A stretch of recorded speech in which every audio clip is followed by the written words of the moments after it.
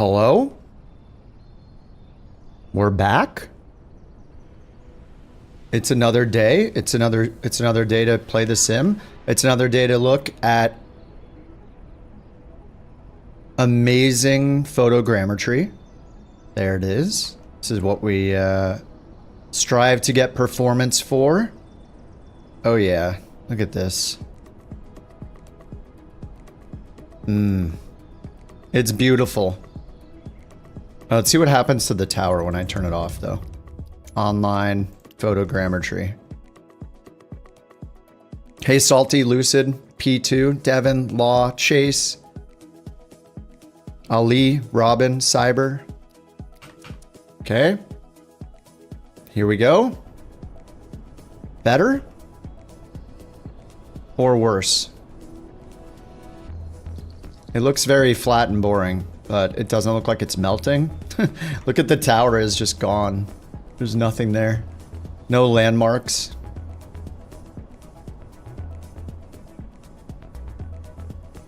What's up, Jack? Oh, is that you, Jack?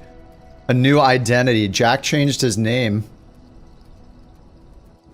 He's rebranding like Conti. It's I'm just gonna change to... I would change it to Kip in the Air, but we know it's not gonna happen. Alright, yeah, it's kind of need to turn photogrammetry back on, I guess. You're doing a 2-week road trip from Wisconsin to Montana. I'm drawing it in my head. Oh yeah, that's not gonna take... Oh, a 2-week road trip. You're like stopping everywhere along the way. 5 days until you're an old grandpa. Yeah, actually, you're gonna be too old to be on the stream chat anymore, JT, so you're gonna have to leave. Sorry. Where am I flying? Oh yeah, I'm gonna do Toronto City. I'm just gonna do the daily over here. Toronto City Center to London. London, Canada. I'm just gonna do the short flight, knock it out, make sure I get my daily in for the day. I kind of want to continue on the Route 88 stuff and maybe smaller planes.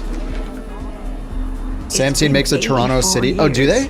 Let me grab it. We'll see how it goes.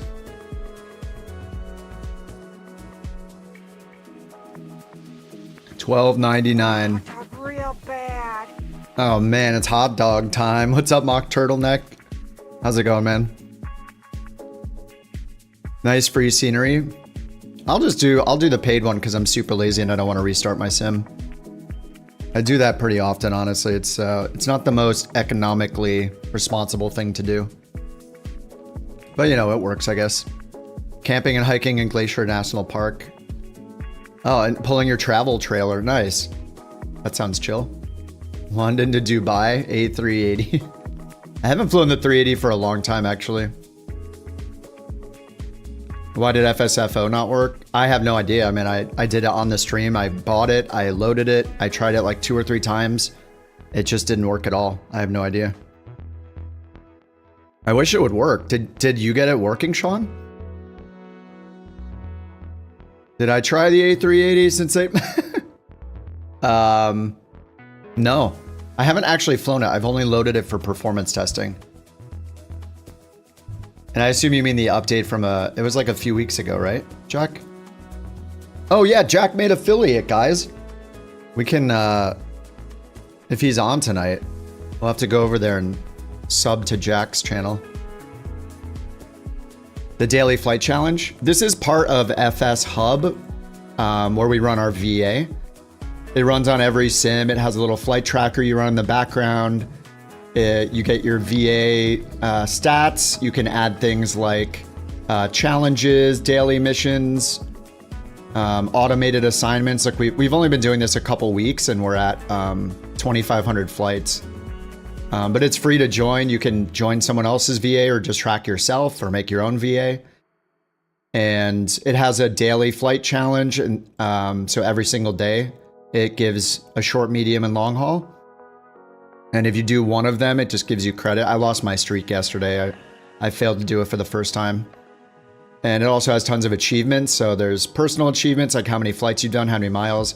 Then there's all these single and multi-leg achievements. We've been working through a bunch of them. And then you can make your own. So we've made a couple of our own we got more that I have to make, but I just haven't yet. Yep, you can fly any airplane. It auto detects which plane you're flying. You don't need to use SimBrief if you don't want to. It's largely like a set and forget kind of thing. It's really, really nice. I mean, we've used a bunch of things. We've used On Air Company together. On Air Company is great, but it's paid and it's honestly really complicated to manage it. We've used New Sky, which is really great, except they mainly focus on airliners. If you want to fly GA planes and stuff, they just lag behind. They don't even support a lot of the default GA planes. So that's kind of annoying. And then FS Hub is more casual, covers almost every plane, but it's got a lot of those achievements I was showing are really cool to just know where to fly. It's great. You could use it while flying in career mode, yeah. I mean, it's just going to track you totally independently where your plane happens to be going. So yes, you could do that. You could run 5 career modes at once if you want. You could do a pilot's life, you know, Neo Fly, New Sky, On Air Company, FS Hub, and career mode, you know, all at once if you're willing to manage all of that. But, you know, I just tend to use one at a time. I'm too lazy. Like, I'm not even running Volanta anymore because this tracks every flight that you do. Like, this is a flight tracker with all my details, just like Volanta. I could look at the real-time map if I want. Like Volanta, it doesn't have like, you know, this doesn't have taxiway diagrams and stuff like that, like Volanta has or Elevate X has. But I love just running one thing. All I run is FS Hub right now. It's awesome. Yeah, they're making this aero economy thing. So right now, every time you do a daily flight, this is like a separate thing, but it's connected. You make money by doing the flights. So these are daily flight awards that I've been getting since we started. And there's this whole sidebar here. You can see it's all grayed out, but hangar, property, airlines, business, trading, job boards. They're building this whole second economy thing. So I have no idea how connected it's going to be to FS Hub, or I'm not sure. It seems cool though. But yeah, I mean, I like FS Hub a lot. Oh, I got a short hauler thing. Complete 50 short haul flights. That's pretty much all I do. How do you join it? Exclamation. Wait, why did it say sterile cockpit triggered again? I must have broken one of the... Oh, I broke one of them. It thinks it's the sterile cockpit. Wait, hold on, let me fix it. I redid a bunch of stuff with the bot software to improve it and make the queuing of commands work better, but apparently I messed something up in between. Let me see what I did and fix it. Let's see here.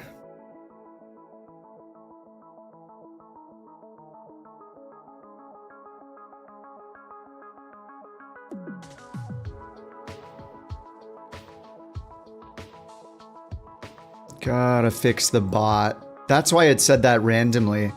But just go to kipontheground.com. The very first thing on the site is a big button with instructions on how to join the VA. I wrote up a page for it, or just look in the top navigation. In the top navigation, the top menu of the website, there's a button to join the VA, and I lay all the instructions out. You do have to install a couple things, but once you get it installed, it's kind of set and forget. It's really, really nice. Oh, I know why it's broken. Oh no, I deleted a ton of crap I shouldn't have deleted, I think. Yeah, I deleted a ton of stuff. Oh my god, that means I broke the notifications. Okay. Luckily, I use Dropbox, and it's gonna be backed up in there. I use Dropbox all the time. Like, I have all my bot files in Dropbox, and the bot points to those files. Okay, let me restore this. Oh my god, I did so much work on those files too. Holy crap.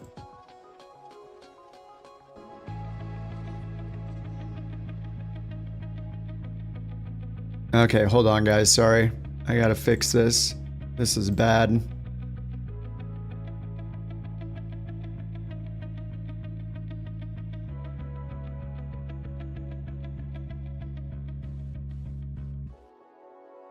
Oh, there it is. Restore 1,808 files. Okay, I think I'll do that.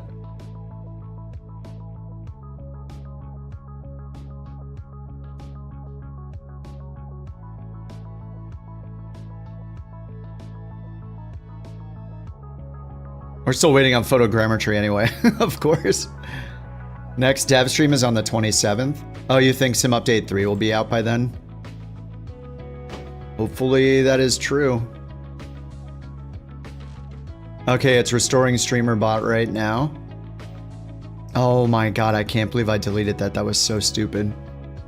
Probably just have to restart the bot really quickly.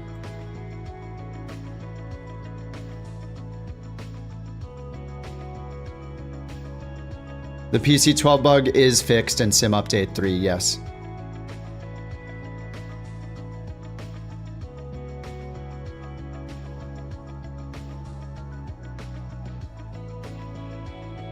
Sorry, we're fixing the bot here.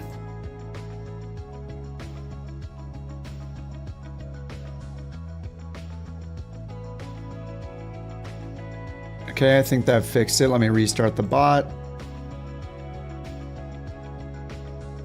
Oh man, you just reinstalled 2 hours ago? Oh, Sim Update 3? Yeah, I know it got an update.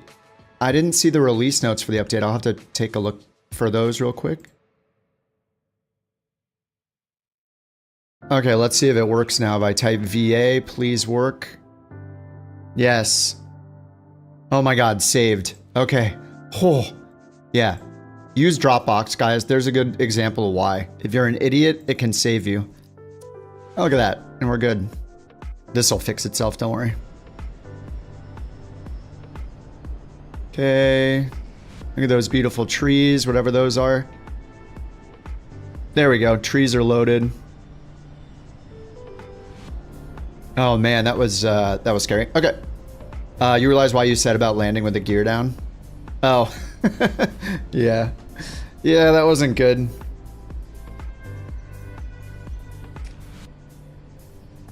Oh, you reinstalled half your community folder. So I'm in Sim Update 3 again today to check out the latest. Let me see if I can find the release notes. I didn't see an announcement for the release notes.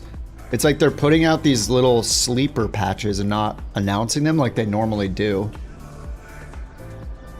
But we can just go to the beta here and there should be some info. Is this it? Survey, is it under beta news? Yeah, there we go. Released July 11th. So I didn't see them blast any big updates about this. Oh, okay, that's probably why. Fixed a crash in the path following. Alright. I don't know what that means. Issue with a VR yoke controller. I'm guessing they didn't fix the cameras. I guess I'll try it and see. There's almost always notes. There's almost always more notes than they say there is. So there's probably things that are in there that it's just not telling us about. All right, let me get SimBrief going for the daily challenge. Toronto City Center to London. Oh, I didn't, let me get that Toronto pack. There seems to be an extra add-on to the bot.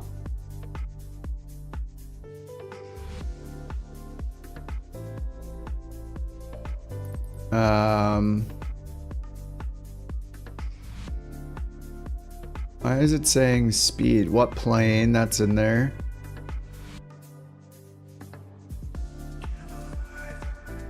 Oh, I see what's happening. Oh my god. I'm trying to run StreamerBot on 2 computers and it's breaking it. I do have this streaming PC up again. Alright, I'll get this other chat thing running. Alright, that was probably a bad idea. Okay, hopefully that's fixing it. Yeah, this speed info. That's the other bot was running the broken stuff. I don't know. I'm all over the place. This is the pros and cons of running your own bot, you know?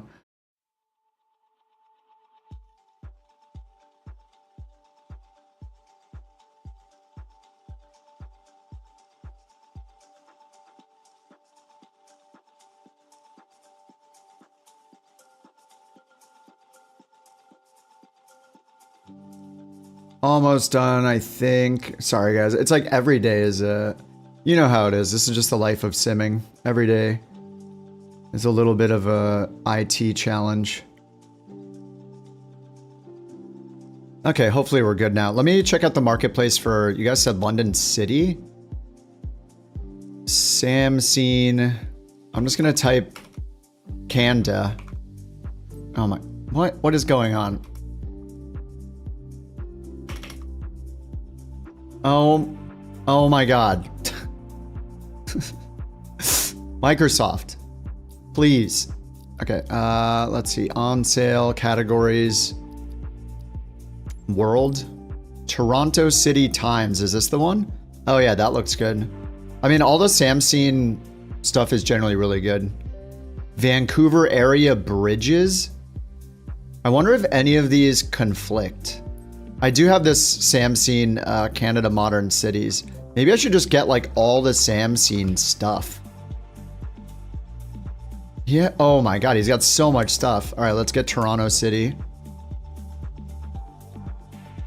Is it worth it to install the beta? I'm about to find out. For me, the answer to that's been no. It's better to just stay on Sim Update 2. But I'm checking out the beta periodically. You know, I just like to know what's going on with the sim, so I check it all the time. I think I installed it on Monday for half a day, and you know, that was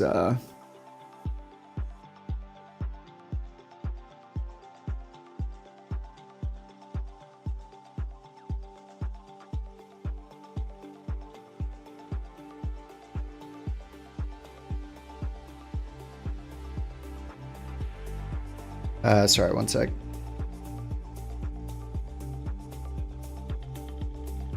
Yeah, I checked it for like a day and it was not good for me. Sim Update 3 has been bad. I think I'm the exception though. A lot of people seem to be loving Sim Update 3. But yeah, we'll check this. God, this looks so much better. The modern US cities. Yeah, the modern US cities are so awesome because you're getting like 3 and 4 cities in one. So yeah, if you guys want, like, I'm slowly building up my scenery for stuff like that. So yeah, Modern Cities 1. There's also Canada Modern Cities 1. Actually, this probably doesn't include Toronto, right? Because he has another one. Yeah, this is Calgary, Ottawa, Edmonton. Samsung products are on Orbex too. Nice. I hate buying things outside the marketplace. I want everything to auto update every time I open the sim. It's just too convenient. And now with Flight Sim 24 and knowing that planes need to be in the marketplace to be usable in career mode, I know career mode sucks right now, but if they do a good job on it over the coming years, I'm not going to regret having more things in the marketplace. You want to test a new update, don't have the time to struggle? Oh, the installation is not that difficult. I mean, it matters if you're on Steam, it's really easy. You just opt in, restart, it updates. That's it. When you're done, you opt out, restart, it updates. It's actually really smooth. If you're on Microsoft Store, you actually need to fill out some survey on their site and then like open the Xbox app or something. It's just a couple steps. You only do it once. After that, it's just opt in, opt out. It's kind of easy. Japan, Osaka City, wow. Bangkok. He's got a lot of Manchester. Oh, we fly to Manchester pretty often. Oh, there's a Vancouver one too? Oh no, rip all my money. There's a Boston. So he has all these modern city ones, but he has Modern Cities Volume 1, 2, 3. Now I'm worried like that there's going to be duplicates, right? So here's Modern City 1. Yeah, Modern City 1 has Boston in it. So it's like, I'm not going to buy it again. Modern City 2 has San Francisco, Atlanta, Charlotte, and Honolulu. Volume 3... Dallas, Austin, San Diego, Houston. And then who's to say he's not going to make a number 4 that has, like, look, here's Atlanta duplicated, Honolulu duplicated. So these are packs. And I think they're like, are they more expensive than the individual ones? So like, what if he puts Vancouver? What if he puts these into other packs?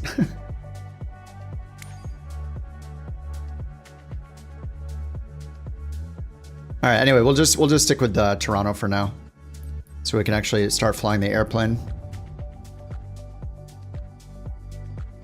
All right, Starship. We're going to start at CYTZ.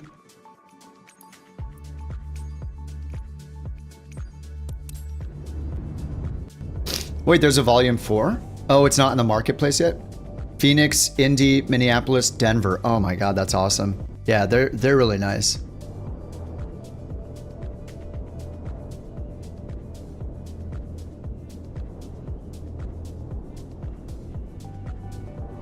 Oh man, all right, I got my giant coffee ready to go. The dog is at the window. She's on the lookout, ready to start borking.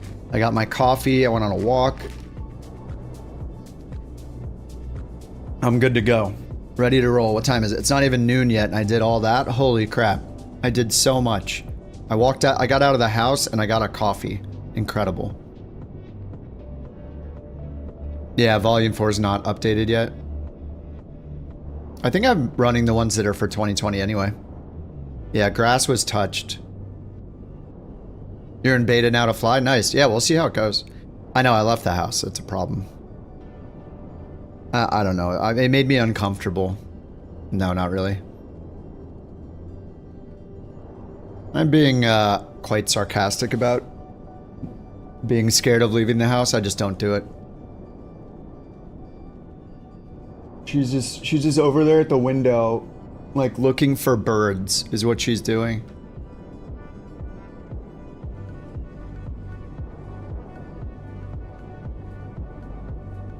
All right, must be loading the scenery. Why it's taking a while.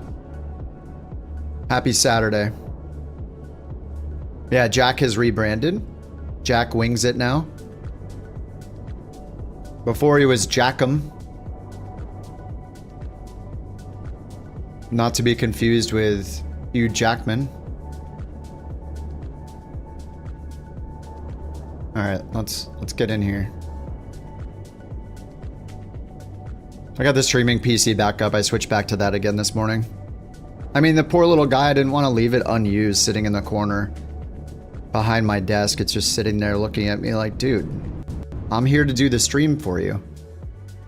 Let me run the stream and maybe it'll actually work.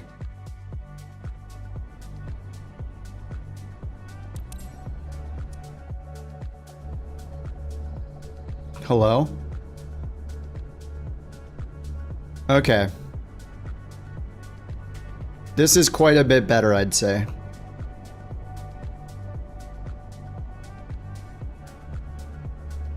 Quite a bit better looking.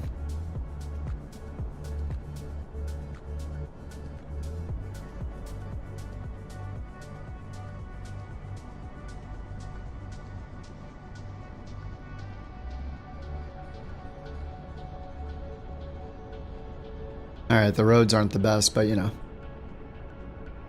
Oh, do I have trains turn? Oh, trains will only affect the US, I think.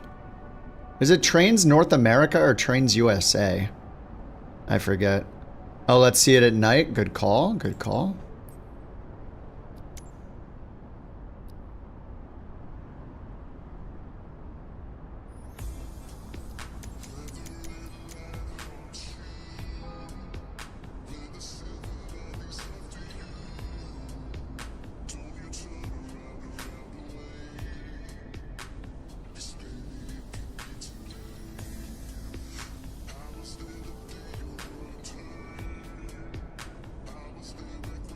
Yep. Maybe later at night.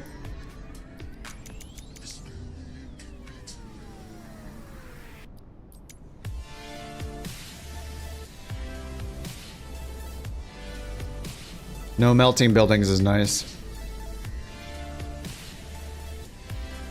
Oh yeah, we're in Sim Update 3.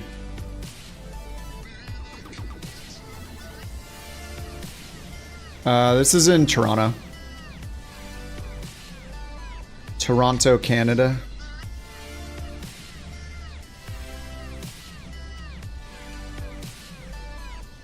Yeah.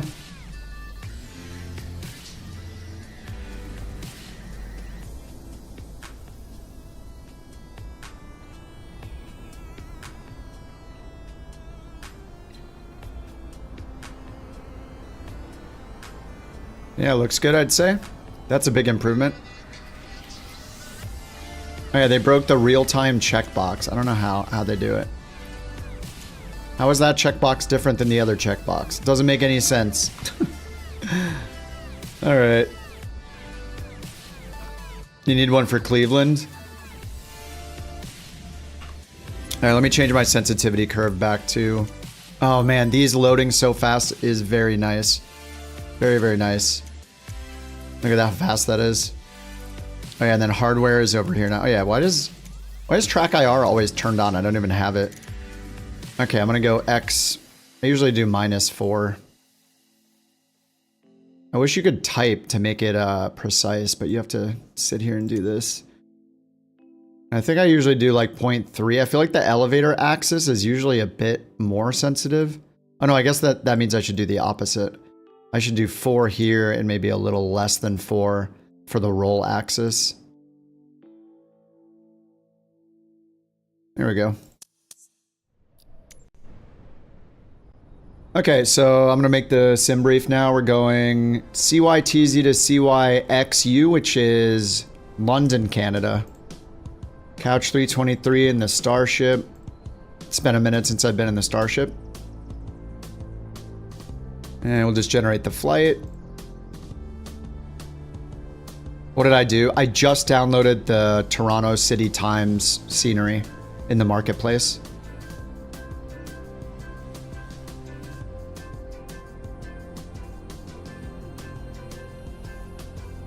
Okay, as always, the LRM has broken and I need to go in and restart it every single time. I don't know why this is a problem.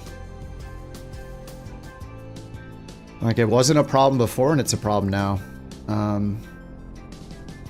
I think I'll make it so it starts with Windows now.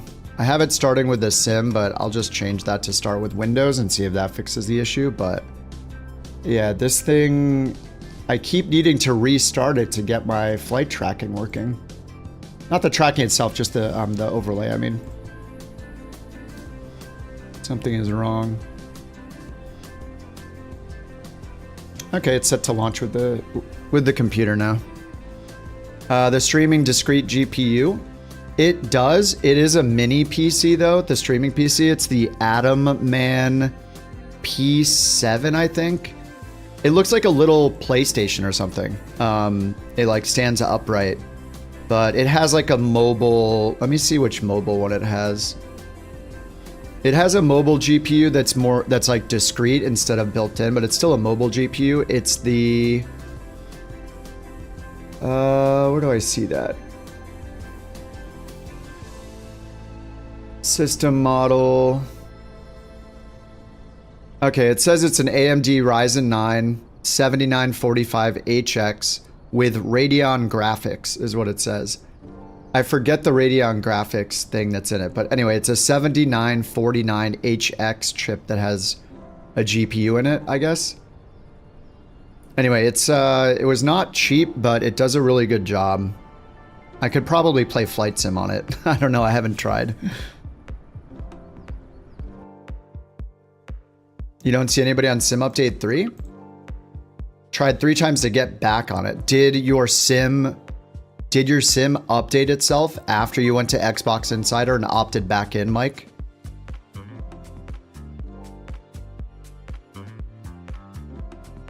So if you, when you opt in and out of the beta, on the next time you launch the sim, on like the little launching screen, it should automatically show an update. If it doesn't, what I would do is go to the Xbox app, launch the Xbox app, and see if it does the update automatically. Not sure. So what you can do is at the bottom of the screen, like point at Microsoft Flight Sim in your taskbar, and a little thumbnail will come up. Then point at the thumbnail and leave your mouse there, and it should pop a little tooltip that says the version number. I'm on 1516 is my version number.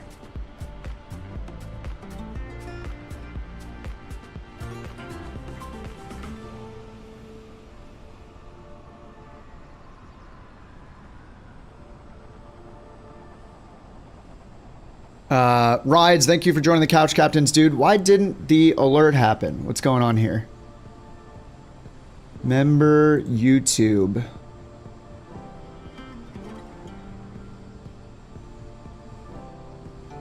I don't know why that didn't work. Hopefully I didn't break something.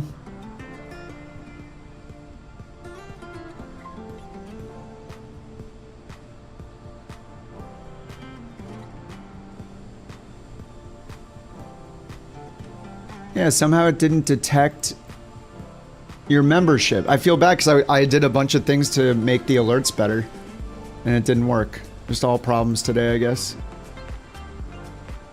But thanks for joining, Rides. Appreciate that. Let me hit the button and see if it will re-trigger the alert. I'm just broken some stuff today. It's the norm.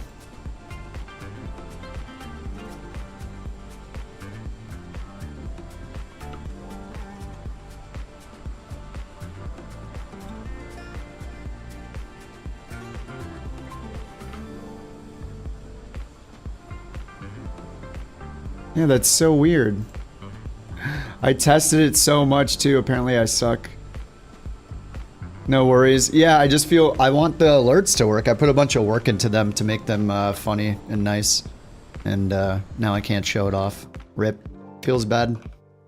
But thanks a lot for joining the Couch Captains, dude. Appreciate it. Okay, yeah, we gotta get flying. Let's do it. How do I use this thing again? Battery on. We want to go over here and get the external power attached. There we go.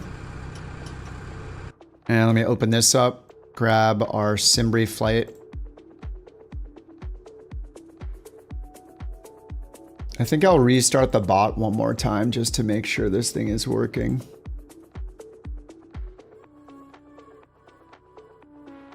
We've got to get the junior hockey players to London. Mission accepted. As long as they're paying us, we'll do it.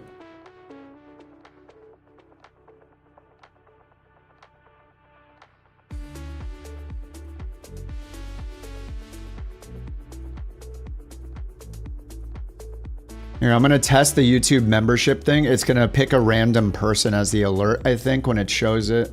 But I just want to make sure that it works.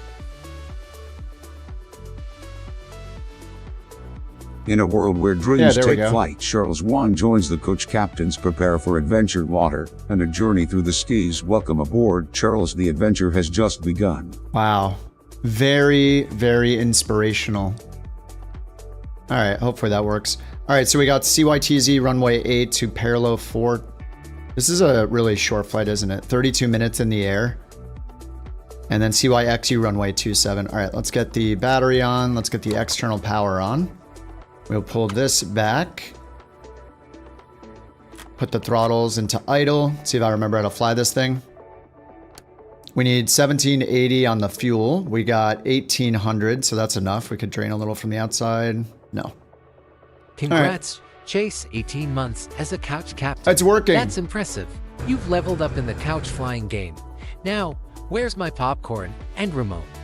Superheroes need snacks to match their super skills. Chase, thank you for 18 months, dude. Okay, it worked. Feel so bad. Best of Rides didn't get his little badge dropped down. I'm sorry. I messed up. Okay, avionics blower on. Let's get all the avionics on. Get all these CRTs powered up. God, this plane is so... I kind of miss this plane. I love the CRJ too.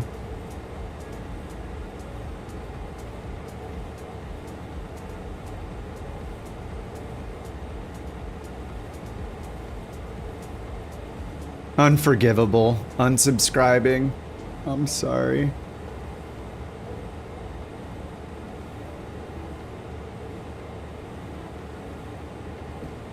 All right, self-test is done. Initialize system. Okay, I have VSync off, dynamic settings on.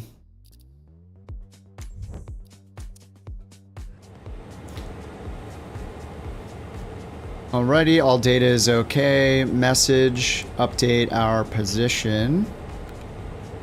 Accept.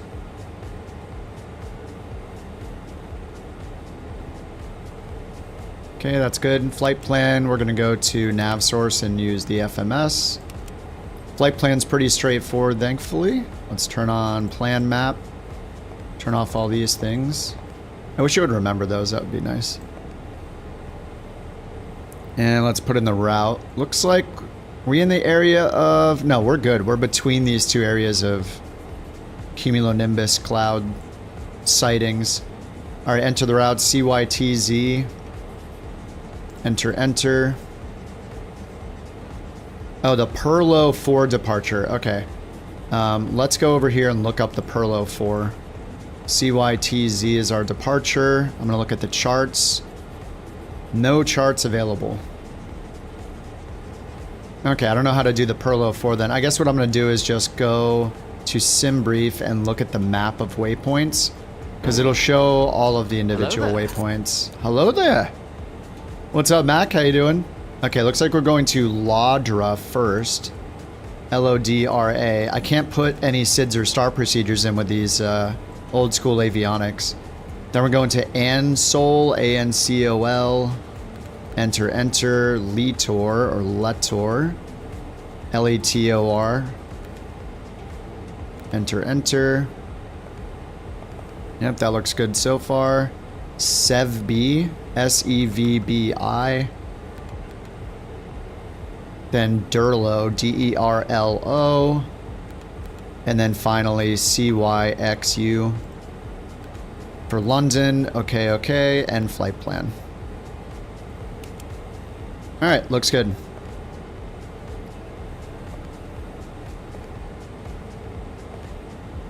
Alright, circuit breakers, blah, blah, blah, oxygen supply, static source. I'm just going to skip these for the sake of time. We're going to go FMS progress. We're going to put the map on over here. There we go. Feeling a little... I'm feeling slightly laggy. It's... I shouldn't. Yeah, what is this lag right now? Oh, I know what it is. It's Sim Update 3. It's 100% Sim Update 3. It's already showing the, like, lag. I don't know what is wrong with this sim update where it's so bad. Like, this is what I get every single time I use Sim Update 3, which is why I've been avoiding it. Oh my god, dude. Guys, I should be getting, like, 100 FPS or more right now. It's at 50. Oh, God. The performance tracking, that's kind of ironic considering it cuts my performance literally in half. FS Hub achievement. This is an FS Hub daily flight. This is so bad. 30 FPS? I'm at 30 FPS. I'm on a 5090 now. What is wrong with this sim update? It's horrible. How am I getting this bad a performance? Holy crap. You're on a 5092, you flew this morning, and again on Sim Update 3, it definitely lags. Yeah, this is... Yeah, I think we're going back to Sim Update 2 after this flight, too. Oh, no, I know it's the main thread, but I have the same hardware on both Sim Updates, and this one works half as good. This is insane. I mean, this is what we went through on Monday. I literally loaded into Sim Update 3, did a flight, vomited in my mouth a little bit because it was so horribly performing, and then went back on Sim Update 2. Yeah, Process Lasso is running. It's running with the same rules it's always running with, yeah, this is really, really bad. Same problem in Sim Update 2 beta. I don't remember it being this bad. This is horrible. I don't even want to do one flight in it. It's so bad. What are they doing? If their performance monitoring thing that's in there is cutting my performance in half, they're doing something very wrong. Like, what are they monitoring then? My bad performance that they're causing? Holy crap. I don't know that this is even worth flying in, guys. This is such... 30... It's dropping to 30 FPS. They're mining Bitcoin with the 5090, probably. I mean, if I bring up my... Let me bring up my performance monitor here. Dude, my GPU is only at 57% utilization right now. 57%. When I play Sim Update 2, it's at 90 something percent. The CPU is at 29%. The GPU is at 60%. Memory is not even using half. Ooh. I think I might just switch back right now, guys. This is so horrible. The only change I made is switching to Sim Update 3. Yikes. I don't know. I think I'll just switch back now and then we'll see the difference in real time here. That's so bad. 35 FPS in the menu? What? All right, let's quit. Let's switch back and we'll see right now what happens. That was the quickest Sim Update 3 test I think I've ever done. All right, Xbox Insider Hub is launching. Yeah, don't use Sim Update 3, guys. Don't use it. Oof. I'm gonna load in at the same airport in the same plane, and we'll see what happens. Oof. You're also getting 45 FPS, main thread limited. Yeah, something is very bad. Happy you didn't start downloading. I mean, it's very quick to switch back. It's not a big deal. I'm leaving the preview right now, continuing. I did notice they changed the Insider Hub, so when you opt in and out, if you're on Microsoft Store, it automatically opens the Xbox app and does the update through there before you even need to open the sim to do the update. But, oh man.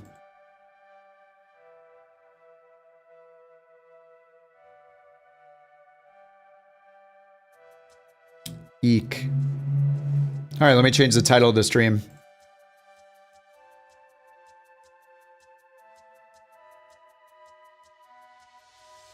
SU2.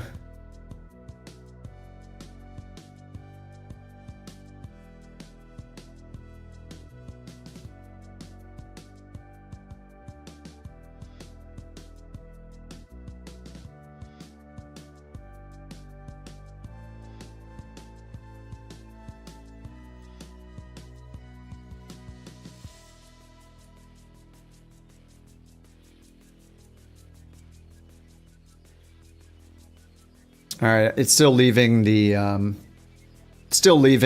beta right now. I'm just waiting for it to finish in the Xbox Insider Hub app.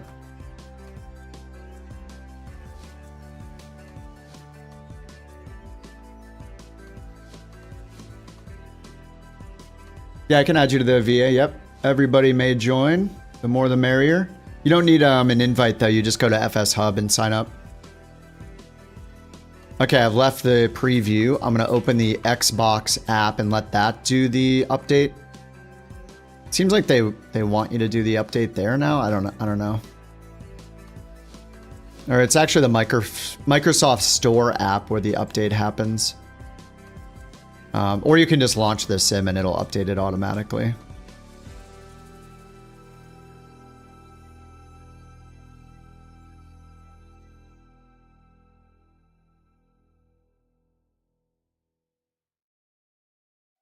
Interesting, the Xbox app will not close. Okay, it is checking dependencies, downloading 8 gigabytes. You love the weekend streams? Heck yeah, man. It's a 3-night weekend.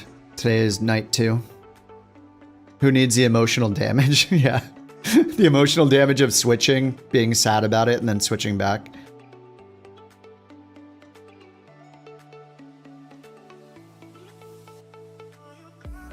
Fogged in on Catalina Island. IMC landing on 2-2. Oh man, Catalina's scary when the fog rolls in. That's good to hear, Devin.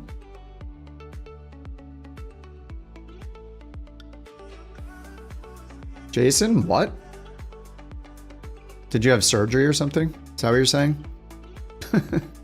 Sounds like me after surgery. Jump back in the sim. Glad you didn't switch to Sim Update 3 just to switch back. Yeah, I'm sorry, guys. I gave you guys a heads up last night and this morning that I would be on Sim Update 3. And now I'm back. I should send another notification for everybody that didn't join yet. Like, it's a lot of spam. I feel bad about it, but I'm gonna do it on Discord just so people know.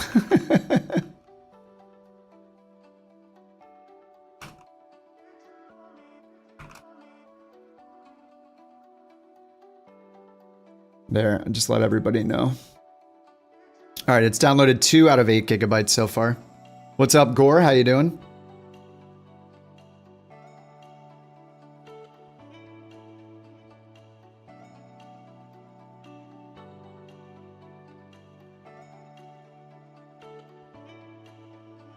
Sim Update 3 sucks, but I like flying with the crew. Yeah, I didn't expect it to be that bad right off the bat. That is insane. I'm getting 40 FPS. They're doing something extremely wrong. Yeah, I hope it... What's crazy is the performance monitor tanking your performance is so funny. Normally, when you put in something that's tracking things, it's as low impact as possible. It's there in the background, periodically taking the data it's collected in a really conservative way, collecting data to not affect the person's experience in the sim, and then send it back to their servers periodically. But holy crap, what are they doing? Yeah, Sim Update 2 was not this bad. I remember being on the Sim Update 2 beta primarily. I think I was on the Sim Update 2 beta almost the entire time it was out. I only remember the second Sim Update 2 beta update that happened was really bad, and then they fixed it and it wasn't bad again. I was pretty much full time on Sim Update 2 beta. This beta is a disaster in terms of performance and wanting to be on it. It's really bad. And Sim Update 2 beta said it had the same performance tracking thing in it as this one, I'm pretty sure. How does a foot model know about all this technology, all of this about technology? Because I am here on the computer 24/7. I mean, I think you're underestimating the amount of foot technology that exists, okay? Let's not just assume because I'm a foot model that there's not technology involved in the business of foot modeling or modeling in general. Hand modeling, fingernail modeling, elbow skin modeling. There's a lot of tech out there you guys probably don't know about. So it shouldn't really be a surprise that I'm a little bit tech savvy. 2024 crashed twice in a 310 at DCA after a few minutes because you were in a meeting. Wait, what? Are you running Flight Sim on your work computer? That sounds like a good idea. Is this a release candidate? Oh, I hope not, because I'm uninstalling it right now. If it's a release candidate, we might be playing X-Plane. If this thing goes out in its current state, I wouldn't be able to play Flight Sim at 30 to 40 FPS on the best hardware I could get. I don't think so. No way. I might actually have to deal with the X-Plane camera. We might be playing X-Plane. Yeah, soundbite. Oh man. You're using Xbox 2? Oh, 2, and we don't really get any updates. There's a guy. Wait, what? There's a guy on YouTube keeps saying updates are good. I mean, the beta is available on Xbox and on PC. You can opt in and opt out all you want. Okay, I'm done updating. I'm launching the sim. Back on Sim Update 2. Sorry for the back and forth, guys. I'm sure it's as annoying for you as it is for me, so sorry about that. So you guys mentioned that Two-Tone had mentioned Process Lasso. I went back to his stream after the end of my stream last night. I went and looked at his replay, and he talked about it at the beginning of his stream. And he's not on an X3D processor, nor on a processor with 2 CCDs, I think. And he did some stagger splitting of his CPU cores and got a huge performance boost. I didn't put any of that in my video because I just have my one processor. I can only demonstrate the processor I own. But it seems like he was on a single CCD. Maybe he's on the 9800 X3D. I'm not sure exactly what he's on. But he did, yeah, the stagger button. On his stream, I looked at the replay. He did a stagger strategy. He basically said that he ended up going and Googling about it. So if you're willing to put in the time, it might not even take that long. Just Google your chip, your specific processor model, So say you have the 9800X3D, which only has one CCD. It doesn't have two CCDs like my chip, and many of our chips do. Go and check if there's any strategy for gaming settings and process lasso for your processor and try it out. Like, it's not, I mean, I'll say it and also say that it's not my fault if it blows up, but it's not going to blow up. Like, you're just telling it what cores to use. If you mess something up, it's probably just going to shut a program down. You know, like it's not a big deal. Like, I was actually messing with it myself and caused Flight Sim to crash when I was messing with it. So, I definitely think it's worth it. He said he went from like 90 FPS or 100 FPS to 160 FPS. So it is 100% worth getting the free software and just seeing if it does anything for you. Google your chip because it's such a game changer. It literally makes the sim feel like a brand new sim. It'll change your entire experience playing the sim performance-wise. Chase says it could cause stutters or crashes, but won't damage your CPU. Unless you do a voltage overclock.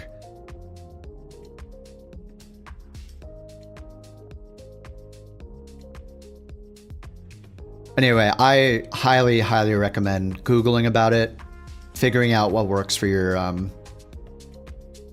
chip, and just trying it out. See if it has an effect. If not, uninstall it. You just used a little bit of time, that's it.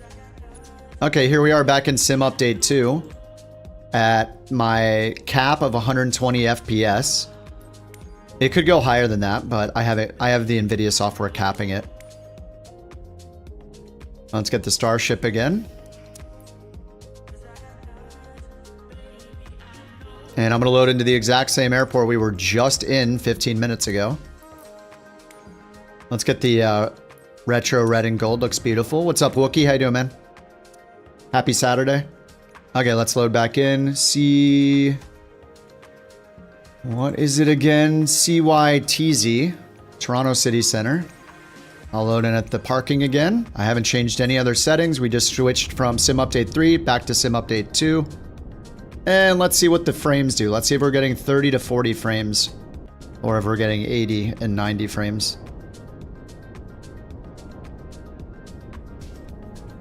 Realistically, it might be about 80. I mean, I have Ultra everything turned on. Coming home from work, seeing in the air about an hour. Nice. Come on in. If I get 40 FPS, we're going back to X-Plane, because then I'll embarrass myself. It's just loading all of the crap still. Wow, there we go. Oh, it just hit 80 for a second. It's loading everything in. Loading, loading. Yeah, so we're at 80 FPS instead of 40 FPS. So, yeah. All I did was change from Sim Update 3 to Sim Update 2. It's literally twice the performance in Sim Update 2. I would not touch Sim Update 3 right now. And you can see the SAM scene. SAM scene is still installed with the same airport. This is the same everything. Here it is again.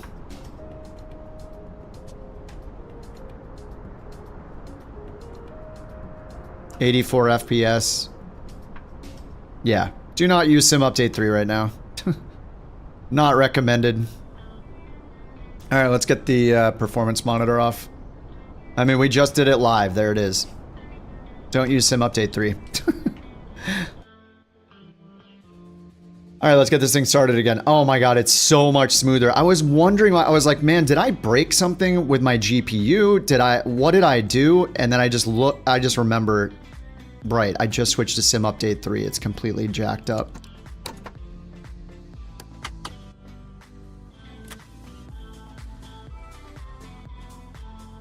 You wonder if the difference that you logged in with a longitude, now you're not. The longitude does have pretty bad performance, supposedly, so.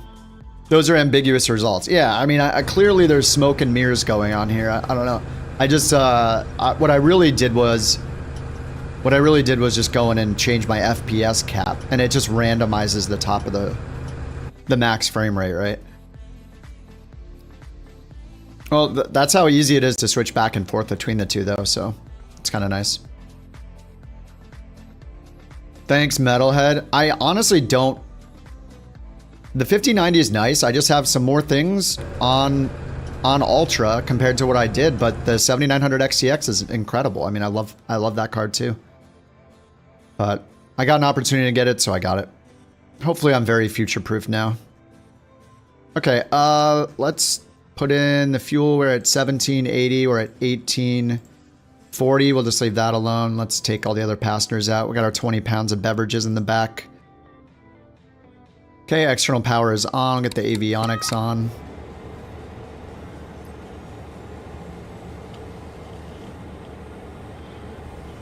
I love that startup sound. Alright, no flight plan. We'll go to plan map, display, and we're going to get the same flight plan in as before. I'm just going to do it by looking at the waypoints.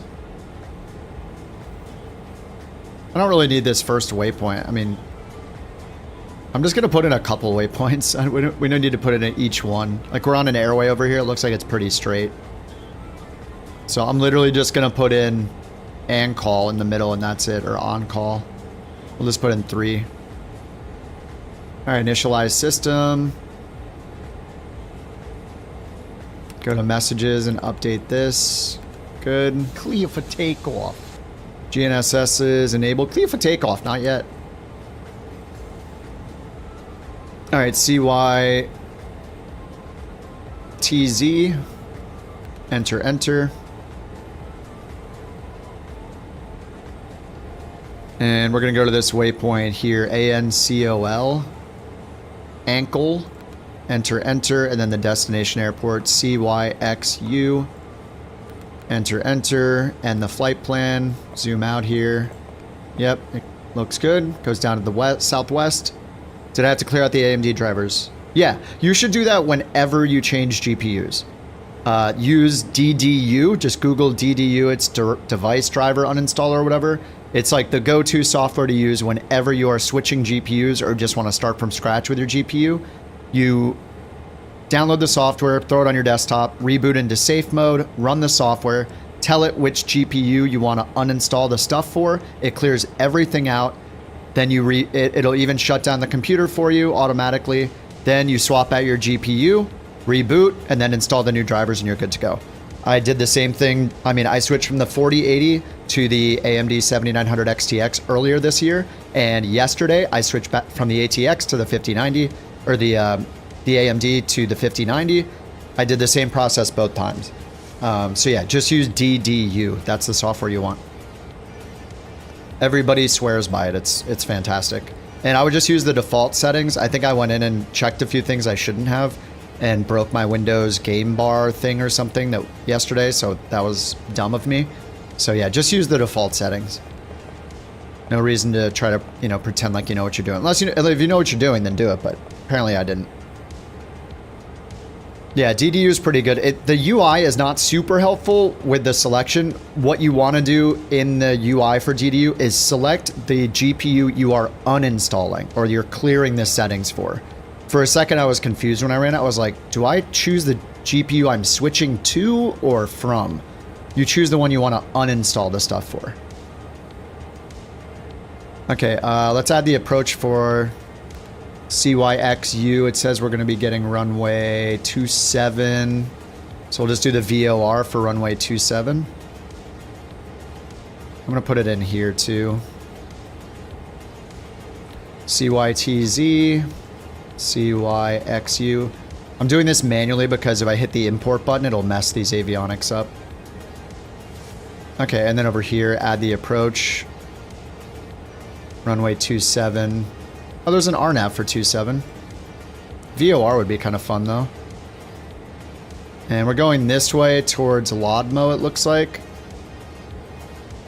Yeah, Lodmo is right here. YXU is on the field, so we'll do Lodmo. So I'm going to pick Lodmo over here. There we go.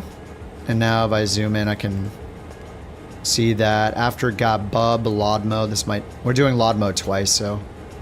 So let's just do Gabub to Lodmo. I'm going to delete this Lodmo. Oh, that's the approach. Ankle to Lodmo. What the?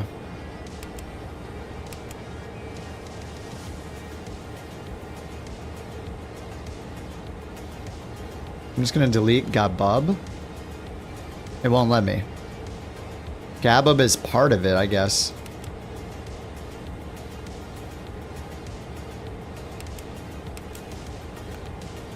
Yeah, it says delete approach. Delete approach. I don't want to delete the approach. That's kind of weird, right? And call to Lodmo.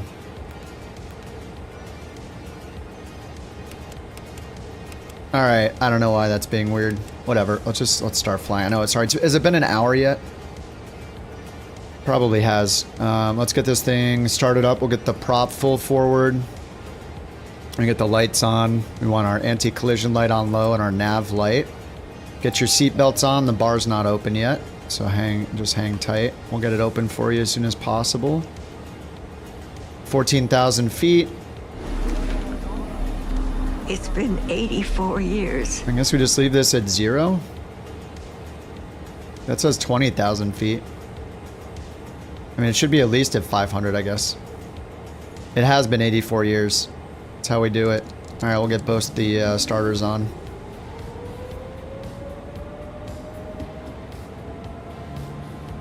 Waiting for 17N1 right here.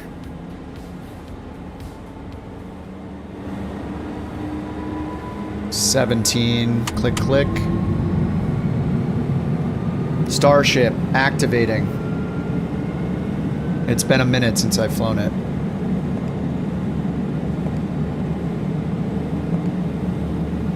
Okay, we just wait for the N1s to get in the green and then move it to the run position on the fuel condition levers. 65, 65. Done. We'll get the ignitions off, starters off. We'll get the generators on. Reset and on. Got percentage load on both sides. External power can come off. Those can stay full. And fuel. Maybe it's balanced. I don't know. Looks fine. Anti-skid, oxygen, bleed, and temperature. Cabin temperatures in Celsius. That's horrible. Let's get rid of the GPU. We're going to go to options and force the cabin to not display Celsius. There we go. 95 degrees. How much is that out of 100? Almost 100. That's hot. Okay. Alright, let's get rid of this guy. Actually, let's make sure the engines are good. 100%, 100%. Failures are on. I have an active failure? Nose avionics blower failure? Oh. What the heck? Reset. Alright, now we're good. Let's get rid of that. Should you be a financial advisor? You already know the answer to that question.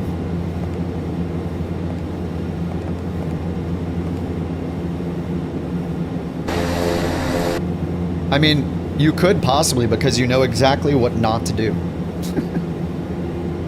You know what not to do.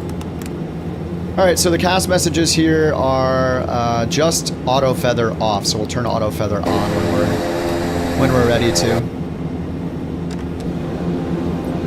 Alright, let's get the moving map on here, runway 8. Alright, we're gonna go up here, make a right, go over to runway 8. Woo! Holy crap. Sorry, that's very loud. Very loud. Oh, good to see you guys again. Sorry that you guys had to switch back and forth from Sim Update 3. JT wants to sell me a bridge in Brazil. Oh, is Rob in the Starship? Heck yeah.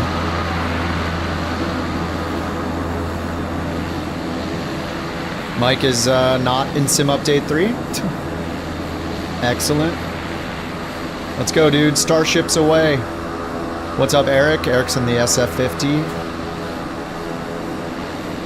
I have not given the Vision Jet love for a while.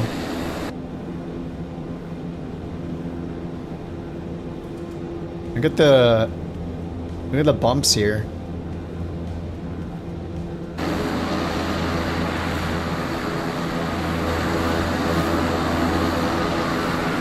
Oof. Oh. Uh-oh. Steady. Oh, caught a little air. Caught a little bit of air there.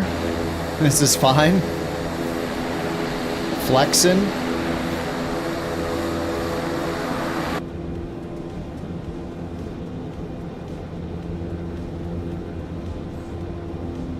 Oh, Jack changed his Xbox name too. Nice. Damn, he's a branding expert. He's changing it everywhere. Jack is now Jack Wings It. Jack is an affiliate on Twitch. We're gonna have to raid him if he's on later. Wait, could I be the first sub right now? Tell me somebody else didn't get the first sub already, Jack.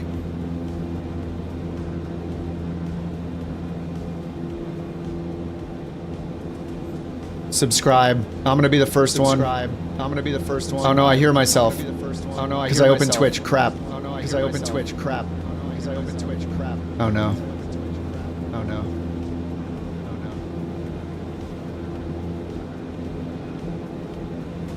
Yes, I'm the first sub. Yes, I'm the first. There we go. Got it. I already subbed. I subbed. I subbed. Am I the first? If you're not first, you're last, JT. If you're not first, you're last. Jack's gonna have to confirm who is first, Jack, me or JT. Wait, JT literally was just talking about should he be a financial advisor, and now he's subbing to Jack. I mean, I fully support it. But I'm just pointing out. All right, nav source FMS 1. And we're just going to go up to 14,000 feet.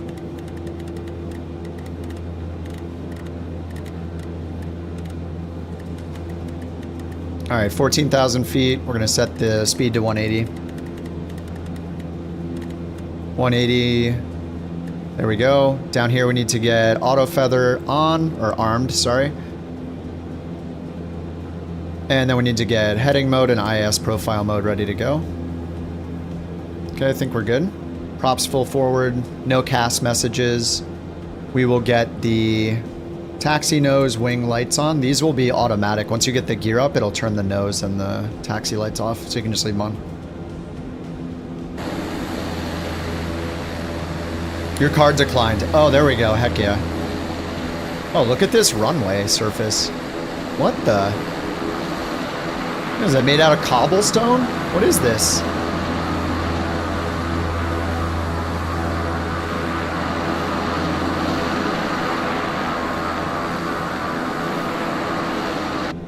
Alright, let's get out of here. Alright, our limitation right now is our torque, so we keep the torque under 100.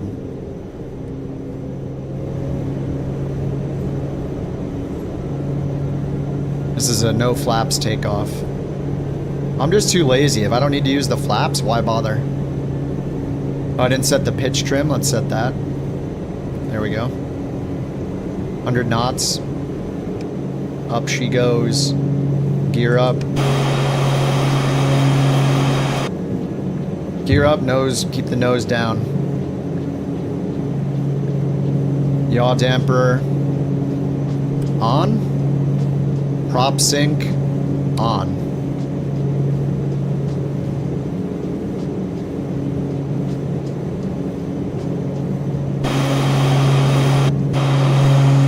There's our new scenery. Alright, it looks good. Good suggestion, guys. Sam scene. It's beautiful. Brian just landed. Yeah, now switch back to sim update 2. Exactly. Alright, we're going to pull the prop speed back to 1600 so it's green. And then we're going to pull the throttle back so it's under 90. 89 is good. 1600 and green on the prop speed.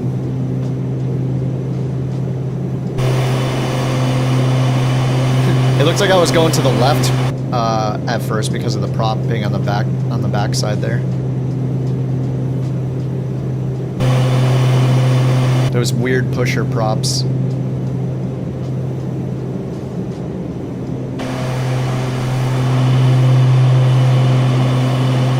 right, goodbye, Toronto. I'll miss you. All right, let's get, I don't know why the flight director, or this turned off, I hit this off by accident, I think. All right, let's turn nav mode on. Nav mode in this thing doesn't work like a Garmin. You can just turn it on and it'll go intercept the course no matter where it is.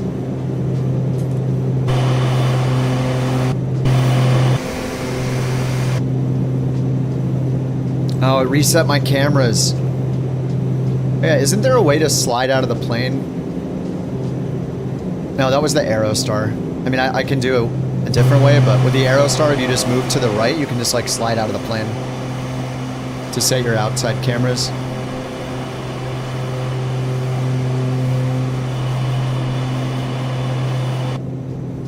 All right, I was gonna bring the torque up, try to get 89 and 1600. 1600 on the prop, 89 on the torque. That's good enough. Auto feather stays on until cruise.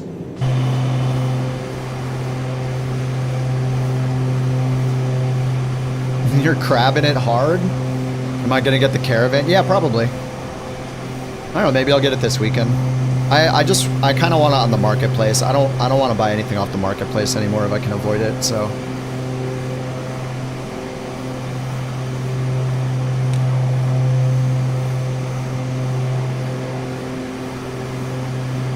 Yeah, man, I love the Starship. Oh, we're getting a little glitch. Couple glitches, just like we were getting yesterday. You know, I can't say I was getting any audio glitches on the AMD card. All I changed is my GPU, so if I'm getting audio glitches, then I'm gonna blame NVIDIA. Weird design, cool plane. Yeah, I felt the same way.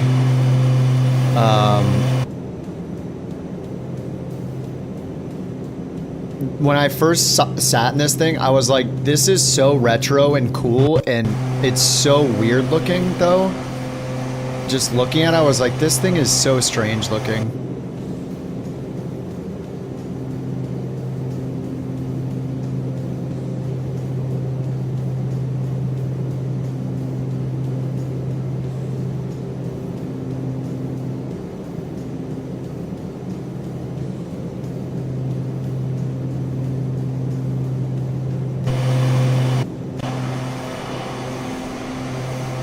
Oh my god, JT, you need to stop, dude.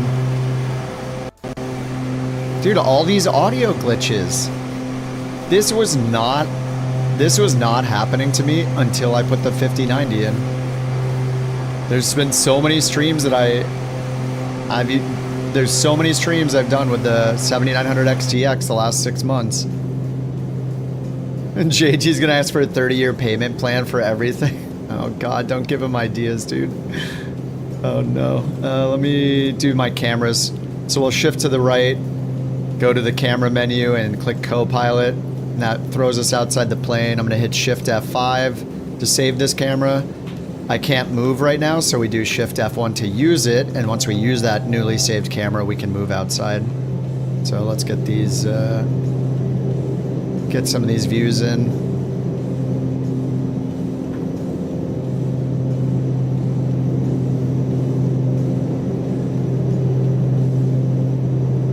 That's camera 3 and 4. This will be camera 1 and 2 on this side.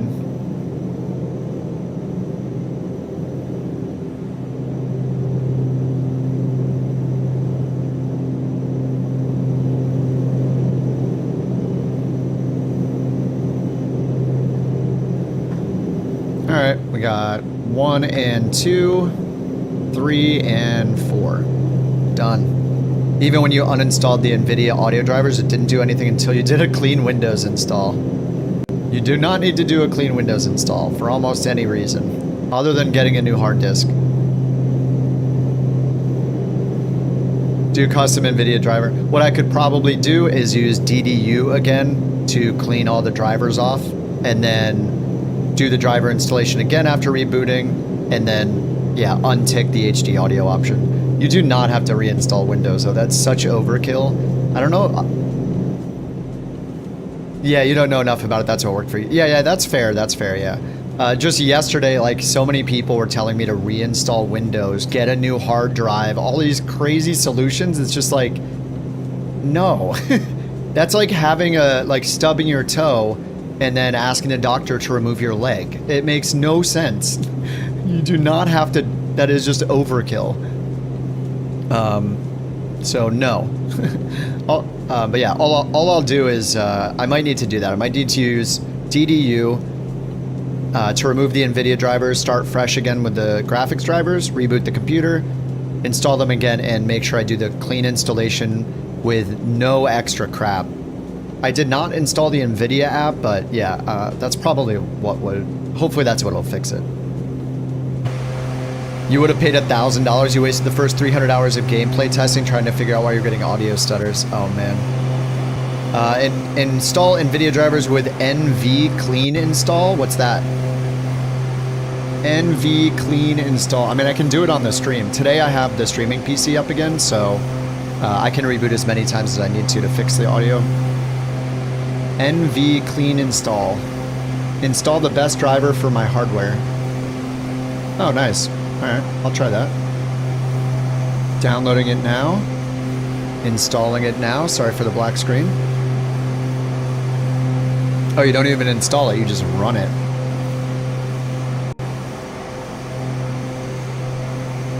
So, is this gonna... Oh, install NV clean install on this machine. Periodically check for drivers, updates in the background without contacting NVIDIA servers. Okay. Hello? What's the sim doing? The sim is frozen. The entire sim just froze. Hey! What the hell? Oh man, I guess I'm going to install it sooner than I think. It's completely frozen. Dude, I was watching Two-Tone Murphy's... You guys mentioned he was using Process Lasso. I checked it out last night after I ended my stream. This happened to him on his first flight.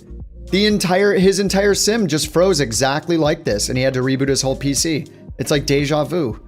Or I am Two-Tone Murphy. You had the audio stutters with the 3080.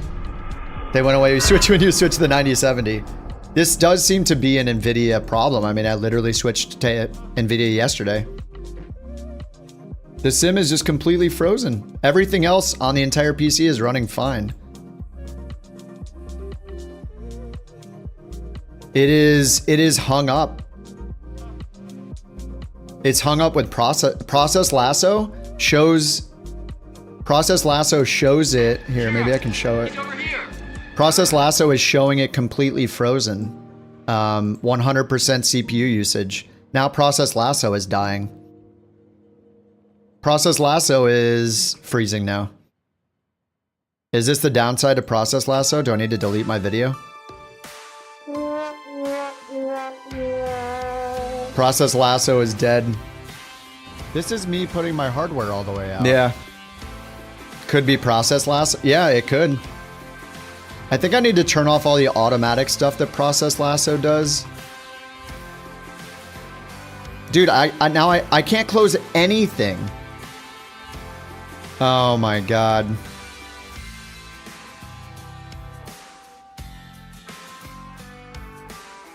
Okay, I'm gonna restart in safe mode, I think, and use DDU again.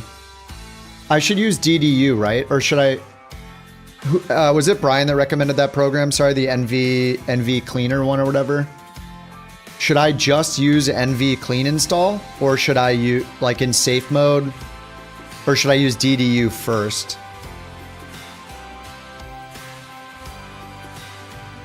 Oh my god. NVIDIA is such a nightmare, man.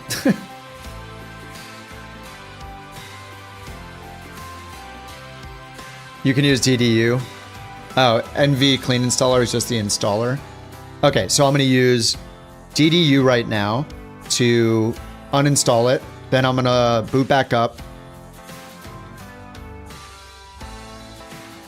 Okay, DDU. Oh, can I unzip it? Like, I'm having problems even using Windows Explorer. Literally everything is freezing. Yeah, Windows Explorer is freezing. And I opened Task Manager and I can't see any processes at all. All I'm trying to do is get DDU. All right, I'm rebooting the whole thing in safe mode. I can't reboot it. No, the whole PC's freezing now. This is so bad. Okay, now it's kind of waking up. I can't use the start menu anymore. I can't do anything. Holy crap. All right, you guys are going to get a black screen while I force reboot my PC, I guess. Holy crap. This is what happened to Two-Tone, yeah. And then he rebooted. Yeah, the stream will keep going because I have the stream PC separate. I got 2 PCs. NVIDIA drivers are messed up lately. Yeah, this is... Maybe I should pop the 7900 back in. The whole PC is frozen. I literally can't click... It's weird. I can move Chrome around. It's just something is completely jacked up. I think what I need to do with Process Lasso, I need to turn off the extra stuff it does, like all the auto things. All right, I just force shut down the forced shut down my PC. It was happening before Lasso. Use Brave. You go use Brave. Turn the frame rate down? What are you talking about? That has nothing to do with what's happening. And my frame rate is capped. What?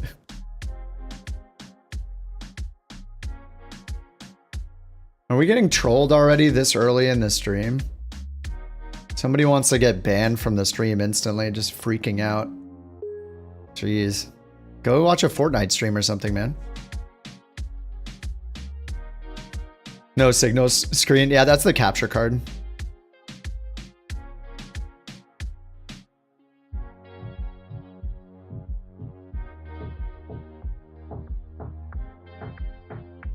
The audio setters are immersion breaking. Yeah, the problem with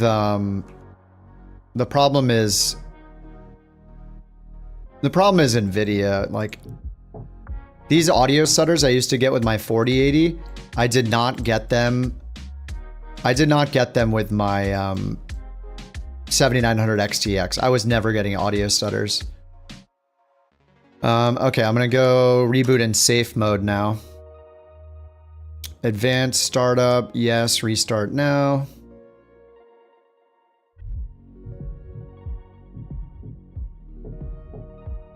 My CPU is not thermal throttling. It runs at like 62 degrees Celsius. I have very good cooling.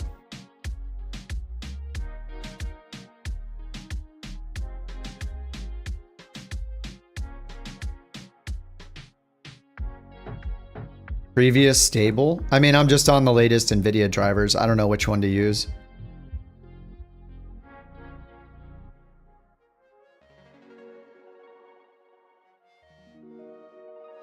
All right, I'm just rebooting the PC. Glad I got the streaming PC going today again. I didn't want this little mini PC not being used anyway. I felt bad about it.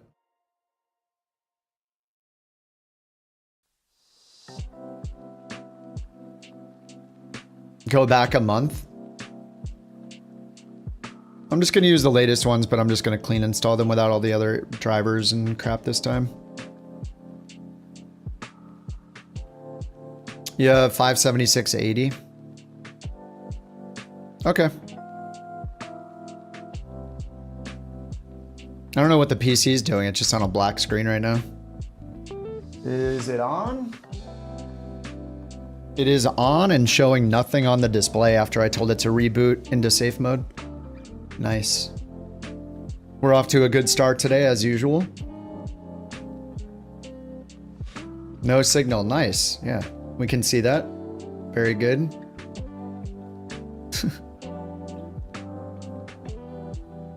All right, PC's just sitting here. Nothing on the display. PC is on. It's just doing nothing. I don't know, maybe the 5090 melted. I guess I'm force shutting down the PC again. All right. Starting it again. This is a little concerning. Of course, I switched to NVIDIA and everything goes wrong. Like, the ROM's missing. Oh, hey, actually, I didn't check to see if it has all the ROPs in it. I should do that. How many is it supposed to have? 140 something? I forgot, 130 something? Yeah, don't select the audio drivers. Yeah, I accidentally just chose the defaults, but said no to installing the NVIDIA app. Yeah, I'm trying to get into safe mode. Don't worry, I know what to do. It's 176. Let me check the ROPs right now just for fun. GPU Z. Launching GPU Z. Let's see what it says. Uh, 176 ROPs. All ROPs accounted for.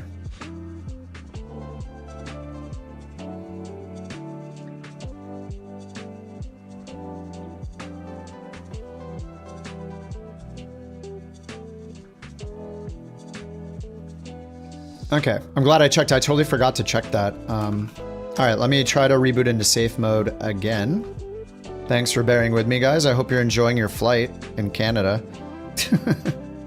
You guys are gonna get the daily again and I'm not, and then I'm gonna lose my streak because we'll move on to something else.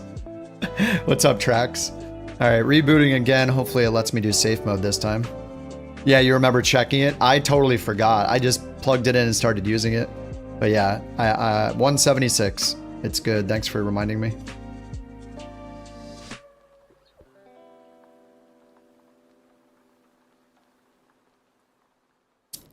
Yeah, 4 hours. Oh yeah, I have 4 hours to do the daily. I lost my streak, unfortunately, so feels bad. I had a 15-day streak since we started FS Hub, and I lost it. Okay, I'm gonna hit troubleshoot, advanced options, startup settings, yes, and safe mode. Okay, restart again. I'm just doing the DDU thing. You're missing a step trying to get back to Sim Update 3. You went to the hub, rejoined, it won't update your PC. Try launching the Microsoft Store app and then click downloads in the bottom left and then click check for updates and see if that updates it.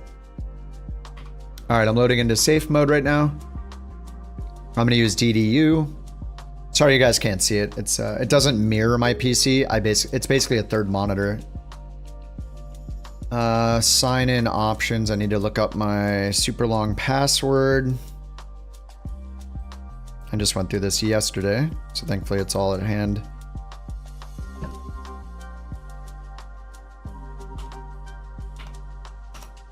All right, I'm in safe mode. I'm opening DDU. Okay, DDU is open, blah, blah, blah. General options. The window's so big I can't click it. So under the general options, remember last selected, remove Vulkan runtime.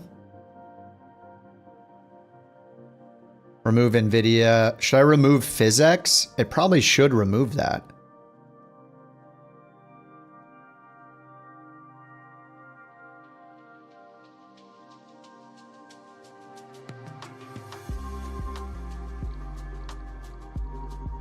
Okay, I'm just gonna hit OK. Device type, GPU, NVIDIA.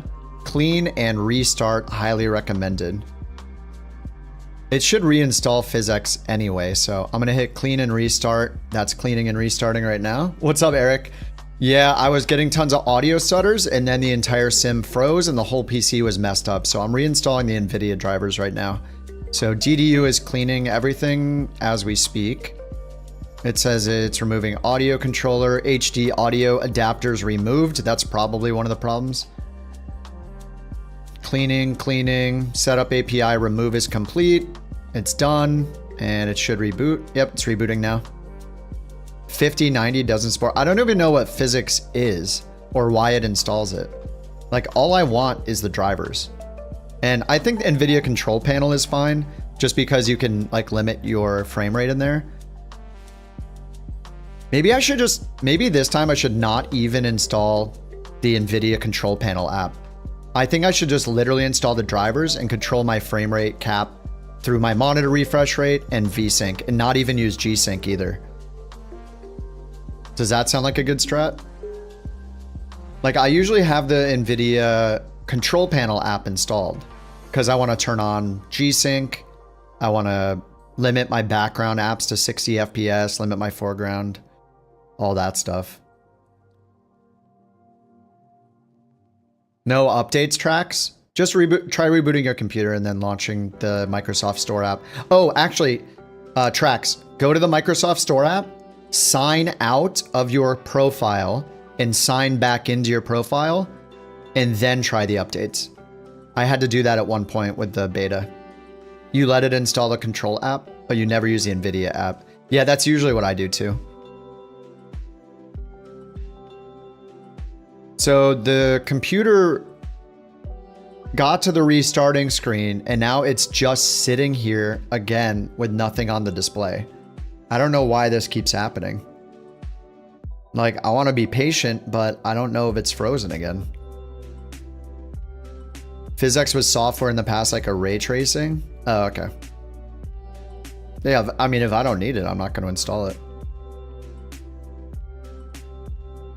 Yeah, maybe I'll skip the NVIDIA control panel app too and literally just install the drivers and control everything else through like game settings. Oh, games from 5 or 6 years ago. Now to find the password? Okay, yeah. Why is there no signal? Because I'm reinstalling all the GPU stuff.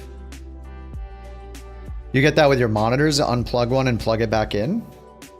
All right, I'll try that. Let's see. Why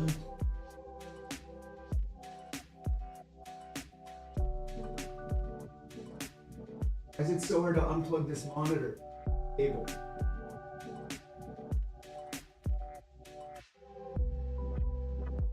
Cable matters. I thought you were supposed to be good.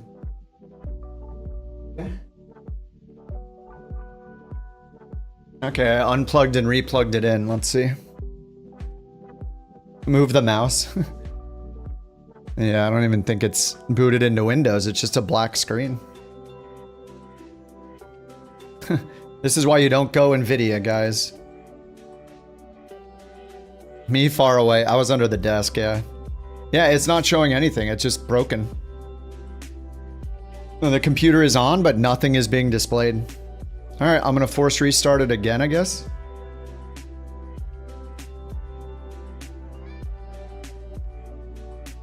All right, I'm shutting it down again. This is like 3 times I've had to force turn off the gaming PC.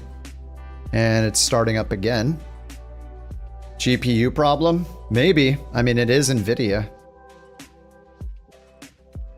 40920 is better than the 5090. You mean the 42069? Oh no, I don't have the bot running, Tommy. Tommy, thank you for tier 1, dude. Thanks for 6 months. Sorry, the alerts are off right now because the PC is rebooting. Okay, yeah, now Windows started just fine. Oh, it looks like it's back in... No, it's not in safe mode, it just doesn't have the drivers, so... Okay, so now I'm gonna run NV clean install.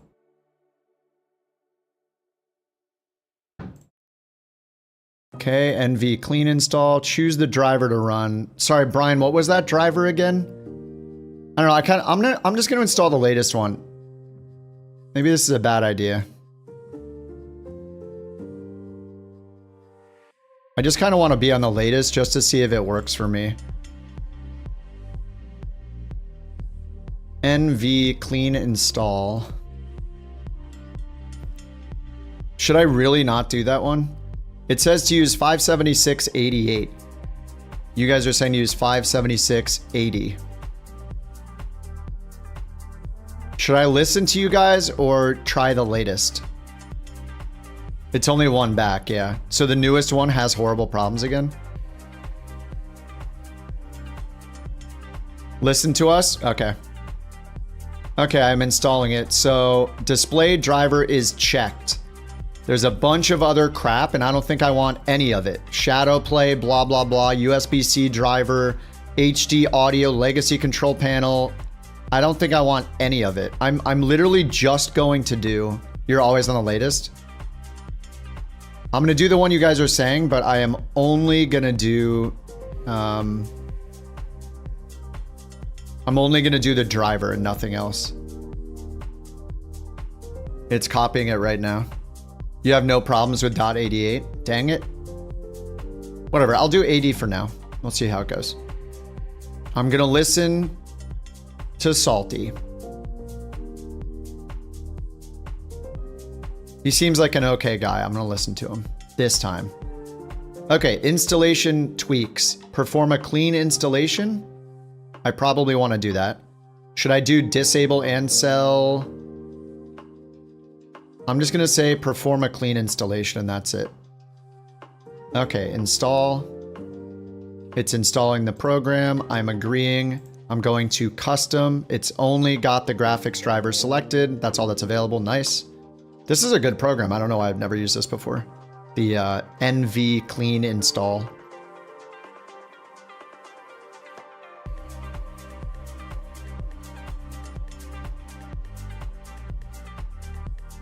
Okay, it's installing. Oh man, we've been through it the last few days with all this tech stuff, dude.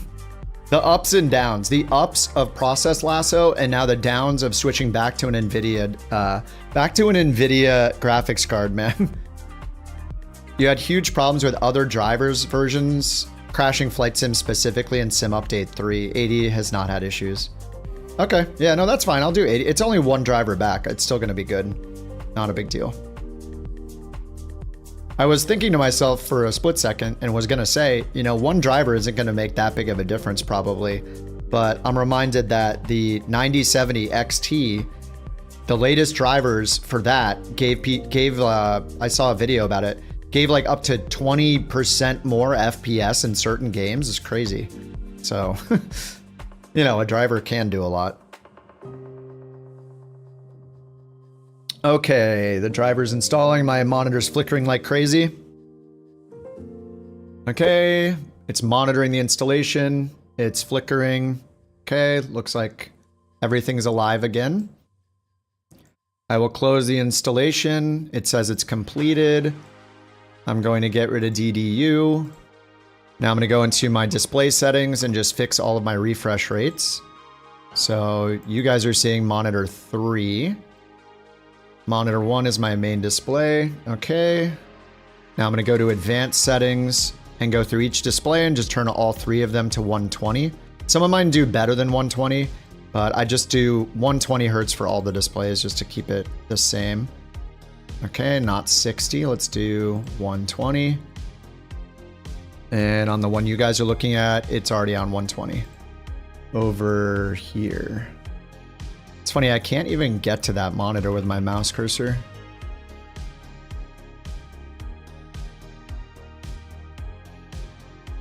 Yeah, that's so weird that I can't even pull the mouse over there. Okay, that's all set up. I think I'm good, right? I'm gonna get Discord open. I'm gonna get the sim open, OBS, get the bot software open, get everything open.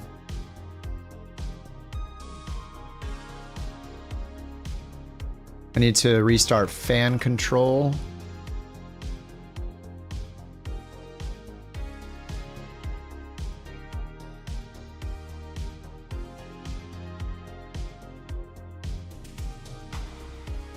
Okay, OBS run normally.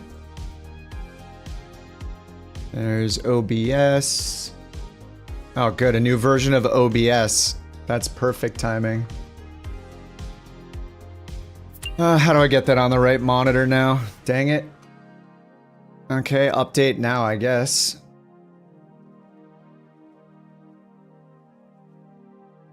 Okay, OBS update complete.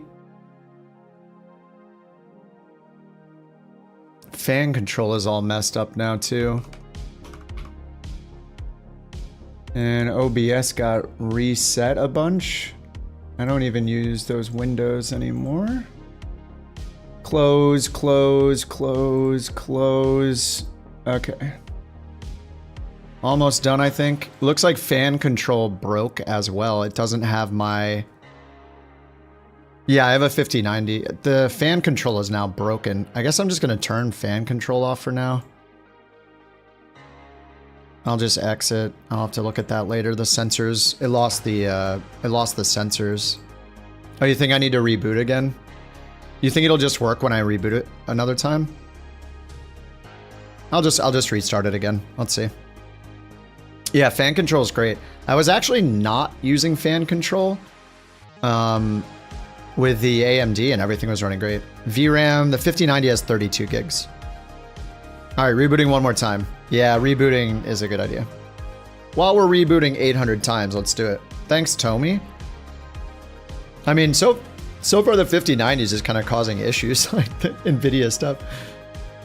Would I recommend the Aerostar or the Dukes? Yeah, both.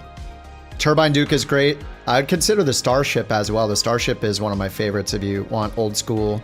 I mean, the Dukes have 6-packs and older avionics, but the Starship is like retro. It's really fun. And the Aerostar is in early access, but it's an A2A plane. It's going to be really, really good. They've already made another patch to it, so I think if you think inevitably you'll buy the Aerostar, then you might as well get it early and try it early. You're just getting early access to it instead of paying for it later. One other thing with the 5090, use Afterburner to power cap it. More aggressive fan profile.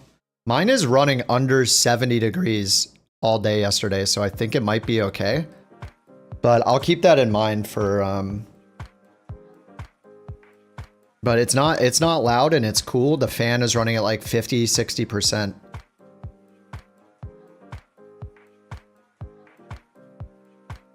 For some reason, fan control is not starting itself automatically. That's... Oh, there it goes. Okay. Yep, fan control is back. And it sees the 5090 again. Okay, perfect. You guys were right. As usual. All right, the bot is starting. The sim is starting. I'm just going to turn on VSync and not use G-Sync for now. Alrighty, let me see if I can replay some of these alerts that got missed.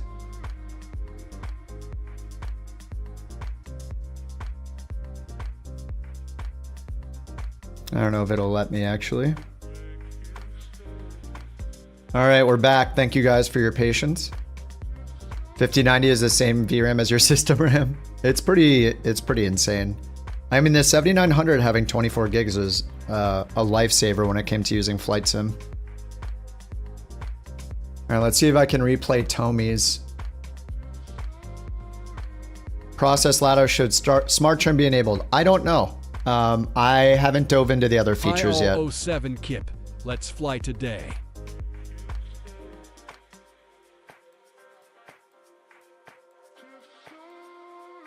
Let's fly today.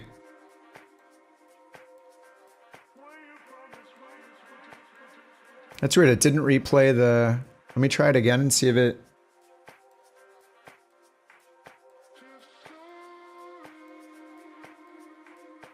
Hi all 07 Kip, let's fly today. Congratulations to Thunder Knight, a fantastic couch captain for 2 months. Oh, that one worked. Nice. Thunder, thanks for 2 months. Really.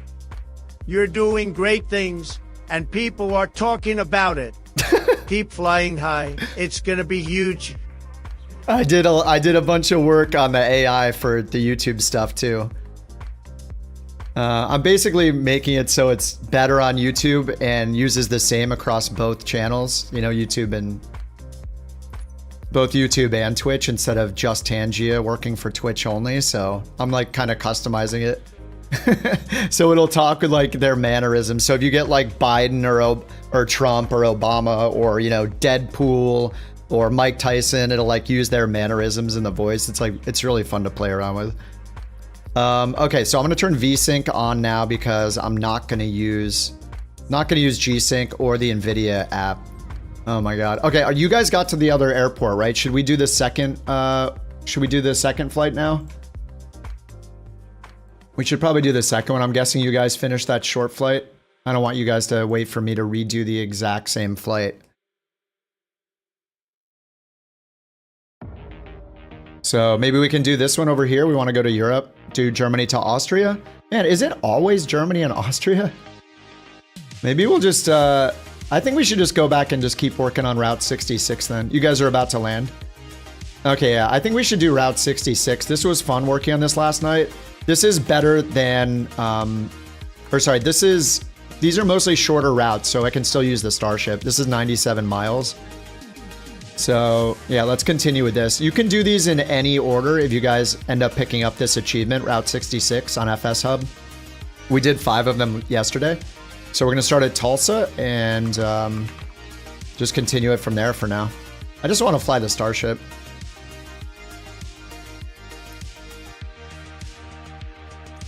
All right, Tulsa, ramp GA small. Thank you guys for helping with getting that reinstalled, and thanks for telling me about that clean install. That NV clean install program, that's great. All right, what's up, Impulse? How you doing, man? All right, I think we're like starting the day now. It's been 2 hours, but I feel like now the sim has started. There it is. Oh, sorry, that was loud. Now the stream has just started. As of now, everything's been perfect the last 2 hours. Nothing to see here. No, never reinstalling Windows. The only reason to reinstall Windows is if you get a new hard disk. But no, I did DDU and reinstalled the drivers from scratch, all the NVIDIA drivers. And I'm not using NVIDIA control panel even. Literally just the driver and nothing else. All right, let me update the tracker. LRM route, import from SimBrief. We're gonna go over here and finish this. Starship, Tulsa to Oklahoma City is leg number 6 on the Route 66 tour.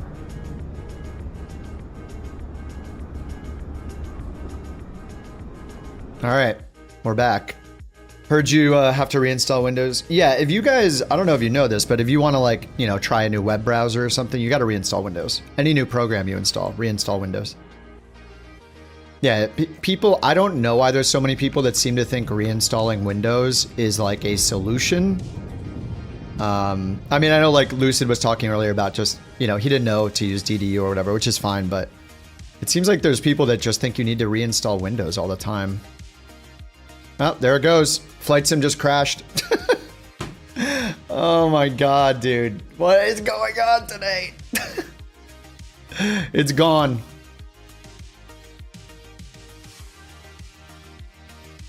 Yeah, I never reinstall Windows either. You know when I install Windows? When I get a new hard disk. That's it.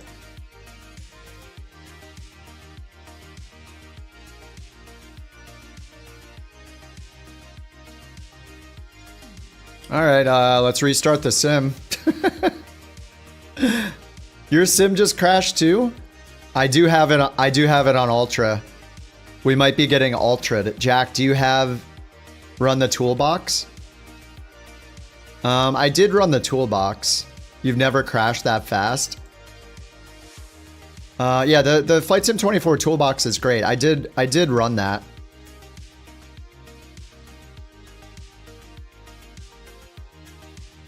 Tell you about signing out and back in, it didn't work. Update 16, what does that mean? Oh. Sim update 6, yeah, that's Flight Sim 2020. Are you sure you didn't accidentally join the beta for Flight Sim 2020 instead of 2024? There are 2 separate betas in the FS Insider Hub. It sounds like you joined Flight Sim 2020.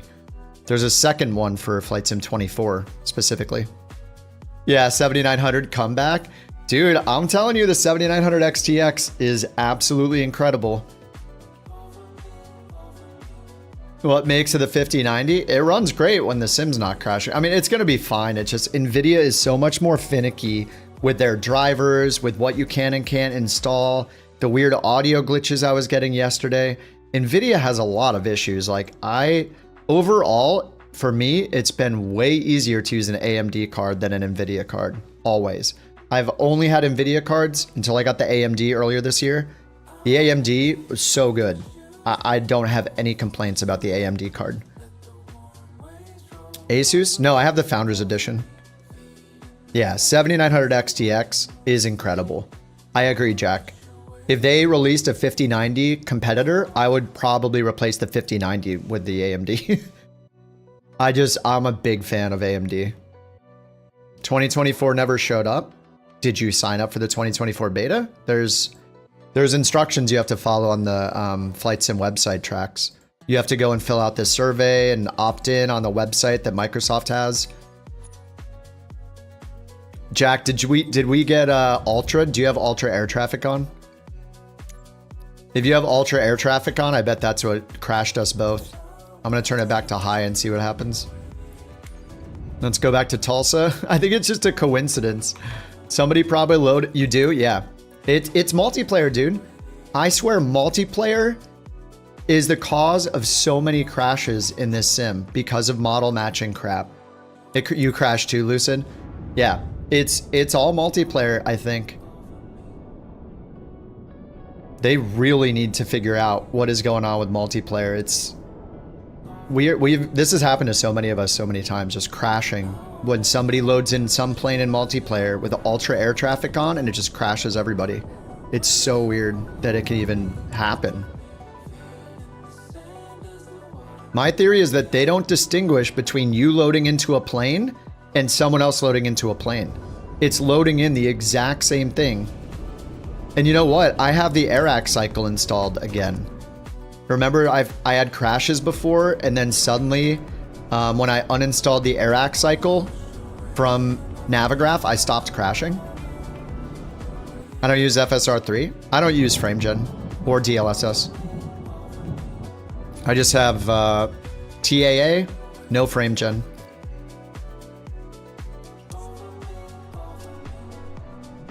Anybody have any ideas when your sim crashes, it's a total system reboot? What do you mean it's a total system reboot? Your entire computer restarts? Insider Hub 2020 is the only way there. Yeah, sounds like you need to sign up. If you never went to the Microsoft site and signed up for the beta, you have to do that now for the Microsoft Store version. So that's probably what's happening. Go to the Microsoft forums and sign up for the beta. I can here. Let me try to find it for you. Flight Sim update 3 beta.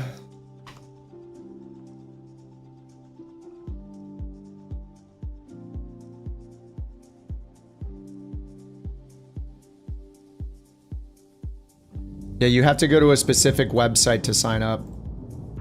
Okay, here is the forum thread. You have to go here. Tracks, you have to scroll down to where it says what to know before you join. Oh, here it is. Sorry, here's the actual URL. It's flightsimulator.com/insider registration. This is the direct URL. You need to go to this second URL here, and you have to agree to the terms and all this crap to join the beta program.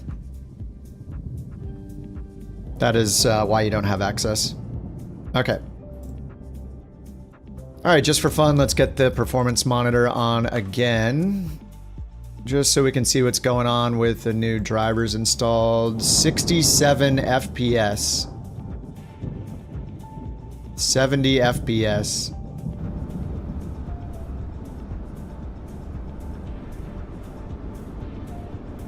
Feel like that's lower than I was having before. Okay, it's ticking up a little bit. 76. Okay, it's getting up there. 73, 74. All right, that's pretty much where we were before.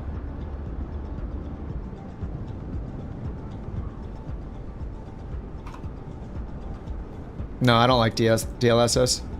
I do not want to run at anything other than straight up 4K.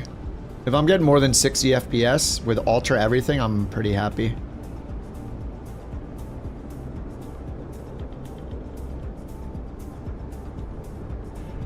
You know, I'm gonna take the CPU priority of Flight Sim and turn it off of high now.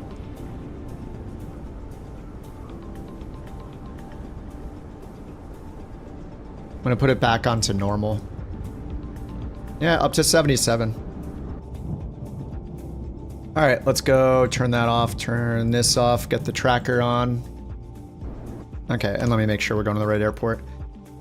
Oh man, all right, we're doing Tulsa to Oklahoma City. This is leg number 6 of the Route 66 achievement on FS Hub. You can start on whichever leg you want. You just have to do all of these. If you want the sweet little Route 66 badge. All right, let's get the GPU on. We do not want Celsius. All right, external power is connected. Battery, external power, and avionics on. We're going direct Sears, direct Yarns, direct Oklahoma City.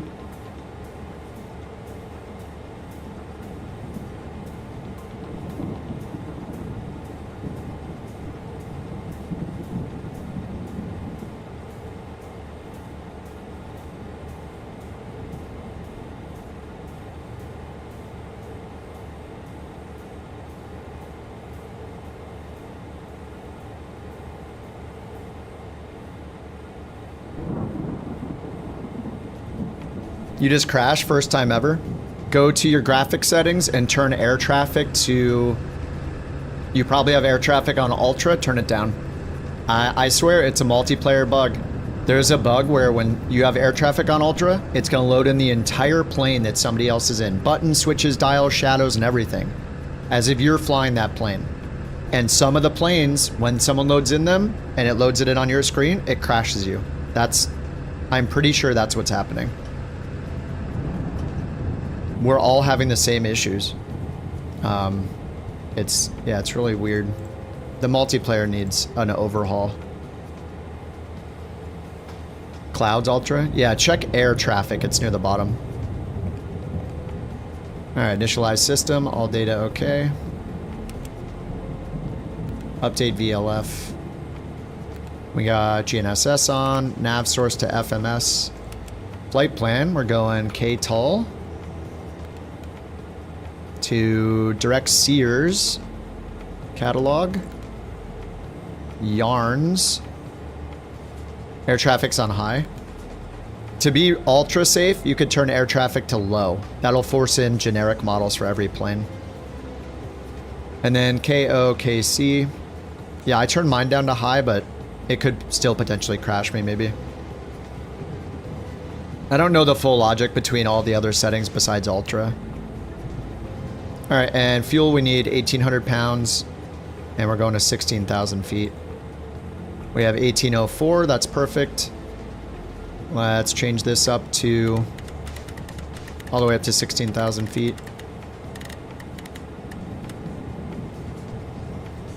Let's hit comma. It's 29er, 9er, 9er. Bring our indicated speed to 180 for the climb out. 180. Alright, let's get the prop full forward. Idle. Cut off. Ignition 1, ignition 2.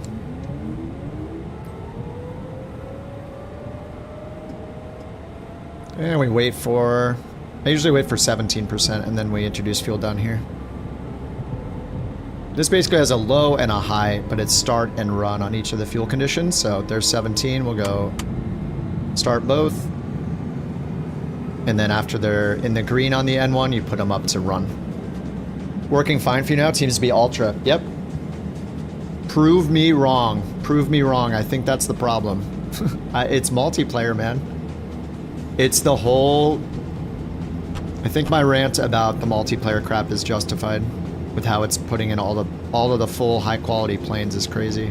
Alright, let's get the ignitions off. We'll get gen left on, gen right on. It automatically flips it up to reset when you mouse wheel it. Those are on and within 1%. We'll get external power off. Go over here and get rid of the GPU. Okay, now down, where is it? Shifts 5. Oxygen on, anti-skid on. And then over here we want bleed air on both, temp to auto. And then we're going up to, what was it, 16,000 feet? You wish Asobo was listening? They very well might be. I mean, who knows? Hopefully. We'll leave that on the default around 500 feet. I mean, I'm sure they've heard that feedback before, but I mean, there's been so many times when we test it together where we're all crashing, and we've literally had it so people will leave and come back in, and I will crash when they leave and reload back in. It just happens all the time. All right, all we have is AFX here. That's right. So we are good to go. We're going to use heading and IAS profile on the autopilot. Actually, I could just start by doing nav, because as soon as you turn it on, it's going to turn towards your course automatically. End flight plan. There we go.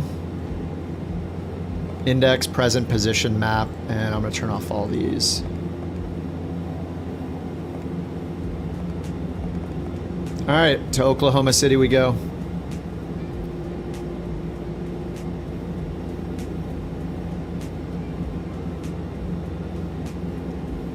Okay, and we're supposed to use runway 18 left, it says.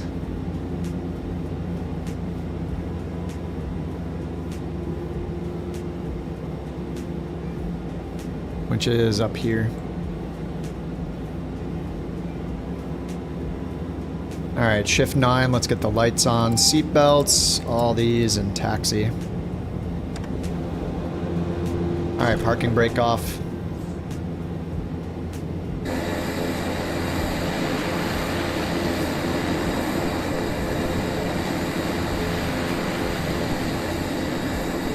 All right, I need a sip of coffee after all that. Jeez. Oh, lightning. That was cool. Thunder Knight, thanks again for 2 months, dude.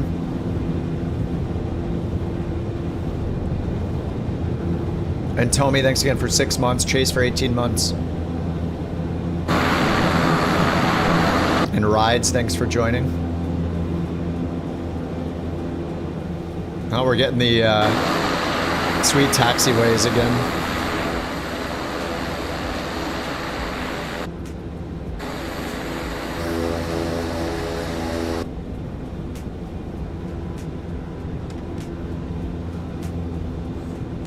Yeah, I should probably use the taxiway.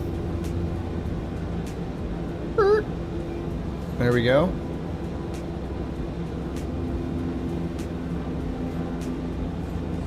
Jam, thank you for 3 months, dude. Speaker bot, what are you doing? My god, the speaker bot's not working now. How are there so many problems? I'm sorry, I tested it so much. I'm on Sim Update 2. What, didn't I update the title? I thought I updated the titles. Let's see. YouTube says Sim Update 2. Twitch says Sim Update 2. Okay, yeah, I did. Alright, good. Oh, is that thing just frozen there? Do better, that's all we ask. I'm sorry. Oh, it looks like it got stuck on one of the other ones.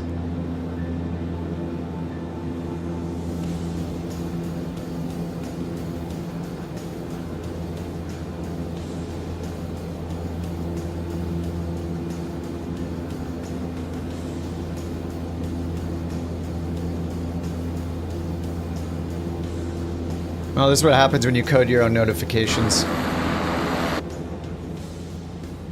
The description doesn't match. Oh, the description on the YouTube video. Oh, yeah, that makes sense. I mean, it might still be accurate. What does it say? I already forgot. Wait, no, it doesn't. The description just says random stuff today. Oh, I see. Where I put the version. All right, I'll just take the version out. There you go. Are you guys happy now? Jeez.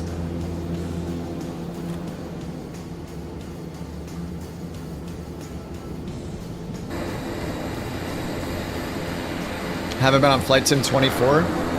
Oh, you hopped on you hopped on career mode? Yeah, that's the one thing to not use in Flight Sim 24. Everything's unlocked? No, it's not a bug. You're in the beta. The beta gives everybody tons of money to beta test. So just opt out of the beta. No, we're never happy. That's true. Me neither. Jam, thank you for 3 months again, dude. Hey, Dave, how you doing? Yeah, Matt, just opt out, go back onto the current live version of the game, like the non-beta, and you'll have your career mode back.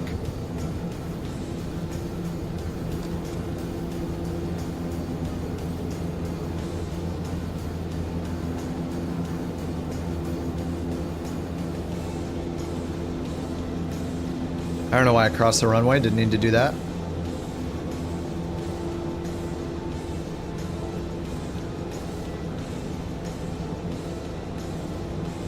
Alright, let's pick up the pace here with this taxi. Nerds are reading the description and not watching the stream. Hey, we're all about reading manuals, it's fine. You never touch career mode? Yeah, career mode is cool. I think it's worth trying if you're willing to, if you have the time to put up with the bugs that are in it, which are very annoying. Then I think it's worth trying just to try out the different new mission types. Are actually really fun. I haven't even gotten to the helicopter stuff, which looks really cool. But yeah, I think it's worth trying it if you have some time on your hands and you're okay to deal with some bugs here and there. The crop dusting, the firefighting, like aerial firefighting stuff, the search and rescue, they're all really fun. It just needs a lot of work, so it could be years until we're all in love with career mode and using it long term. It is lonely though, you can't see anybody else while you're flying. There's no multiplayer traffic, so it gets really kind of lonely doing it, but it's still cool. Yeah, I mean, it's a really early, like think of it as like a beta, the career mode like a beta.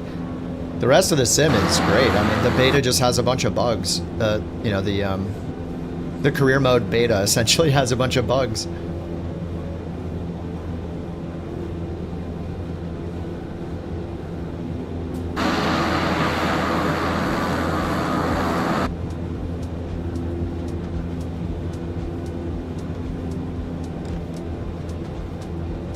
Yeah, multiplayer would be great. Just to be able to see people while you're flying along, it's just too lonely.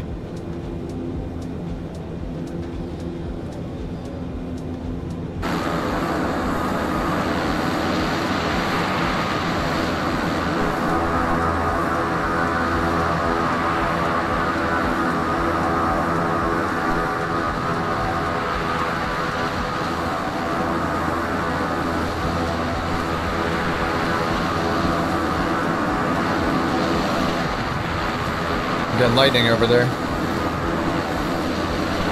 Oh yeah, air ambulance missions in Neofly. Yeah, Neofly is great. I like Neofly a lot.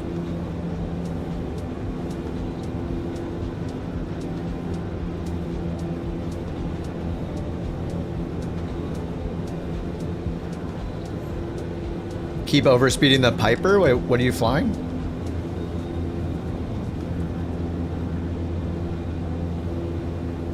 Are you in the Dakota?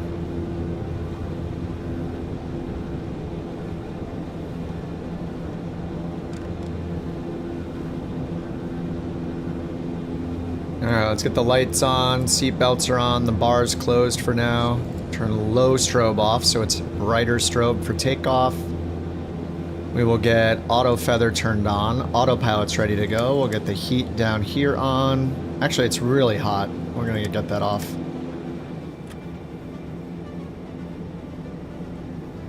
Alright, no flaps takeoff as usual.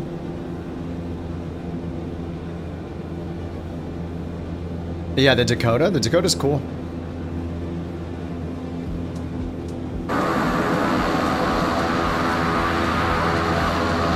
Starship's away.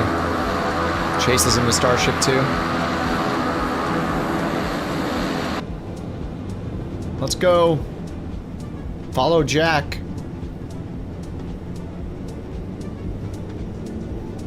Never mind, I'm first. Follow me.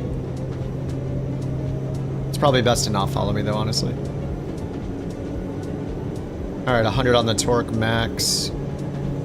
AFX enabled. Power is set, 98. Oh, damn. What's he in? I don't know what he's in, because it doesn't tell me.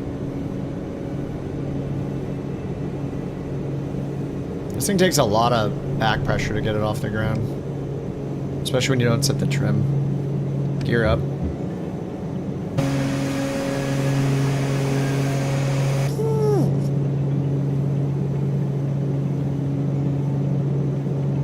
Alright, that's 500 AGL.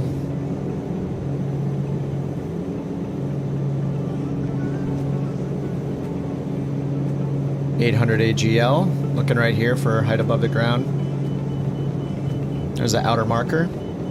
Alright, we're gonna pull our power back under 90, pull the prop back to 1600 in the green, done. Now I can bring the power back up to 89 maximum. We want to go down here and get prop sync turned on and get the yaw damper on right there. Now let's follow the flight director. Outside air temperature is 25 Celsius. So it's very warm. We don't need any anti-ice or anything. Not even probe heating, I don't think. Pretty sure the general rule with probe heat and pitot tube heat is under 10 degrees. We're at 26. So I think I'm going to leave it off for now. Alright, let's keep the climb going.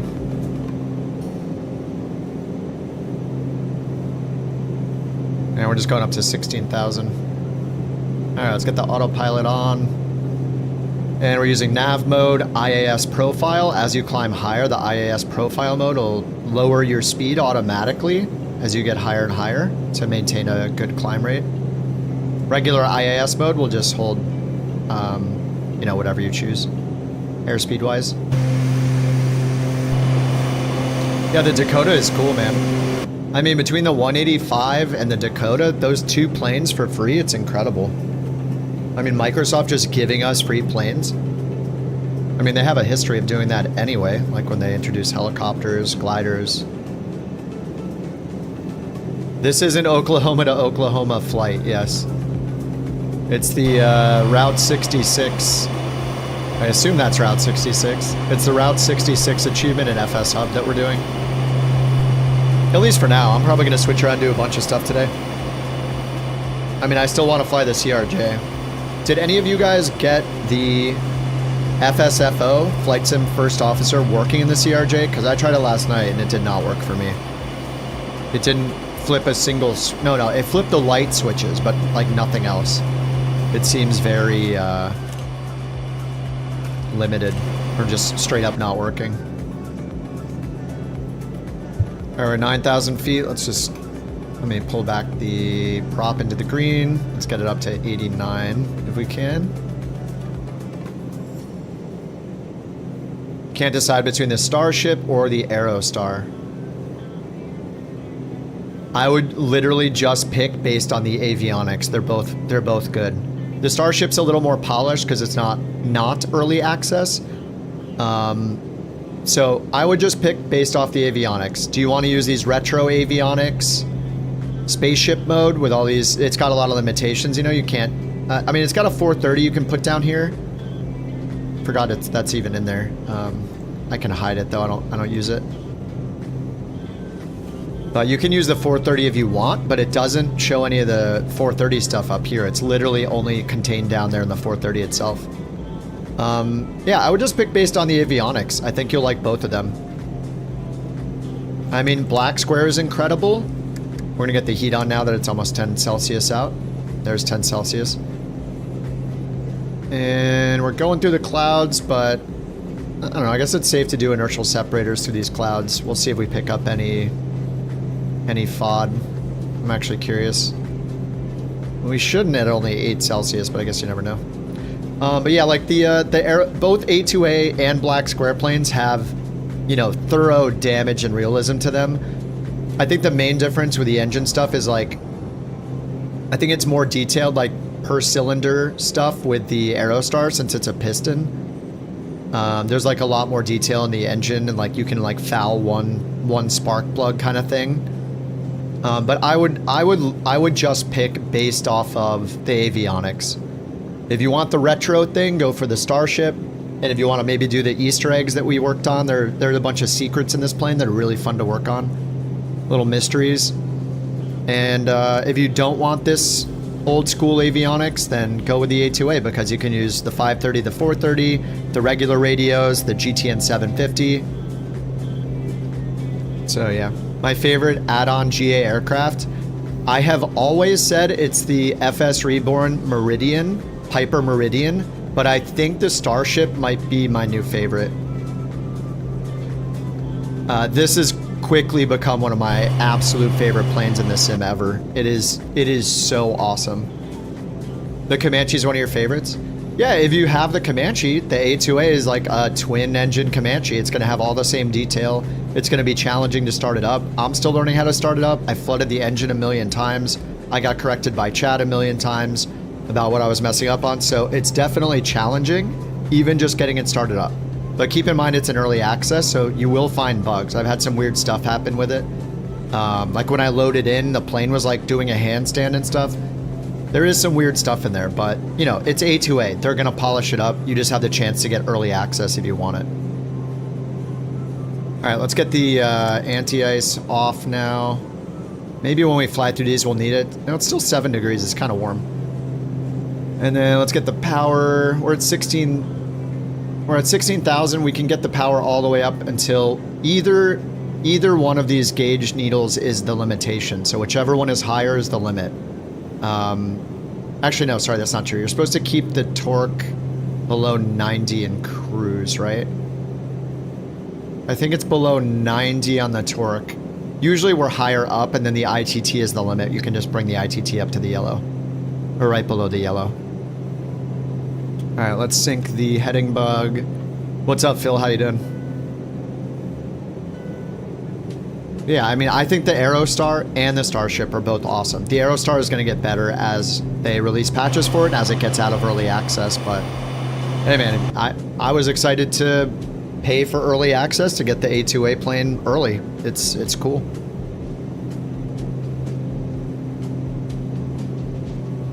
Oh yeah, you love the G1000 and G3000?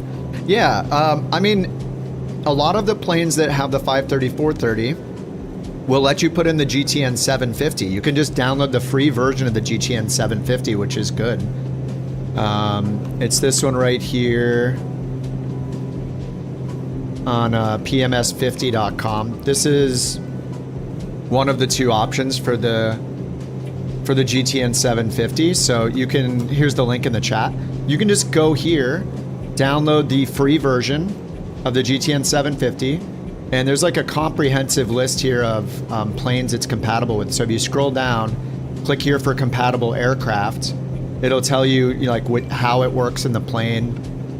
It's pretty rare you need to download a second package for it. You used to have to download, like here you can see with the Optica, you have to download something for your community folder, but most of them are just becoming supported natively now. So I don't know if this was updated with the Aerostar because that just came out, but I'm pretty sure the Aerostar, you can use it, right? Yeah, it already was. There you go.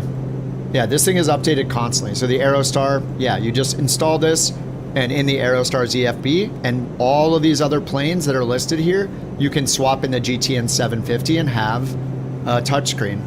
So if you like the 530 and 430, you want something a little better, or if you use the G1000, you want like a mini G1000 almost, I would definitely recommend trying out the GTN 750. It's really cool. You can click and drag with your mouse. It's just really nice for the sim. Instead of hunting for those little dials everywhere and hardware buttons everywhere, you just touchscreen it. And yeah, there are limitations with the free version, so you can buy the premium version if you want for like Navigraph and all sorts of stuff in it. But the free one is totally usable. And the purchase, they have like a lifetime for, oh, it's way cheaper than it used to be. I swear I paid like 100 euros for lifetime. It's 50 euros lifetime access. And this thing gets updated with it just all the time. It's always usable, and all the, I mean, you can see the plane list is even updated. It's already have the Aerostar. So there's also the TDS NXI. I prefer this one because it's easier to set up. The TDS NXI, This one here by TDS. This one is more advanced because, in a way, because it runs off of the actual Garmin trainer software. But I honestly just don't like having to have all the Garmin stuff on and running in the background. It's just more programs running in the background. Some people prefer the TDS, but I really like the PMS50. It's just simpler to get going with. You just throw it in your community folder, and it works with so many planes. I don't know. I like the PMS a lot. But yeah, I mean, you can try them both. The TDS is paid only. I don't think there's even a free trial. So you might as well start with the PMS, because there's the free version. See how it works for you. All right, let's pick an approach here. We're supposed to land on runway 17, it looks like. Will Rogers. It shows 17 right automatically for me.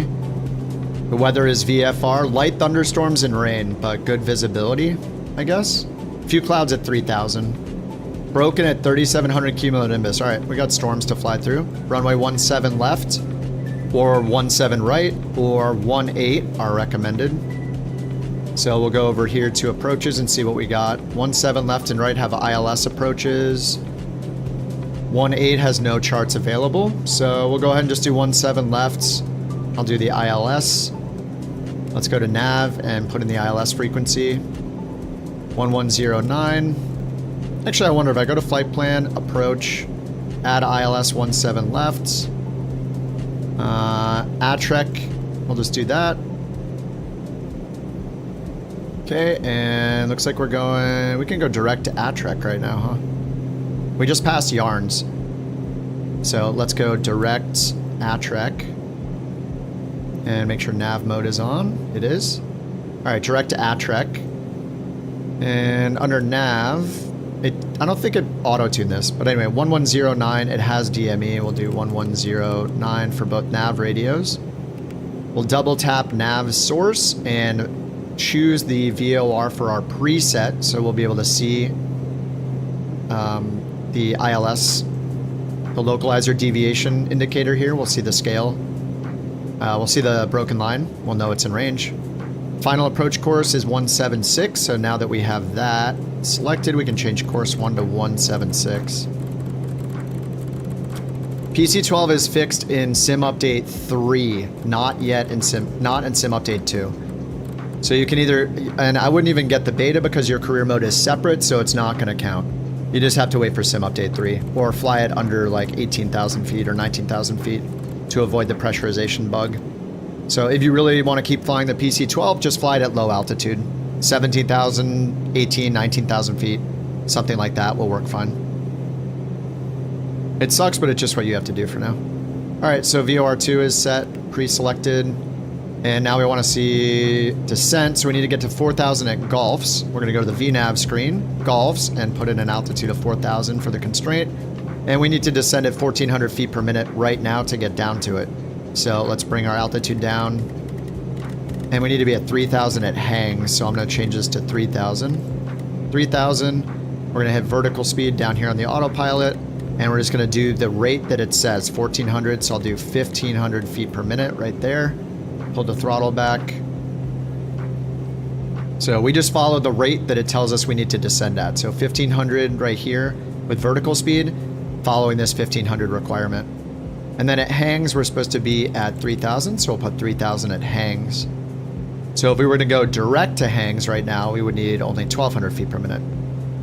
All right, and then our minimums are down here. We're gonna do the Cat 1. We're slower, we'll do the 1490 on the MDA, that's up here. This is our decision height.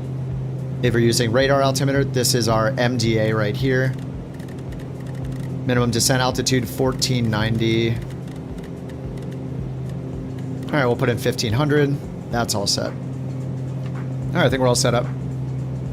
19,500. Yeah, you can play around with it, see what works for you. I used to do it at 17,000. People say 19,000 works. But yeah, you know. Worst case scenario, you just go down a couple hundred feet if you need to, if it warns you. What's up, mommy? Everybody behave. Mommy's in chat.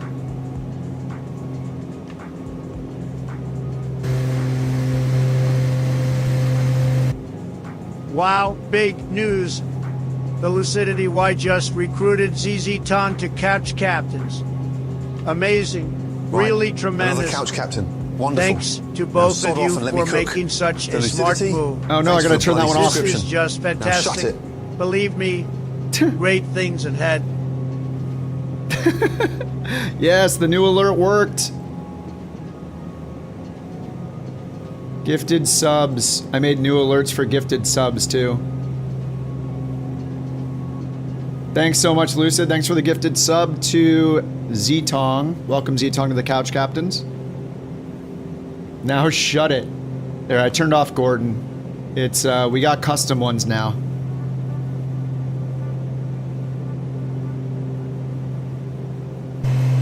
The custom ones are in. Thanks so much, Lucid. Appreciate that, dude. Best altitude's 1900. Nice. Yeah, I always used to do 17. I guess I could have done more. All right, 1200's required now for our descent, so I'll bring it to 1300.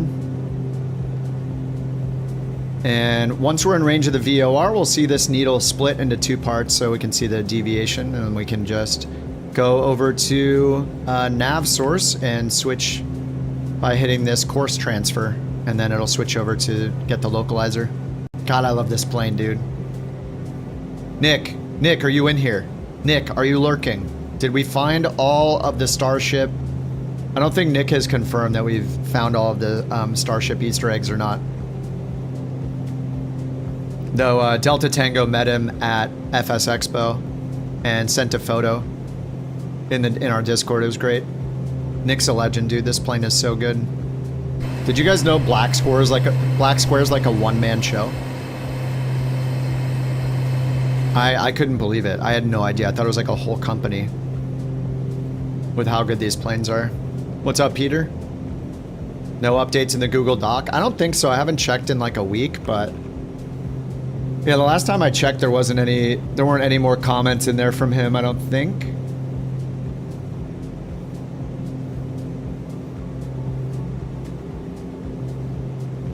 Yeah, I don't see any more comments. It's crazy doing it all himself, yeah. All right, we're getting into the thunderstorms.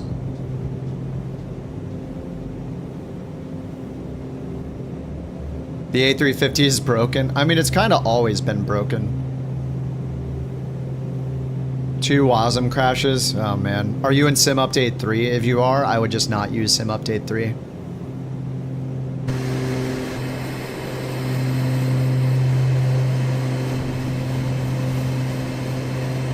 It's storming here where you're at in real life. Wait, are you in Oklahoma, Bobby?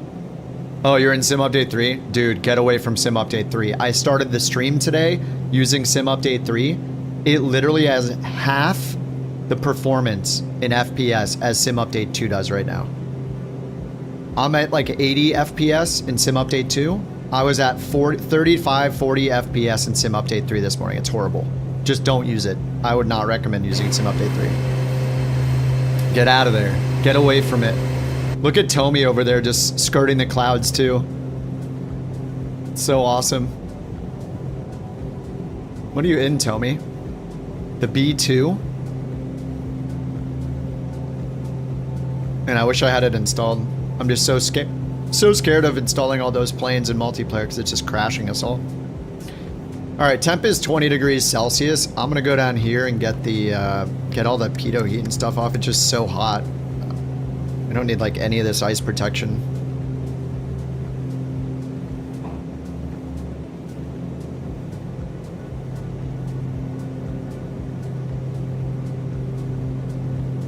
Yeah, I just got a 5090. The performance is better in 4K. So I'm actually finally playing in 4K on my end. It won't affect the stream really. But yeah, it's much more capable of handling 4K. My frames are pretty much the same because, but I have everything in 4K and like Ultra. So I'm able to use better graphics settings and, you know, make the CPU still the limit. But yeah, it's pretty much just a change from using 1440 high-end, a mix of high-end and Ultra to using pretty much everything on Ultra all the time. Which is nice, but, you know, it's just, a little bump in graphic fidelity. The 4X frame gen? No frame gen for me. Maybe I'll try it sometime, but I just don't care. I want the actual performance. I don't want the smoke and mirrors, you know? I hate the idea of frame gen. Okay, so here's the ILS. So we'll just sync our heading bug straight ahead. We'll hit course transfer, and we're on nav mode, so it should intercept the final approach course here. Zoom this in, and then over here, our nav source was changed already. And we'll go to VNav and just make sure our vertical speed's good. It still is. 1155. We're gonna go down to 4,000 first and then 3,000. Looks like, I don't know why it does this. I'm on nav mode. Okay, so let me turn, I wonder if I can do heading nav. No, I can't. So I should be going over this direction still to intercept it.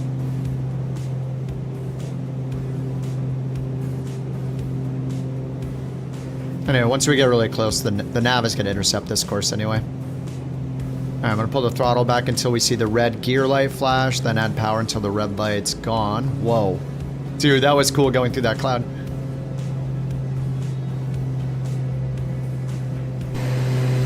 This is fine, this is fine.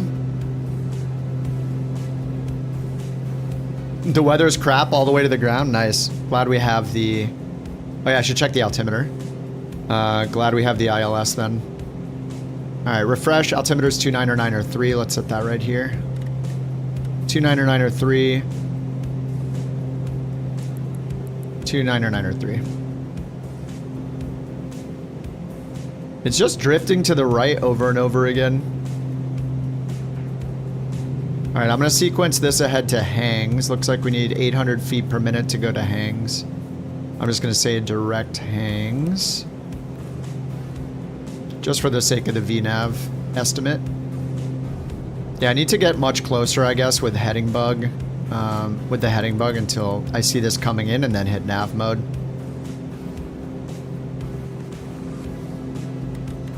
Alright, we're going 1,200 feet per minute to get to hangs at the right altitude, which is 3,000 feet. And I'm ready on the nav button over here. It's warm though, 24 degrees.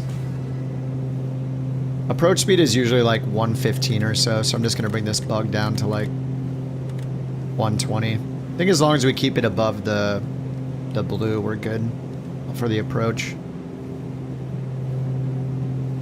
Alright, waiting for the needle to come in, ready to hit nav mode. Should come in any second now. We should be like right on top of it. We're 8 miles out DME. There it is coming in, so I'll hit nav mode now so it'll intercept.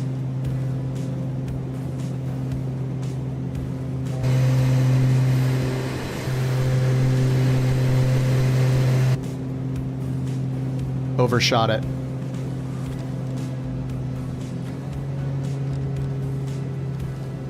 Oh, the prop is going into letting me put it into beta mode. Let me get rid of that option. Unrestricted beta range off. Now when I pull it to idle, it will not go into the beta in flight. Alright, coming up on 3,000 feet, we need 800 feet per minute.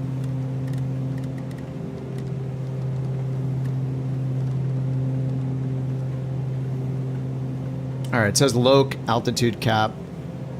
We got the glide slope right on us, so we'll hit approach mode. And now we have glide slope, so we are on the glide slope.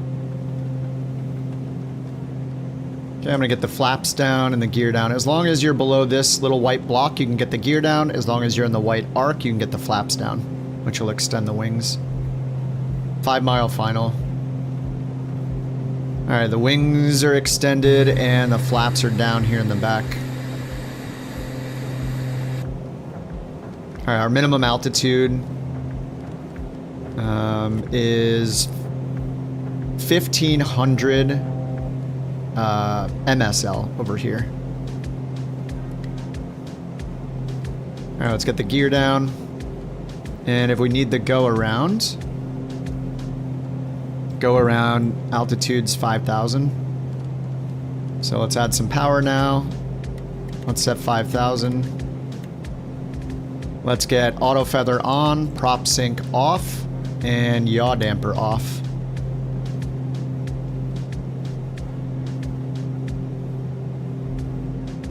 Lights should be on.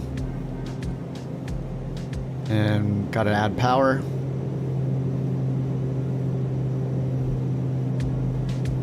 Nice. Have fun with the approach. It's hot trash all the way to the deck. We got a nice 12 knot headwind though. Alright, let's get the autopilot off. And this plane is a super floaty boy, so I'm gonna get it down like to the threshold. I'm basically gonna aim at the threshold instead of aiming at the 1,000-foot markers because it floats so much. That I try to get it down like earlier, which sounds kind of dangerous, but you know, simulator.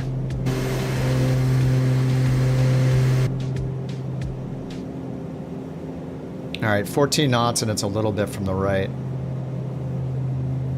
Let's get the prop full forward. It is supposedly floaty in real life. Like when I think the first day I flew it, somebody mentioned that the developer, I think did a real world pilot thing. Like a real world pilot, I guess, confirmed that it's super floaty in real life. Yeah, supposedly that's how it is. I didn't really look into it myself though. I think it's just somebody mentioned that at some point.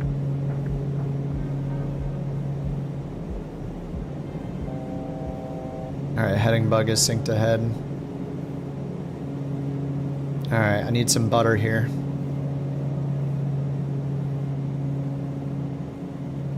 All right, idle throttle.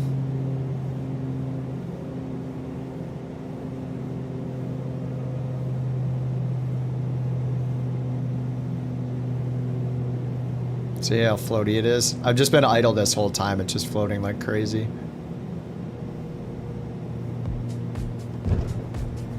Oh, 124. That's not great.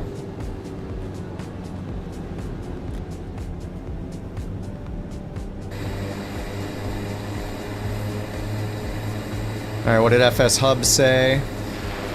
127. Yeah, it's pretty much on par.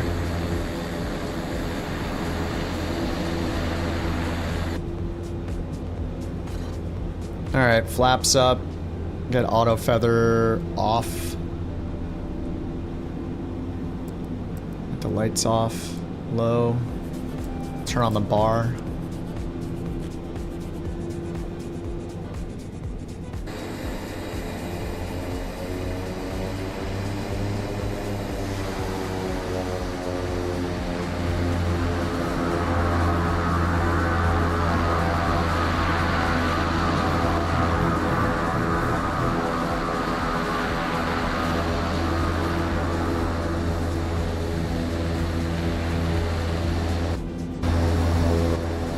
Alright, parking brakes on.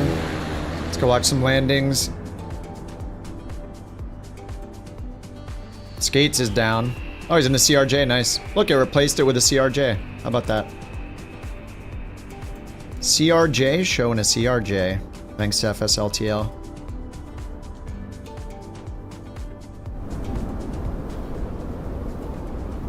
Alright, here comes Scanned. He's in the Learjet, but it's showing a Bonanza. Don't ask.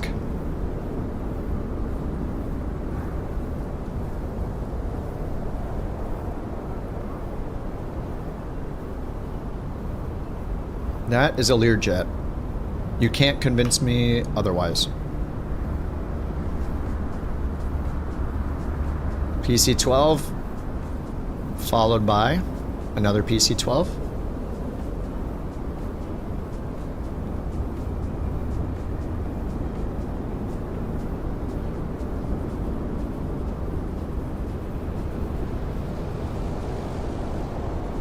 Ooh, it looked nice. Get the butters. Oh, I didn't see milks. What's up, Sheepo? Glad I missed the landing. 487 feet per minute. In which plane, Sheepo? And here comes Lucid. Looks like a TBM.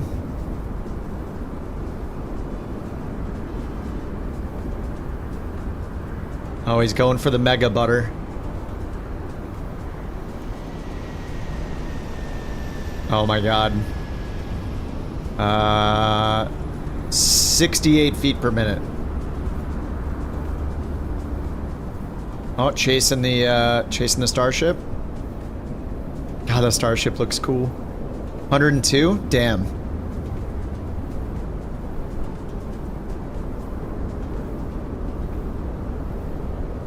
Man, the wind is, can really hear it. Mike Maroney Aeronautical Center is primary training facility for aspiring ATC. Oh, cool. I didn't know that. I know we're not really seeing much of the actual Route 66, but you know, we're getting to the airports.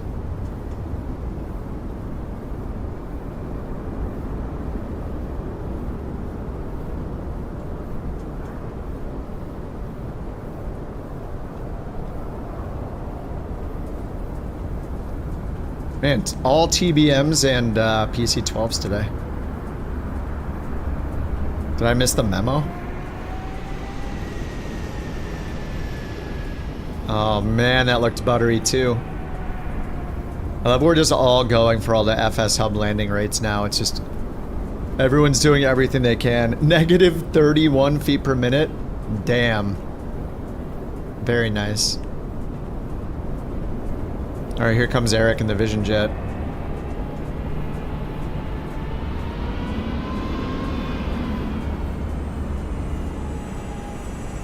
Nice, nice, nice, nice. Oh Nice. my god, that looks soft. Nice. We can see his tail number too. Oh, crisp in the ATR. Dude, all these landings look so buttery. That's a PC-12, I guess.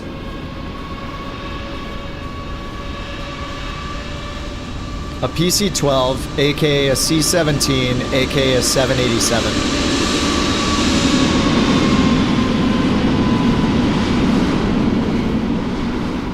What the heck is going on with Jack's plane? Look at that. Alright, he's in the Beechcraft Turbine Duke. It just got the generic 2 engine shown. Lax is in the PC-12, maybe?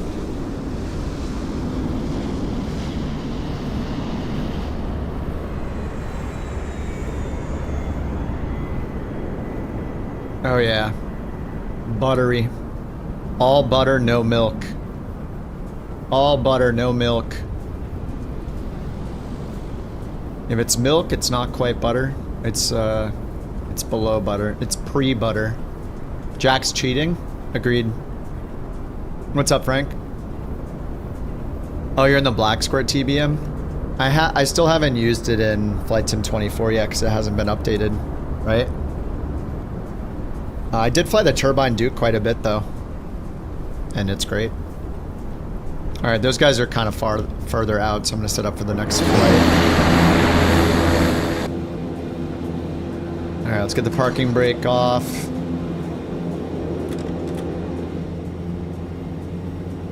And let's see what the next leg is. I'm gonna refresh this. All right, I got the checkbox for Oklahoma City. Now we're going to Amarillo. Must be Amarillo. Oh, does that say 200? It's 202 miles. I wonder if we should switch planes. 200 miles and this is gonna take... How long will that take? 300 knots or so is like 3 miles a minute? It'll take us like an hour. Yeah, I could hop in the CRJ. You guys want to hop in the CRJs for this leg? CRJs, CJ4s.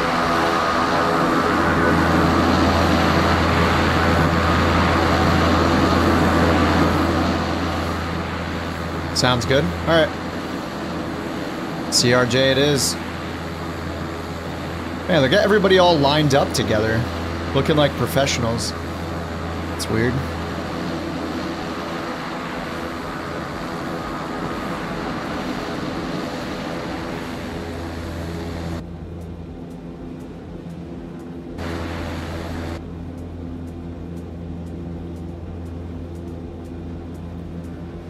Looks like Mike is just coming into land.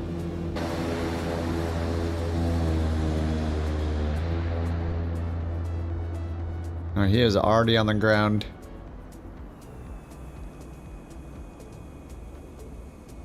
November 6-4 Tango Charlie. All right, let's switch to the CRJ. The next route is Oklahoma City to Amarillo, I think. Couch 323 ready to go. CRJ 5. Should I do the 550? I'm going to do the 550. It's so tiny. I just want to see what it's like. Generate flight.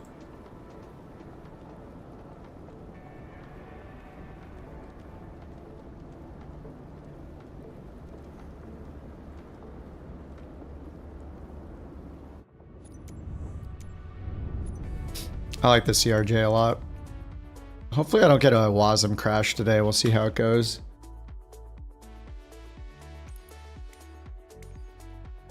CRJ 550. The itty bitty. I think the only livery is the United one, and there's like a default livery. And we probably aren't going to be able to use a gate. I'll try it out just to see what happens. It'll probably not work. Yeah, I got the Boris audio pack for yesterday. It's good. It's really good. I did get a WASM crash yesterday in the CRJ. Yep.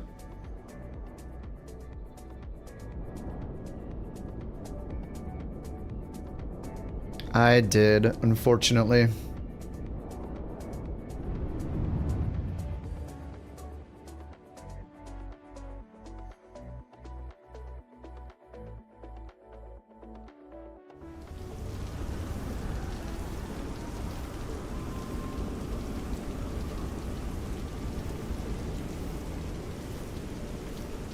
Alright, I loaded it on top of somebody. I'll move out of the way. Sorry, Rex. Excuse me. Let me get GSX, reposition to a different small gate. Oh, JBM's here.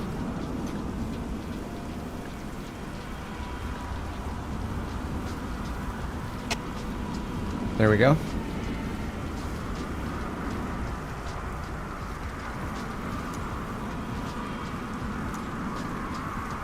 Alright, sim brief is okay. Request refueling.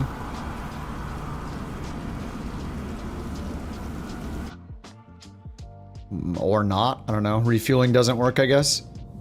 Alright, let's get the battery on.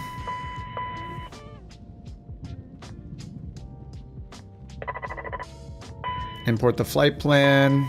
Get the GPU connected. Chocks are in place.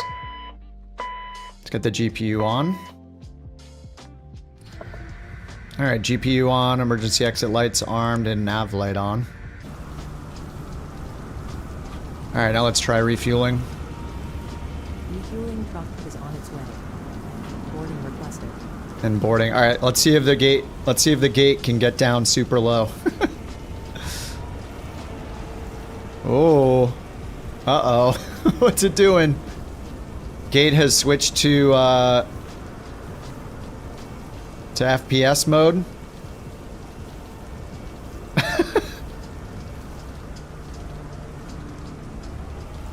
Oh, look, it only happens when I get close to it. What the heck? Dude, that is so weird. All right, passenger door open, cargo open, aft open, down for the jetway.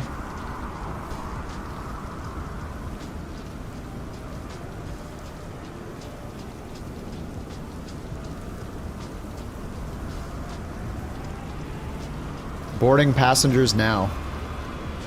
I'm guessing we're not going to see them animated. Fuel truck is in position. Your sim instant crashing. Go to graphics settings. Scroll all the way down and turn air traffic to low instead of ultra or high. Just turn it to low.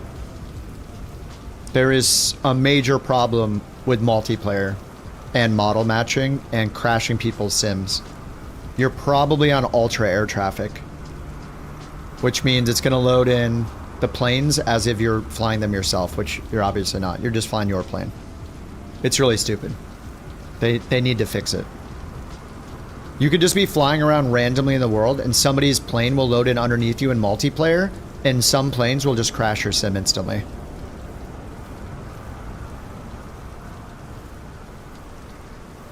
It is pretty nuts.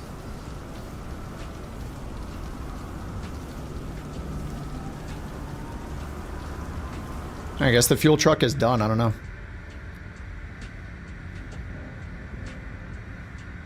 All right, looks like we have the old guy 3 departure. Use direct PNH and then to Amarillo. All right, let's go down here. Initialize position. We'll copy our FMS position down.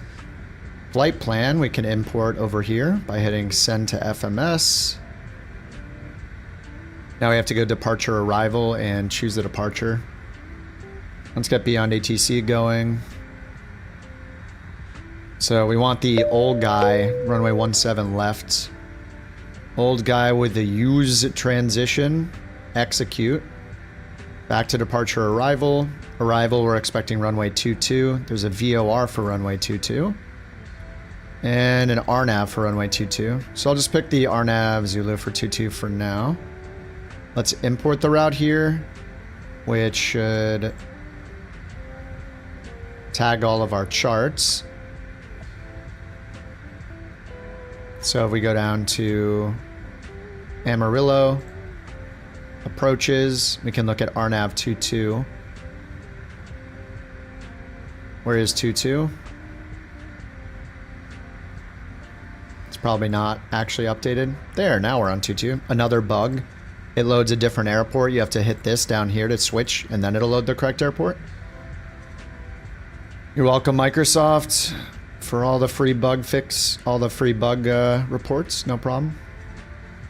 Okay, so the Yankee is the GPS approach. The other one is RNP approach. So we're going to do the Yankee. So let's cancel the mod. Scroll through and go to 22 Yankee. We'll look at the chart. And we're coming from the northeast, so we have Losla or Zutka. We can just do Zutka, that'd be good. Yep, Zutka is just straight in. Zutka, execute. We'll go to legs and delete the discontinuity. And just hit execute. You know what, I think once we get to the vector, the plane's gonna veer off and do whatever it wants. It's a little weird. Maybe leaving the disco is good in the CRJ. I'll have to try that next time. Alright, so yeah, we're going to do the RNAV Yankee 22, or at least I am, at Zutka with the CRJ. Alright, or we can get our charts over here, so use the FMS plan, Oklahoma City Airport. For the SID, we have the old guy 3. I'm just going to pin these. We're going to go back. I actually like this chart on the EFB. The EFB charts... In general, I think this EFB is good. It's snappy. I mean, I got a WASM crash, I think, because of it the other day. You put it on low and the sim didn't crash. Yep. Dude, it's multiplayer. I mean, I don't know. I don't think we need any more evidence. We've done this so many times together where people have been crashing and you just switch multiplayer to low to force all generic plane models in and you just stop crashing. There's something super wrong with multiplayer and crashing people. So I can't imagine how many CTDs people get just flying around randomly. I bet most of the time people are crashing because of multiplayer model matching stuff. It's so weird. All right, destination. We don't have a star. We're just going to get the ILS approach, or sorry, the RNAV approach runway 22 right here. That's pinned, and now the airport chart pinned. Now we'll go to the pin button, and we got all 4 charts right here. All right, we're going to turn to nighttime mode, of course. And we can see ourselves on the chart. And let's go over to Beyond ATC. I'm going to grab our clearance. Let our co-pilot do the clearance. Who's going to be... Let's use FS2 crew US Stephanie voice today. It's a good voice. November 76278. Ready to pick up IF for clearance to Hamilton Airport. Alright, while we're waiting for that, let's get the APU started. I'll hit this button to open the APU door, give it power, and then hit this button to start the APU, and it should say start. There we go. Departure frequency 124.2. We'll get the passenger signs to auto. Cleared to Hamilton. Trooper tree departure with the driller transition. Okay, and let's check the arrival, airport elevation. Departure frequency 124.2. Airport elevation is 3607, so let's set the landing elevation right here to 3600. So this is the hardest thing to do in this plane, but need to basically go out here so you can see this knob and see the screen, and turn this knob and look at the landing elevation. When I say 3600, there's 1000. What's up, Spitfire? Or you can just click and hold. It goes 20 feet at a time, it's not bad. Alright, 3600 set. This would be a good spot to put a custom camera location, really. Just to not have to do this every time. You could like zoom it in, you know, move up like this basically, zoom in so you can use the knob and see the landing elevation down here. Like this. So now that's a custom camera. It's not zoomed in enough. It's weird, you have to zoom in more than you want the camera to be zoomed in. So when you use it, yeah, it's kind of weird how it chooses the zoom level or doesn't save the zoom level properly. Anyway, that's good enough for me, I think. All right, 3607. So landing elevation is set.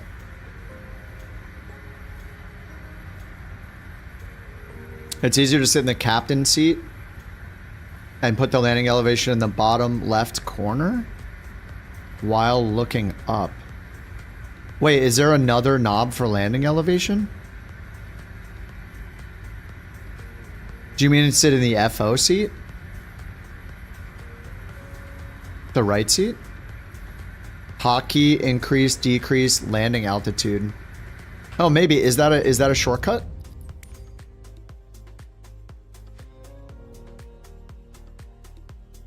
The screen in the bottom left?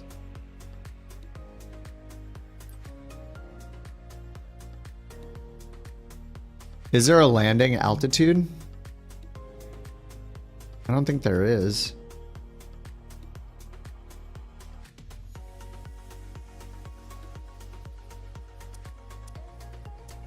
But a hotkey would be nice.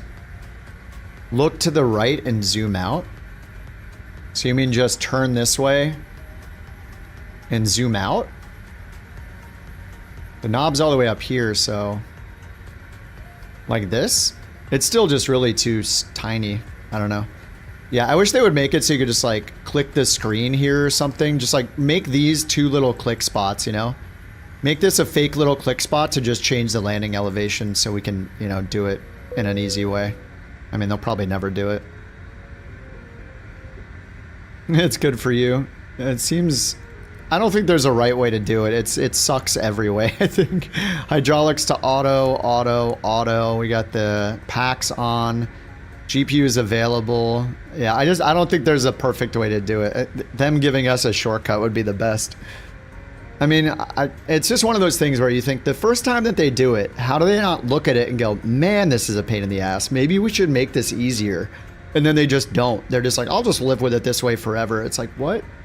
Like you can't, in real life, you're putting your hand on the knob and then you're looking like this at it with your eyeballs while your hand is in the overhead and you're turning it, right? It's like, it's not unrealistic to have these clickable because you can't physically have your mouse cursor up there where your hand would be. So it's just like, those convenient things make a lot of sense to put in a plane like this. Oh yeah, the A350 had an update? Yeah, I didn't, I'm gonna update it right now. I forgot to download the update, but people say they added the HUD to make the performance even worse, so I'm really excited for that.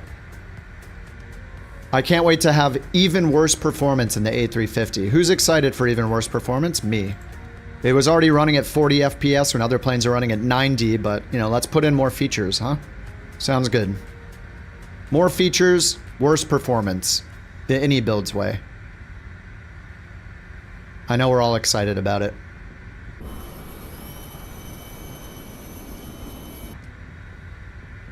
I assume that they test. They don't even have to like test. They just need to fly the plane. Oh yeah, I forgot to turn the alignment on down here. Nav. The 406 is pretty rough on performance. I mean, I'm not surprised. It's basically their trademark to make planes that have horrible performance. It's literally every one of their planes except for the A300. Whoever worked on the A300 seems to have known what they were doing. But AnyBuilds doesn't care about performance. They just seem to care about blasting marketing emails to people about whatever newest thing they added. And that's it. That's not their priority, making a plane that performs well. Their priority is announcing new features. And we know that because there's been, what, 13, 14 updates to the A350? One of the updates mentioned significant performance improvements, and the performance improvements were horrible. So they just clearly don't care about performance, or they would spend time on it. All right, let's try to fix this weight here because it's probably wrong. 52,708. All right, fixed, and then 6723 on the fuel. Set payload, you got to click it a bunch of times. Done. Let's go down here. We're supposed to go to 28,000 feet. Let's get our clearance, and let's go to performance screen. Ready to copy performance IFR init to Rick Husband Amarillo. And then we're going to copy it from here. Copy performance init to FMS. It's in. We just need to put in cruise altitude. Rick Husband Amarillo Airport. Olgi tree departure use transition. Then is filed. 28,000. Execute. All right, they said maintain 5,000 feet. If you use your mouse wheel on this to scroll it, you will get the knob acceleration. If you just click and hold, you will not get the knob Oh, no, you will. Never mind, I take it back. They both accelerate if you turn on the knob acceleration option in the EFB. All right, 5,000 is set. We're still aligning. Read back correct. Contact ground 121.9er when ready for push or start. All right, so we did the performance over here. 121.9er when ready. Couch 323. Let's go over here, performance, and we set all that. We're gonna set our speeds here. Wet conditions, flaps 8. I'm just gonna go into SimBrief, do the performance calculation here to see what they recommend for flaps, because it's defaulted to optimum. So I'll hit calculate. It says to use flaps 8. Flex setting. West, 4923, cross runway 13. -8 headwind component. Okay, 17 left is what we got, and it says there's an 8 knot, -8 knot headwind, so we got a tailwind for some reason. And for some reason, Beyond ATC agrees we should take off with a tailwind, so hey, who am I to disagree? All right, let's set the rotation speed, or let's set all the speeds right here. You can set the V speeds manually if you want to waste time. You can do that over here with the speed references. You turn it here to V speeds. You hit select until it chooses the right V speed at the bottom here under the pink or the magenta speed. And for each one of them, you turn the knob to set the speed.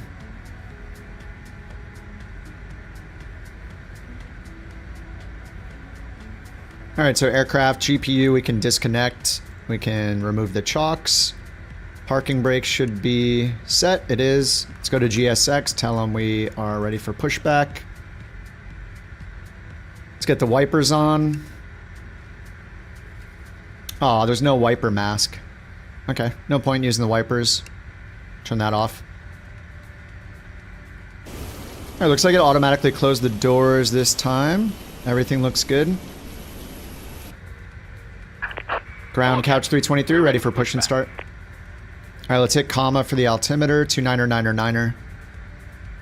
Don't interrupt couch the pushback. 323, Rogers ground, pushback and engine start approved, face west. Face west, that's nose right. Pushback and engine start approved. All right, we got the APU west, on, the chocks are removed. Let's bring the charts up. Face west, and we're going to 17 left over here. Departure check completed. Bypass pin inserted. All right, let's get the beacon on. Hydraulics on. Seatbelt signs are good.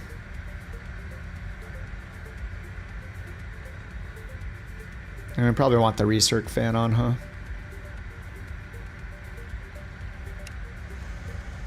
Ah, better.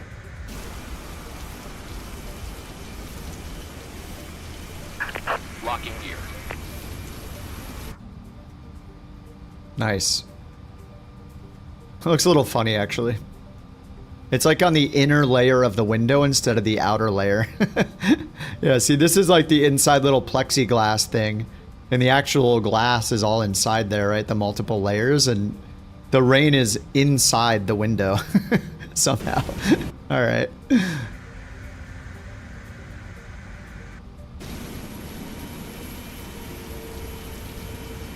Yeah, it's on the wrong window pane. All right, we're gonna go nose right.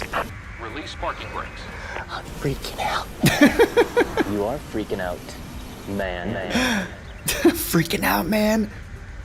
Commencing push. All right, parking brakes All off. engines clear. Start at will. Start at will, both boost pumps and both engines, because it'll let me. I'm gonna do it. Left engine start. Right engine start. We'll get both of these off, and we're watching the N2. 20 right there. And 20 right there. Now let's get the spoilers up. Let's go. You have nothing on the CGA4 windows at all? Damn.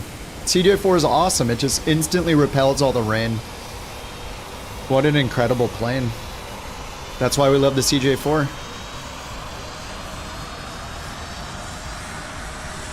Alright, we're gonna listen to the Boris.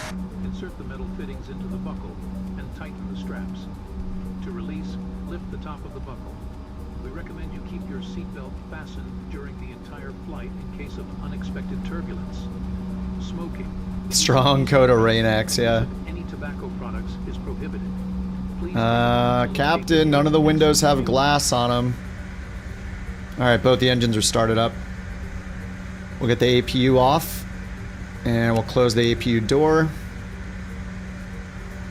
Great, we need windshield heat, yaw damper, and trim. So windshield heat's over here. Yaw damper and trims down here. Parking brake set. Yaw damper 1. Yaw damper 2. Stab trim 1. Stab trim 2. And mock trim. Alright, check the CAS. Everything's gone. We need flaps down to 8. 2 clicks for that. There's the slats. There are the flaps. Good. Trim. We check performance. We want 7.0. We'll get that set over here with our trim up-down button. Alright, I think we're good to go.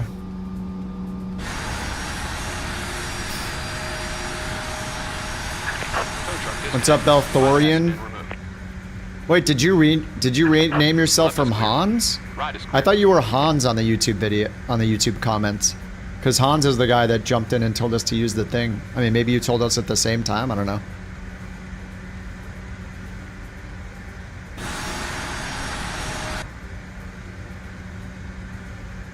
Alright, and then we got 5,000 on the altitude there. We're going to use heading mode and speed mode. Set the speed to 240 to start. Ground couch 323, ready to taxi.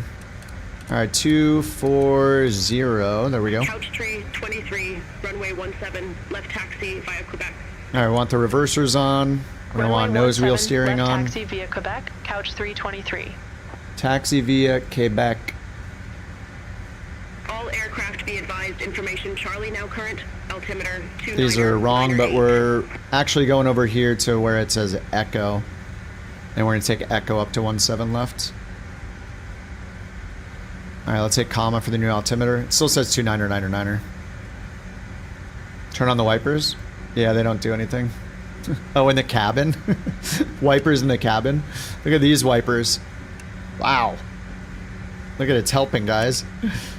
Yeah, the one we need the wipers for the cabin. Right here, little windshield wipers for the inside part of the window where all the rain is somehow. Absolutely. Yeah, this looks bad. Alright, let's get the parking brake off and let's get the taxi light on. And the nose light on. Strobe light's off for now. Excuse me. Sorry, Jack. I am in the baby CRJ, the Ultra Baby, the 550. It looks just like the 700, doesn't it? I think one of you guys said that they're the same. So what is the actual difference? Is it the same body as the 700 with weaker engines or something like that? What is the point of the 550? Dude, this rain looks so bad. The rain effect is so much on this plane, but the wipers also don't work. Why is nose wheel steering not working? It is armed. Okay, it is working. That was weird. You're in the CRJ 320. Yeah, it looks good. Oh, the numbers are just the passenger count? So are the 550 and the 700, the planes are... Is it just the cabin layout is different and the actual plane is the same? Is it like a two class? Oh, maybe it is. Oh no, it's just a 2 and 2. I wonder what's different about it. Maybe it is the inside. Yeah, there's like an emergency exit in the middle there. I'm not sure. You've been getting weird stuff in the beta? The sim freezes? Yeah, don't use the sim in the beta. It's so bad. I would not use beta 3. I started today with beta 3 and uninstalled it without even doing a flight. The performance is like 1/2 of what I get in sim update 2.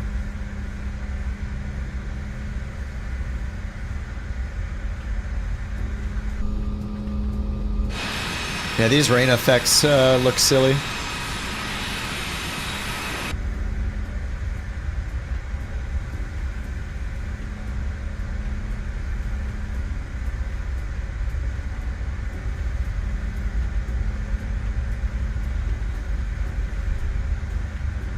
Can't see anything.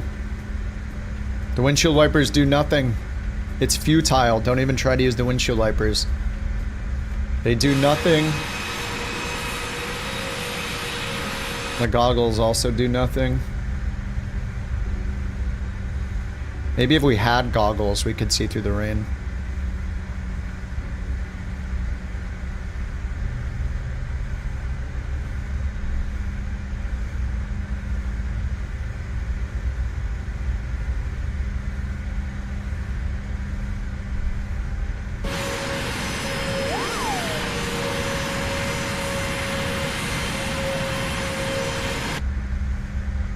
Sorry. Sorry, Nico. Sorry.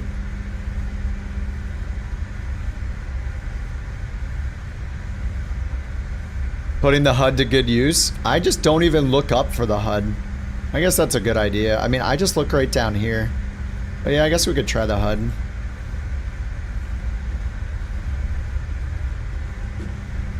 Whoops. Should probably go the way it wants me to go.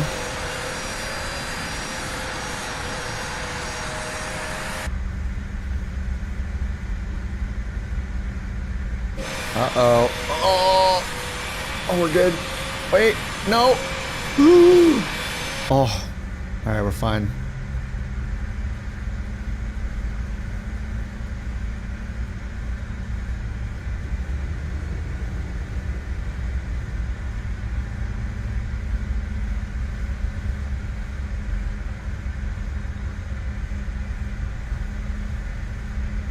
Yeah, the rain is on the HUD.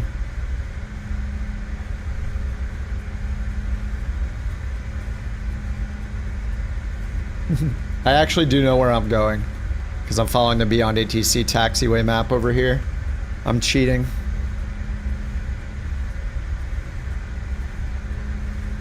It just Beyond ATC says the taxiways that are in the sim data, not Navigraph data or anything.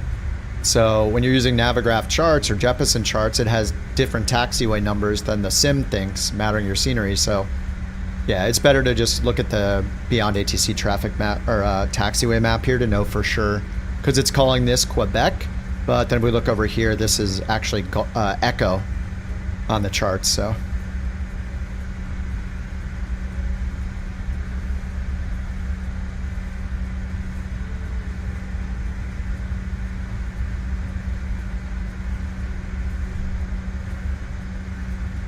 if they have a HUD in this, why can't it get it working in longitude?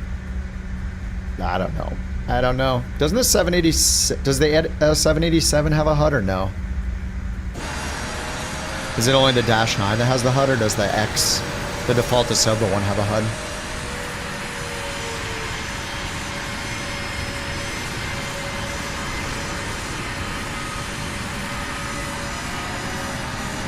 Alright, Trax is on the takeoff roll. We're taking off with a tailwind, guys.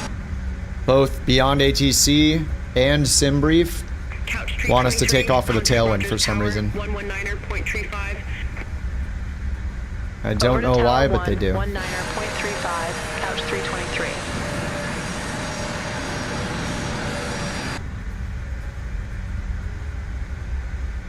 I'm not going to watch the takeoffs right now because I want to get in sooner and watch landings instead. Yeah, the Max does have a HUD. Yeah, you're right. The Asobo Max has a HUD. Autopilot on Longitude was giving you issues? The Longitude should be really stable. I think the one complaint about the Longitude is the performance is bad. Frame rate is bad in the Longitude. Couch 323, ready for departure. Runway 17 left. Couch Takeoff config okay. Rogers Tower, wind 335 at 11, fly heading 260, runway 17 left, cleared for takeoff. Fly heading 260. Fly heading 260, runway 17 left, cleared for takeoff. Couch 323.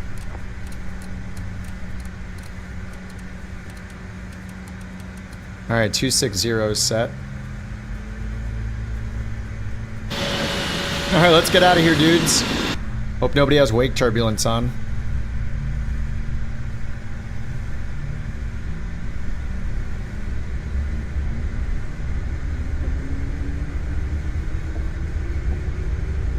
I wanted to get off before you guys, so I could...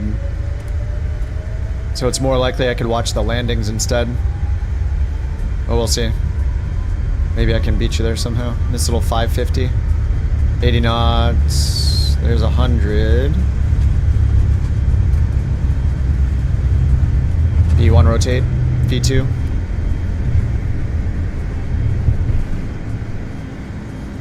Positive brake, gear up.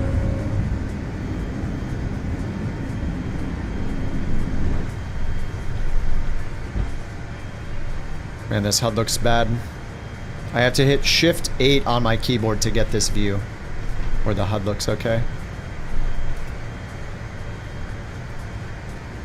Couch 323, reset transponder. Alright, 1600 AGL, climb D10.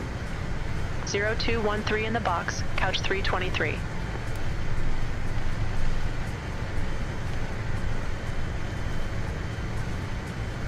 Right, let's get the autopilot on so I can fix the squawk. 0213 ATC.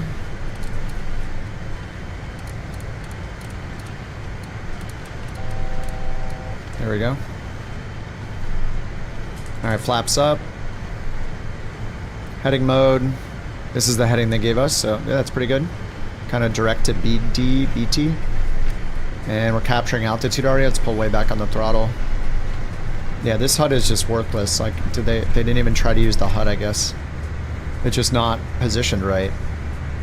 And you can't hit hat up to zoom into it because they didn't make that work. Hat up does this for some reason.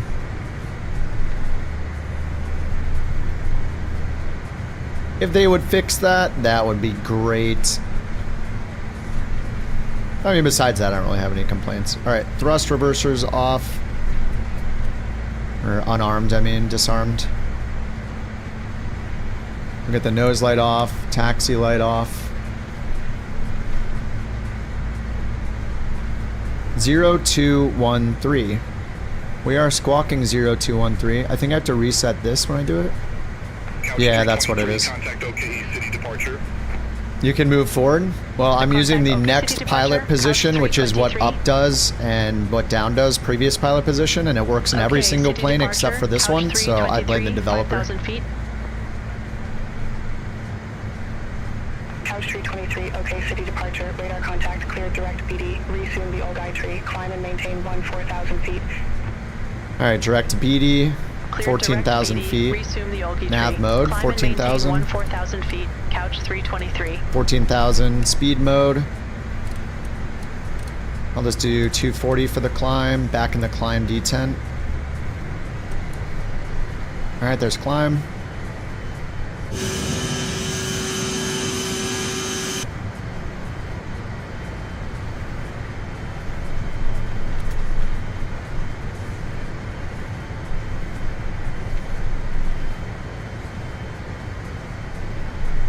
All right, 6,000 feet. I love the like rumbles and shakes.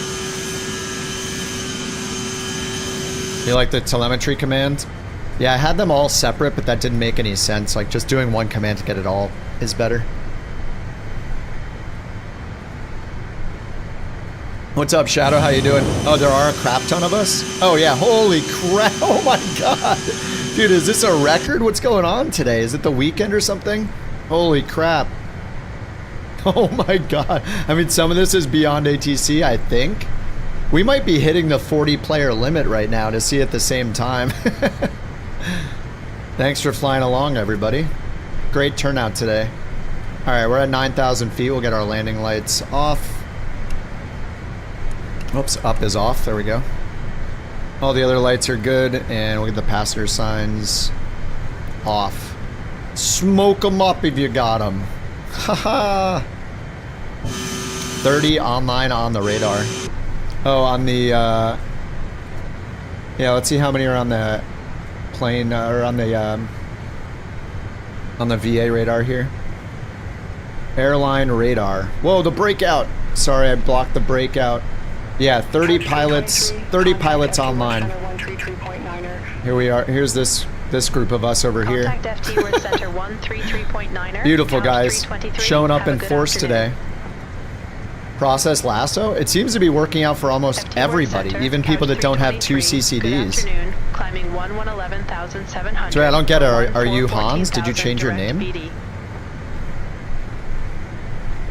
Oh my god, this looks good. Imagine if there were tolls in the air. Hey, someday they'll add them. Fast pass. It'll just see, there'll be virtual gates. So it'll be a mini game. It'll show a toll gate right here and you have to turn and dodge it so you avoid the toll road. All right, altitude capture. They just said something and I missed it. Climb to 280. All right, let's continue up. 280 speed mode. All right, 280 is set. Speed mode, let's climb at 240 still. Actually, I'm gonna do 230. We're still in the climb detent. Climbing at 5,000 feet per minute. That's just fine. You were using processless on your 5800 X3D?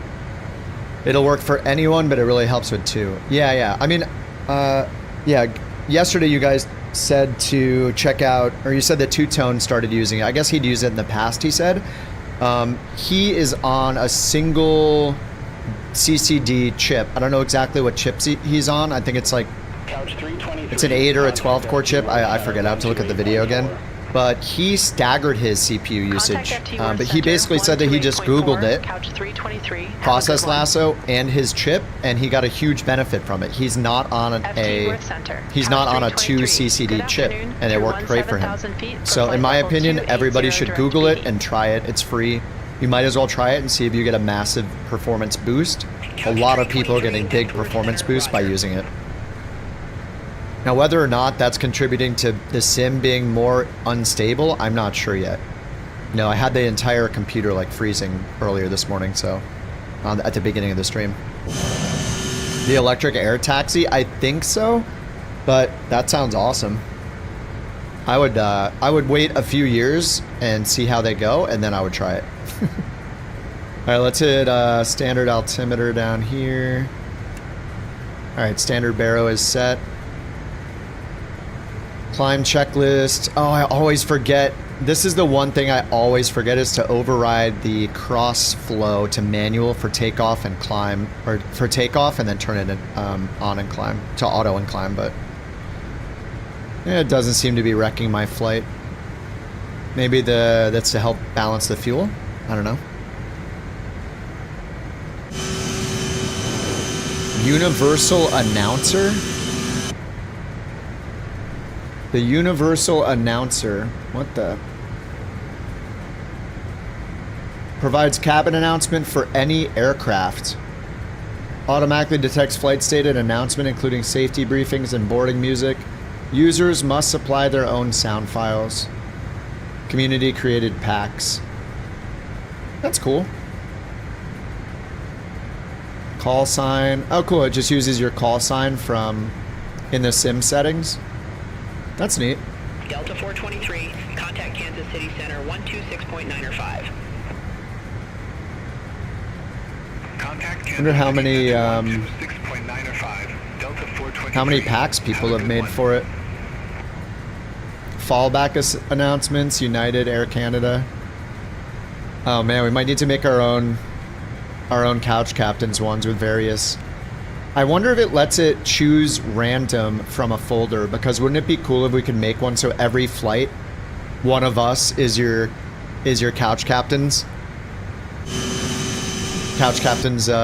announcement pack, and we could make them ourselves.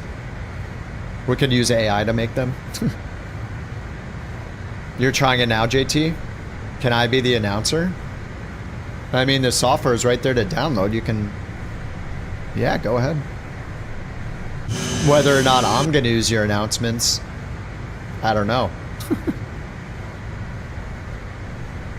I mean, based on what you do with TTS, I probably wouldn't want to use them, you know?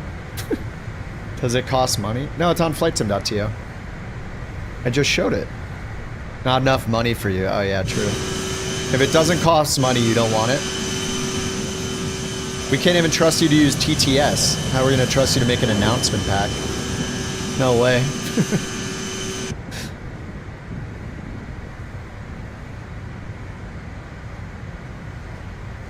Alright, we're off the charts.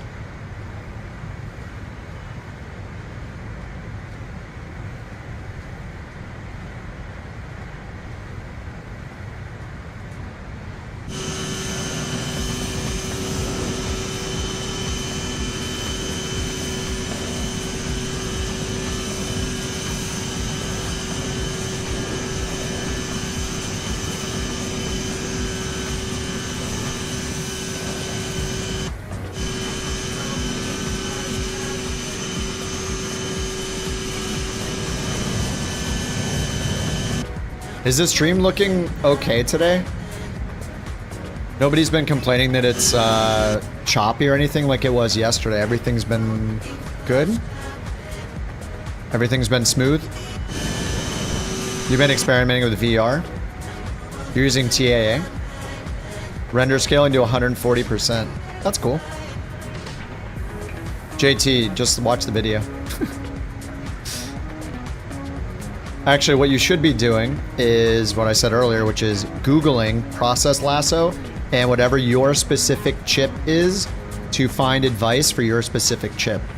I can only talk about what I did with my chip, which is different from your chip. So you should look up recommendations from people on how to configure the chip and see how it impacts your FPS. But what's nice is you can just do it while you're flying. I mean, worst case scenario, you might crash your program if you mess it up. That's the worst case scenario, is the sim will crash. Make sure the IRS switches are in nav. Oh, yeah, yep.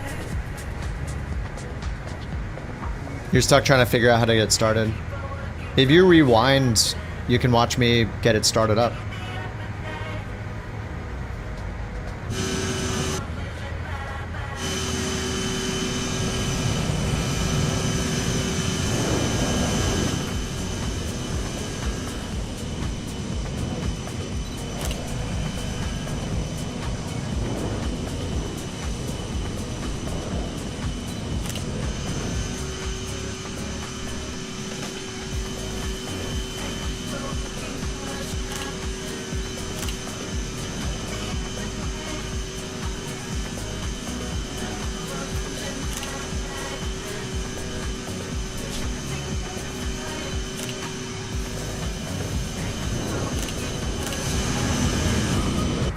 Oh, I went too fast, sorry.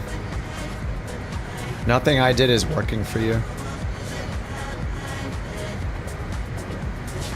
I mean, if you're just on the ground struggling to get going, you could go aircraft and click on ready for taxi. Just use the quick state for now. If you're just trying to get off the ground like ASAP.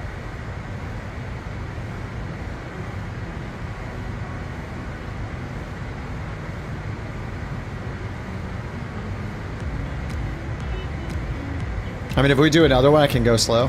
If you want to follow along, we can do it together.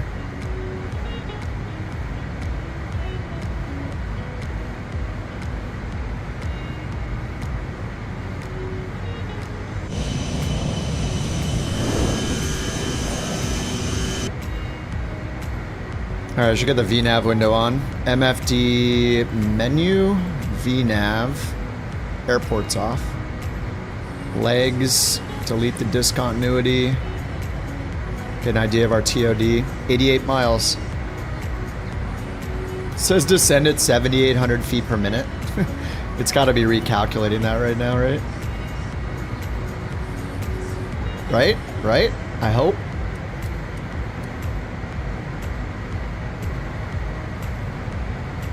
I think that might be a bug right there. 28,000 down to 5,000 feet, going 7,800 feet per minute.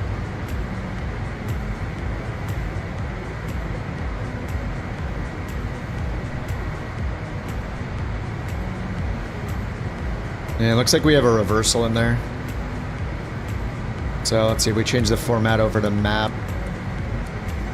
Zoom in, MFD, advance, next waypoint. I don't know if it can do a reversal, but this autopilot is not the best. Alright, so Yaus. Oh no, oh my god. Stupid manual throttle. Center on 126.3, couch 323. Yaus, Zutka. It's got a double Zutka and it doesn't show a reversal. Good afternoon. I'm just going to delete one. We're probably going to get a vectored anyway. MFD advance next. There's Zutka. Yeah, what is it? What is it doing here? We're supposed to go from Yaus? Oh, PNH. That's why. Alright, let's delete PNH. My bad. Okay, Yaus. Wait. Did it just delete? Did I delete Zutka? Oh no. Okay, departure arrival, RNAV Yankee. Next page, Zutka, execute. Legs. We will delete this. We will delete PNH. Execute. And we will delete, yeah, I'm just gonna go direct Zutka. Execute. Nav mode is on.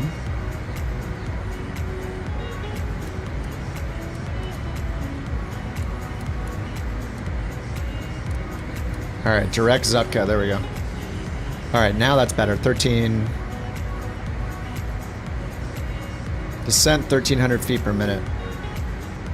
That's the missed approach. So we just got Zutka, Sipley. Wait. LBB. Is that our alternate? Oh, that's our alternate.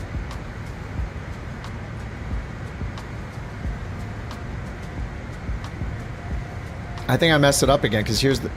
Unless... Okay, the missed approach says 75 miles. Okay, wait. Sipley. I'm messing this whole thing up. Yeah, that's... Oh, it's LTIC, then Sipley. So I need it to be... Zukta, LTIC, Sipley. Alright, let's just sync the heading bug, go to heading mode, and fix this again. Arrival, Yankee, next, Zutka, execute. Legs. Hold at Zukta. I don't want to do that, but we'll do direct Zutka, execute. And it shows Sipley. What the heck? Alright, now I'm direct Sipley. And where's LTIC at? Where did LTIC go? It's not even in the... What is happening? Yankee. Zukta. Execute. Legs. Discontinuity. There's Zukta. What is... It's just not bringing in the waypoints correctly, right? It should be going Zukta, Eltic, Sipley. Let me try this. I'm going to go in and just go over here and choose runway 22. And that's it. Execute to clear all that other crap out. Let's go direct. I'm just not going to go direct anything. We'll go arrival and try it again. This thing is so buggy. RNAV 22 Yankee. Zukta. Execute. Legs. Direct Sipley. Hold at Zukta. Zukta. Okay, there's Eltic. So now I want to go direct Zutka. So I'm going to hit direct. I'll just do the first one. Execute. Okay, there we go. Oh my god. Yeah, this thing is kind of buggy. Alright, back to nav mode. Alright, I think we're good now. So, 1,200 feet per minute. TOD is right there. And why isn't it showing the TOD timer yet?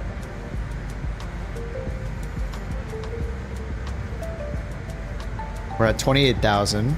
Let's check the VNAV page. Make sure we got 28,000 as our cruise.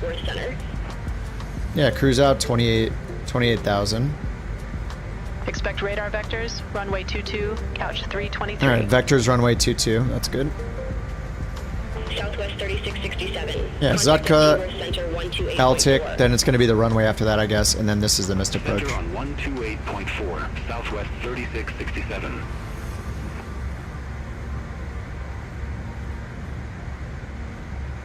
So, I don't know why this just says descent 1200 and there's no timer on it.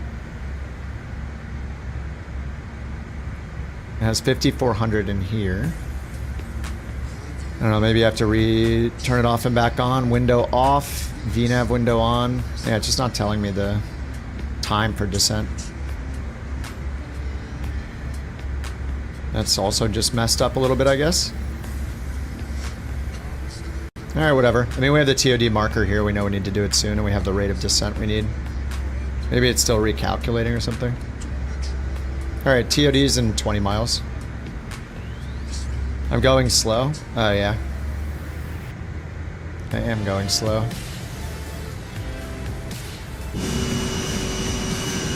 Oh, man. Alright, we're on our way.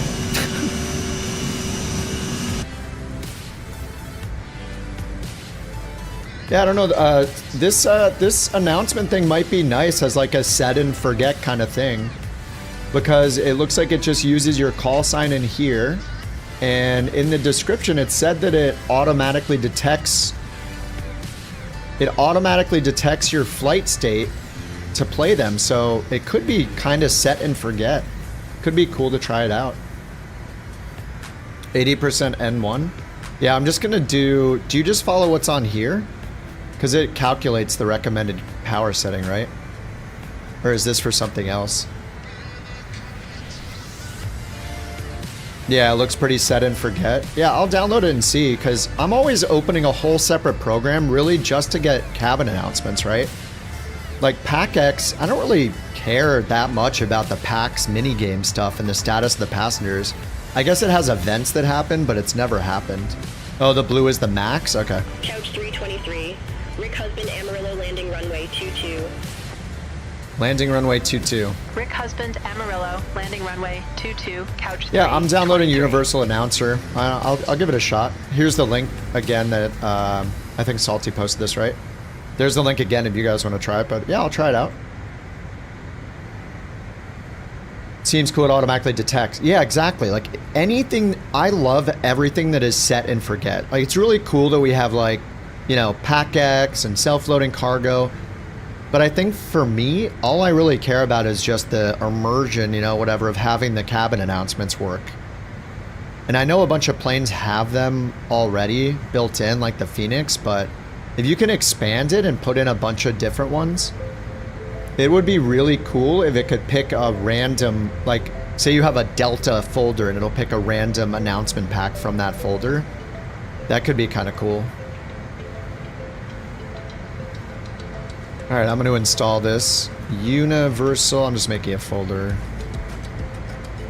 Universal Announcer and unzipping it into there. Welcome. Announcements folder. It's pointing to Phoenix Aircraft A320 announcements. 323, take care. Okay, I guess it just uses those by default, so I'll hit OK. Albuquerque Center. Couch 323. Good afternoon. Is it running in the dock or something? Yeah, it is. Okay, it runs in the dock. Universal Announcer. Flight state, audio device. Nice.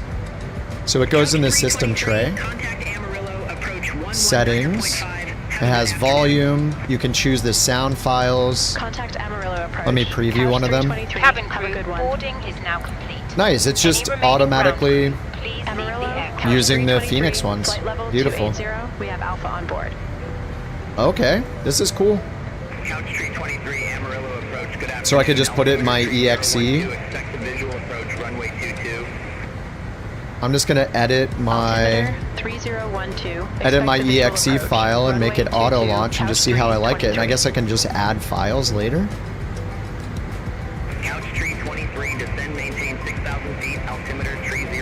I'm gonna put it in my EXE file. Properties. General. Altimeter 3012, couch 323. Copy as path. Put it in my startup. Universal Announcer. Okay, that's in my EXE to start the next time I start this in. I mean, it's on right now, so. And then I guess all you have to do is, if it has announcements built in, you can just turn the announcements off in your specific plane. Yeah, so I can just go here and turn off the sounds, save them, and then we'll just hear the Phoenix ones. Not bad, good news. Wait. Oh, sorry, you guys are having a different conversation. I want to be part of the conversation. All right, they said to descend and maintain 6,000. Let's do that.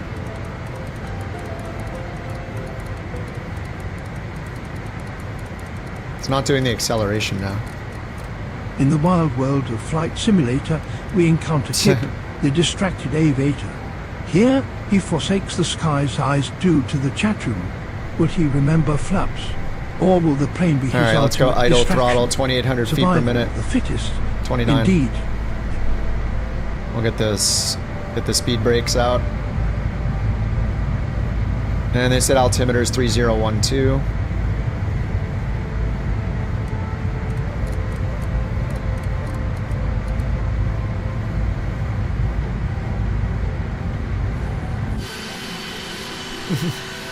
None of your business. Exactly. It isn't. I'm sorry for trying to barge into the conversation. GitHub has the instructions to add files. Fearless Frog. Nice. Plays Phoenix A320 compatible cabin announcements on any aircraft. Sound files. Oh, cabin announcements, Discord. Join the cabin announcements for Phoenix Discord server for community created sound files. All right, let's do that. Heck yeah. 3,000 people online. Holy crap, there's a lot of people in there. All right, I'm joining the Discord.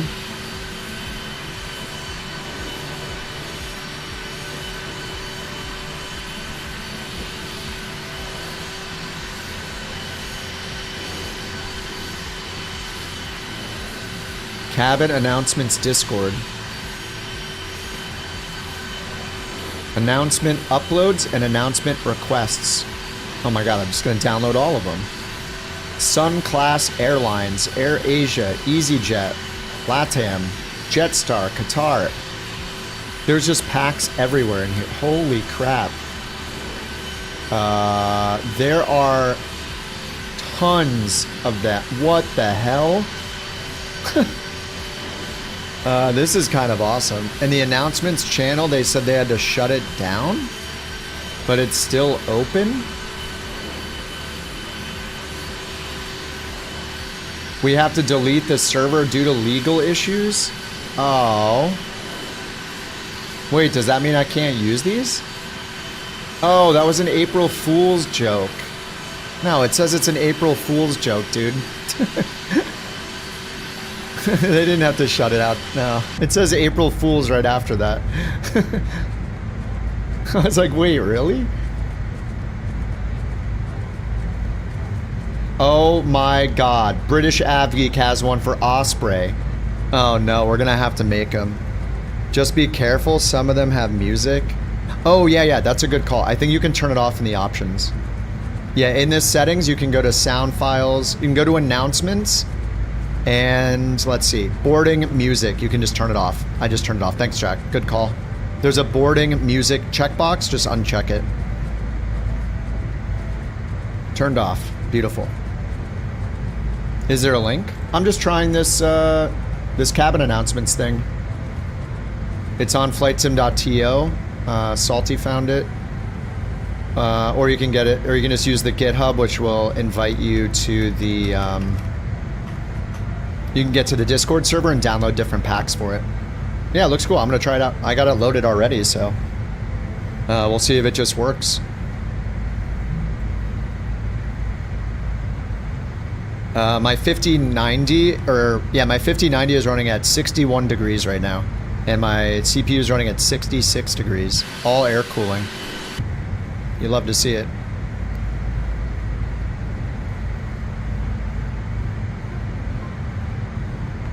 But yeah, I just installed that to try it out because I guess I'm just installing stuff now and people recommend it.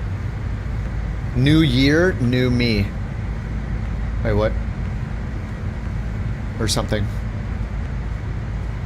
And then they have a thing that says make your own. Salty, do you want to post this somewhere? I don't know where to post stuff like this. Maybe in the VA channel? Maybe in the VA ideas channel? It could be posted, and then the idea is that we could make our own if we want to. I got it. I don't know if I can do it. I don't think I can,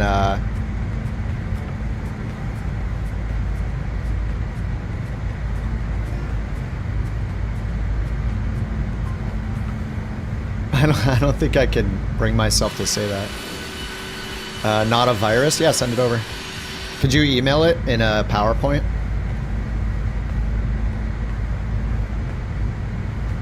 We could use AI. I could use TTSMonster to generate them. Oh my god, let's make the president's one. It'll be Obama, Biden, and Trump all in one pack.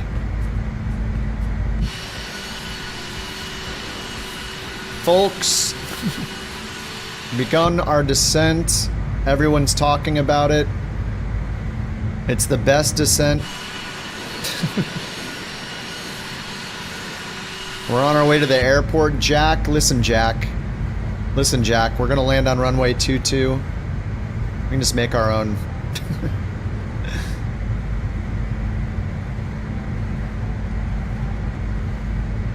You have a killer Trump impression? For some reason, whenever somebody says something like that, I can only assume that it's not good. Nobody does descents like we do. Alright, let's get this unset there.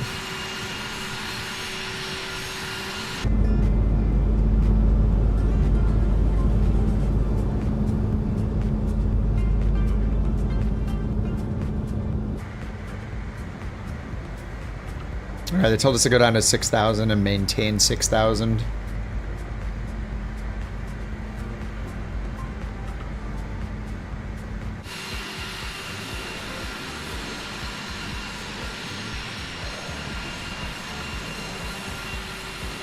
You got the 737? What, for Flight Sim 2020? Or are you using it in 24? I haven't used them in 24 yet because they haven't been updated.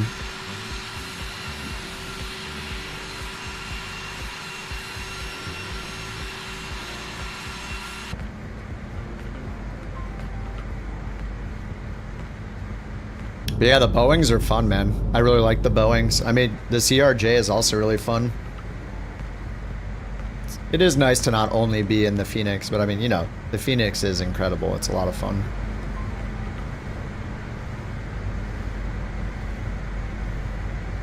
All right, we're under 10,000 feet. Let's get our lights on here.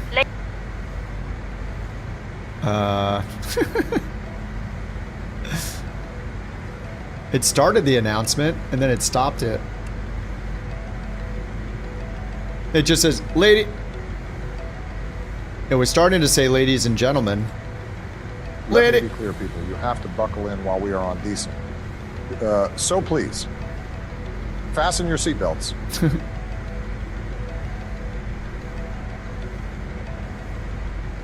Fasten your seatbelts.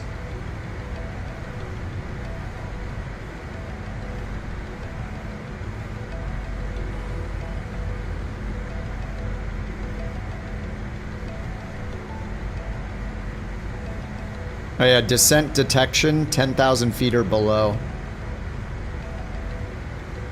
Make sure the logo light's on. What, really? Logo light, why?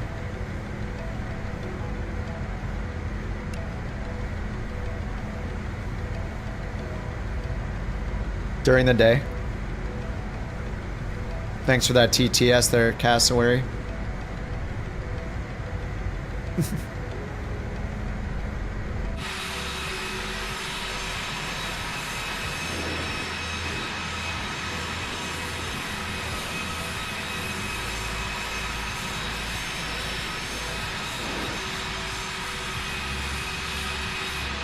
It's a toggle for the program? Yeah, but I don't want the logo light on. Why would I want the, like... I mostly don't want to see the logo light in the sim. Really? Why would they do that? While they're forcing me to use a light I don't want to use? Come on. Why is there always something weird about every program? What is that? I don't want the logo light. And what's weird is I did not have the logo light on. Is there an option to remove that? That as a trigger? I hope. Couch Tree 23, airport is at your 12 o'clock, 14 miles. Report the field in sight. Report the field in sight. Seated for landing. Thank you. Field in sight, Couch 323. Couch 323, cleared visual approach runway 22. Cleared visual approach 22, Couch 323. Alright, let's get the autopilot off.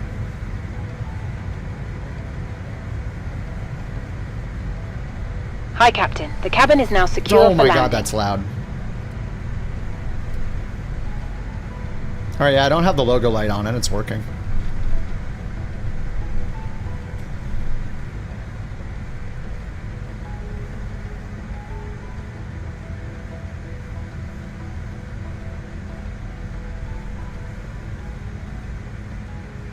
I'm not gonna put the gear down yet. We're not even lined up with final, man. What are you talking about?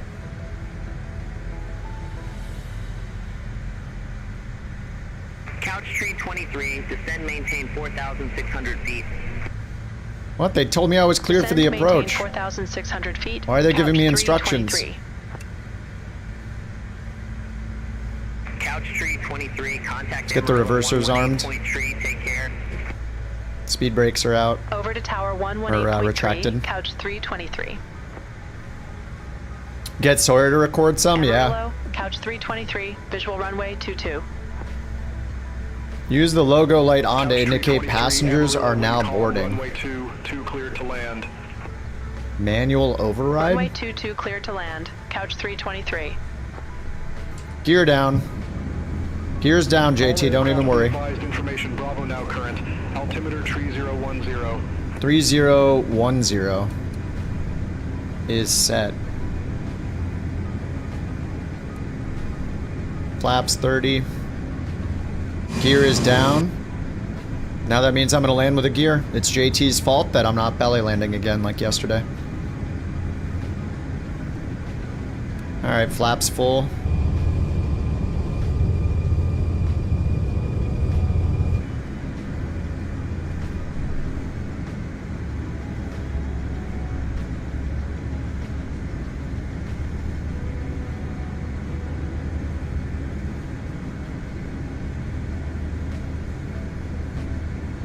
Is this the wrong runway? I mean, what's happening here? Is this 36 right? Am I landing on the wrong runway? I don't see another runway. Is there one over there? Oh, that's it over there. Oh, well, I'm landing on this one. I have switched to 36 right, or 17 right, instead of 17 left. Whatever. Wait, it said I was cleared for landing on runway 22. Wait, this is 22. Oh my god, I did it by accident. Alright, whatever. I'm a professional. As we all know, I'm secretly a professional pilot. Nothing to worry about. Don't worry about it at all. Everything's fine. 1,000.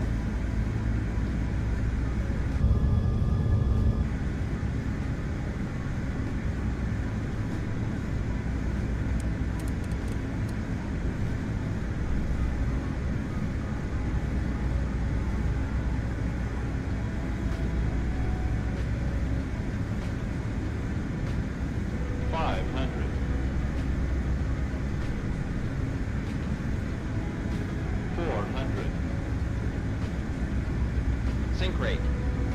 300. Sync rate. 200. Nice crosswind from the right, a little bit. 100. Sync rate. 50. 40. 30. 20. 10. Cabin crew, arm doors and cross-check. What? Don't arm doors and cross-check yet? We just barely touched down. Chill. Do they think I'm departing, maybe? Cabin.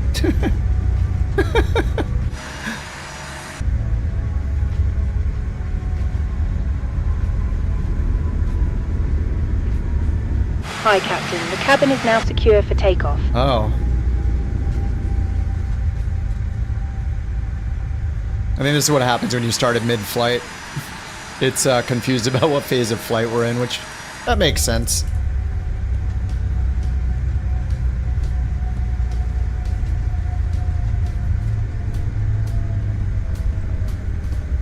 Couch tree 23, exit next available taxiway. Exit next available taxiway. Get out of the way. 23. Dude, I'm trying, alright? Ladies and gentlemen, the cabin crew will shortly be leaving their seats to perform safety-related duties. However, we ask that you remain seated. Couch tree 23, contact ground 121.9er. Portable electronic devices Ground 121.9er, couch 323. Internet access may now be used. Alright, parking brake. Got the flaps all the way up. You take all your personal belongings with you, checking in the seat pocket, underneath the seat, and in the overhead lockers. Do take care. Is this really of opening the 50% overhead volume? lockers, as items may have moved during flight. Smoking is not permitted. Okay, there, 35% volume sounds good. Just a little background ambiance slash immersion. Our ground crew will help you complete your journey. Damn, there's a lot of us.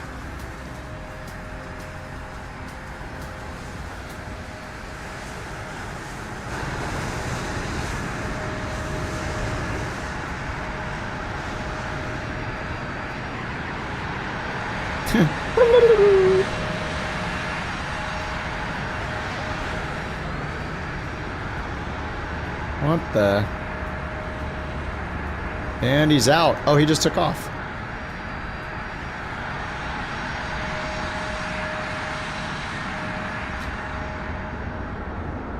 You know, I feel like the model matching on high is using more FSLTL models than it being on medium or low. Look, there's another FSLTL generic. I know that's not a longitude, but another FSLTL replacement. Maybe high is the way to go? I'm not sure.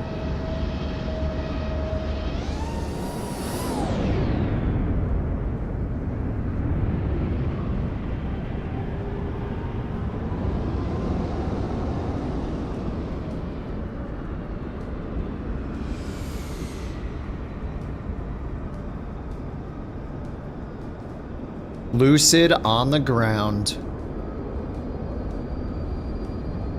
Here comes Nico. A319. Medium, generic. How does FSLTL not replace this with a 319 or a 320? Come on, FSLTL. I mean, it's probably a Microsoft problem, not an FSLTL problem, but...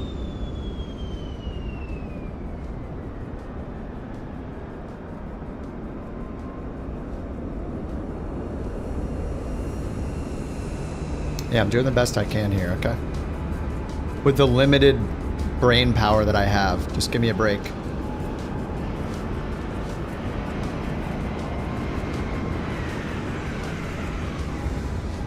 If there's anything that model matching would work for, I would think it'd be a 320 series plane. 319, 320, 321. I am wrong, though.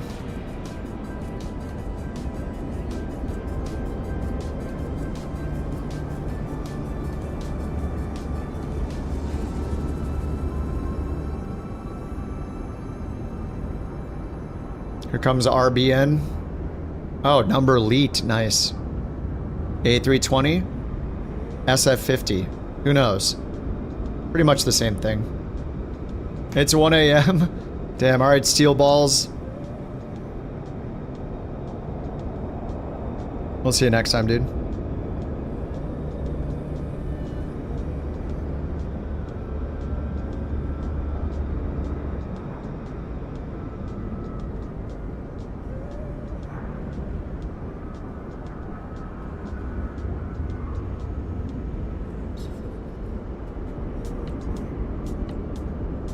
Can't model match anything but the A350, yeah, with the full cabin. Hey, Tommy.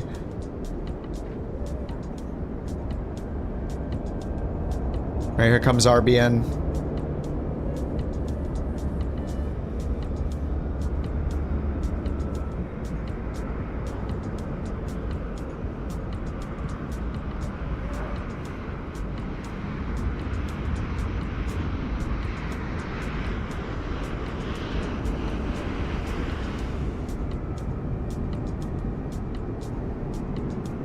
Mega soft.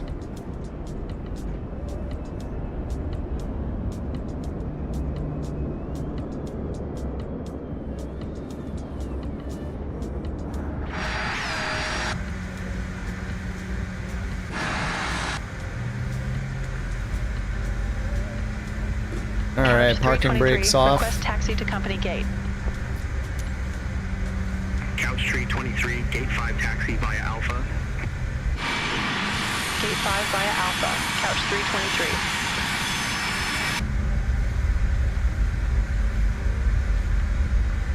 Alrighty.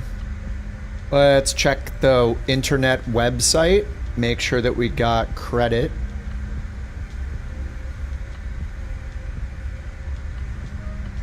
Yep.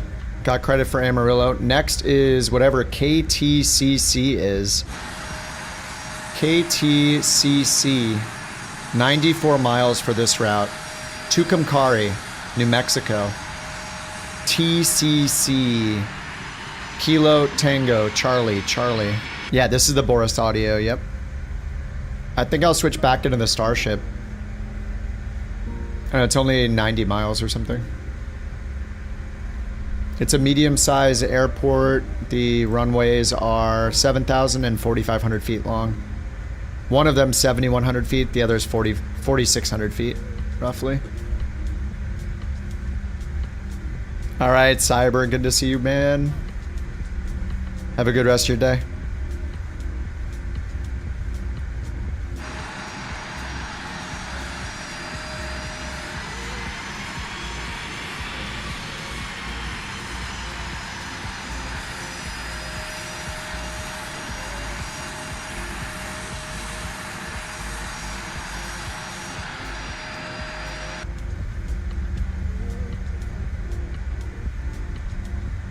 Just see how the deboarding looks.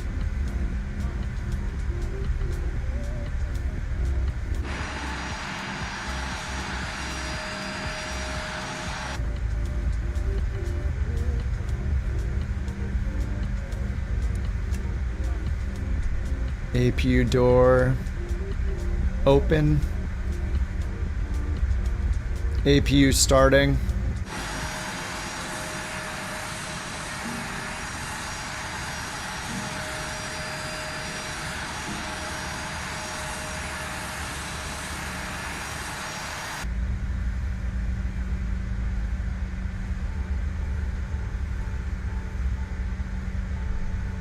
Halfway point between California and New Mexico? Wait, halfway point between California and where?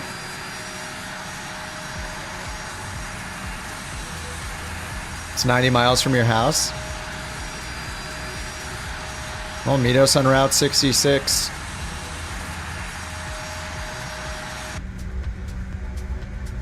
Oh, between California and Mississippi.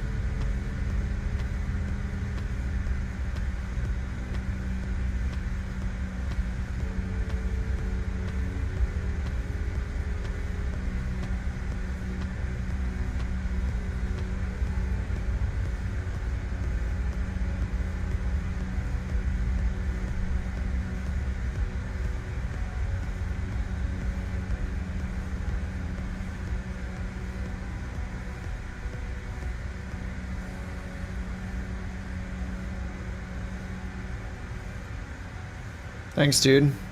Glad he got a step ladder.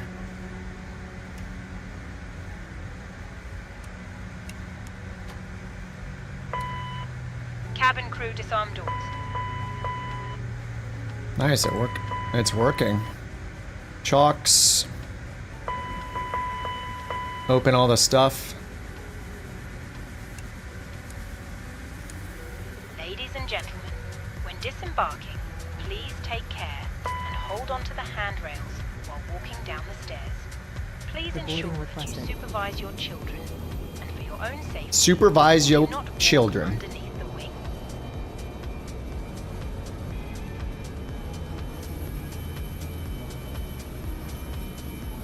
I need to download a bunch of those packs. This thing works pretty well.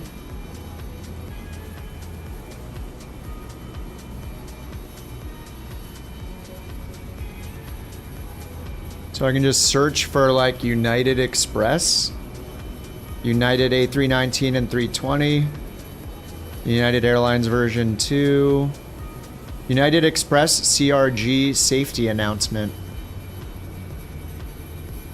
Let's listen. And 2 window exits. Seatbelts are to be fastened. Cover your nose and mouth with the yellow cup and adjust with That's the side CRJ safety annannouncement. Oh, there's not a pack, right? If occupying It's just a the single lavatory, file. Mask will be held within a retaining clip. Oxygen. There's a whole United pack, though. New and updated safety video. Alright, let's download one. UAL RAR. So let me go into the C drive, Universal Announcer. Passengers deboarding started. And I need to figure out how to install them.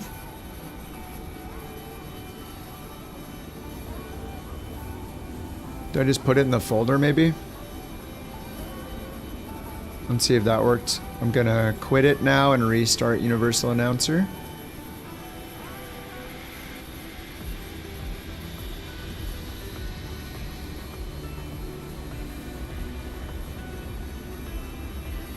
Oh, I need to put it in the Phoenix folder, don't I?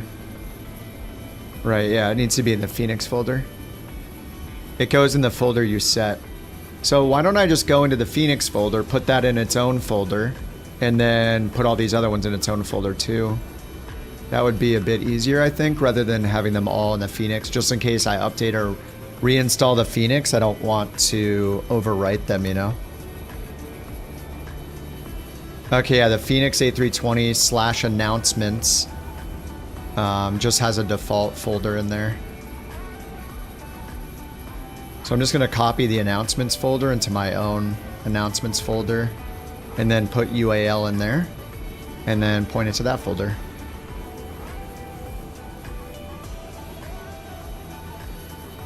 Let's see if that works.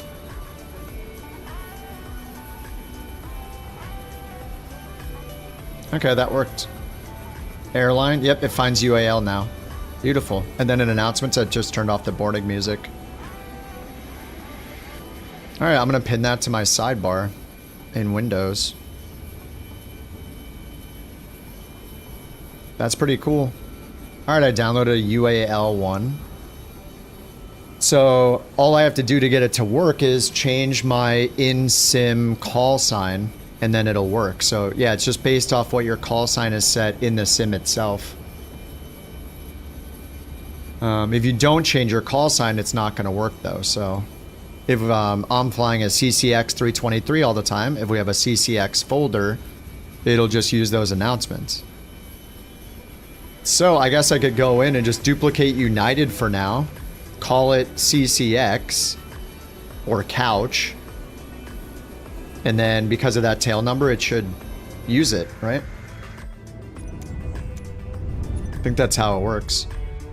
So if I just go into here, free flight,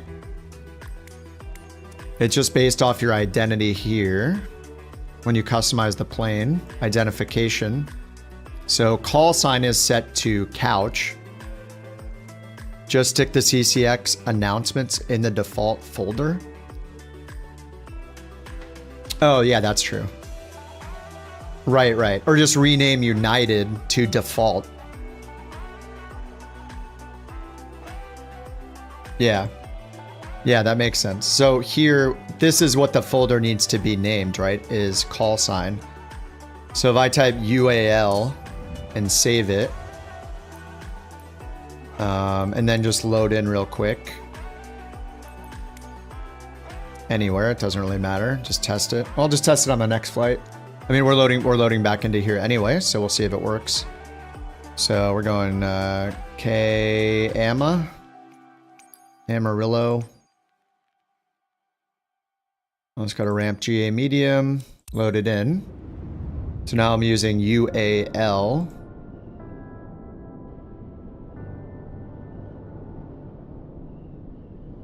I'm trusting that these files are fine.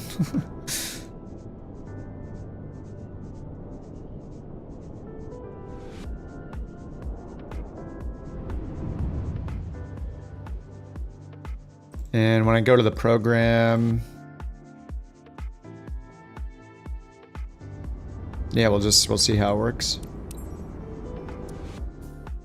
All right, so you guys said turn the logo light on and then off.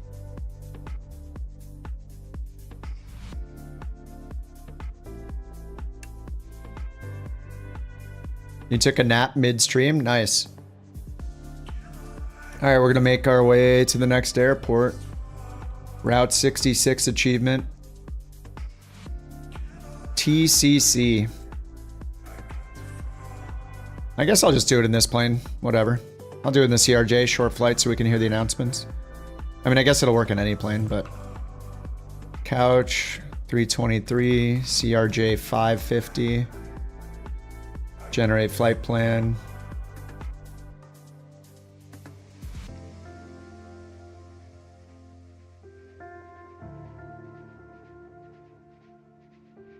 Okay, it's all set. Flight plan import. All right, GSX, let's go.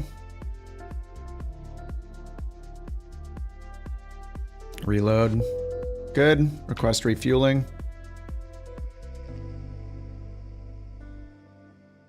Let's get the GPU on.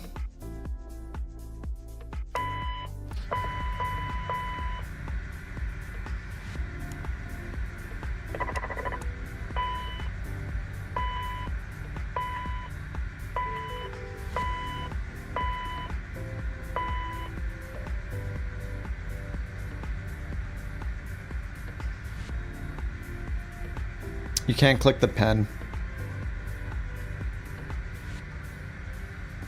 All right, let's initialize position, position init, copy the FMS position down here. And we can get the nav going. What's beeping? Just the plane booting up. All right, let's open these up. Request refueling. Refueling truck is on its way. Request boarding. Requested.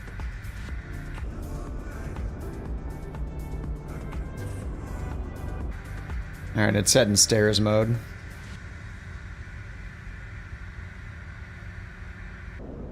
And all these are open, ready for the luggage.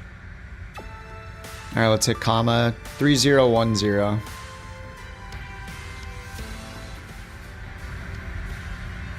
right, we'll see if the announcements work. We'll get the nav light on.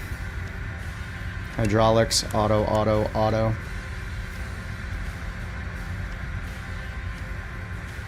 Fuel truck is in position. Passengers bus is coming. Block fuel. All right, flight plan. Let's go over here. Flight plan. Send to FMS. Direct hog it, and that's it.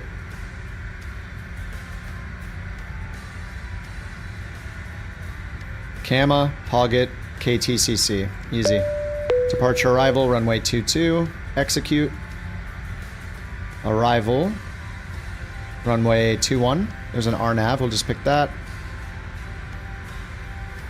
Let's hit import here. Passengers boarding started. Gotta look at our charts. We'll look at Tucumcari. VFR, winds are calm. It says runway 3 is recommended, but SimBrief says runway 21. Runway 21 has no charts. We got FAA charts. There's an RNAV for runway 21. And we're coming from the northeast. So we can just use iRev or SESRU. We'll use iRev. Execute. Legs and delete the discontinuity. Delete discontinuity. Execute. Okay, let's go to performance. Performance init. Go over here, performance. We'll set the payload first, then performance. 0 fuel weight, and we'll make sure this is right. SimBrief says 51.5. Okay, fuel 6689. Do 67. Okay, set the payload. Hit that a bunch of times. And copy the performance data. Set all the V speeds with this button. There's the performance data copied over. Cruise altitude 16,000. Execute. Alright, beyond ATC does not have a SID or star, so it can't be used. Alright, we'll just go straight up to 16,000 then. Alright, 16,000 is set. We'll use heading mode, speed mode. All the way up at 240 knots. Done. Alright, up top, let's get the APU started. Door open.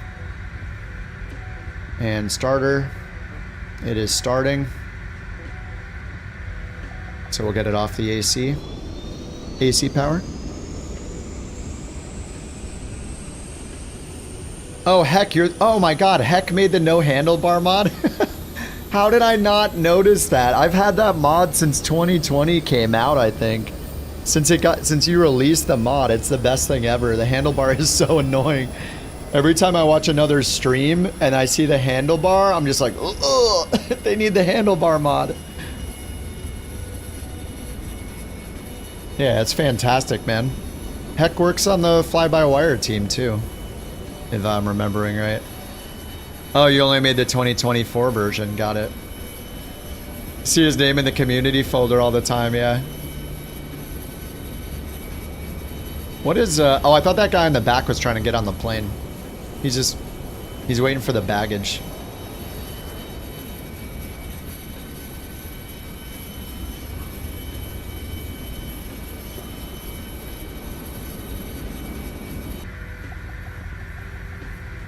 Alright, APU should be on. It is. We'll get the packs on. Hydraulics on. Recirc fan on. And over here we'll get rid of the GPU. It's gone. We'll get rid of the chocks. Oh, did that close all the doors? No, it didn't. Oh, I need to keep the chocks on in order to close the doors, so. And we'll keep all the cabin lighting off. Alright. We'll leave the chocks in place, I guess. You might get the CRJ. Yeah, I had one WASM crash yesterday. There's some annoying things, but I mean, overall, I still like flying it. fine. Okay. We're just gonna get the ATC on ourselves. We're just squawking whatever we want.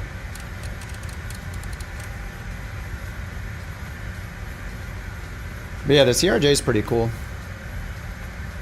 I just like the idea of these little short regional jets, you know, like short hops. That's my style, so. I think because the plane fits my personal flying, like how I don't want to do long hauls or even medium hauls, I want to do the short hops. This is my style of plane. So that might be making me like it more than other people might, and like forgiving any bugs or weirdness, but I mean, overall it's been pretty good. I've had 1 or 2 WASM crashes with it. Hopefully we get more updates though. I'm not gonna hold my breath though, considering I don't think this was ever updated after its initial release in 2020 until now, so.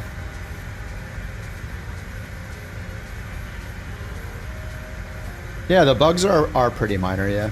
It's still just, it's fun enough to fly where I can overlook the bugs and not really care about them.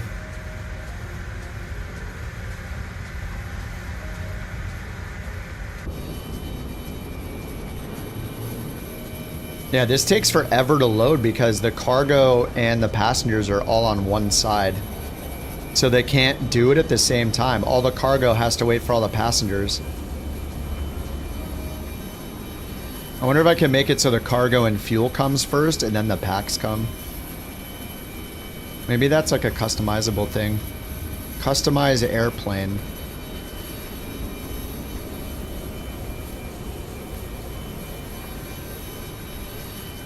Damn, I'm not sure if I can do that. Pushback arrays? No, that should be off. Pushback arrays is CRJ? Seems a little overkill. I don't know. A video for the startup procedure? Oh, I mean, you could just rewind the VOD. But you could just use the built-in checklist, but they're not great. They're okay. Like, it doesn't even mention to turn the battery on. But you could hop in, turn the battery on, and then follow this. Oh yeah, landing elevation. I should set that. TCC is at 4,000 feet. All right, here we go.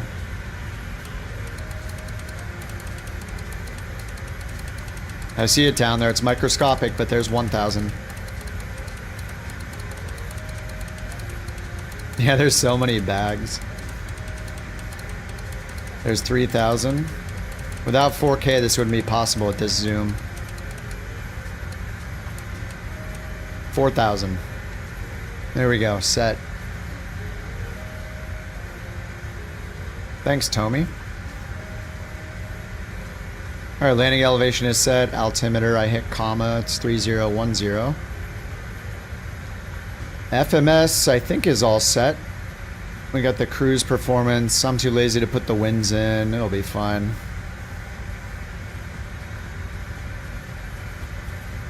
It's on FMS 1. APU's on. AC's running.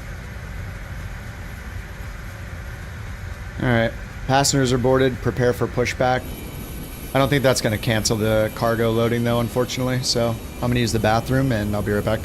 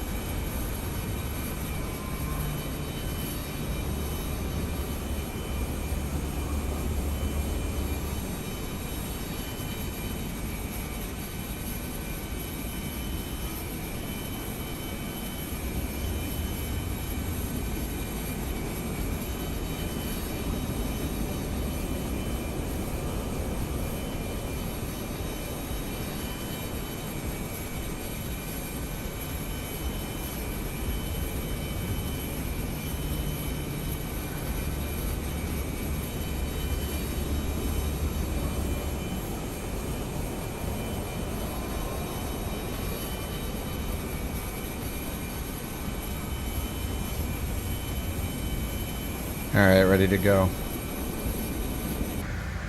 Alright, I'm just gonna go up here and hit reset position. I'm not waiting for this. We got places to go. Close, close, close.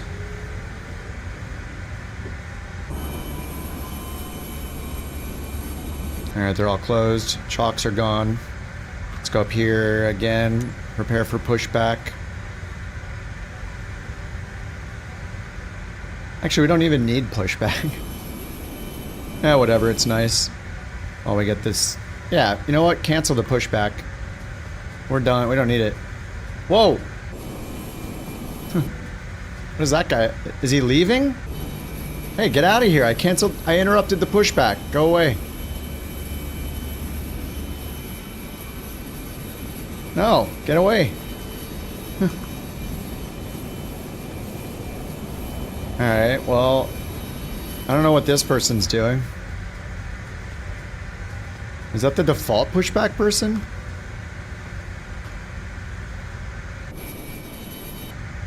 Get away. What are they doing? Boost pump 1 and 2. Beacon on. Left engine. It's working! U.S. regulations require all this is the United one. electronic devices to be turned Heck off yeah. at Dude, this thing's kind of cool. You may continue to use your small airway devices. Please make sure they are switched to airplane. These devices must be unplugged. Alright, let's get the engine started. Engine 1 and 2. Yep. In your pocket or held. If it becomes necessary, the captain may request that all devices be turned off during the flight. There we go. Engine 1. Nope.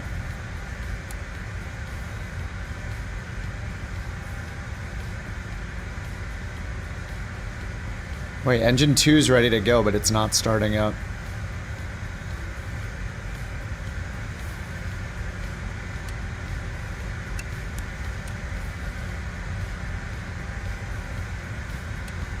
I broke it.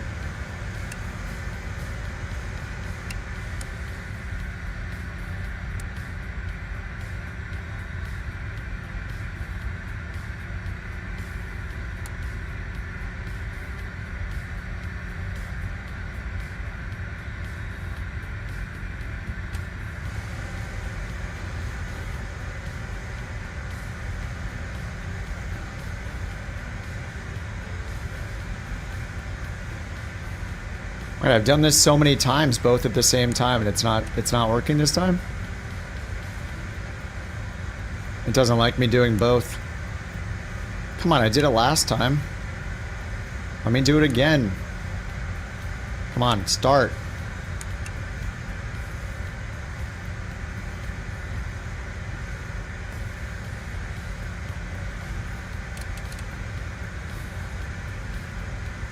I broke it. What's happening? Chocks are removed. APU's on.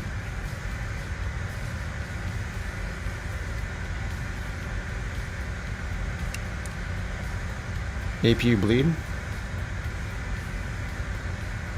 Double engine start. Dude, I've been doing it all along and it's been working. If it lets me do it, I'm gonna do it. Is the pushback thing messing with it somehow? I don't know why that thing is there. I'm just gonna hit restart and get it out of there. There. Okay, it's gone. Okay, I don't know why it's not working. It let me do this so many times. Stop engines.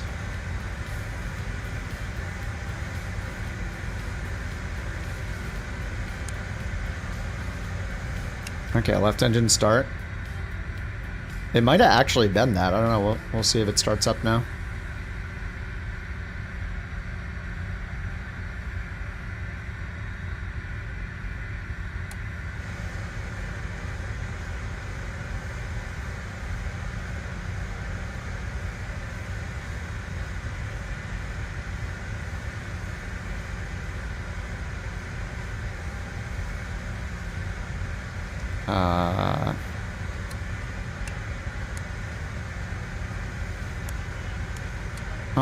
What is happening? Dude, I don't understand what's happening. Stop changing the switches. What is going on? Why is it moving the switches automatically? This is so weird.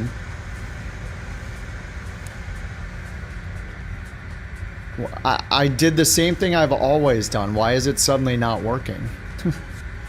Maybe when it moved the plane around and like jumped it, physically moved the plane up and down, it messed something up?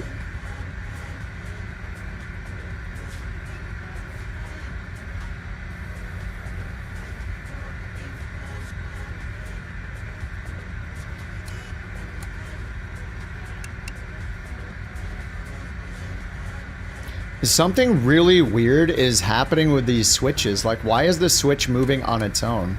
What the heck? Dude, leave it alone. Shut off. And it's moving the lock over and over again.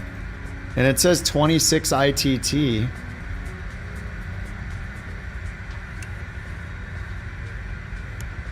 Yeah, it definitely has its bugs, I would say. I don't know. I mean, I shouldn't do the engine double start, but I've been doing it the whole time. The FO is messing with the switches? Probably, yeah, it's JT. The cause of all my problems. Introduce fuel, and it just sits there. Let me try slewing it, and then unslewing it. Yep, that did it, look. Cross-check, verify straps, stand by for all call. I slewed the plane and unslewed the plane, and now it's starting. Okay. Yeah, it has something to do with GSX when it bumped it when I reset the positions. We are almost ready to go, so please put away your carry-on items, including large electronics like laptops. Let's make sure that those items placed underneath the seat. Okay, we're gonna get engine 1 at the same time. Yeah, it was something with the slew, I knew it. Keep using and charging your phones and tablets. Start that one. Either placed in pocket or held, and in airplane mode. If you're sitting in the exit row, please don't plug the devices onto those outlets. Let's make sure that our seat belts are fastened, that our seats are up, and that our tray tables are put away.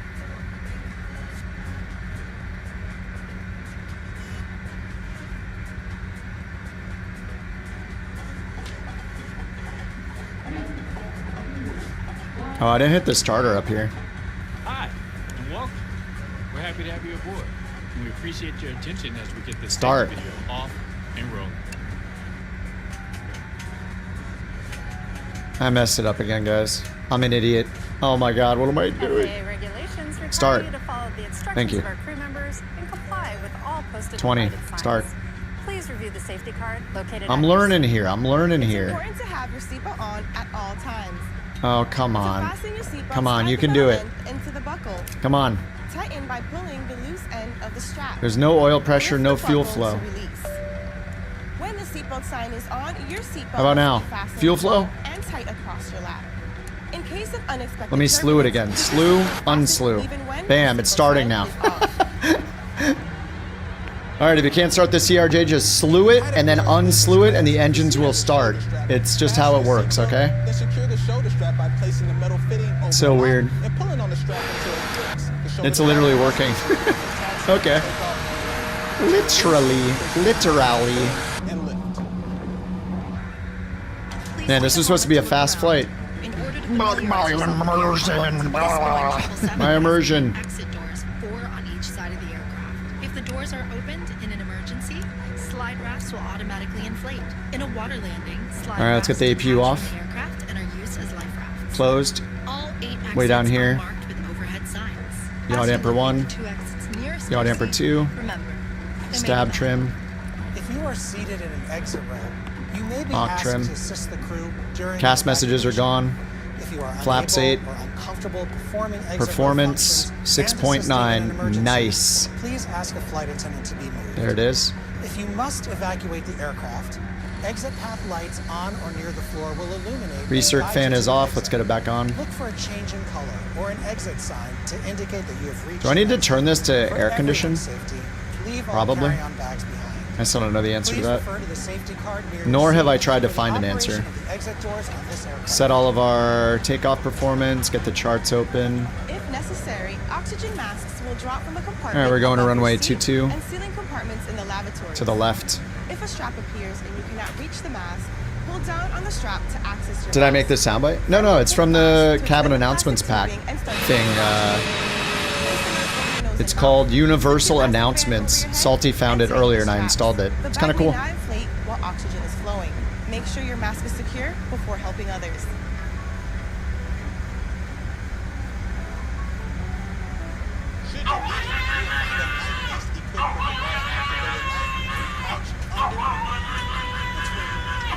Next to your seat. Remove the pouch. If present, remove the strap around the pouch. Tear open the pouch. Thank you for the Bork. And unfold the vest. Slip it over your head. Wrap the belt around your waist. Thank you very much for that, Bork. Mac, how you doing, man? Pull the loose end tight. Inflate your vest just prior to exiting the aircraft by pulling down sharply on the red tab. You can also inflate the vest by blowing into the tube. Yeah, we can make our own announcements packs and stuff if we want. Which will be distributed if necessary. Smoking, vaping, using e-cigarettes, or smokeless tobacco. I just grabbed the United one. FAA regulations prohibit tampering with, disabling, or destroying laboratory smoke detectors. U.S. law also requires passengers I should probably turn on nose wheel steering. and crew members. And reversers armed. Now boarding. Make sure Oops. you've switched all smartphones, tablets, and e-readers to airplane. For taxi, takeoff, and landing, large electronic devices must be turned off and stowed. For international destinations, flight attendants off and stow all devices. We'll be taking off soon. Please review the safety card located near your seat. Stow your tray table, food and beverages, carry-on items, headrest, and footrest. Make sure your seat back is upright and your seatbelt is securely fastened. Please place your personal. Oh, so that item video under has some music to it, it sounds like. If you lose your phone or other device under a seat, I turned off the boarding music one, but yeah, this one has music in the as this can damage the device and its battery. actual announcement video thing that we're hearing. We know that who you choose to travel So I don't know if I could turn on. Maybe I should turn off the announcement video just because of that. I don't know. Yeah, the pre-safety briefing. I'm not sure which one it is. It's probably the pre-safety briefing, I would guess.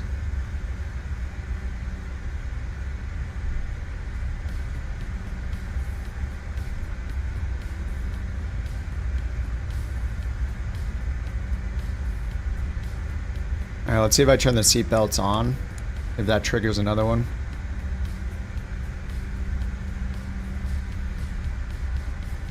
I'm not sure what all the triggers are, I just kind of set and forget. We'll see. Alright, let's get out of here.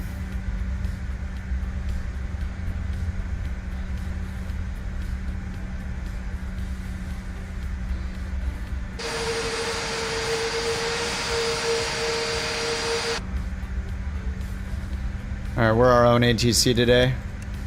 Lights are on, strobes are on. Flight on suite, be seated for departure. Alright, strobe triggers that one. Takeoff config, okay.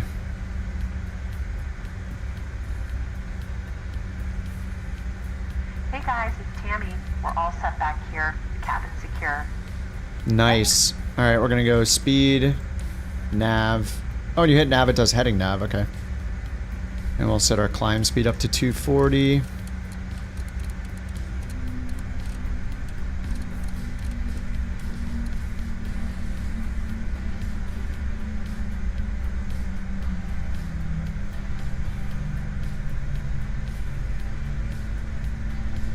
Alright, close enough. Toga.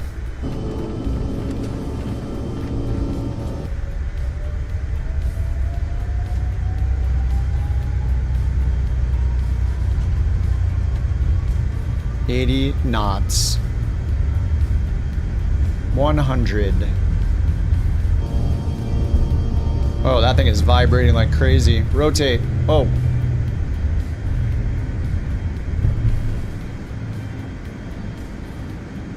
Positive rate.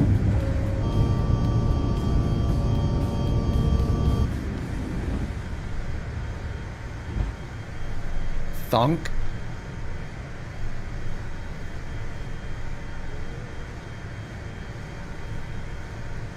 Okay, flaps up, slats are still out. So quiet up here. To the right. Flaps all the way up, slats up.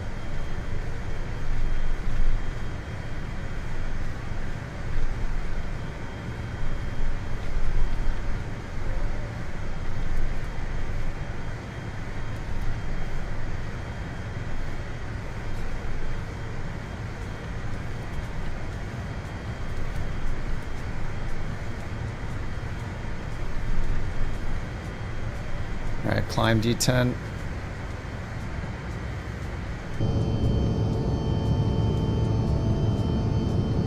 VNAV profiles, I did not. You can put in the winds though.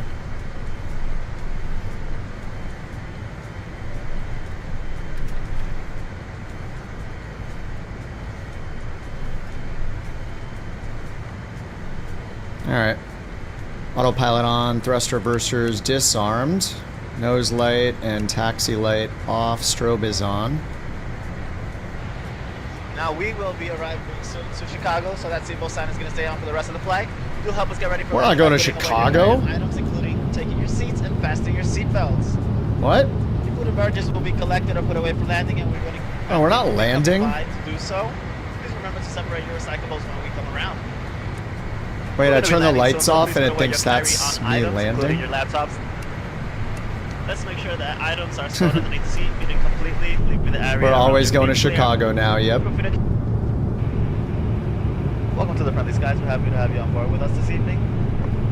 Your safety is always our top priority, and we like to take extra care to create a safe and complete travel experience by consistently applying anti-microbial He doesn't even know where he's going. aircraft's high-touch surfaces. We also frequently tidy the restrooms, but if you see one that needs attention, please let us know. Alright, lights are You can off. learn more about these steps by going onto the United app or united.com/clean+. As a reminder, the seatbelt sign is still on, even when the sign is off. Please remain seated with your seatbelt fastened in case of unexpected turbulence. Do also try to keep the aisle and galley areas clear and use the restroom located in your cabin whenever possible. Remember that bags may have moved around during takeoff, so be careful when opening the overhead bins. Yep. We can now use your laptop and other larger devices. Alright, let's get the VNAV window turned on down here. Ask a flight attendant to help find it. Don't try to do this yourself, as this can damage the device and its battery. On this flight, Wi-Fi is available for $10 or $8 if you're mileage plus. No, it's free for couch captains. He's wrong. See, and this is why we'll have our own, and then we'll let them know everything is, you know, the couches are first come, first served. Yeah, couches, tools, and recliner references will be provided. Yeah, if you didn't get a couch this time, sorry, you're gonna have to settle for a beanbag or a futon. Good luck. You can find more information about how to store your credit card, pay with miles, QR codes in the Hamster magazine, or by visiting united.com/snacktime. It'd be cool if it could randomize them in some way, so you don't hear the exact same one every single time, you know? Alcoholic beverages are limited to one per customer at a time, and if you brought Like each folder would have subfolders like 0, 1, 2, 3, or, you know, 1 through 20, and each one of them's a different pack within the pack, like sub-packs, and it picks a random one. That'd be neat. Alright, we're already capturing 16,000 feet, which is our cruise altitude. Pull back on the throttle into the cruise detent, or into man.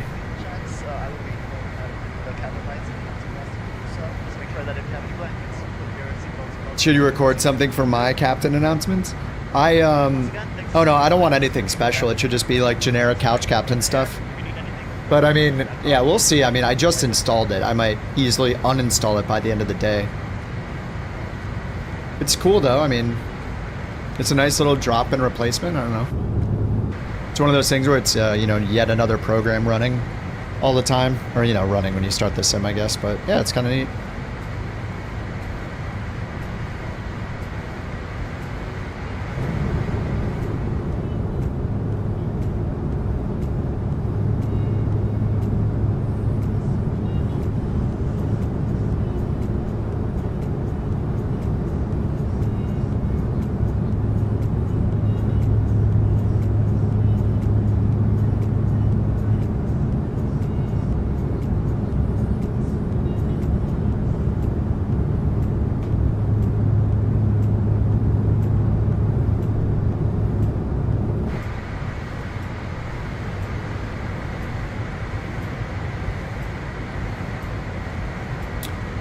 Oh, VNAV wins an ISA. Oh yeah, you know, I haven't been doing that, so maybe that has been affecting the climb performance when it's in the climb detent.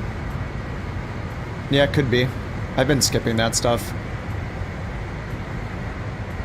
It's in the performance in it, right? Page 2. Yeah, ISA deviation plus 17. Holy crap. Yeah, ISA deviation. Yeah, reserves. That's good to know. So 19, 18. Yeah, maybe I'll try that on the next flight. Taxi fuel was actually 14, 18. Oh, sorry, not 14, 18. Taxi fuel was 500. I don't know if that changes anything. There was no execute. Such a short flight. As a performance, frame rate wise, I think I have like 80 something max. All right, Jack, have a good one, man. Congrats on affiliate, dude. The CRJ200, no, but I would not buy any vertical call planes. They're gonna be really bad. They might even be worse than Captain Sim. Yeah, I would never buy. I've bought them before, but I would never recommend buying vertical call planes. Period. Nor Bredock 3D planes, nor really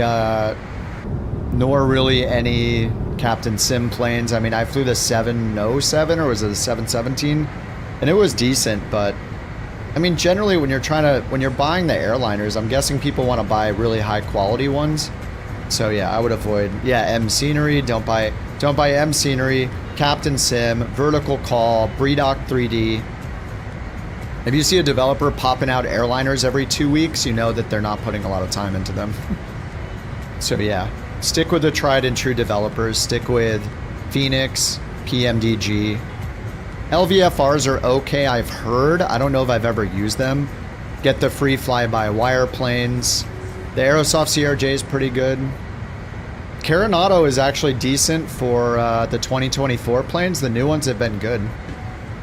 2.4 out of 5 with thousands of sales. Yeah, that's why they keep making them. And Microsoft isn't going to have any sort of standards when it comes to it because they're making money off of it too, so they're not willing to get rid of the garbage in the marketplace. It'll hurt their bottom line, so they're not going to get rid of these developers just pumping out tons of crap all the time because people don't know that it's not good and they just buy it. Yeah, LVFR are decent. I haven't really flown the LVFR stuff. I think Captain Sim is getting, I don't know if they're getting a little better, but I mean, I flew that latest Captain Sim plane. I forget which Boeing it was. I thought it was the 707 or something. And it was fine. I mean, it worked. There wasn't anything horribly wrong with it. And it was kind of a cheap plane. So it wasn't too bad. But when there are ones where like, I mean, the last time I flew the vertical call one, I think it was the A220 or something. Oh my God, it was so bad. The model of the plane looked decent, but like nothing worked inside of it. It was so horrible. Like it shouldn't even be in the marketplace. But yeah, I would avoid the ones that are cheap because they're cheap for a reason, and look at the ratings. If there's anything below like a 4.5, I would just not even consider it if somebody's not personally recommending it to you.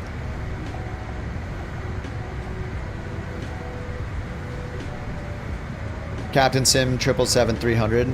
Yeah, not bad at all. Yeah, that's kind of how I felt about the 717 was. It wasn't horrible. You know, we're comparing it against PMDG planes and stuff like that. So it's not going to come up to the same level as those planes. But yeah, I mean, there's just, some of them are just straight up so bad that they shouldn't even be in the marketplace. They shouldn't be allowed to be in the marketplace, some of them. All right, we're at our TOD already. We're gonna go down to 6,000 feet first. So let's set 6,000 feet. VNAV, it's 1,600 feet per minute, it says. All right, 6,000 feet. Vertical speed down, 1,600 feet per minute. Pull the throttle to idle. I'll do 1,700 to make sure we're going fast enough. Here's 1,600 required. We'll do 1,600 actually, we'll see. We'll just watch the changes. JT said he's uninstalling Flight Sim. Project Lasso's good. He doesn't have to uninstall Flight Sim. What? You just undo the changes you made in Project Lasso. Maybe you need to reboot the sim or your computer. Flight Sim has nothing to do with it. It's Process Lasso. If you've messed with it and it's freezing it, then undo the changes you made in Process Lasso. Reinstalling the sim's not going to do anything.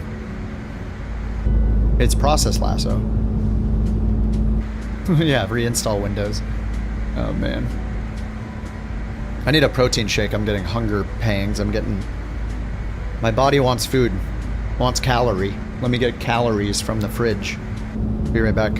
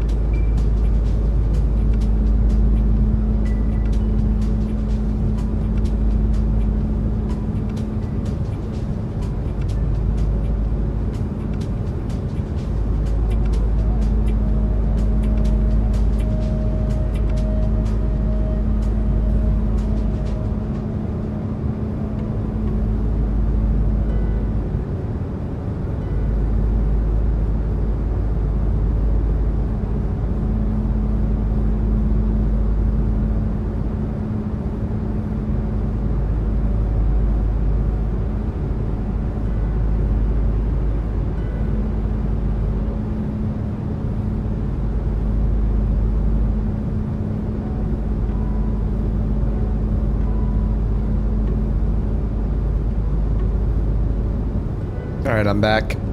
Gave the puppy some treats, of course.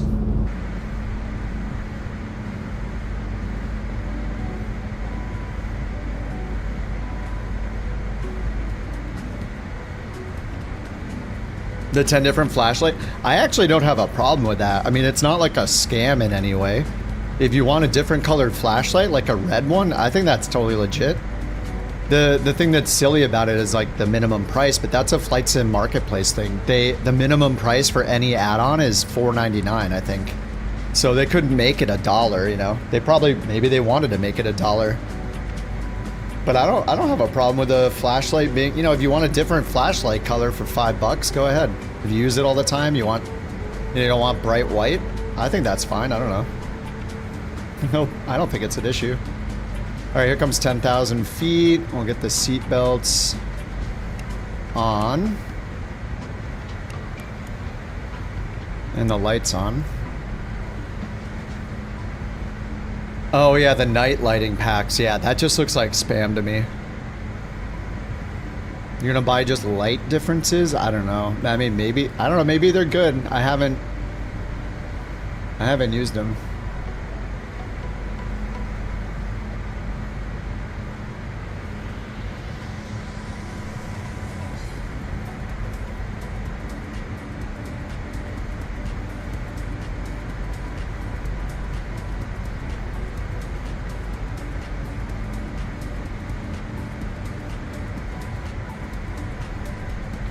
All right, 9,000 feet.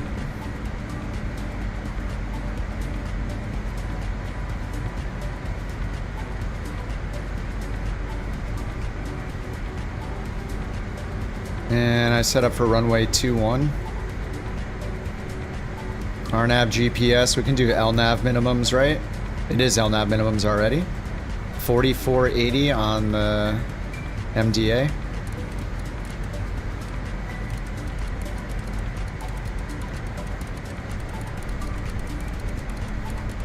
Oh man, maybe I should have used DH instead. Let's see, there's acceleration if I spin it with the mouse wheel.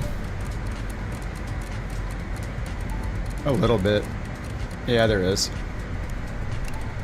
Oh no, did I hit? Oh, there we go. I thought I reset it. 4480. Alright, MDA set. Still on nav mode. And let's see, 6,000, we want to descend at 1,400 feet per minute, so that's looking good. There's the runway right there. All right, let's get the thrust reversers armed.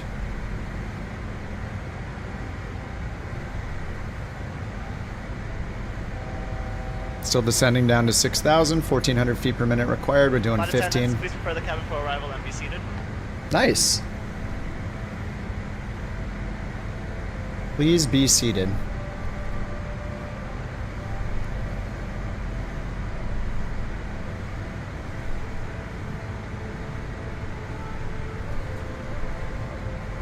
All right, let's get the speed brake axe. We're at 240 knots. Secure for landing now. You're welcome. See you on the ground.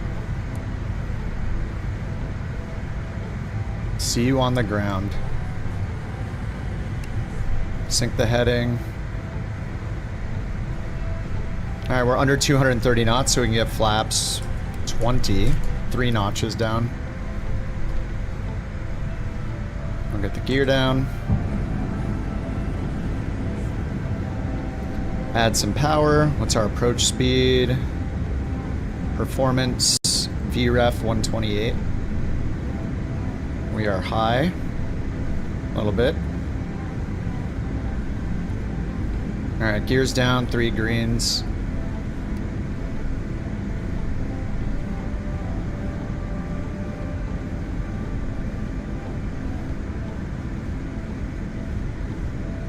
Alright, VREF 128.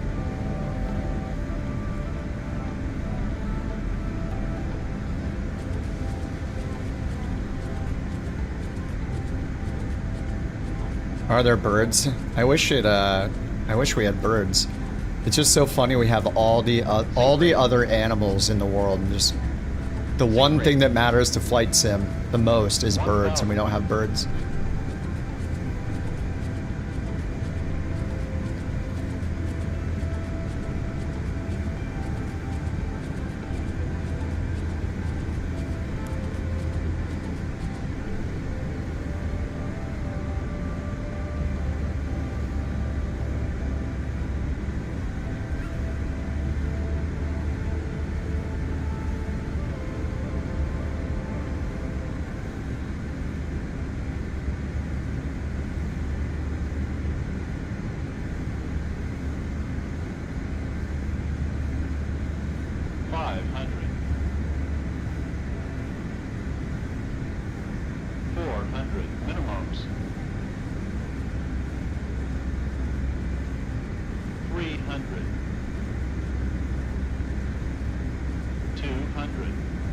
Sync rate.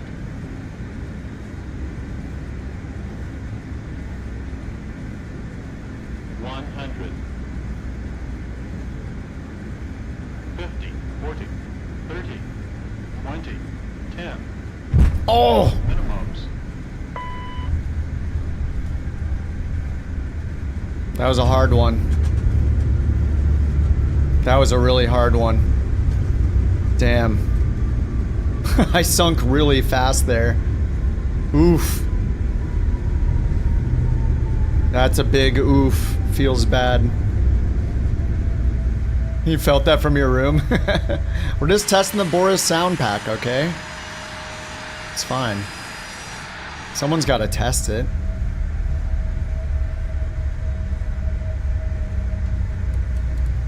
Flaps up.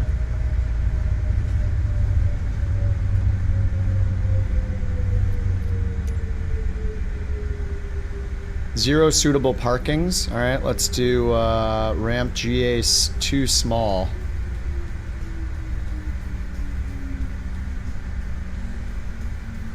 Welcome, where the local time is 7:43 p.m. Do stay comfortably seated until you see the seatbelt sign turn off. You may continue to use and charge your phones and tablets if you are sitting in the exit row. Please don't plug the devices into the outlet. Don't forget to check your I didn't seat flip back over and I pocket remembered the gear. and make sure that you also have all of your belongings, and be careful when opening the overhead bins. Once the seatbelt sign is turned off, please stand clear of the doors to allow flight attendants to complete important safety duties. Once we arrive at the gate, we'll be handing you off to our amazing airport team, and they'll be more than happy to answer any questions you might have. Any checked luggage may be retrieved from baggage carousel number 3. Once again, any checked luggage can be retrieved from baggage carousel number 3. From all of us at United, we'd like to, and our Star Alliance partners, we'd like to thank you for flying with us this evening. It's been our pleasure serving you, and we look forward to seeing you again on another United flight. Keep yourself open home. Not. And safe travels. Have a good evening. Do you think people just recorded these themselves, or they like recorded them on an actual flight? I mean, it sounded pretty convincing. Even had like the sound of the phone being picked up or whatever, the little intercom phone.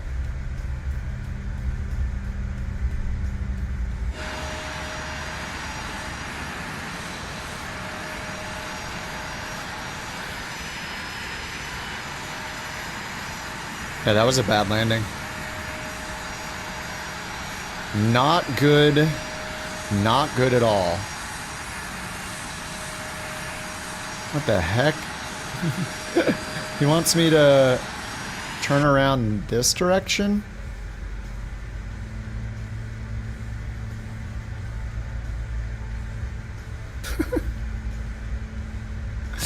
Alright. 2x? No.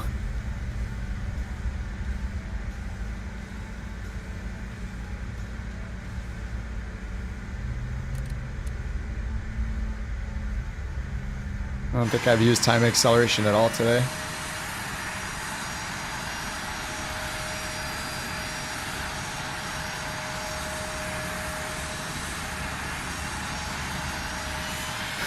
Sorry, everyone.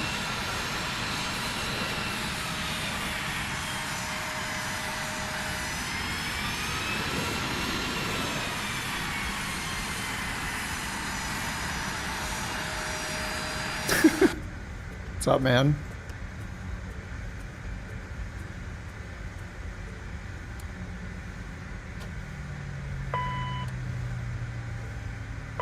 Flight attendant species on doors for arrival and caution, stand by for all call.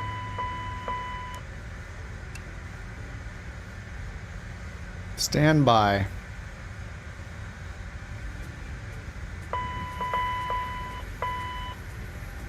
The boarding requested. Boarding requested.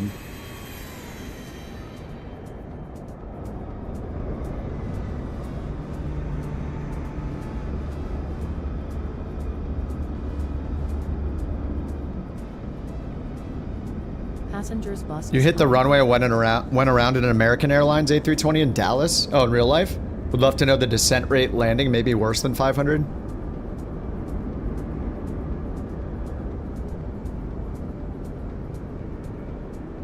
I don't think I've ever, yeah, I've never been on a go-around in real life. Had a go-around in real life.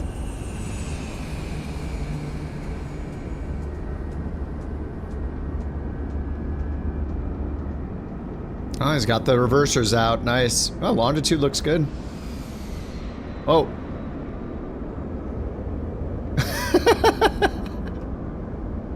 Dude, I love that. Whatever, if you're in the same plane as someone else, whatever you configure your plane as, their plane looks the same. Passengers to boarding Starship. I love it. All right, everybody out. Express into the terminal. Just hop right out. It's so funny. Does FS LTL tank your performance? It can if you have... The more traffic you inject, the more it will lower your FPS. It'll limit your CPU and lower your FPS, yes. There's like any injected traffic.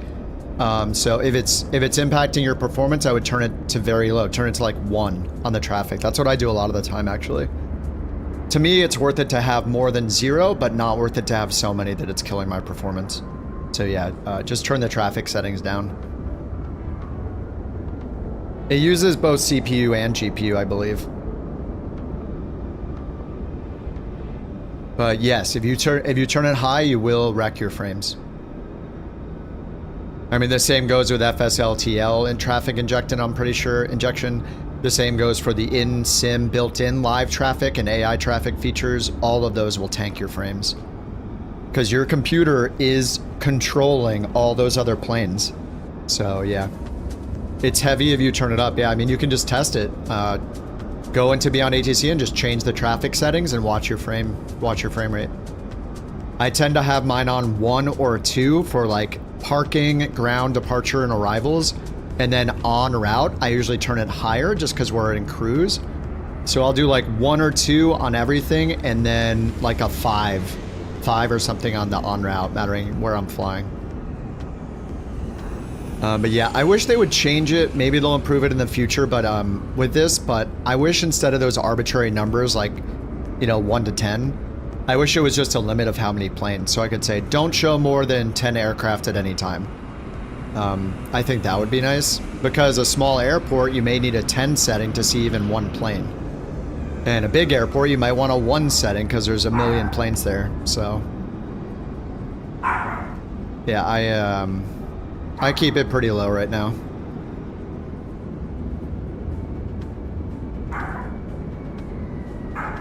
Thank you for the Borks. It's that time of day.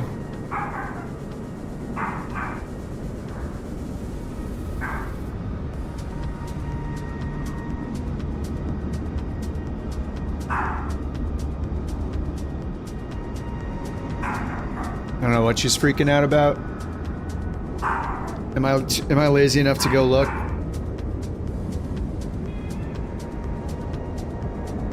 Am I too lazy to go look? A different program lets you turn it up to 11? Oh, great. Ha ha, so funny.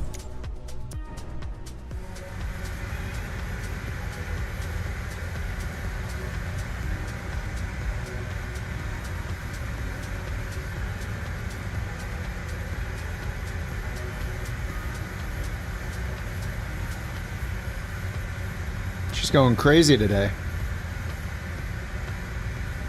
It's a boot time.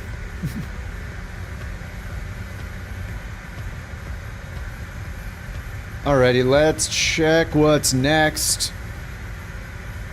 I don't know, I might want to take a break from doing these because so many of them are short. I kind of want to fly a longer route. I don't know. Next, we're going to Albuquerque. How long is this route? Okay, never mind. This one's 148 miles. Let's continue. Albuquerque's next. KABQ.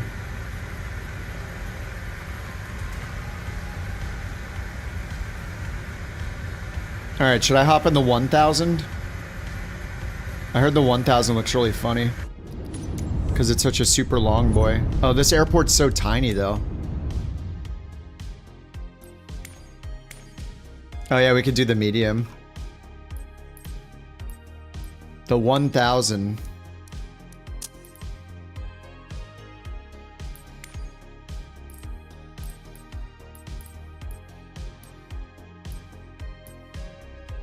Air France, hop.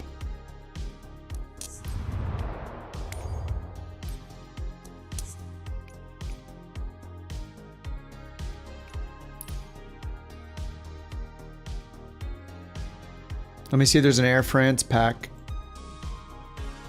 Cabin announcements. Air France.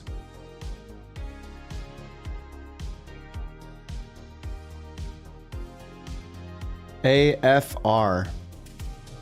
Download. We'll just hear another one, why not?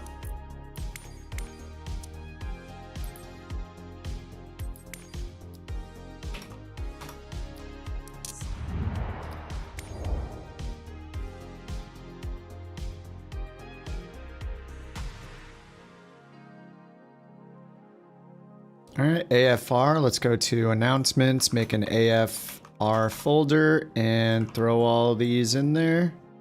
Done.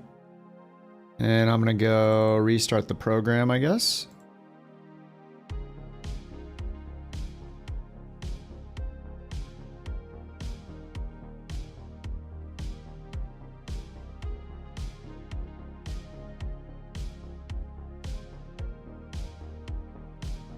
Okay, I restarted it.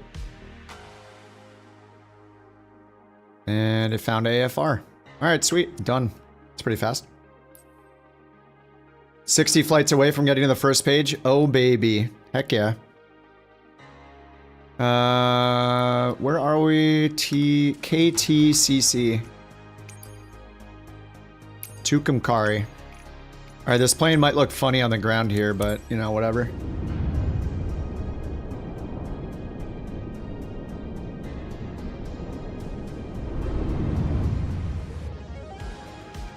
How do I compare FS Hub to New Sky? FS Hub is set and forget. You can just have it run in the background. It automatically detects what plane you're in, when you took off, when you landed, tracks the whole flight. It's like an automatic Volanta, basically, is how I describe it. But it also has VA features that are very, very focused on routes, achievements, more so than the landing rating. The landing rating, it only detects your feet per minute. It doesn't really mean anything. It's a nice metric to have, but it's more about flying together, defining your own routes and achievements. It's great. So it's missing the harsh scoring system that New Sky has. But my main issue with New Sky that made me look for something else and ended up trying FS Hub was New Sky is very bad if you want to fly GA planes. They do not update it often. Lots of the 2024 planes aren't even compatible yet. The Starship has been on the wish list for like 3 weeks, and I don't think they added it yet. I haven't actually checked in. I've just kind of been ignoring it now. Oh no, it was added. It was added today. It was added 2 hours ago. It says done. So the Starship was requested on the 19th of June.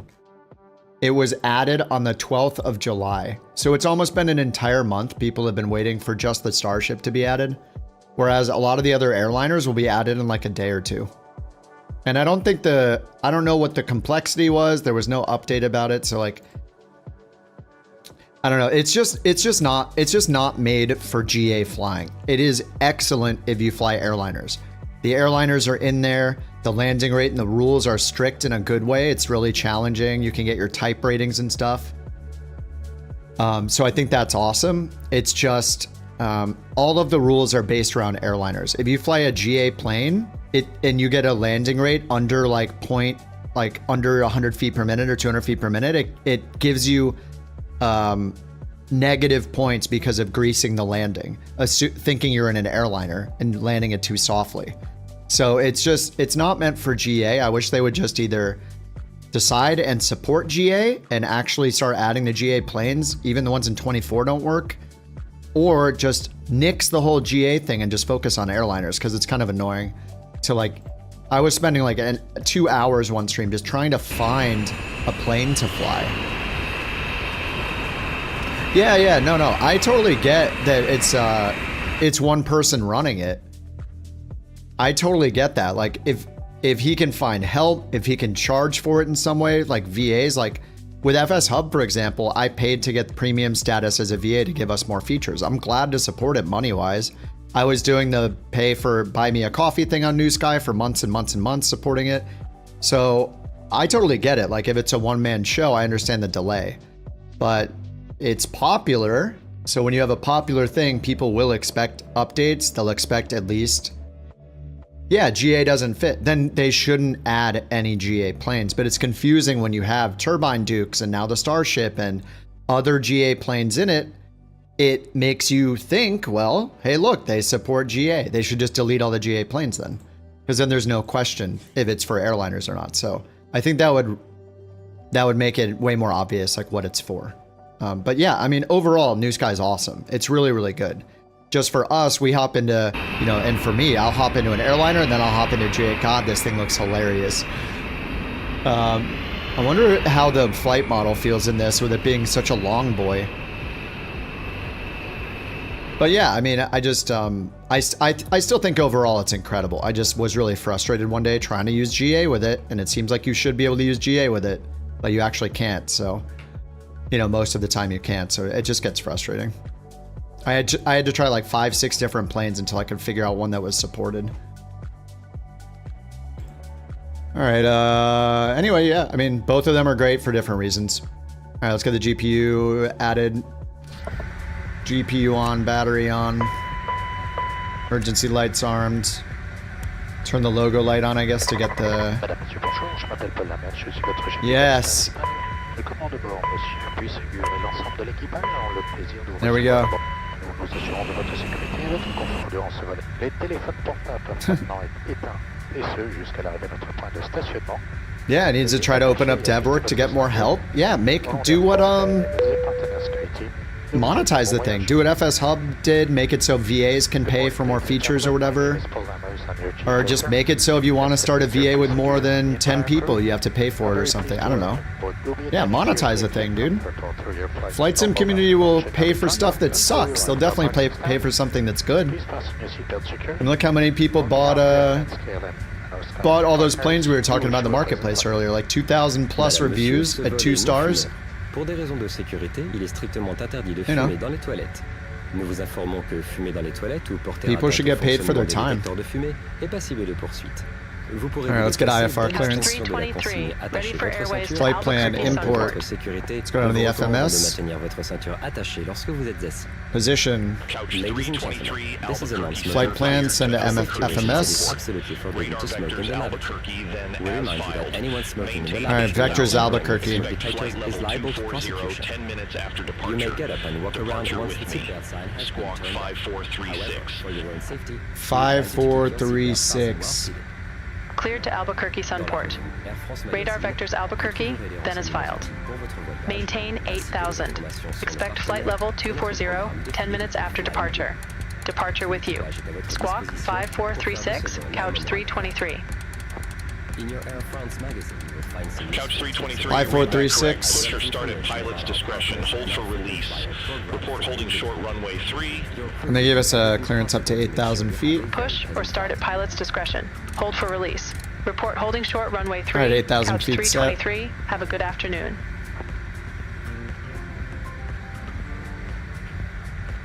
All right, so departure arrival, they gave me runway 3, execute, arrival, check sim brief.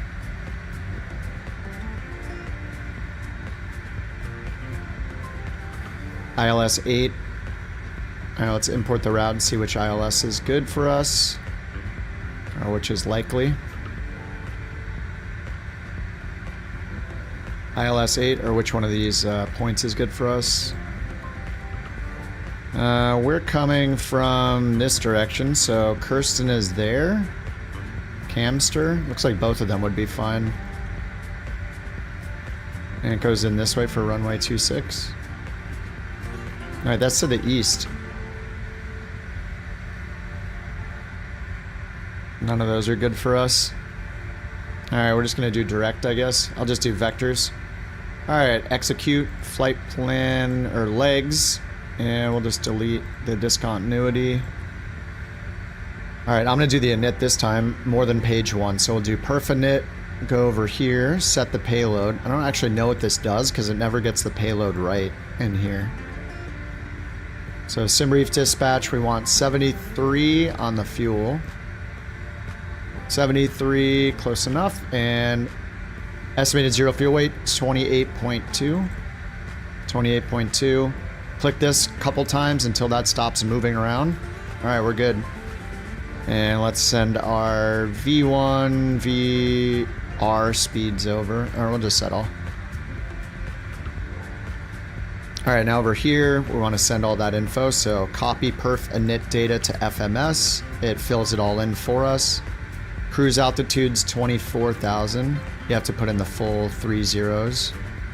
24000. Cruise out. Execute, page 2.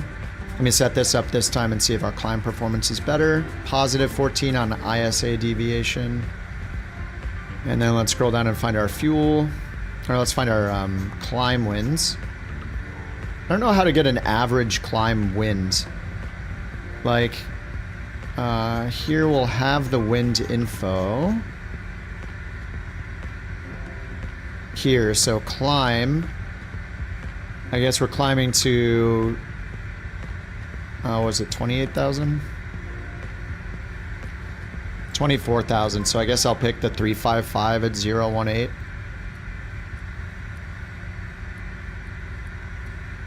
I don't know. Use the top of climb. Oh, it's right there, yeah, TOC. Okay, wait, climb, top of descent. Oh yeah, so top of climb at 24,000. Okay, yeah. Whoops. So 345 at 13. That makes sense. 3, 4, 5 at 13. And then we have top of descent. And then descent winds. So I'm going to use the 15,000 because it's kind of between our... I don't know. I don't actually know how much this is going to change either in the data. I don't know the effect of entering these is what I'm saying. I assume it's for like fuel prediction. Albuquerque Center, Southwest and 32, flight level 324. Calculating how much power we need. So we can look at the waypoint after our climb rate in the log. So we have top of climb. Oh, the waypoint after it is the top of descent. So I don't know, 313 at 13, I guess.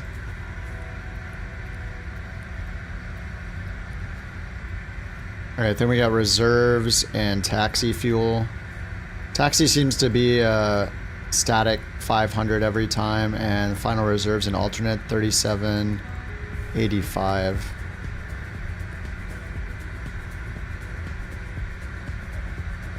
All right, that's good enough. It's more than I usually do. All right, so performance is done. Let's get the APU on. APU open door, open Cessa door. Alright, I'm being weird. Alright, start. There we go. Starting. APU door is back here somewhere. We got a little planeception going on. But it's fine, I can see everything. No armrest for you. Alright, APU available. We'll get the packs on. Hydraulics on. Beacon light on. Nav light on.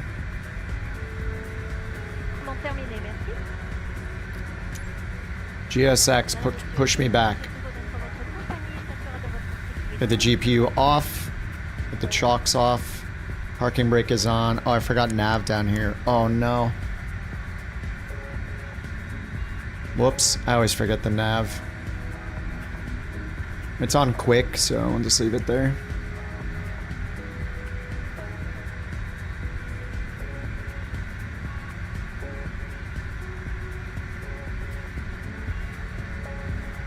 Oh, load performance data with flight plan? Ooh, let's turn that on. Automatically set transition altitude and level? Heck yeah. Hello, Captain. We are ready for pushback. Oh, MFD options you can change here and save the preferences, so I can turn airports on. I don't have to do that every time. That's nice. I wish I could save the VNav window on. Because, yeah, constraints aren't here, right? But that's still nice.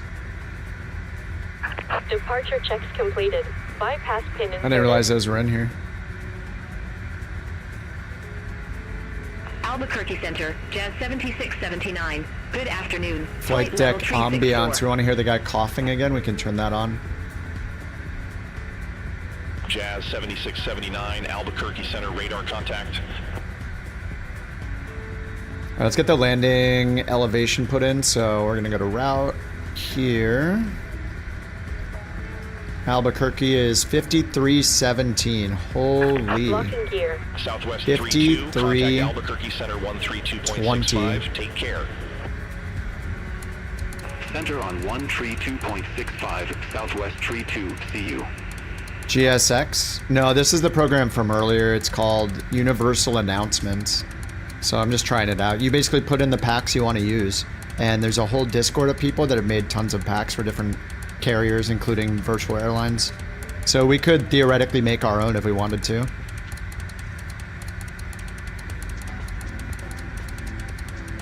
What is it again? 5317.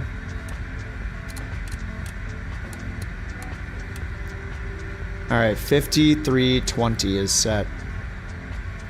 Alright, we're gonna wait for the alignment to finish until we hit pushback. Alright, we'll get the seatbelt sign on.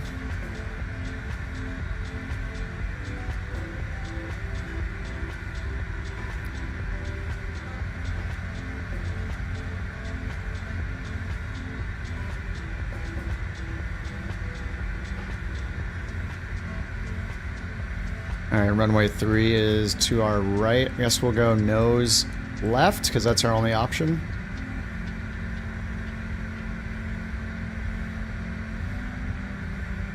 All right, we're aligned now. All right, continue push back. Nose to the left. Release parking brakes. Parking brake released. Commencing push. All engines clear. Start at will. All right, start at will. I'll just do one at a time, I guess. We'll get the fuel pumps on, hold the left engine starter.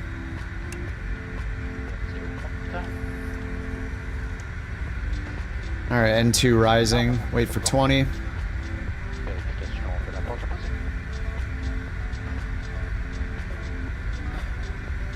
All right, fuel.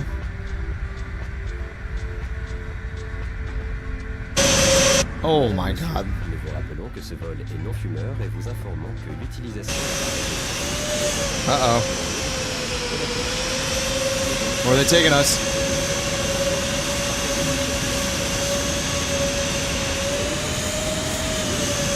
GSX? Oh! Oh God! No!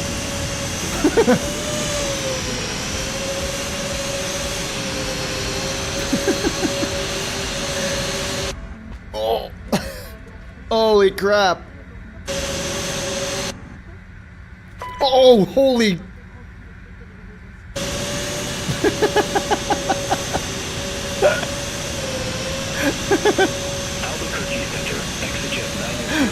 I mean, it's funny. I want to watch it.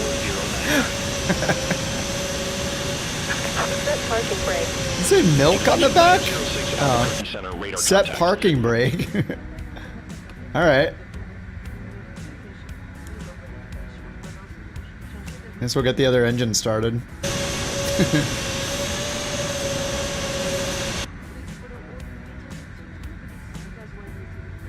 Cool.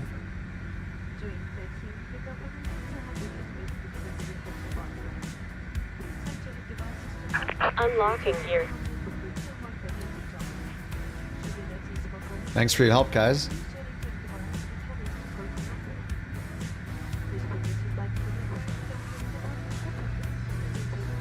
Alright, we need to go to runway 3. Tow truck disconnected. Bypass pin removed. Left is clear. Right is clear. We'll see if we can get out of here.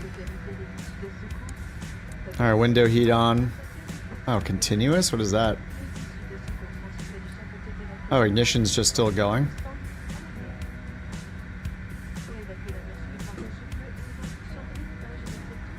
Why is that on?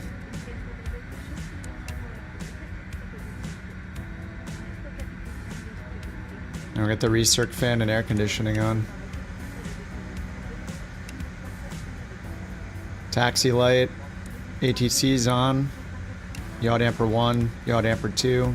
Stab trim 1. I don't know why the stab trim always takes like 10 clicks. There we go.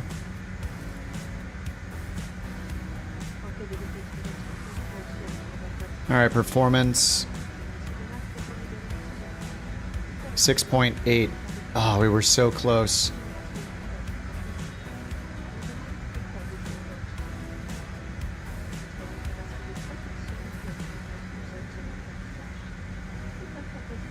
Alright, let's go to runway 3, behind us to the right.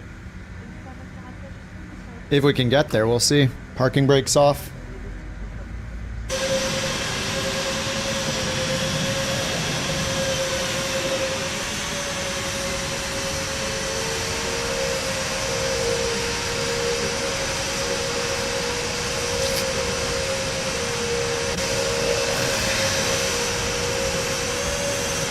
Alright, there we go. Let's get out of here. Alright, thrust reversers armed, flaps down to 8, pitch trim is set. Takeoff config okay. Nose wheel steering, that's a good idea.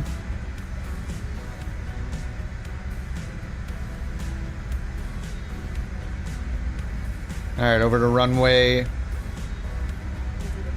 dry.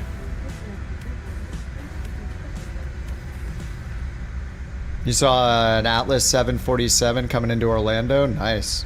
Heck yeah. I need to keep hitting the ground, yeah. Alright, we're in the Super Long Boy. I haven't flown the Super Long Boy 1000, I don't think, ever. I don't think I owned this one in 2020. I think I only had the 550 or whatever and the 700. The Long Boys were more.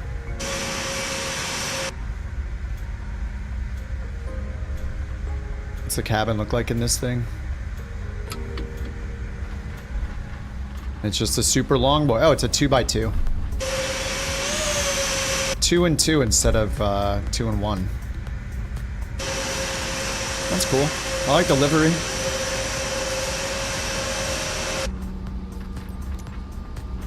Oh look, the window shades are open more on this one. So these are, you know, we actually have 2 camera views. I don't know why this one looks so good and easy to see everything, and this one looks down at the ground more. But, you know. I gotta hit comma.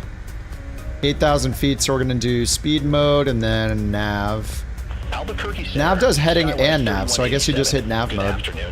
Let's get the climb speed up to 240. SkyWest 3187, Albuquerque Center, radar contact. Alright, 240 is set. Let's stop here, set the parking brakes, and watch some takeoffs. And watch some takeoffs, question mark. Nice, some people are already gone.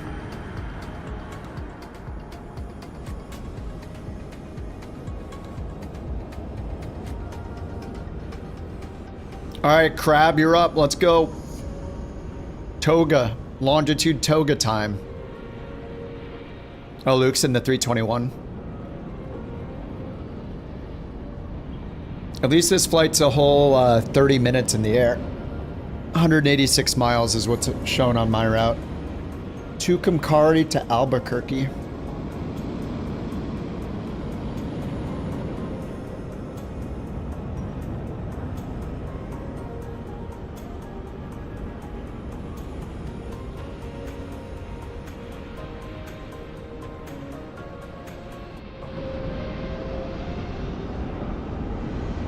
Oh yeah, Toga, rocket ship style.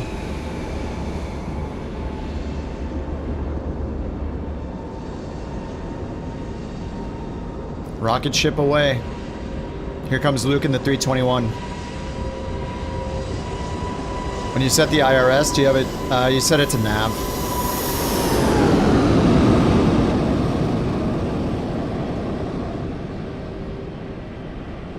.321's also a long boy like the 1000.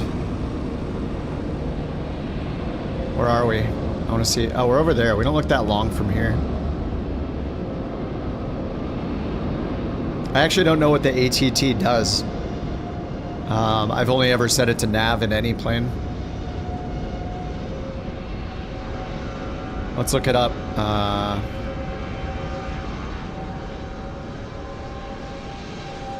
ATT mode refers to the attitude mode.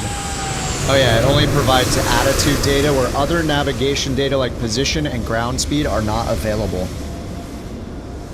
Yeah, only gives you attitude.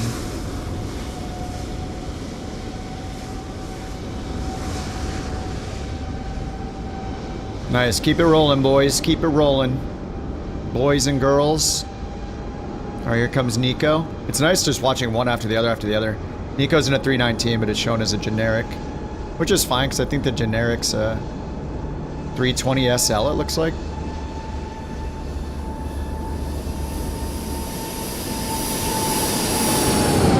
He's doing a flex takeoff. Look at all the runway he's using. He's flexing it. Whoa.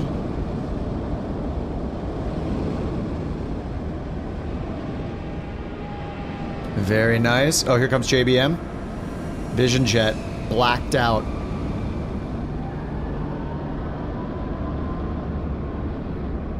It only gives you attitude, just like your wife.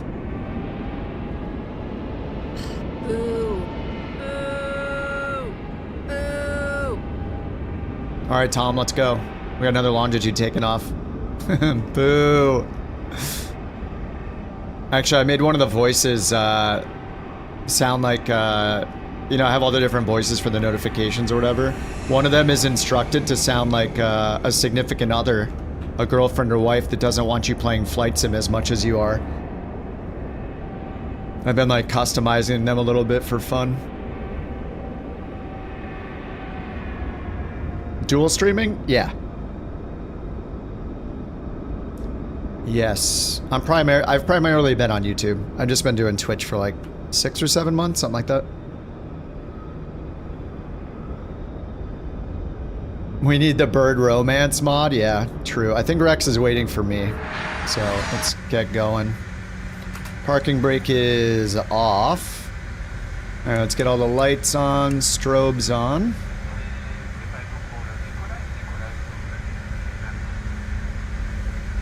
And we have no departure. Reversers are ready, takeoff config green. Continuous ignition is still on. I don't know why it's still on. I think maybe slewing broke it. Because the button is out, but it says on.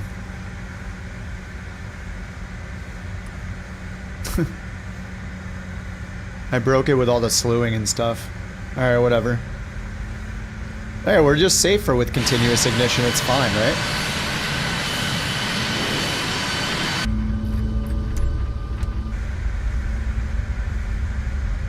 Alright, this is the first time in the 1000. We'll see how long this long boy feels.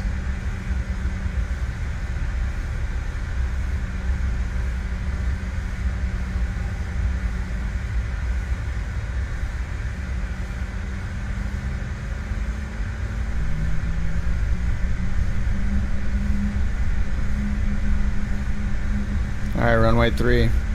Let's give it the good old toga. Climb. Toga. Rotation's at 136. 80 knots. Nice, Rex. Look how wobbly the wings are. Super long boy, ready to go. V1 simulations on YouTube. Rotate. Pull. More. Okay, we're good. Alright. Trimming it up, trimming it up.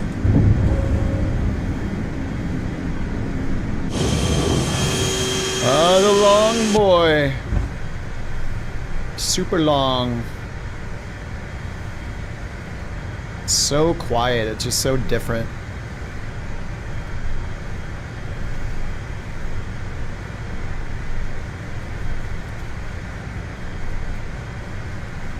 Alright. Flaps up. Autopilot on. Nav speed. Alright, flaps all the way up.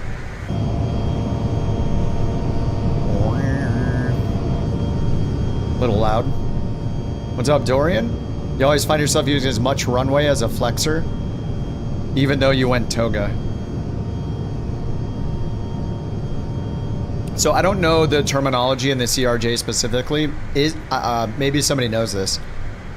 Is because there's a max power detent above toga. So max power may be more like toga, and toga may be more like flex. Unless flex is taking off in the climb detent, like I'm not sure. Yeah, we'll go back to climb detent right now. But I don't know the answer. I've just been flying this for a couple days. Oh yeah, we're ready for release. I didn't tell them we're ready to take off. 23, short of 3, holding for release.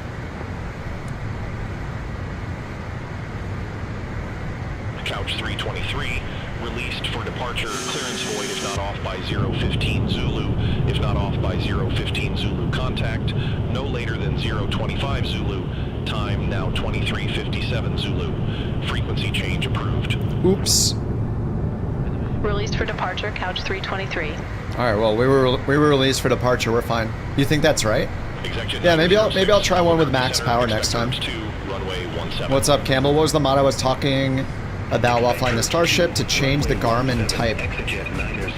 The PMS 50 GTN. It's just PMS50.com. That's the, and it's not for the Starship, it's for the Aerostar. The Starship doesn't let you change the avionics, it only gives you the default avionics, and optionally you can use a 430, but the GTN is for other planes like the Aerostar, a bunch of Carenado planes. Their website has a whole list of what planes it's compatible with, so I would definitely recommend downloading the free version of that. And if you love it, you can pay for the lifetime for 50 euros for a lifetime license to the premium version, which has a bunch more features. But the free one will get you started. You may only ever need the free one.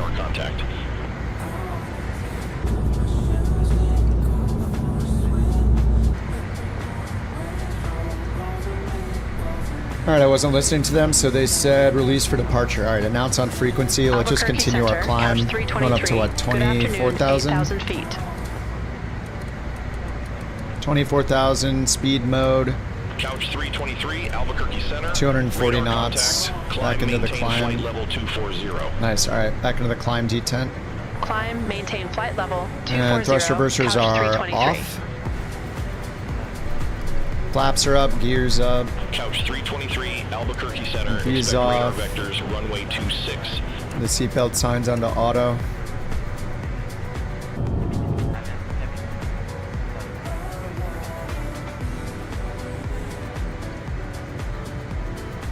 IRL, the engines in some planes are capable of doing more than what they're built for. Madame, monsieur, durant les phases de décollage, MD-80 engines can blow themselves up at full power. Oh god. Yeah, I haven't flown the MD-80 yet. That's cool. Ladies and gentlemen, during takeoff and landing by night, we dim the cabin lights. Would you please use the individual reading lights above your seats? We got the French pack going now.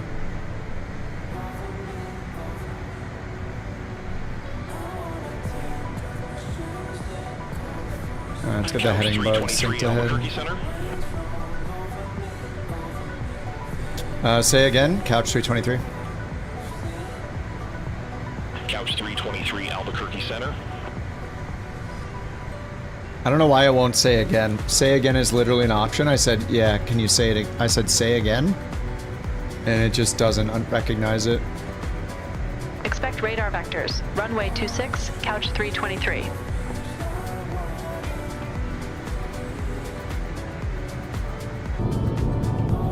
Shattermage says, I'm 99% certain the max power is an override to max power. 323, Albuquerque Sunport Airport landing runway 26. To regular selected takeoff power, whether it's full 26, or flex. Couch 323. So how do I tell it to use full versus flex? Couch 323, is it in VNAV? I haven't seen any like... 123.9er. Contact Albuquerque approach, Couch 323. Like for climb, where's the... How do I tell it whether I want it to be flex or not? Albuquerque approach, Couch 323. Good afternoon. 15,000 feet. We have Alpha on board. Couch 323, Albuquerque. Oh, flex temp is right here. Oh my god, there's a flex temp right here. Approach runway 26. Altimeter So I've been running it in Toga. Runway 26, okay. Yeah, flex temp's right there. That activates flex. So you're saying when you take off, you should use max power every time? And max power will be either dynamically the same as Toga or flex? No? Is max power only for flex then? And Toga's for Toga? Airport is at your 12 o'clock 143 max power is the oh shit setting. Okay. So Toga will use... Okay, so you don't use max power in general. So it knows Toga versus flex. 145, you had a similar function. You push the thrust levers past the takeoff detent to the firewall. That bumped thrust to reverse power, which would happen automatically. Oh, reserve power. Airport is at your 12 o'clock 143 miles. So wait, in performance, is flex in here? It's not, right? We just have CG. Is there a way for me to choose flex performance settings in the EFB? B2 plus 10. Takeoff and landing. Condition. 323 Albuquerque approach. Oh, down here, takeoff data. Yep, there is. Provided by SimBrief. Ah. So if I go here and... Whoops, I probably shouldn't have set that. I wanted, import OFP. That's... Oh, you know what? I changed the setting now to import this data. Oh, right. Okay. Couch 323, descend, maintain 1,000 feet. Vectors for the approach. So this one has flex temp to 0, which I assume just means toga. So in the options, this wasn't working before because in the options, when you go to this page, it is this right here was off. Load perf data with flight plan. You can turn that on. Go to flight plan. When you import the OFP, you go to performance and then takeoff and landing, and it fills all of this takeoff data 1,000 feet, couch 323. So you can see if there's a recommended flex temp or not. Couch 323. And it shows the flaps. Oh, this is awesome. Okay. You're not a CRJ pilot. You are a 145 captain. Your brother is a CRJ pilot. Oh no, that's still super helpful, dude. I mean, I wasn't even looking into this stuff until you said that, so appreciate it. So that, oh, that's awesome, dude. I didn't realize this was pulled in here, so this is really helpful. I don't have to keep going to SimBrief to look at, you know, it said I should use flaps 20, which now makes a lot of sense considering all the flaps, or all the runway length I used with no flex. So it says to use toga, flaps 20, I did flaps 8, so we took off a ton of runway, so that was, Descend and that was maintain bad. 1,000 feet, couch Oops. 323. Descend and maintain 11,000? Couch 323, descend and maintain 8,000 feet. Descend and maintain 8,000 feet, couch 323. Couch 323, descend and maintain 1,000 feet. I don't know what they're talking about. We're still in the climb, and top of descent 72 miles away. Couch 323. Oh no, it's glitching. Couch 323, descend and maintain. Uh-oh, Beyond ATC's freaking out. Descend and maintain 8,000 feet, couch 323. I'm glad she's doing all the talking, but she's using all my premium credits. Both of them are actually. Descend and maintain 11,000. Descend and maintain. Stop using all my premium credits. Couch 323. Stop it. Shut up. Couch 323, descend and maintain. Oh my god. All right, let's switch to Albuquerque. Descend and maintain 8,000 feet. All right, we're getting out of there. Report field in sight. Guys, we just took off.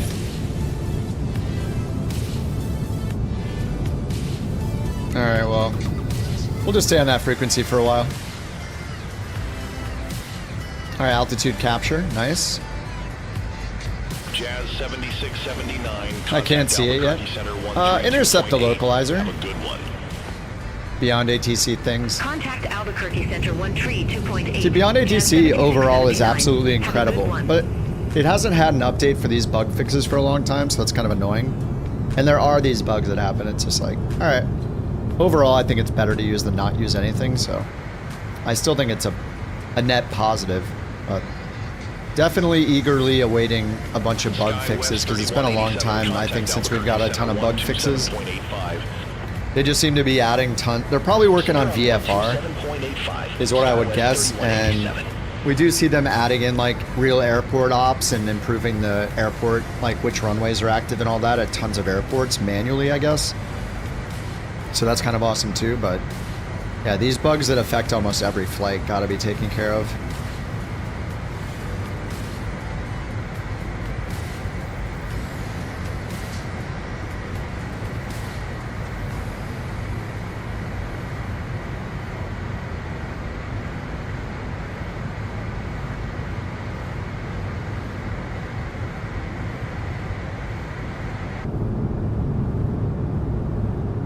Sounds in this thing are so good though. So good. The Boris.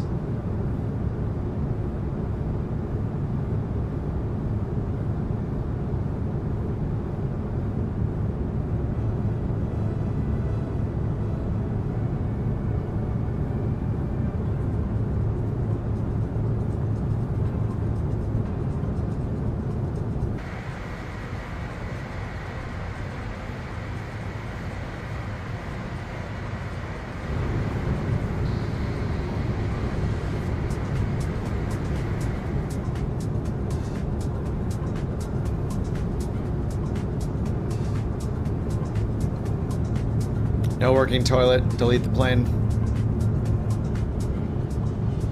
Wow, those windows are not great for those passengers.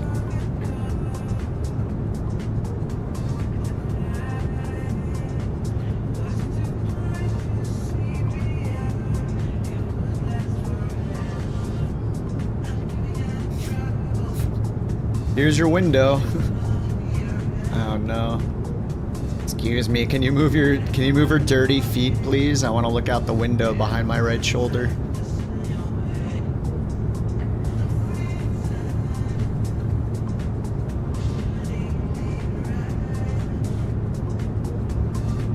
There are individual trees rendered in down there. That's pretty insane.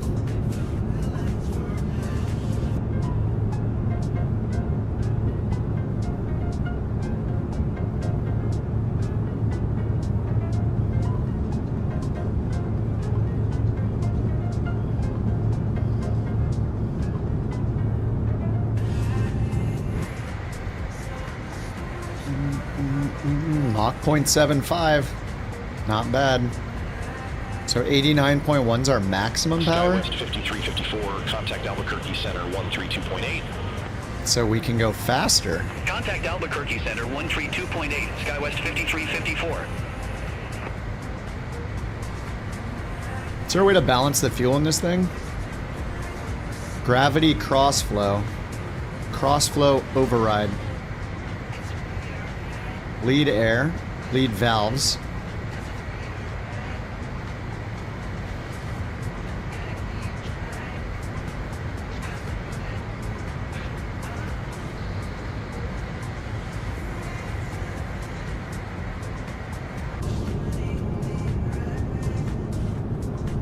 What's up, Blue Boy? New GPU is good. I did mess it up a bit, like I accidentally installed the HD audio drivers and they were giving me a really hard time. It might have contributed to the sim crashing this morning. The first 2 hours of the stream, I was like troubleshooting and I redid the whole thing with DDU, removed it all again, did a fresh install with the NV, what is it? NV clean install or whatever. That program's awesome. Thanks for recommending that, guys. But yeah, I mean, it's great. Honestly, it's more about the CPU with Microsoft Flight Sim a lot of the time. So I was already very happy with my last video card. I just got the chance to get the MSRP Founders Edition from NVIDIA directly, so I did it. But it's all about the CPU and, you know, it's all about process lasso. Man, I want to go faster. Boo.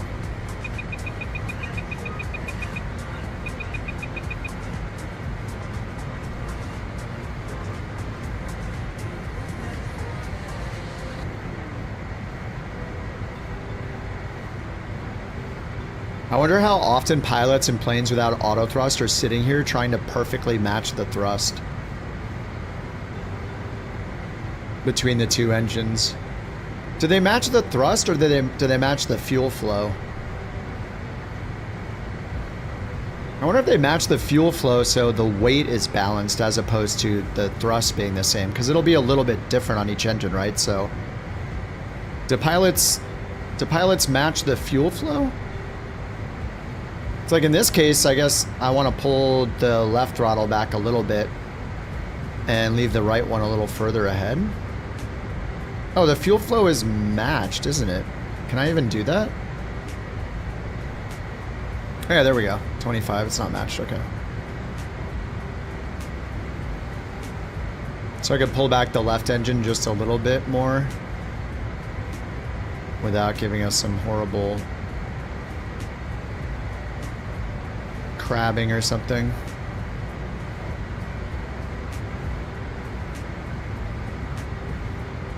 And just let the fuel flow rise on the second engine for a bit.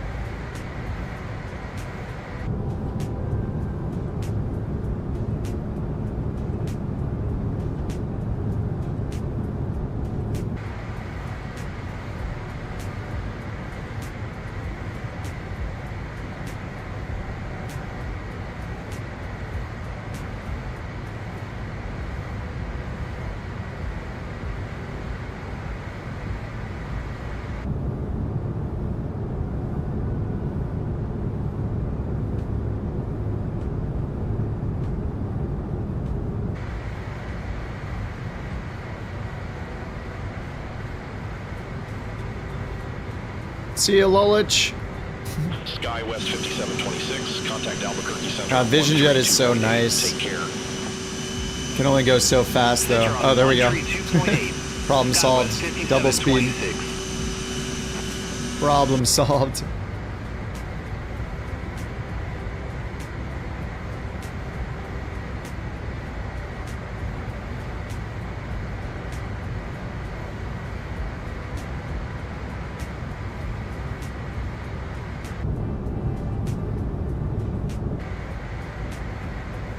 TOD 6 miles.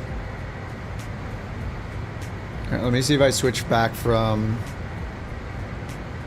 If I switch back here, report field in sight is the only option. Albuquerque Center, report field in sight is the only option. Let's go to approach and announce on frequency. See what it does. Approach, couch 323, flight level 240 with information Bravo. I really love how this shows not only your TOD, but you know, your constraint right there, so we just go 7,200. Good afternoon, altimeter 3010, expect the visual approach runway 26. Altimeter 3010, expect the visual approach runway 26. So we're going to sound to 7,200. 323. And we'll vertical speed it down. Couch 323, descend and maintain 11,000, altimeter 3010. 3010, 11,000. Descend and maintain 11,000. Altimeter 3010, couch 323. Couch 323, descend and maintain 8,000. Oh no, here we go again. Descend and maintain 8,000, couch 323. She's gonna go again. Couch 323, oh my god. 1,000 feet. Alright, we're gonna switch over to the tower. Goodbye. We'll wait until we get close and announce we're on frequency. It's glitched out.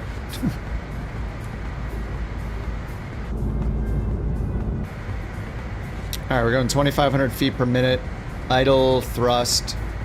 We're still slowing down a bit. I think just in general we need the speed brake pretty regularly. But we'll see what our speed is when we get down to 10,000 feet. So we're just following the VNAV recommendation here. 2,200, so let me bring it up a little with my shortcut. I think having V-speed on a shortcut, increase and decrease vertical speed. Shortcuts is really good for this plane just because you have to do the V-speed all the time. So like going over here and using this knob on the very far right, it's kind of annoying. So over here you can just look in and just keep matching the descent profile right here. Or, you know, exceeding it. Sometimes I just go one above it because I don't know if it's 2100.0 or 2199. I guess it's 2100.0.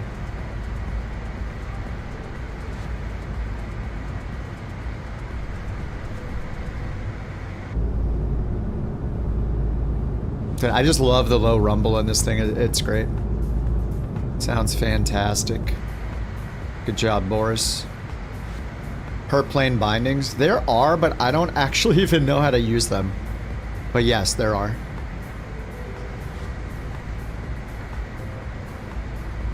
I think you could even make like a profile just for airliners, another one just for props. I should probably learn how to do that at some point. I just haven't, I haven't learned how to do that.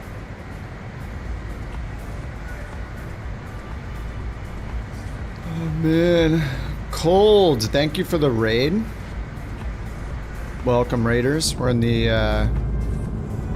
Aerostar CRJ. I've been bouncing back and forth today. We're just doing a challenge for FS Hub where our VA is. We're just doing this Route 66 achievement, which is 14 legs. So we started where? Here today, I think? I think we did 4 or 5 of them. No, we started in Tulsa, so we've done 3. And so we went through Oklahoma, now we're in New Mexico. And yeah, we're going to Albuquerque right now. Is that the Sim Caesar emote? Yep, headed to ABQ, but yeah, there's a bunch of us flying along. I hopped in the super long boy. I was mostly flying the CRJ 700, but I hopped in the 1000 to see how ridiculous it looks. And it's definitely a very long boy.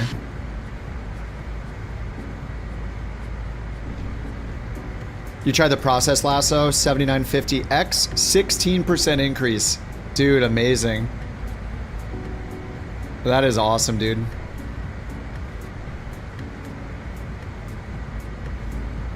Like an extended, yeah, it's a stretch limo. Oh yeah.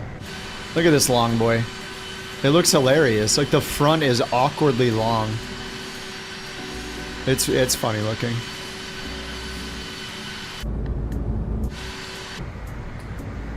I like the shorter ones personally, but you know, sometimes you gotta try a long one and see how it feels. Just trying to give JT sound bites here. We get picking up a localizer on standby. I think we're doing, they said to expect the visual approach runway 26. So what did I set up for? ILS 8. Alright, visual 26, I'll just pick the RNAV, but let's double check which one is which. Albuquerque approaches, there are LIDO charts.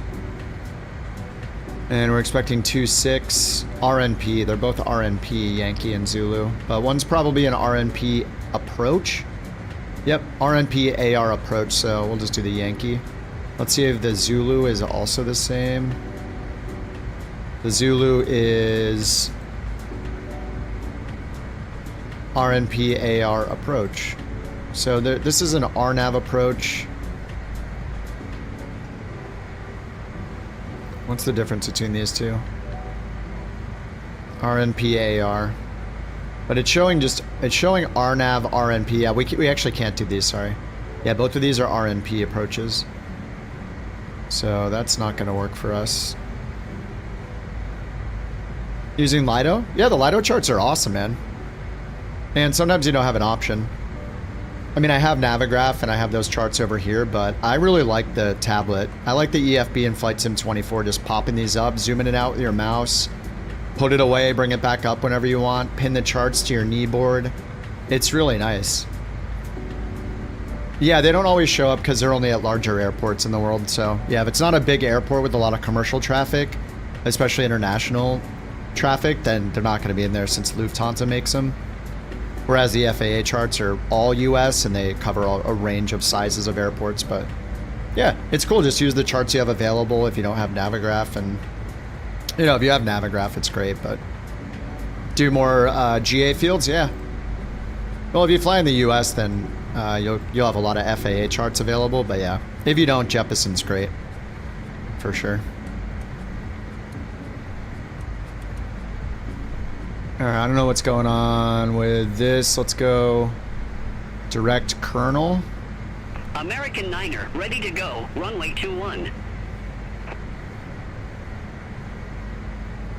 We need to fly past the airport. American Niner, so I'm just going to switch over to heading mode. Wind 180 at 11, gusts 19er. Fly heading 270, runway 21. What's with the breathing?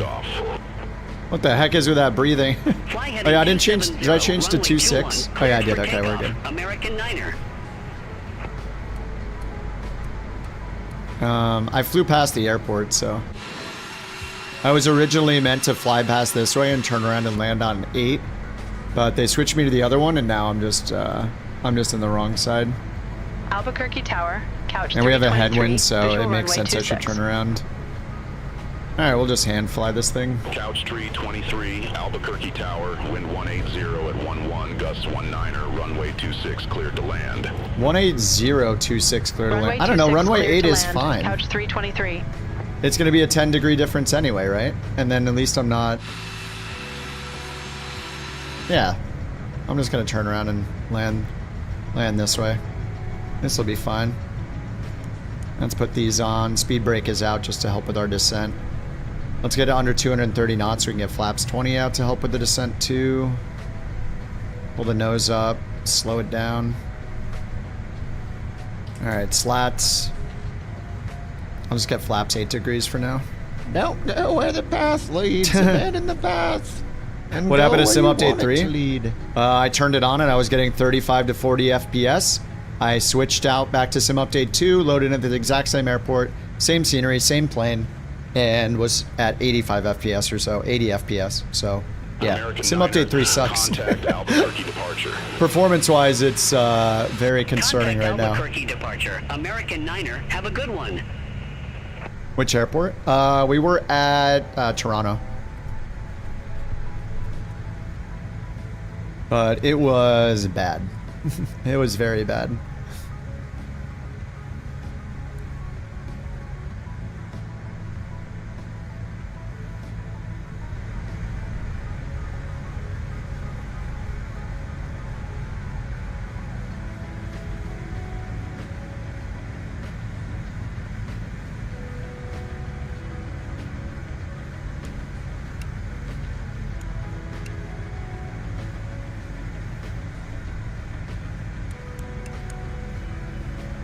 Monsieur, notre descente est débutée. Veuillez regagner votre siège. Vos bagages à l'intérieur dans les clients en correspondance sur le TGV récupéré. Cabin crew, prepare for landing.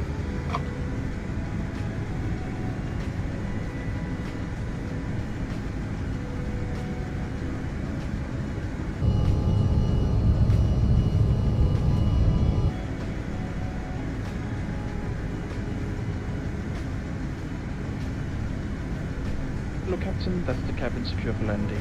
Thank you. Secure for landing.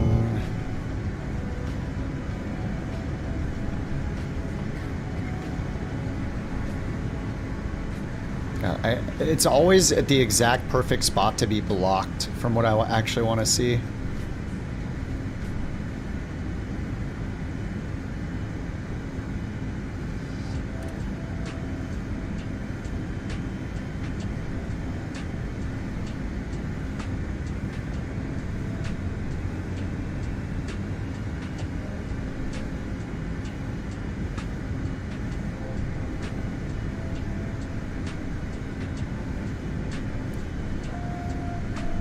Got an 11 knot crosswind.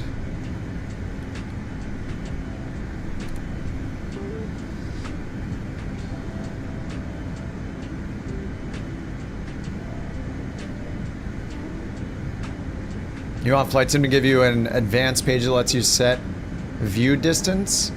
Oh yeah, yeah, I know. The biggest problem with Flight Sim 24 is the level of detail and the view distance of things. It's like literally the only thing I think that's better in X-Plane is how far out you can see things.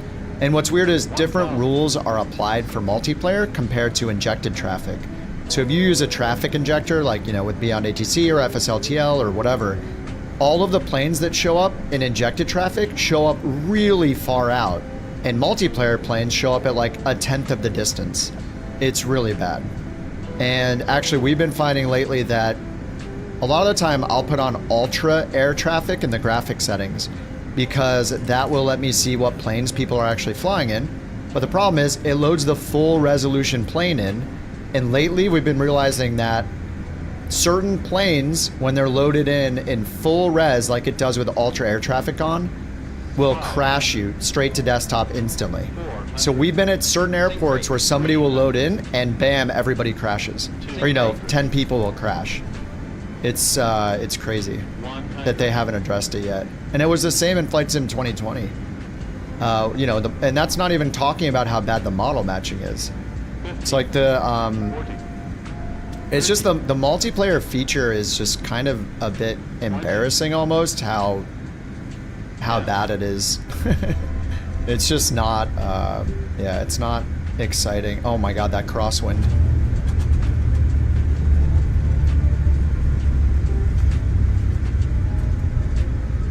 I remember the gear, yeah. Glad you're putting a name to this. We have suspicions for ages on Murph's stream. Yeah, I know Two-Tone flies along, he's one of the other people that fly along with others a ton in multiplayer. And yeah, it happens all the time. And people, even just today, a couple hours ago, someone was like, man, I'm trying to join, and every time I try to join, I'm just instantly crashing to desktop. What did they have turned on? Ultra air traffic. They set it to low, they joined again, no crashes. Exactly, yeah. Yeah, exactly the same thought, Cold. How is it possible? And actually, Microsoft Flight Sim does have it does have those models. They actually showed them off before Flight Sim 24 came out. They showed off all the new 3D models they had for generic traffic. They have tons of them. They're just almost never used, and when they are used, they're never accurate. You always see like a Vision Jet looking like this generic plane. It's so bad. So there is a set of rules for AI traffic, and there's a totally separate and worse set of rules for multiplayer traffic when it comes to model matching and when it comes to view distance. It makes no sense. Like Nico's in a 319, it's choosing a Sobo passive generic airliner, which is fine, I guess. Sometimes I see FSLTL planes loaded in though. Anyway, they have so much work to do. No, you're not insane. I mean, maybe, but not about this. But yeah, I mean, you know, this stuff has happened forever, and it's always been bad. It's just kind of it's just kind of embarrassing. I don't know. It's sad. It's like, dude, multiplayer is such a huge component of this sim, and why it's so good, and why sims like X-Plane out of the box are so just boring and just stale and lonely. You have to add so many mods to just see other people, inject your traffic, do multiplayer mods, do VATSIM, you know, whatever. Make a generic fighter jet. Exactly. How do they not have one generic fighter jet and one generic helicopter? Yeah. We're still seeing floating bonanzas in 2025. Somebody can't figure out how to go into the database table and say, if it's one of these 50 known helicopter type designated codes, show this default helicopter that everybody has. That's too difficult. I don't know why it's so difficult. Get a brand new programmer to do it. I bet they could figure it out in like a day or less. It's crazy. Like, it could be so good. So yeah, flying in multiplayer, it's just like, you just start to like ignore it, shake your head, be like, oh my god, here we go again. I can't see anybody's plane. We have who knows how many hundreds of generic models through Microsoft and through FSLTL, and it just doesn't use any of them. Or, you know, 95% of the time. Yeah, the dev team on 2020. I can't believe they're still working on 2020. Who cares? There's a new sim. The other one can just sit there. People can just keep using it. Okay, you want the new one, you go to the new one. I don't like. They should have it on absolute minimal life support. It should not have crazy sim updates. It shouldn't, like, sorry, it's not the new sim anymore. Switch to the new sim. Any other game, we would not, like, you would not hold the same standard to any other game where it's like evolving over the years and there's new versions. I don't know.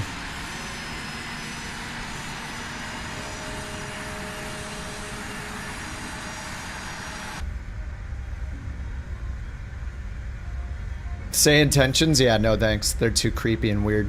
Nope, not for me. Those guys do the cringiest stuff. I can't use them. Very, very cringy behavior on their part. I can't do it anymore. Yeah, really, yeah. They were caught a couple months ago on Reddit posing as their own customers with different accounts, like, and admitted to it. There's just weird stuff around. Like, it's all just stuff that's happening. You can just go look at the Reddit thread. It's just, they've done a lot of cringy stuff in the past, very cringy stuff. I was one of the very first supporters of Say Intention. I might have been the first person to buy the annual thing the day of release. They also told me it was ridiculous to assume that there was readback enforcement in their ATC product, which there's not. I even heard recently that they even deleted the... Didn't they delete the experimental readback thing, I thought somebody said?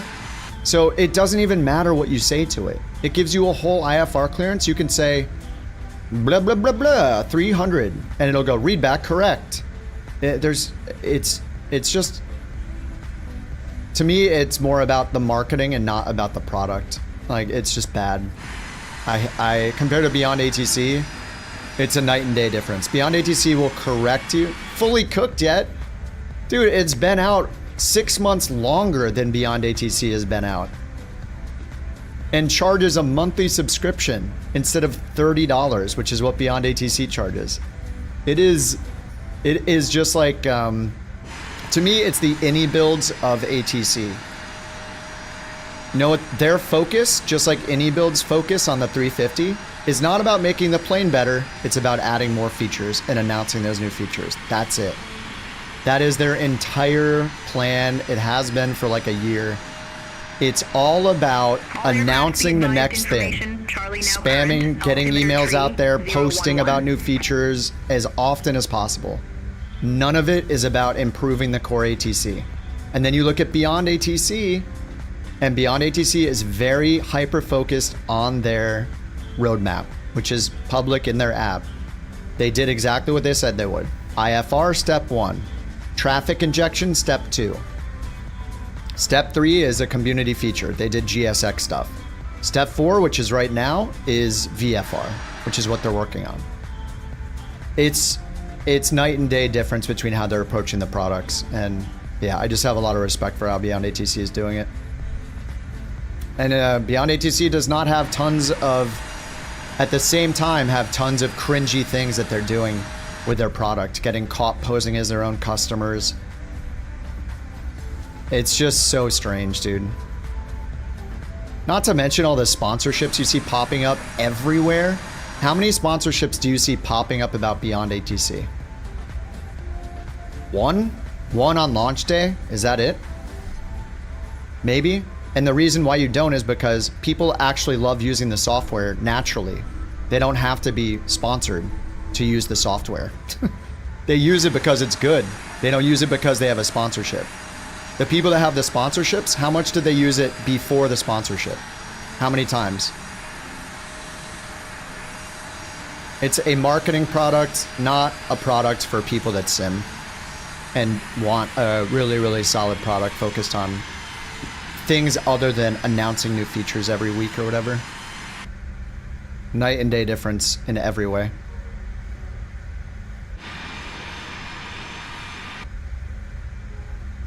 SI is not focused on speech. It has no readback enforcement. It doesn't even care what you say to it. It doesn't enforce anything. It could say turn left heading 100, you say turn right heading 360, and it doesn't care. It absolutely doesn't care about anything you say to it. It's a Google search. It's not a conversation, it's a one-way. They can ban you for what you say. I mean, I get that because they have the multiplayer thing in it. But, dude, it is night and day difference.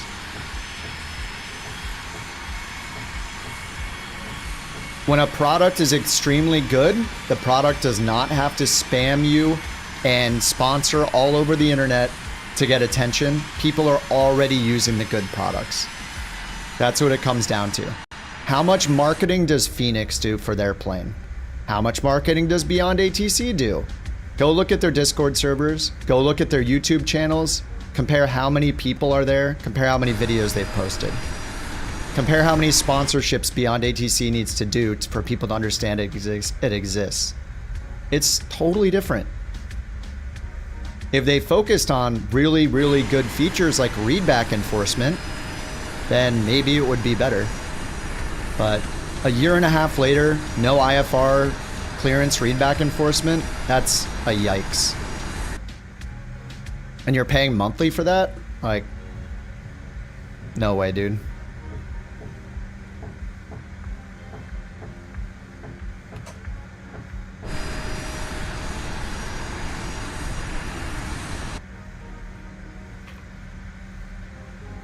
And I used it for the first 6 months it was out, say intentions, and I was a big supporter of it.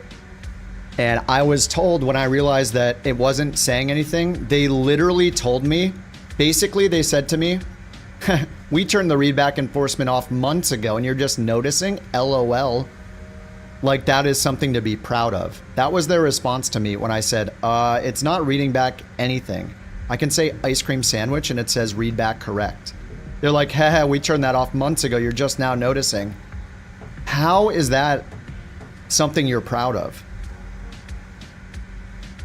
Like, no way, dude. That is not, I could not support anybody when that is their outlook on their product. Yikes.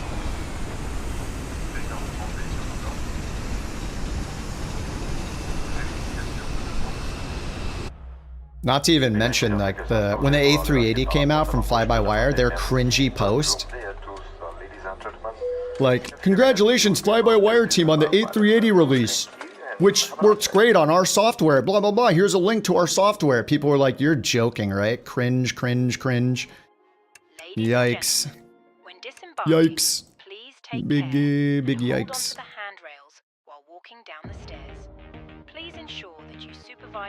Anyway, yeah, so those are my feelings. That's what I think about it.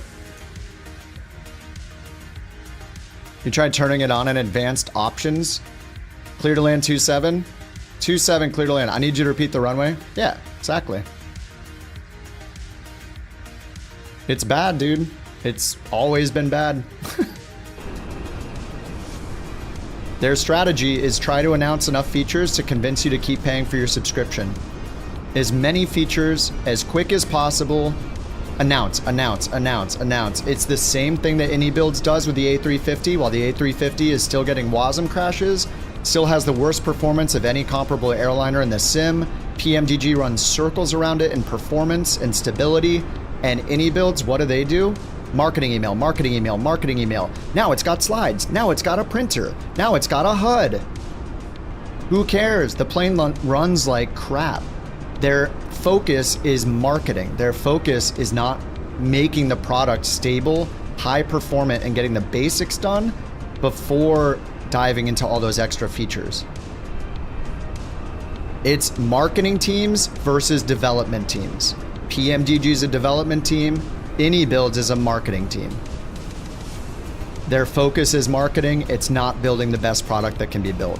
It's features and announcements, not performance, and getting real feedback from the customers about what they need every day in this it to support.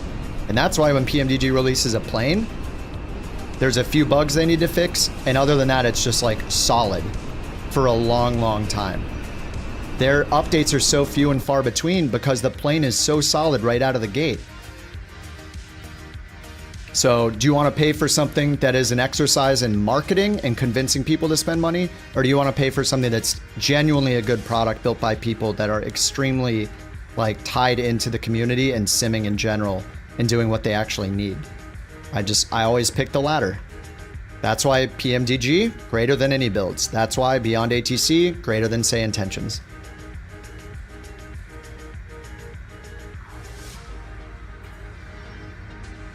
How is it with voice recognition? For me, it's great, but I mean, I have an American accent speaking English. I believe like UK English, British English accents are good. I think in general, AI speech recognition has challenges with other accents throughout the world that people have because a lot of it was trained on American and British English accents. So there's going to be a limitation, I think, with the recognition when it comes to accents. But Beyond ATC will literally read back the IFR clearance the way you expect it to. So when they give it to you, you are very flexible in how you can read it back, and it will dissect every part you read it and repeat that part back to you. I mean, it's the basics of IFR flying is step one, get your clearance. And be confident that when they say read back correct, you know it's analyzed what you said, and you have confidence that you've learned well when it tells you read back correct. If it's not actually analyzing it, then what skills are you gaining other than basically just somebody nodding their head and saying you're right, even if you're not? It's not helping you get better if it doesn't tell you what mistakes you're making. So Beyond ATC is really impressive because if you say the squawk code wrong, it will just repeat back the squawk code and nothing else. And then when you say the squawk code again correctly, it will say read back correct. And it does that in that piecemeal way that a human would do it, where they just read back the altitude and the squawk if you got those two things wrong, you know? So it's really impressive. I put it through the paces pretty regularly where when they tell me something, I will read it back incorrectly over and over again and mess with it. And it will just keep telling me again, I'm getting it wrong, I'm getting it wrong. If you watch somebody use Say Intentions, who's been sponsored by them, right? You watch their channel, you watch them using it. Watch how many times they challenge the AI and say the wrong thing back to it. It's going to be almost never. They're not there proving that it's the best thing and it's super accurate. They're just there giving you the link to their affiliate code or whatever it is. Or checking the boxes for whatever agreement they have. Like, it is, people are not putting these things to the test. They're just saying yes and, you know, putting the hashtag ad on their thing, you know? It's, if they did, it would be just embarrassing. It would be embarrassing to see them do it if they were actually doing all the incorrect phraseology all the time. You always try to use correct phraseology, then it does some ham-bowed thing, and you call it out.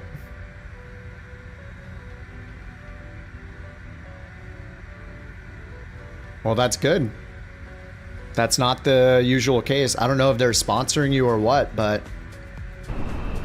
for the case of the guys that are sponsored that show it on YouTube here and there, they don't put it through that at all. They just don't. They don't care about it either. I mean, it's been a year and a half. There's still no readback enforcement. They clearly don't care about it. Your whole focus is to improve what they have? Yeah, I thought that too during the first 6 months it was out, but it's been a year and a half and there's still no readback enforcement, dude. I was a very quick supporter, paid for it right away, gave them tons of feedback, and they're just a marketing company. Yeah, I mean, good luck. It is not what they're not there to. If they were there to make the product incredible, it would have readback enforcement a year and a half later. Something that Say Intentions had on day one. A year and a half, no readback enforcement. So, yeah.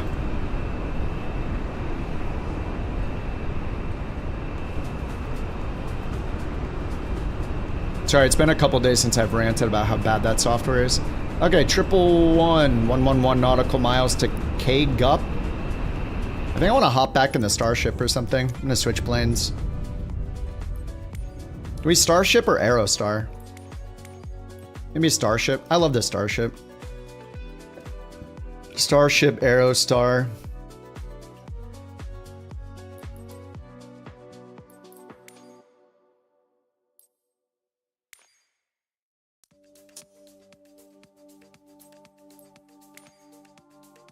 Aerostar? Okay.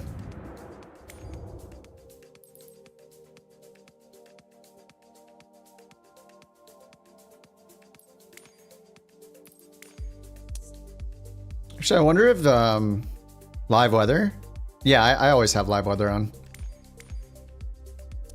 It just started raining when we landed. All right, K-Gup, KGUP, Albuquerque to K-Gup, which is Gallup. Gallup, New Mexico. Somebody has a hub there. 7,000 foot runway. Say Intentions and any builds. Don't forget about VATSIM. Hey, I mean, if you have standards, then they'll get you going too.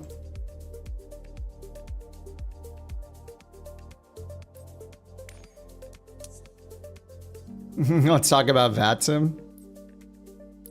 It's so funny. They just have to keep hunting down and banning V1 because he's just laughing at them, keeps making new accounts as they try to dox him and get his real world photo identification or whatever.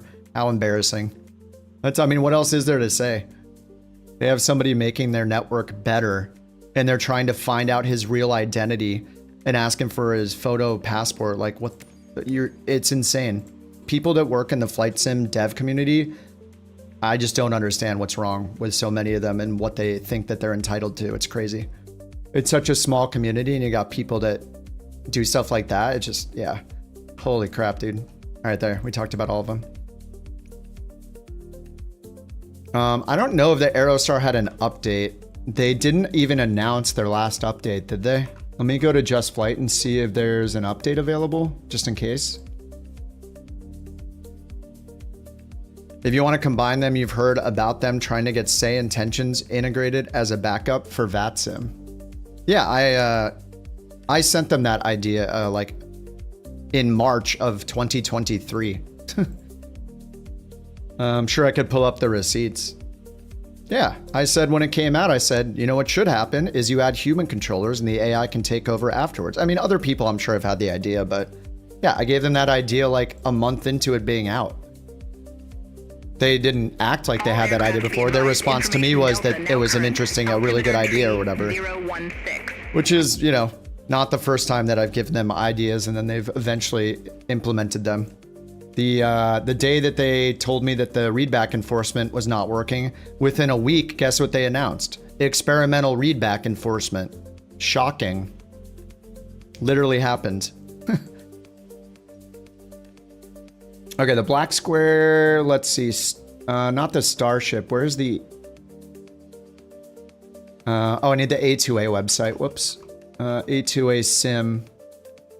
I'm just gonna go check to see. I mean, whatever. People can have the same amount of...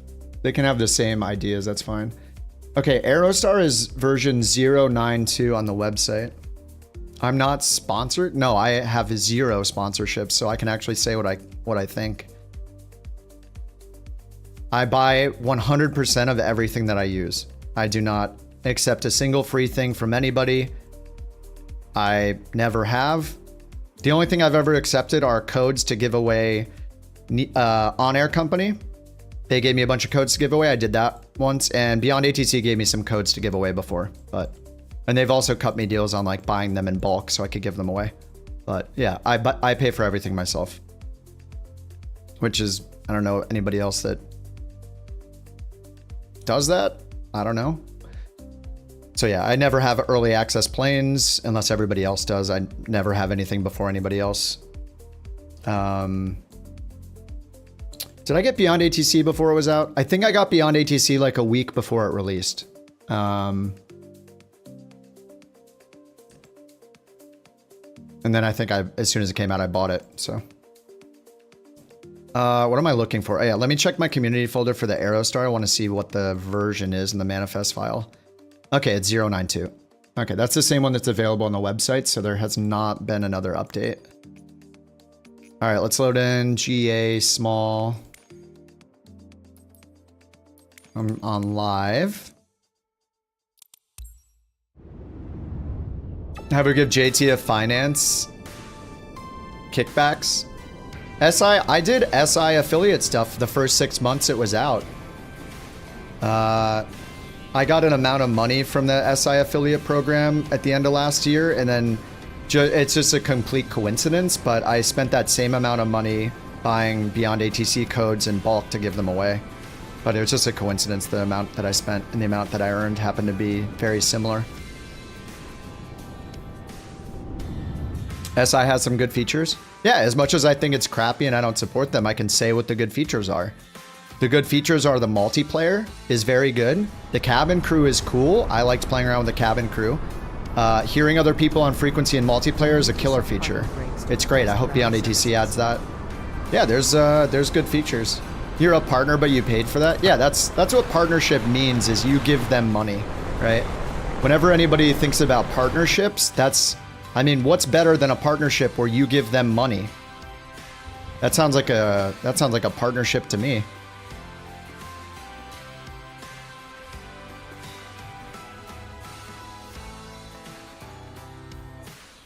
All right, we got the A2A app down here. Alternative to multiplayer to flight sim.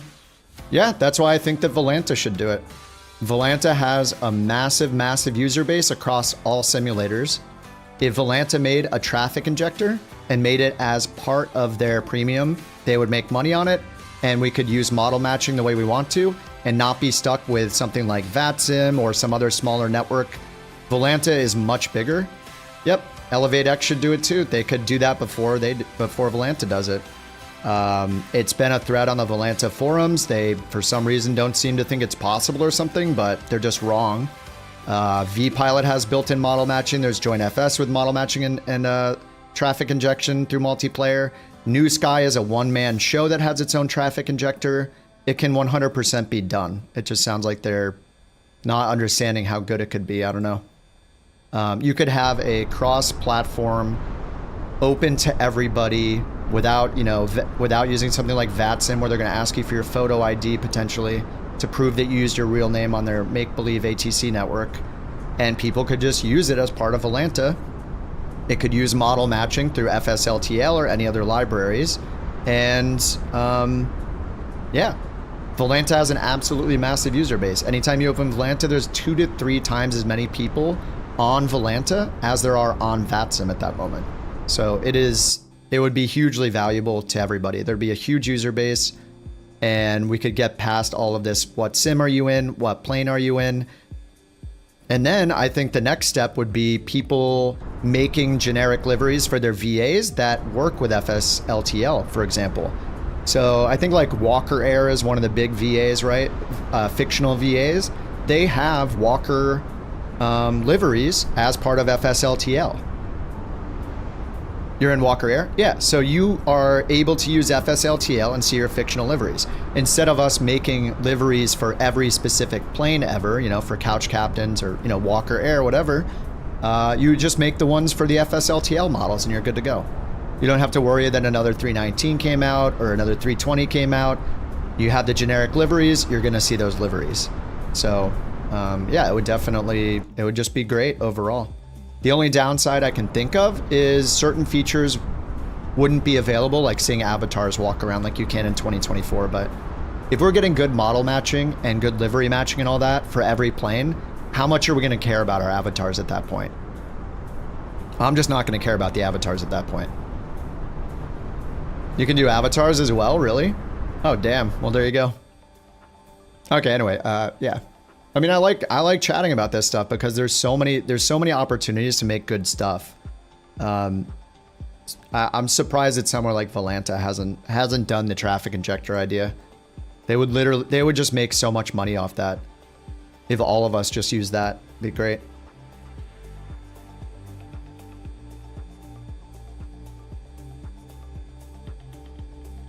All right, let's go over here and get the sim brief flight plan going to Gallup. Albuquerque to Gallup.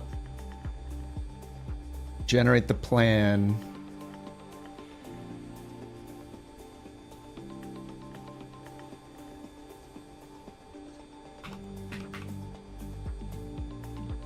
Oh yeah, we got the Aerostar in here.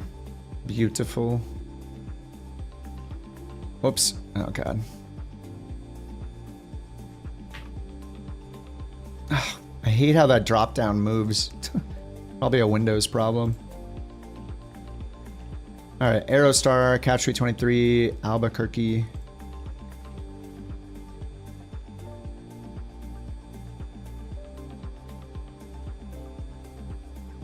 All right, let me get that imported into the route. Into landing rate monitor.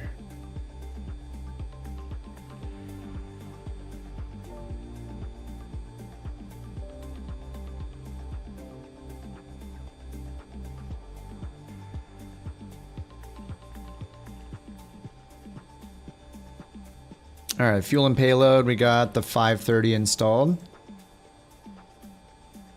And for fuel, it says 440 pounds. Let's just hit light. That gives us 42 gallons, 200.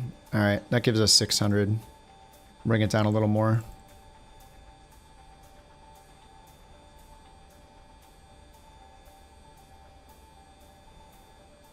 $16,443.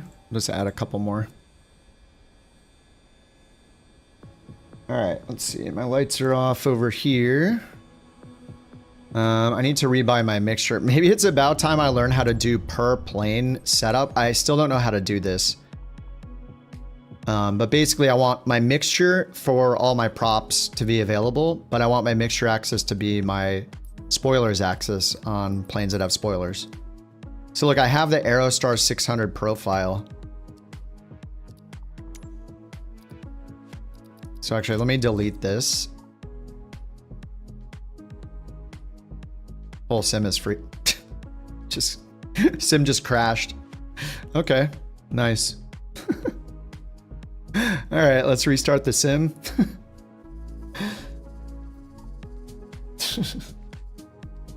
Hey, let's delete a profile. Delete. How about a CTD?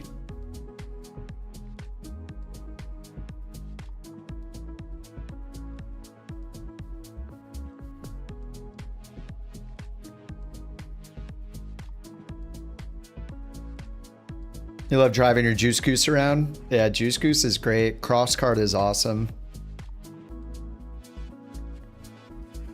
The API is deep enough you could turn Flight Sim into a first-person shooter.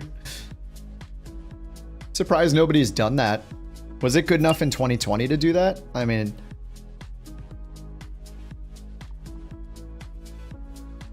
No? Oh, okay, just in 24. Yeah, without the walk around, yeah. Is that how Bird Romance mod's gonna be done?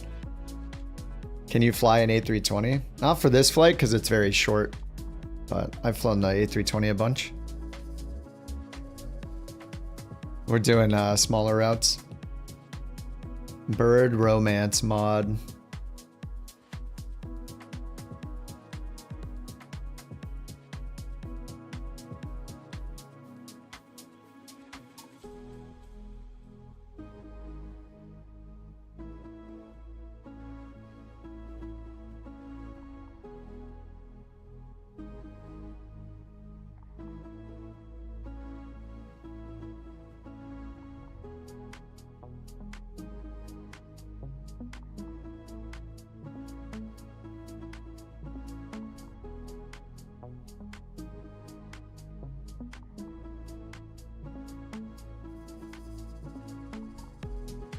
You were talking to Got Friends devs? Nice. They do a lot with the extra logo lights event. I'm not sure what that is. Protocol based on lights that network sync. A laser tag? That'd be cool. I remember when the sim first came out, we were talking about like hide and seek, but then you got the nameplates.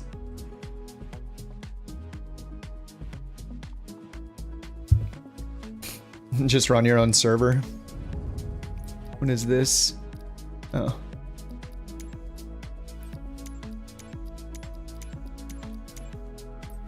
I think it reset the friends list or something because these are all people that I've been friends with before. Are you guys getting this too? I need to like reset all my friend stuff.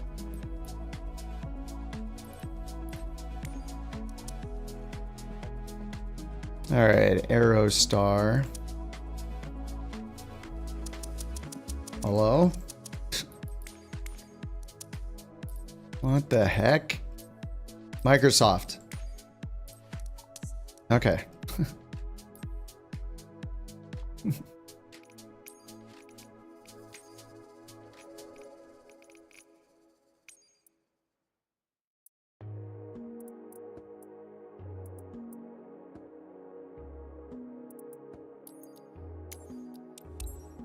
All right, we're back. Almost.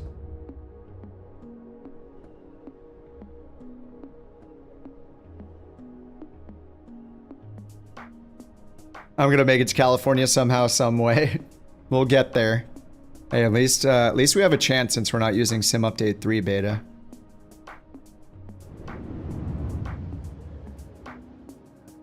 Getting 50% FPS.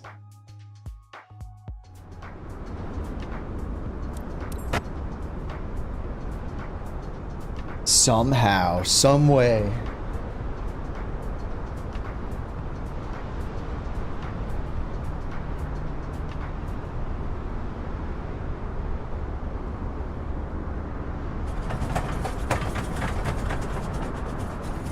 Alright, let me turn that down. Oh, what's up, Ian? How you doing, man? Your authenticity and unbiased perspective really shine through. It's refreshing to see such genuine and fair insights. Keep it up. I'm just good at complaining about stuff. That's all it really is. Some people may say I can get better at it. No. Thanks for this super chat, Ian. Good to see you, man. I'm a professional complainer. But I do both though. I say what sucks. I can say what sucks and I can say what's good. Even with something that I totally don't support, like say intentions, I can still say, holy crap, it sucks. And they're just a marketing company. And then I can also say, but what's good about it is, and tell you about the multiplayer features and stuff. And people should try things themselves. As much as I don't like it, people should go and try it for themselves. Like, you might love it. That's it. Like, it's just my opinion. Go try it out yourself. They have a free trial. Go to the website, download it. You know, make up your own mind. But that's my experience with it and my perspective of it. I don't tell people to never try things. I just say, I don't recommend it, but yeah, even though I don't recommend it, go and try it. You get to do a free trial. Go for it. You won't believe what flight sim avatars. Dude, the bird romance mod is such a funny concept. Can't wait. It's gonna be wonderful. Okay, why are these switches on? Pitot heat, battery, alternators. I must have left them on the last time I flew this. Right, what was I trying to do? It's taken this long because I was trying to customize some controls here for the Aerostar to make my mixture work. I unbound the mixture because the CRJ, if you pull a mixture axis to 0, and I use my mixture axis as my spoilers axis, because a plane with spoilers usually doesn't have mixture, or ever. And if you pull the mixture to 0, it shuts the engines down in the CRJ. Correct, no auto throttle in the CRJ. If you pull a mixture to 0, the CRJ shuts the engines off. For some reason. I don't know why, but that's what happens. So let's see if I can do this. Look, I have Aerostar 600 profile. Mixture axis is not set, so I will set the mixture axis. Oh no, maybe it is set.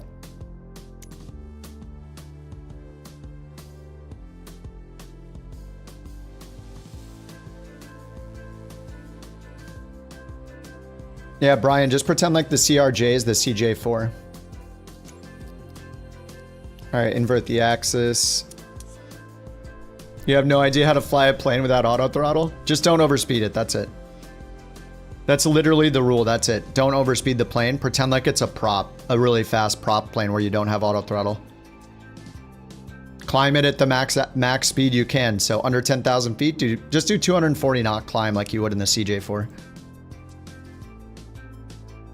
In the external camera, so you avoid the overspeed warning. Yeah, definitely. All right, throttle is, sorry, mixture is back in action. Though with this plane, I think I unbound the mixture. Oh, I unbound it on purpose in this plane. Because we need to do them independently, and I only have 4 axes. So I have 1, 2, 3, 4. Sorry, I know you guys are like, can we leave now? I mean, you can just leave without me. You're still gonna get the achievement, you know? But sorry, I got to put 440 pounds in this. All right, that's still set, so that's good. All right, let's get this thing on finally. Battery and beacon. We're gonna go fuel left is on, fuel right is off. Huh? I thought I turned that off. Okay, we'll close that. Those are the cabin announcements. All right, we're gonna crack the throttle much more than we think we need to. This is the main reason I could not get it started. I was cracking the throttle like this much. You need to crack it like almost half. All right, fuel boost on, and then we'll introduce fuel here. Fuel is rising, we pull it right back. And then we turn the starter on. And then we start adding mixture. Full mixture. Full prop. And then we bring it up to 1,000. Let it warm up.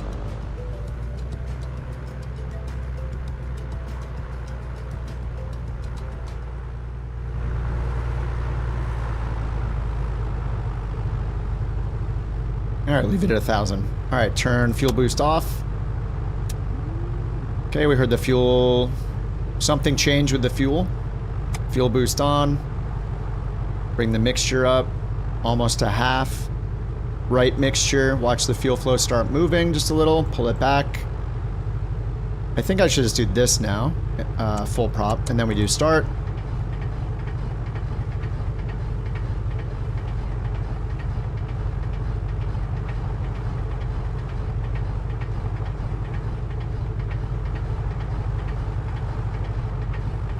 Come on, baby.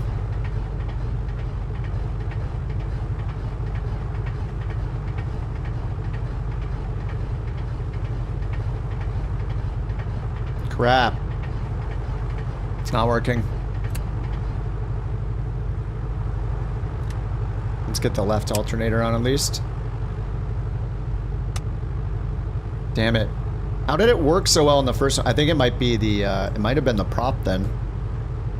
Alright, we'll bring this one up. Prop is, prop is back this time.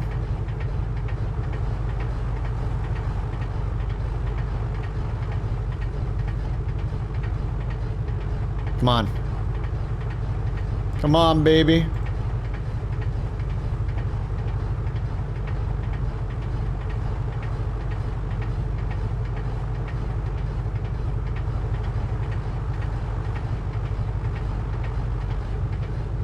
It's full green. I think I killed the cylinders or something. Overhaul.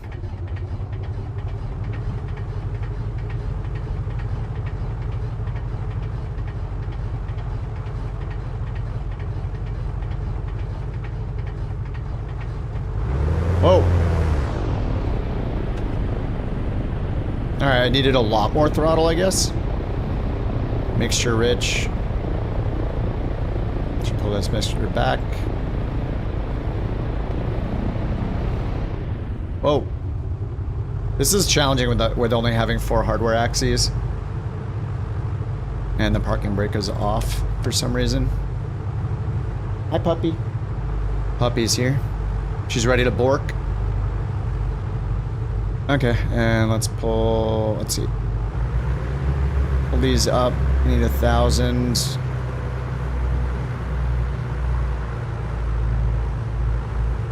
Alright, let's get left generator, or left, or right alternator on. Fuel boost should be off. And then we can get the avionics on. Autopilot, nav, and auto trim. The nav light on. Make sure the flaps are up. Looks like they are. Alright, now we can pull the mixture back into the green. Cheating with this.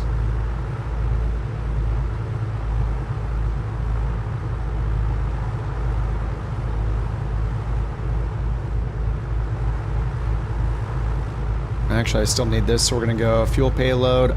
We're going to click the button here. And then we're going to set the fuel.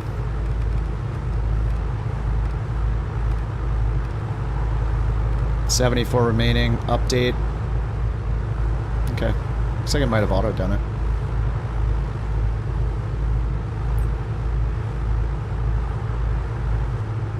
What's up, Aaron? How you doing, man? Getting back into the sim and watching. Is there another chat I use besides YouTube? Yeah, I'm on Twitch as well. I've been doing the multi-streaming thing. You can just use whichever platform you prefer. Twitch has like more interactive stuff with the bot that I have than YouTube, but it is up to you. Whatever you like. Alright, I'm just gonna fly it. I'm not gonna take the time to do all the run up and stuff. I'm too lazy right now. Sim brief dispatch, and I've wasted enough time ranting. Let's import route. Nice, that works. And we're going all the way down there to runway 3 to the right. Albuquerque, Hexham. You know, I need the lock thing. It's just way easier to grab these knobs and right-click them and stuff.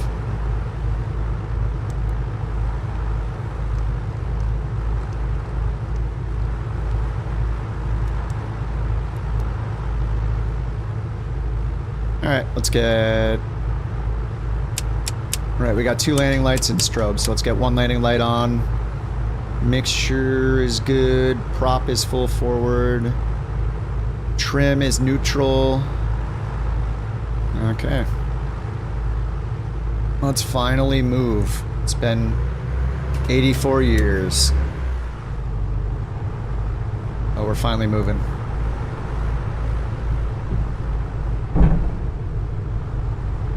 CRJ external views painfully beautiful compared to the longitude. Oh yeah, the LOD in some planes is so bad. Yeah, I didn't know the longitude was still that bad. I know the performance of the longitude is bad. Alright, let's turn that down. I mean, I remember doing all that testing back when I was on my 4080 and when we were I was trying to figure out all the LOD issues. It was very weird.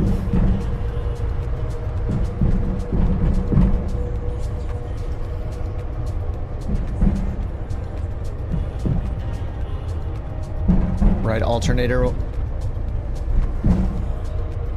Need some more power. Alright, so let's see our desired track here. DTK 270.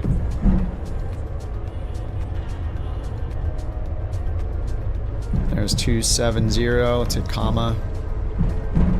Alright, 270. Favorite plane right now? Starship. I'm really loving the CRJ too. Starship and CRJ. I mean, the CRJ just came out.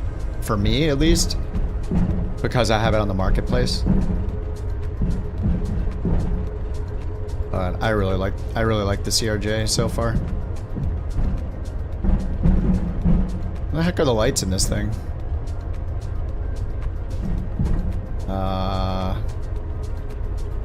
I thought there was a knob, like, is this it? Oh, this is it. There we go.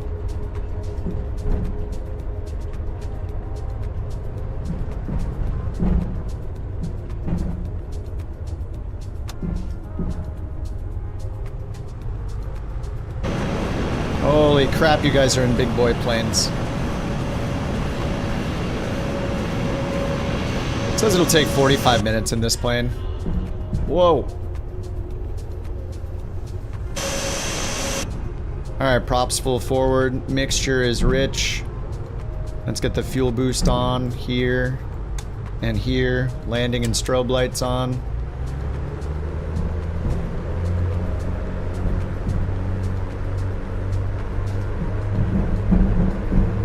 Airspeed's alive.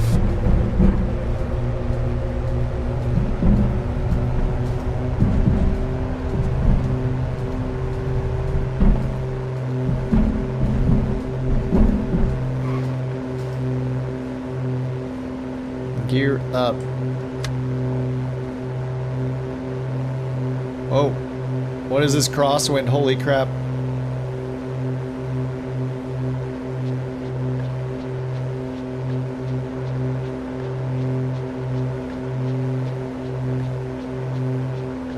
Let's pull the prop to 25-ish. We do 24, right? This guy. Which plugin for replays?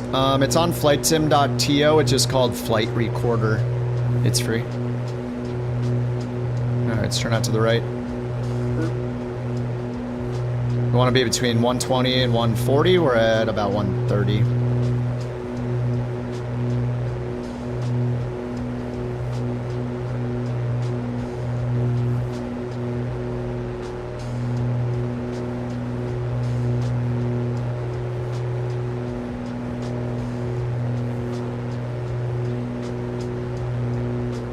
Alright, we have heading mode on down here, so we'll turn this to GPSS mode, which basically is turning it into nav mode. And I turned the wrong direction because I didn't see the little baby arrowhead over there. Alright, let me turn it all the way around.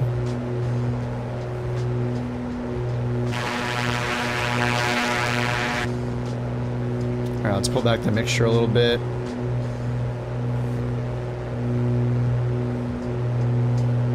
There we go. Alright, prop at 24 and manifold pressure at 24.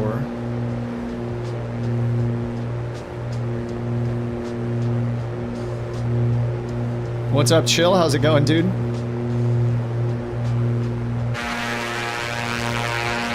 We've just been following Route 66. Yeah, the 5090. Actually, this morning it wasn't. I had to do DDU again, reboot several times, reinstall the drivers, but since then it's been good.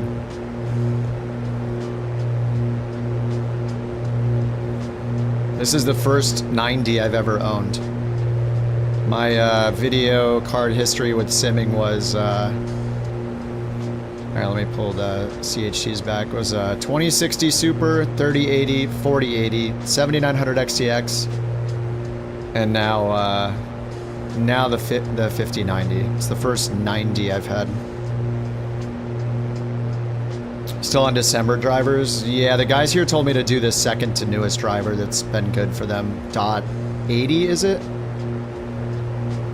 Like the famous Route 66? Yeah, this entire, we're just flying between airports that happen to go along Route 66. So that's the achievement here. We're on leg 10 out of 14. And what's our cruise altitude supposed to be on this flight? 9,500. We're almost there, actually. Alright, let me get the heading bug synced to head. Nice, that works.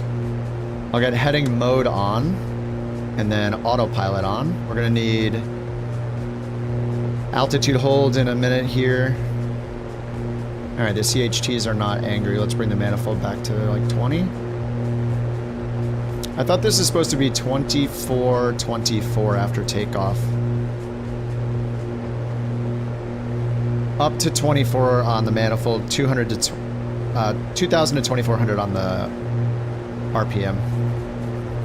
Hey, I have the fuel boost on still. Let's get that off.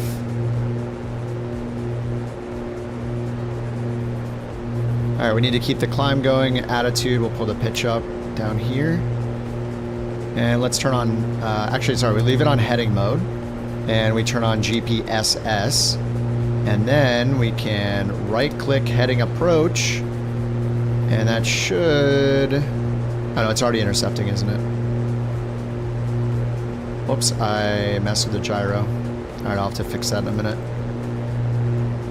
Alright, so heading / approach mode is only for a nav aid, a non-GPS nav aid. But that lets you tell it what heading to fly to intercept the course.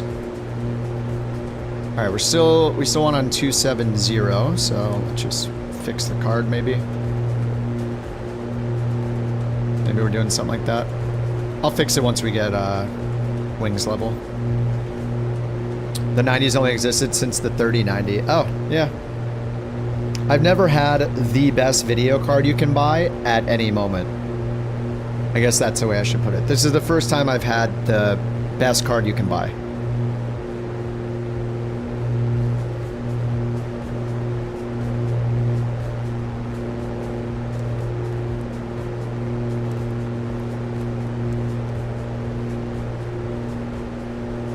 Alright, good job, autopilot. Alright, let's, oh, I missed it. Of course. Oh my god, I'm so bad at this. Alright, we gotta pitch down, get to 9,500.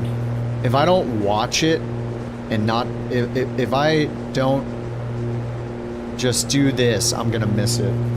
Alright, I got my button on altitude hold on my throttle over here. I'm ready for it. Nobody talk to me. Don't send a chat message or I'm gonna miss it. Alright, I'm blocking my vision of the chat. Okay, please pitch down more. We want to altitude hold at 9,500. I hope they make these clickable. I think their other plane they were clickable, so you don't have to keep going way down here. And a little pitch up, pitch down button somewhere, a fake one would be so nice.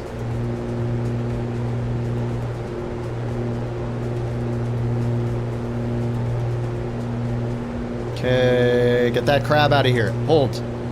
Yep, you're too late. Altitude hold. I already got it. Nice try. Alright, let's do the lean finder. Get out of the way, crab. Alright, left click, right click. Oh, it's on lean, lean of peak, so let's do that. Leaning, leaning, leaning.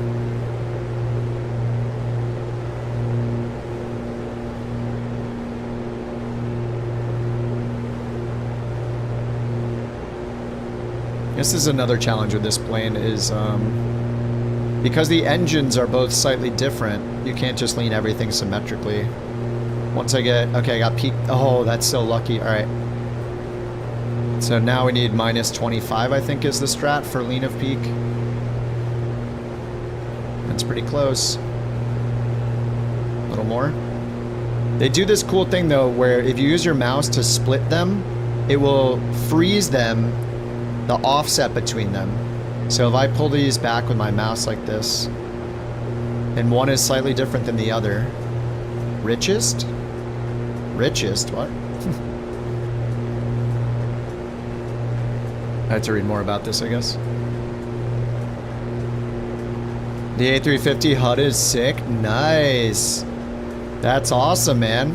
How many frames have you gotten? 3 since you started using it? Have you seen the 3rd frame yet? 90-ish? No way. Did they do performance improvements? Did they do any? Did they actually improve the performance? If they improve the performance, I will sing the praises of the plane. 100%.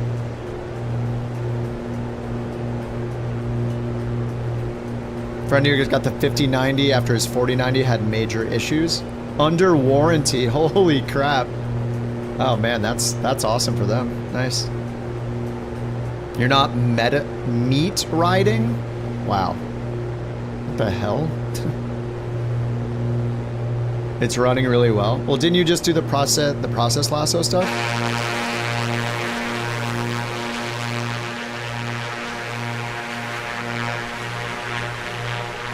That messed you up? Well, what did you do? What'd you do? If it messed you up, then you probably aren't using the right settings for your chip. And all it'll do is crash the sim, then you just undo the settings and then restart the sim. All right, let's check our gyro here. 275 is our heading. Oh, I guess I could do it over here, can't I? I can just look at our current track is 277. Oh no, that's our desired track is 277. Whoops. Our heading is 275. So that's about 5, 6, 7. Oh wait, no, we're on GPS mode, so the track should match, right? I should just do this. But then our heading is 275. Oh, pretty much in sync.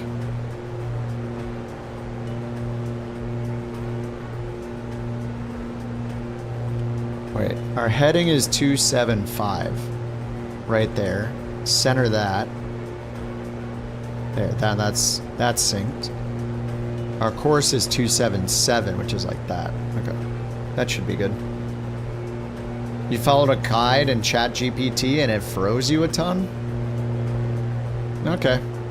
Maybe you just did the things in the wrong order or something?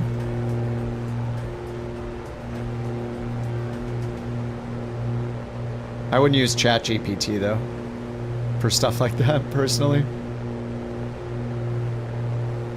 It was you being stupid 100%.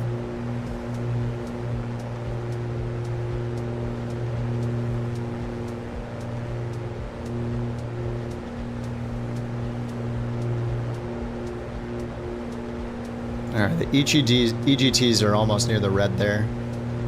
So I need to leave it where it's at. We can bring these back a little bit though. Yeah, we can try to get the props in sync. It looks like they're pretty good actually. Right is a little bit lower.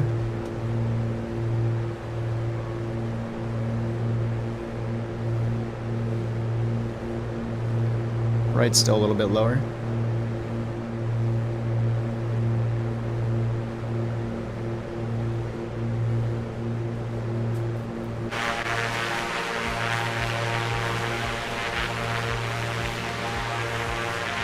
So did they actually improve the performance or what?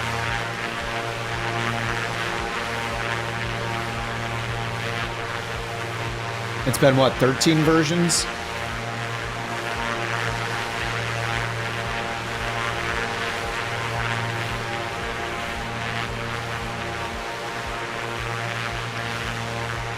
Version 1.11 released. Let's type the word performance. Reduced select texture sizes from 4K to 2K for performance optimization. Oh, that's it. 1 of 1. Let's look for FPS. No mention of FPS. You like this plane so much you got the Comanche? Nice. Yeah, the Comanche's awesome. Alright, so it's in the marketplace. Man, I am worried for Xbox players to run this plane, dude.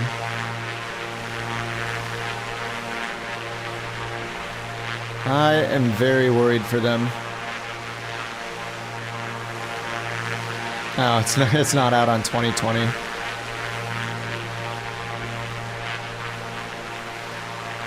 Lots of bug fixes, though.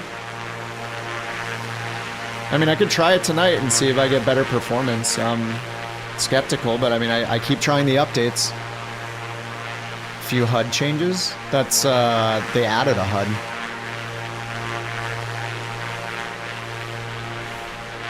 Toby? I used to have one, I gave it away. I don't like it. It's really weird. Every time you move your head, it moves the screen. You have to keep your eyes forward while turning your head to the side. It's strange. It's very awkward to use. I don't like head tracking at all. I think for a game like DCS or something, it probably makes sense, but for flight sim, just flying GA planes and stuff, it's, yeah, I don't like it. And if you've ever seen anybody stream with head tracking that has it on all the time, it is very annoying to watch. Just like watching somebody stream VR. It's just nauseating to watch. So yeah, I don't use it. If you are playing like DCS or like a you know, Star Citizen or, you know, games like that, then 100%, like it's great. But yeah, for streaming and for such slow-paced action as there is in flight sim in general, like unless you're like, you know, carving through the mountains and stuff, it's good for those cases for sure. But yeah, generally it was just something else that was always on and in the background and I was never using for me. So I think the technology is cool, but man, what did they tell me to climb further than 9,000? Yep, 110. There's a step climb for our GA plane to 110. All right, let's go attitude up.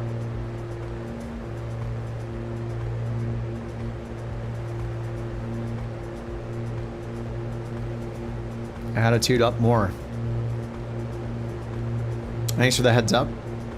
Yeah, it's good if you, yeah, for patterns it's really nice. You know, VR is great for flying patterns, but, you know, I don't like VR because I'm just in cruise chilling most of the time. Like, I don't know, having a nice display is enough for me. I'd rather have 3 monitors set up in triple monitor mode compared to using VR.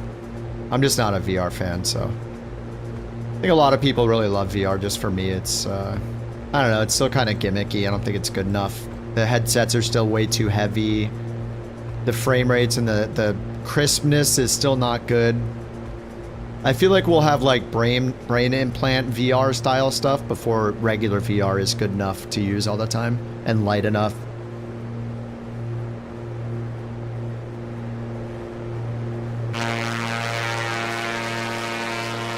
Ultra traffic is giving SU2s. Traffic Ultra. I mean, it just matters who's flying near you. We don't have like a list of all the planes that we suss. I thought it was the Cows DA-40 that was causing me to crash one time. Another time it was some Carenado planes. Some ones that haven't been updated for 24. I think there were 2020 planes that might have been crashing me. It's really hard to tell. Especially if you have a library of tons of planes you bought over the last 5 years, it's difficult.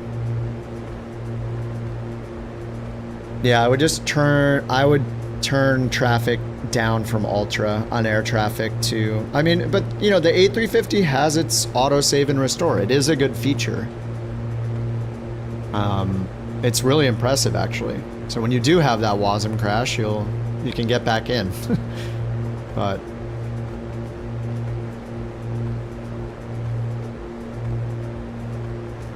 no, I didn't see the video. I'm flying. I'm flying and chatting, my dude. I believe you that you're getting 90 FPS. I don't know what your other settings are. I don't know what your resolution is. If you hop into, with whatever you're doing with that plane, whatever settings you're on, if you change your plane to a Cessna 172, what are your frames? Because I would bet that if you're 90 and that with whatever settings you're doing, then I would bet that you're going to have like, I don't know, 30, 40% more frames. Yeah, we're good on the mountain. We can see past it. If we can see the mountain after it, then we're not going to hit it. But I am still climbing, and I also got this guy telling me I'm okay. We're good. We're going to do a low pass.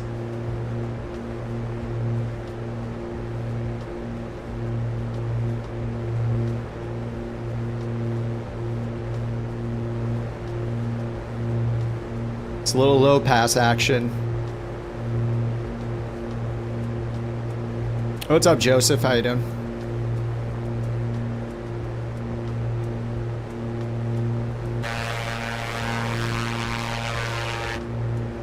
No, this is not the Builds plane. This is the Aerostar, the A2A Aerostar, from the team that made the Comanche. This one's in early access, like paid early access. So you can get it early, it's like 50 bucks. It's like the same quality as the Comanche, it's just a twin. It's got some, it does have some cool things with the autopilot I think are really neat though. Like real world things with the autopilot where it has like this GPS steering mode. So to follow the magenta line, you actually have to be in heading mode. And then up here, you flip this switch from heading to heading being GPSS, which is GPS steering. And then it follows the magenta line. It's kind of neat. And then they also have this nav1, nav2 switch, which is weird if you're using navigation mode on the autopilot, following like a VOR. What you can do is clicking nav2 will change the autopilot nav source to nav2. So it'll use whatever is tied into your nav2 radio here. And it'll show the nav2 CDI. This CDI will change to show you your radial and your course deviation for nav2, but it will be following the course set on nav1. And that's like, I guess, another realistic thing about how the plane works. So you'll be setting your desired course down here, but you'll be monitoring nav2 with this because this is connected to nav2. It just tells the autopilot to drive the course here, but the deviations over here, I don't know, it's kind of weird. Yeah, I have a couple of videos on VOR, JT. That was one of the first videos I made was VOR navigation, and then I made another one, I don't know, a year or two after that, doing a full flight with VOR to VOR. Yeah, before GPS. Seems confusing. Yeah, it is a little confusing. There's some downsides to it, but I mean, I guess that's just how the plane was, so how the plane was configured. So it's cool. It's a neat little like exception. You have to know the rules of that plane, and yeah, it's cool. I don't know, I like it. Probably need to start descending.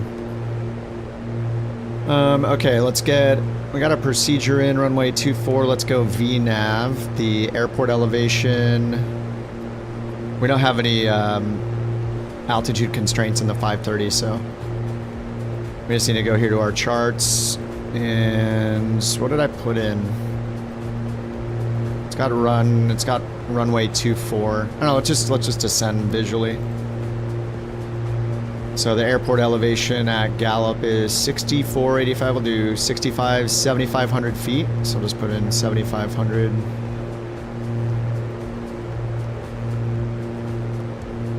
Four miles before runway 24. Why not?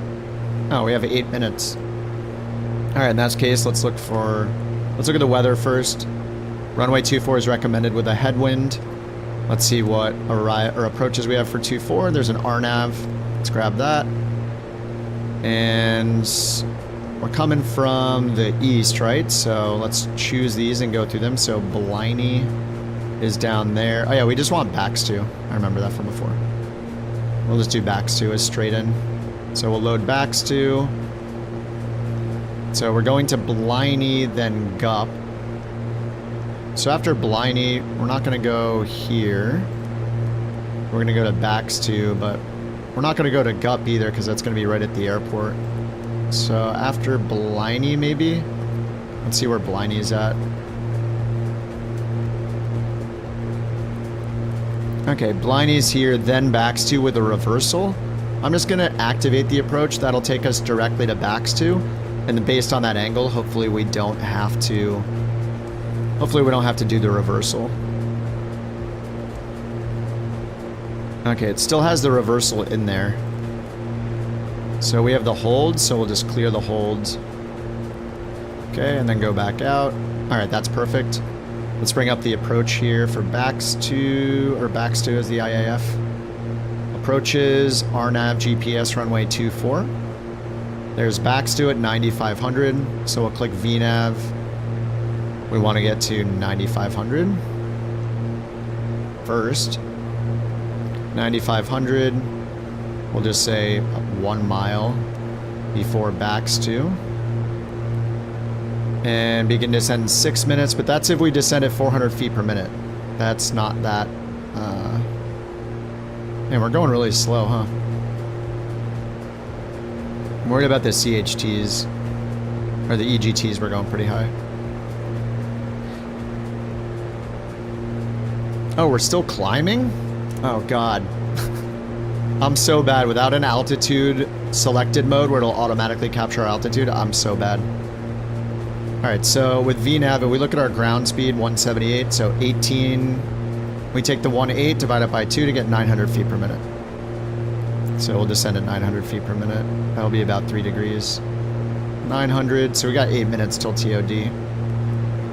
Okay, then back on this, let's change this down here with the fields. Change it to our TOD or vertical speed required. I don't think this works every time, and I'm not sure why.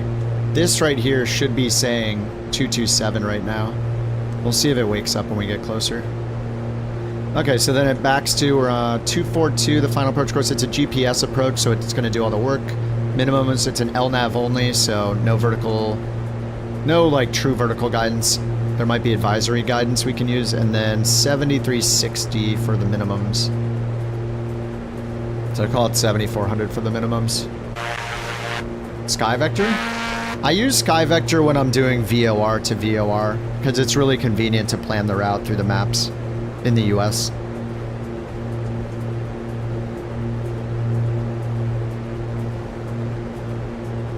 GPU, I just got the 5090 yesterday. Or was it 2 days ago? No, I think it was yesterday, right? Yesterday. I was using the 7900 XTX before that. 7900 XTX is awesome. I have so many good videos. I think I've only made like 20-something videos, 30 videos, not that many. Most of them are just on the G1000, back when that was being developed, before it was really, really good. When the working title team was developing it as a side project before Microsoft hired them, I was just really stoked about it, so I was making videos on it all the time. 291's a desired course. 291.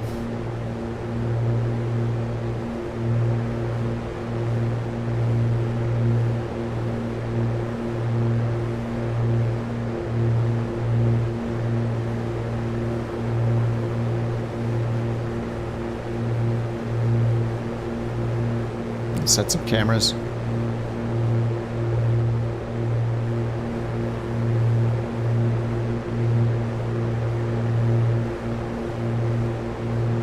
No, Dutch, I don't really fly the Cubs. Every now and then, but I don't really do like soft field stuff. I'm more of like a GA into local like hard surface runway airports. GA and then regional jet stuff. I like doing short regional jet, like short hauls.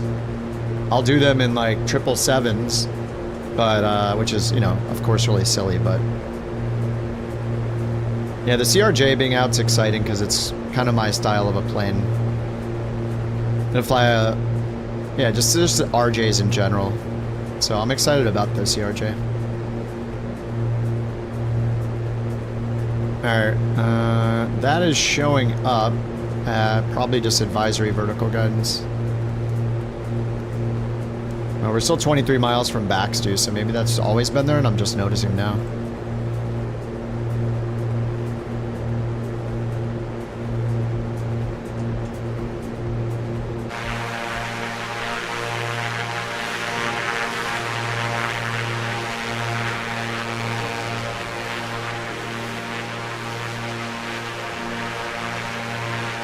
Triple 7 from Fort Myers, to Minneapolis, IRL. The 146. I don't think I have anything installed right now that is not FS24 tagged, because I'm worried about it crashing me when someone loads in with it. Do I buy the liveries for the CRJ? No, all the liveries I used for the CRJ come with it. It depends on which variant you pick too. Like the 1000, or sorry, the 650 or the 550 only has 2 liveries. But like the 700 has like, I don't know, 15 of them or something. I'm sure it's just based off like which airliners actually, or which airlines actually fly the planes, I'm guessing. But you can always get more liveries on flightsim.to. There's usually crap tons of free ones for any plane that you can think of. So just go to flightsim.to and grab them there. I'm hoping we get some couch liveries going if anybody wants to make them that knows how. I hit up our livery creators, but I'm not sure if anybody's around. But I give a bunch of feedback, so I basically just want them to look like the other planes, so. Glad to make it worth somebody's time if they want to make some couch liveries. I have all the assets. You just need to let me give you feedback and direction, because I want them to look like the other ones, so, you know, they gotta fit the family.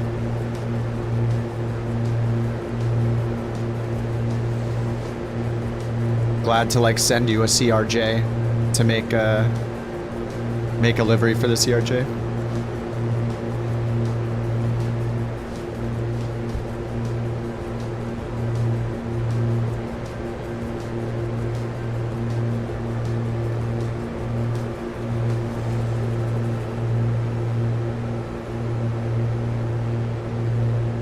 All right, 15 miles until Baxter. It says begin the descent in 2 minutes. That'll be at 900 feet per minute.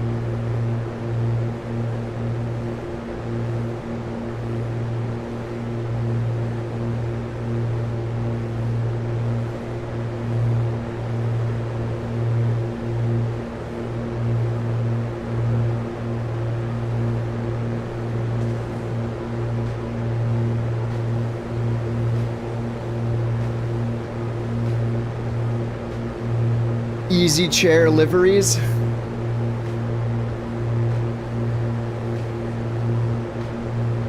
You just landed San Francisco to Boston? Nice. What's the weather like in Boston? Let's look. VFR. 9-knot winds.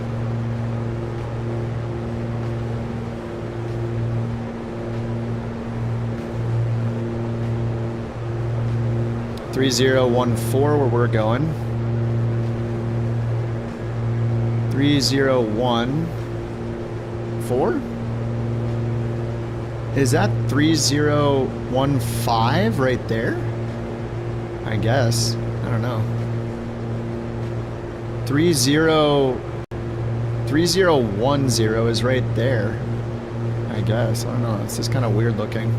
Why are the big tick marks in between the numbers instead of on the numbers? Right? Am I wrong? Doesn't that look kind of weird? Look. There. See how 3031 has that short but bolder tick mark? So that's 3031. So the 5 marks are the longer ones. Right? That's weird. Using CPDLC? Yeah. CPDLC is just cool in general. I mean, Beyond ATC said they're going to do all those other features. They're going to do diversions. They're going to do CPDLC. They're gonna do turnarounds, so you don't have to close and restart beyond ATC every time. It's just the stupidity of people that voted for GSX. It's unbelievable. I can't believe people voted so much for that. We could have had CPDLC, an actual ATC feature, not a feature that saves you 2 button clicks when you're departing and arriving. It's so stupid. It just shows you, man. People, some people just don't think that much. It's kind of crazy.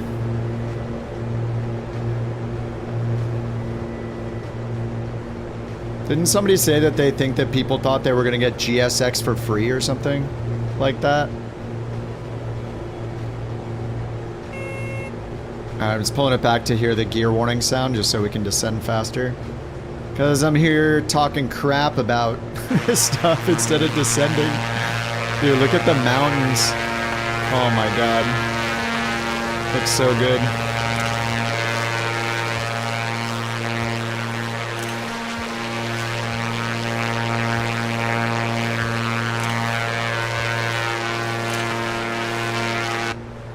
Do I run my add-ons on something external? What do you mean?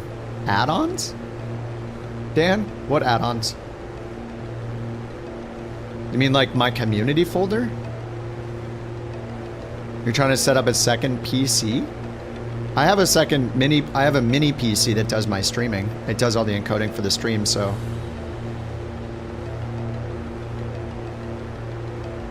The community folder? No.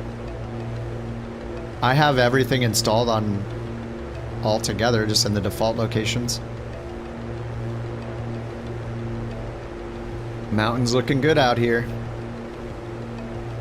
I've never been to New Mexico. We're going to Flagstaff after Gallup. Damn, these mountains look great.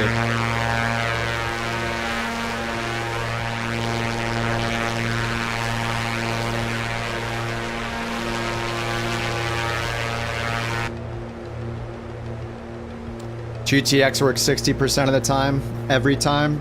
When it works, it's great though. I still love the pushback on I think literally it's worth $30 to just get the GSX pushback and use nothing else. The pushback is so good. I would pay $30 just for GSX pushback.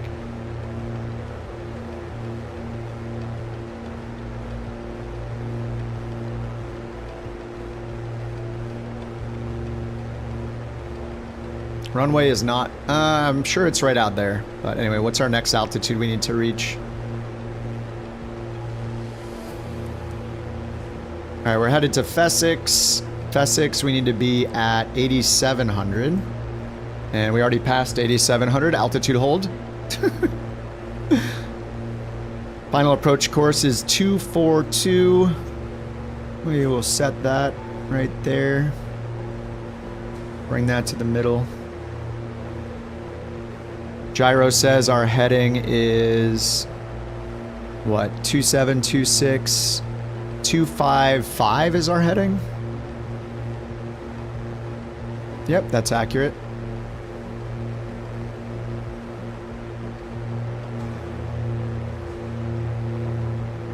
Need more power.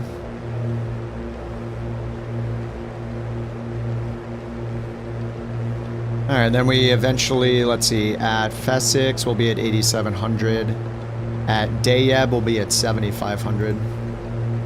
So we're still on our way to Fesix, 2.6 miles. And then we'll descend down to 75. And then down to the MDA of 74. Okay. So 7,500's next. I see the runway out there.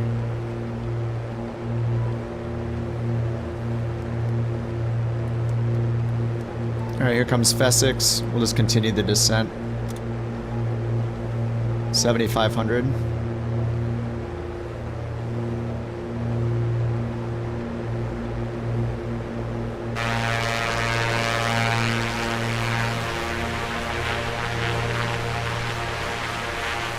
Not too bad. Running community on something external? What? I wouldn't do that. I mean, what are you hurting for space or something? I would keep everything in the default location unless you have a really good reason to run it somewhere else. Are you just looking for performance improvements? What's the goal? All right, there's the runway right there.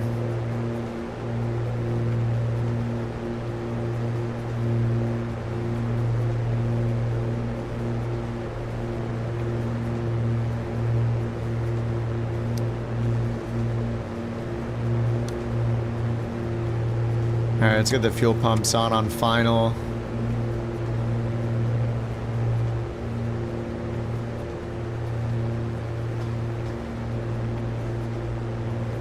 Alright, we'll just get the autopilot off. Autopilot off. You see the runway. Pull the throttle back. Let's get the mixture not rich because we're at 8,000 feet. So I'm going to keep the mixture pulled back, I guess.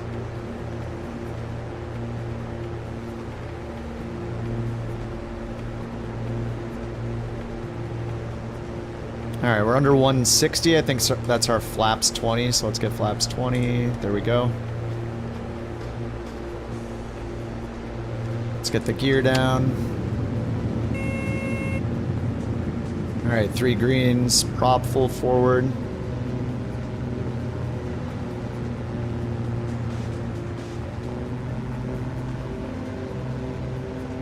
Alright, let's get flaps. There's flaps 20.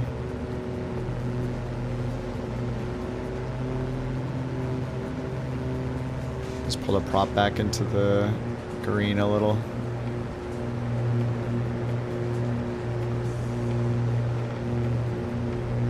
They say performance?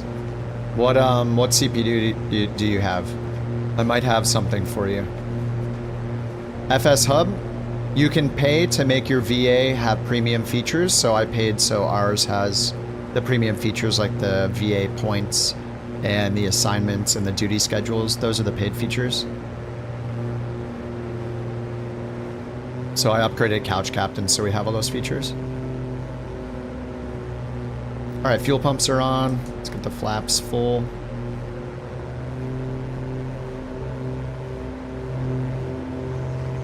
Alright, flaps are full. Whoa.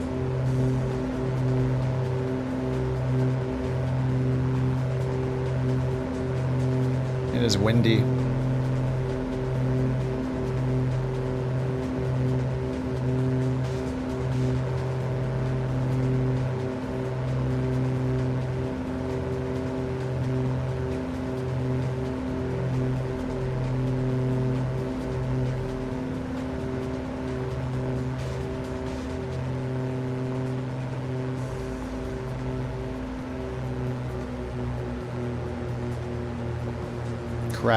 Crabbing it, holy crap.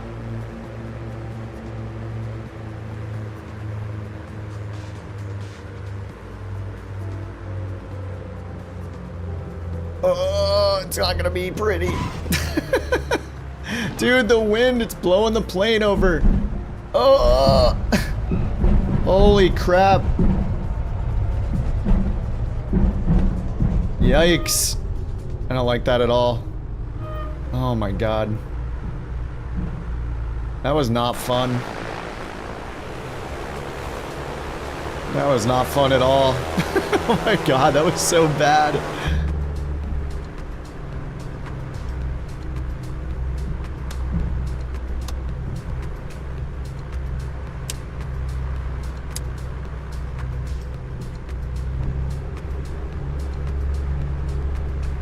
Damn, nobody was even complaining about how crazy the landing was.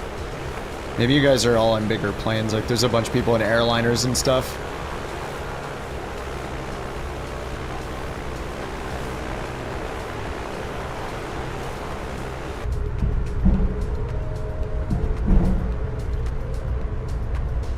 Man, that was sketchy at best.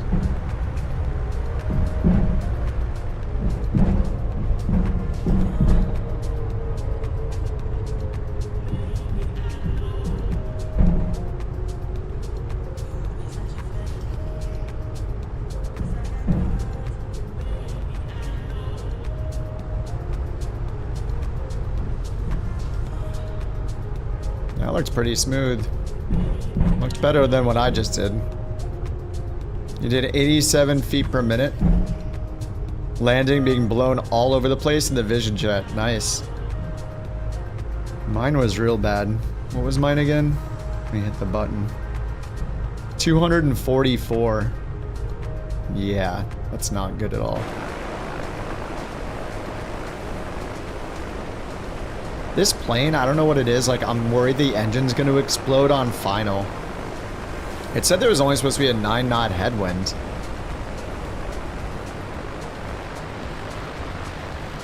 Now the windsock is showing it's showing a crosswind now, of course.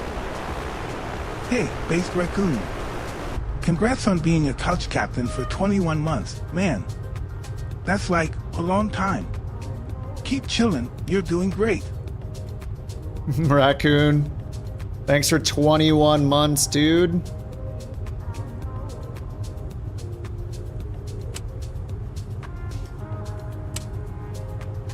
You're doing great.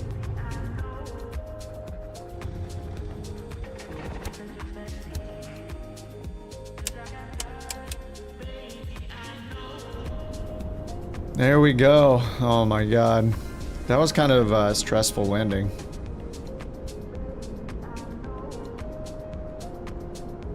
Oh, the ATR.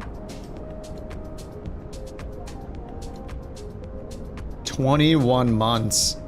Has it been that long? That means I've been streaming for 21 months with memberships.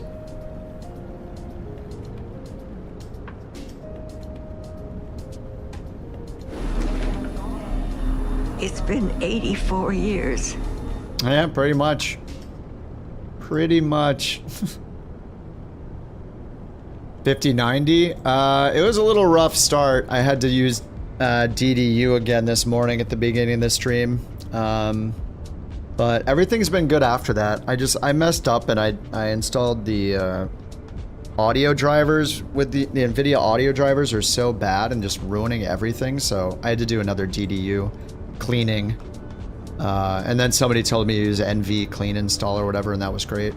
So I just have the driver, that's it. Only the driver, nothing else. And yeah, it's been good. I mean, I'm basically, you know, my CPU is still going to be the limiting factor for frames in the sim because of just how it works, but I was able to bump pretty much everything to ultra, which is nice. But you know, frame-wise, gameplay-wise, it just feels the same, of course.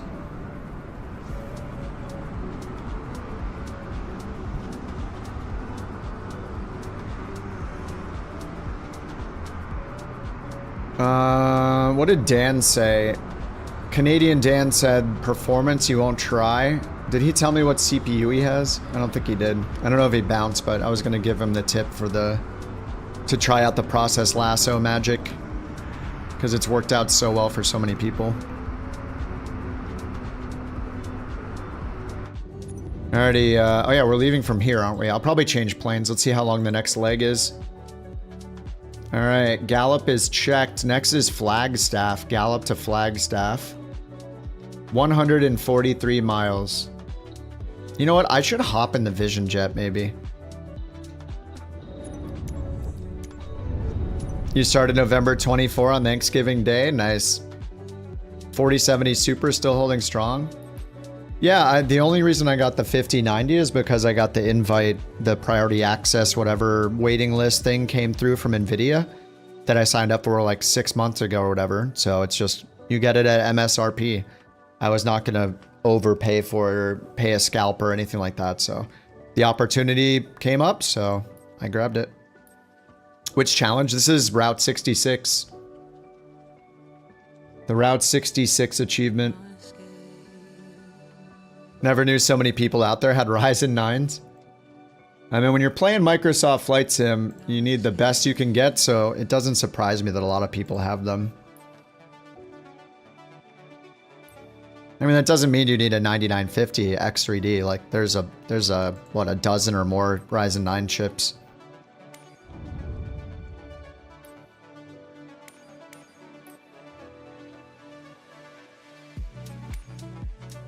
I'll fly the Vision Jet. I haven't flown it in a while.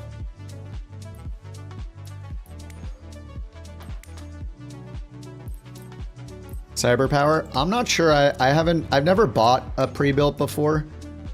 I'm sure there's a lot of info out there on Reddit though. Of like which ones are the best. There's no shame in getting a pre-built. I would just hit on Reddit and hit up Reddit, do some research, see what people think are good pre-built manufacturers, you know.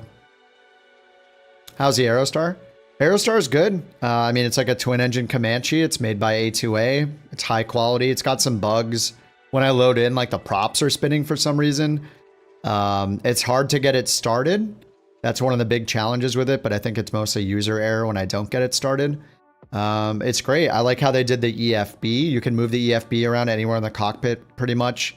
And it uses the flight sim built-in EFB and with its own A2A app in the EFB, which is, in my opinion, how it should be done. It's great. Yeah, it's in early access, so if you're worried about bugs or instability or things like that, then maybe wait until they release it fully. But if you want it right now, they're selling it on their site pre-release for like $50. But yeah, if you like the Comanche, I think it's worth getting it if you want a twin Comanche, essentially.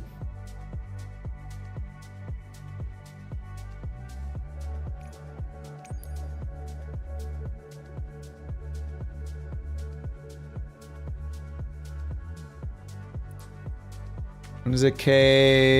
KFLG.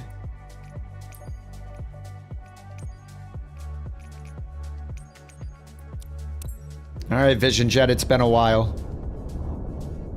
This is gonna feel like a leap into the future using this plane. All right, let me generate the sim brief. On our way to Flagstaff.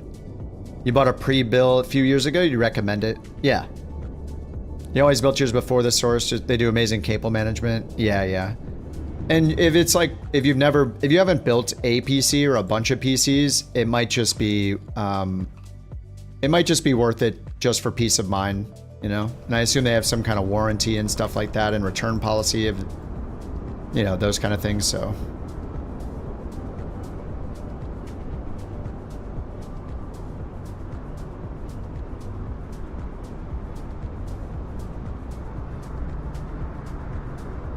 Oh, whoops, I went to Albuquerque instead of Gallup. Oops. Thanks for catching that. K-Gal. Hello? Dude, you can't even make a search box, Microsoft? What is going on? How? How is this possible? Oh my god, it's K-Gup. I'm an idiot. I have had problems with that search box before. All right. I'm a stupid idiot. Jeez. There's just so many little things like that that don't work or like are just so janky in the sim that my initial reaction is that every time, like, anyway. Oh my god. Like searching the library, you know, it's so bad.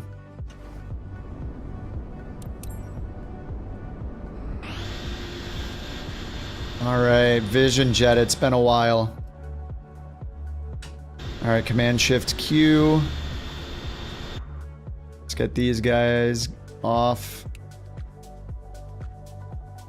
Alright, Simbri flight plan, K-Gup to KFLG, 22,000 feet. Let's get some Beyond ATC going for this one. I'm encroaching on your stupid. Sorry, you have a monopoly on it. I'm not allowed. Beyond ATC connected.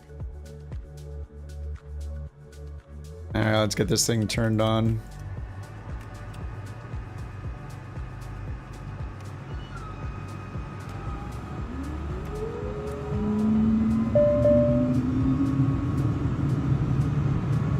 We've stepped into the future.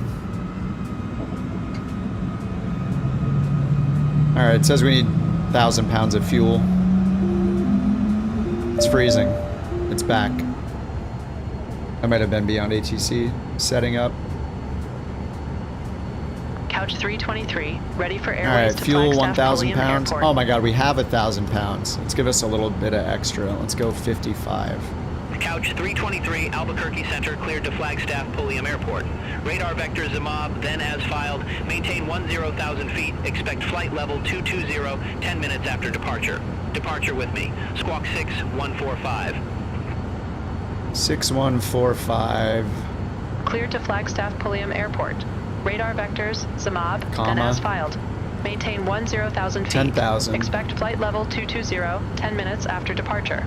Departure with you. Squawk 6145, Couch 323. Alright, 10,000 set, direct Zamab. That's good. Couch 323, read back correct. Starter taxi at pilot's discretion. Runway 24, required takeoff distance is 3289, 3300. Whoa. Starter taxi at pilot's discretion. Hold for release. Report holding short runway 24, Couch 323.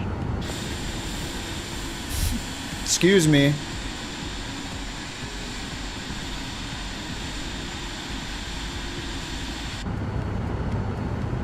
Excuse me, sir. Thank you. Thank you, Eric. Albuquerque Center, SkyWest 4846. All right, check. Accept. 1,500 feet. Good. Charts. Let's do the charts on the left. Albuquerque Center, Split the left. We don't need no stinking checklists over here. Charts. 3010. Climb maintain 15,000. Altimeter 3010. Takeoff minimums is all we have.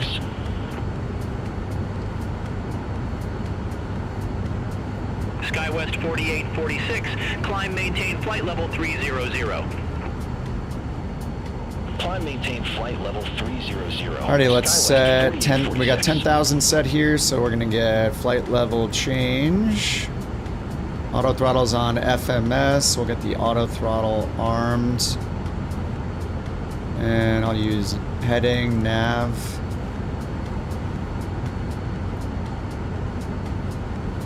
I kind of remember how to do this thing a little bit. Flaps 50%, pitch trim 6 degrees up. Done. All right, taxi to runway 24.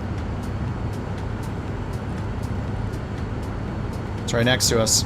All right, parking brake off.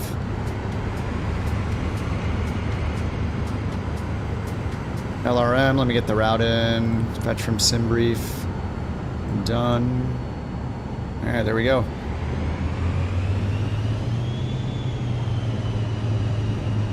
No, I didn't read the report about the Air India crash, no.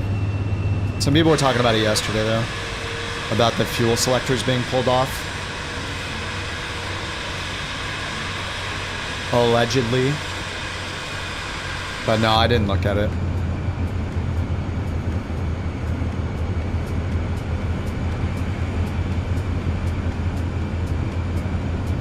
The tablet functions? What were the tablet functions? The fuel knobs, yeah, like the cutoff. I think you have to like pull them and then pull them down. It's usually 2 steps for anything that's important, you know? Like flaps and yeah, fuel cutoff switches and fire handles and you know, all that stuff is like 2 steps to use them. As far as I know. But yeah, you know. I'm not sure. Alright, we're holding for release, runway 24. Couch 323, short of 24, holding for release. Couch 323, released for departure, clearance void if not off by 230 Zulu. If not off by 230 Zulu, contact no later than 240 Zulu, time now 212 Zulu. Frequency change approved. Released for Alright, departure, outsider temps Couch 32. 323. No need for probe heat. Alright, release for departure. It's just so fast getting going in this plane, it's ridiculous.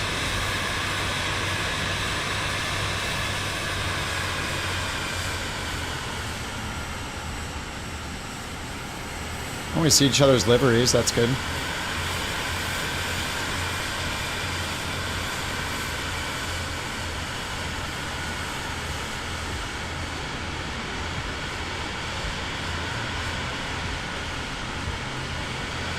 Alright, let's get out of here. Takeoff thrust is set. I'll just hit toga. You got toga, toga, toga.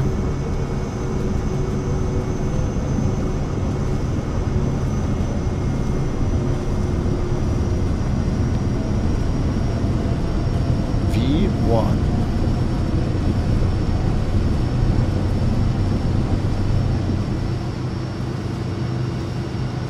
Positive rate.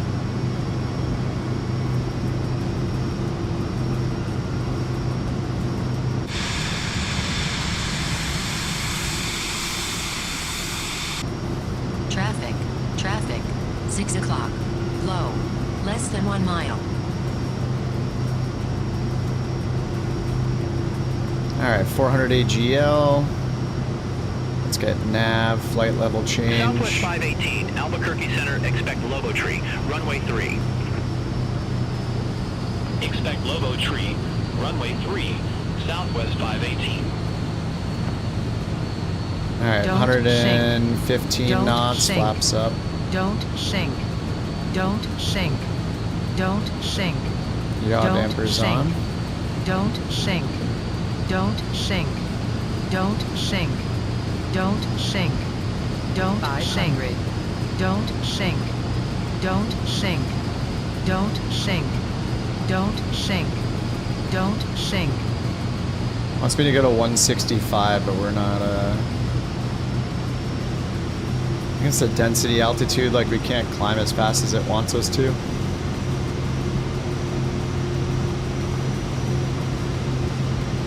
Alright, auto throttle, autopilot. I wish you could use the auto throttle without the autopilot, that would be awesome. Alright, so I got GPS, AP, climb, yaw damper, flight level change with FMS mode on. We're just hanging out now. It's been so long since I've flown this thing. I feel a little out of my element. Well, dang it, Bobby. I can sell propane and propane accessories, but I get this dang sim to stop crashing. I tell you what, dang frustrating is what it is. Your sim keeps crashing, Ian. Do you have air traffic on? Do you have air traffic on Ultra? I bet it's because of air traffic on Ultra. Albuquerque Center, couch 323, 8,600. Air traffic is off and you're still crashing? Couch 323, Albuquerque Center, radar contact, climb, maintain flight level 220. Climb, maintain flight level 220, couch 323. 220. Outside air temp 21, pitot still off. Traffic. 6 o'clock. Traffic settings, standby.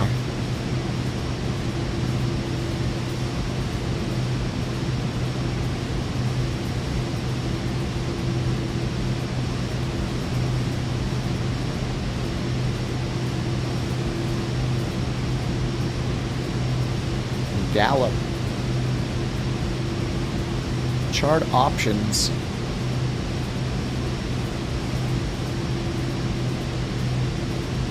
Oh, Gallop has an airport diagram. That's interesting. It didn't, I didn't see a diagram for the FAA charts.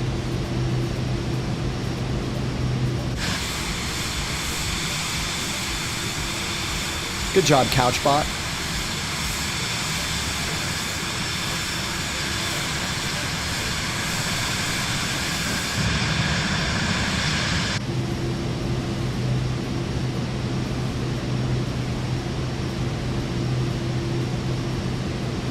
Yeah, this thing climbs so slowly. That's one thing to remember about it, I guess. Alright, let's unsplit this.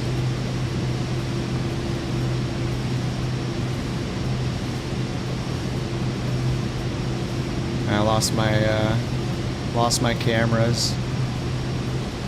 I think this one's better, huh?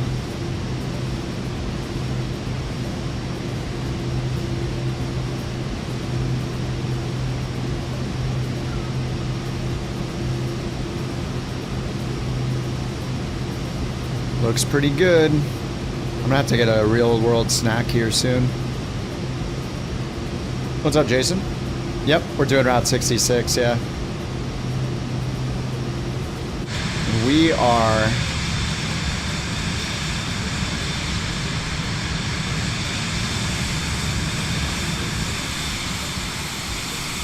I guess we could have just followed the actual road each time, but instead of hopping to each airport directly, but you know. I do want to finish it today, possibly.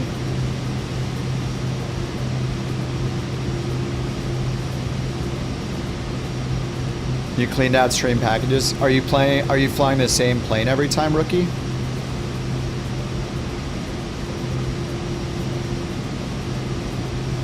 You've driven that way before? Nice. Yeah, I've never been further than Arizona driving from California. You know, Arizona, Nevada. I've never been to New Mexico.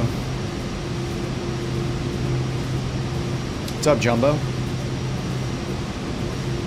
Back in Ohio, fond memories of your California years? Nice. Yeah, I live in LA. Love California.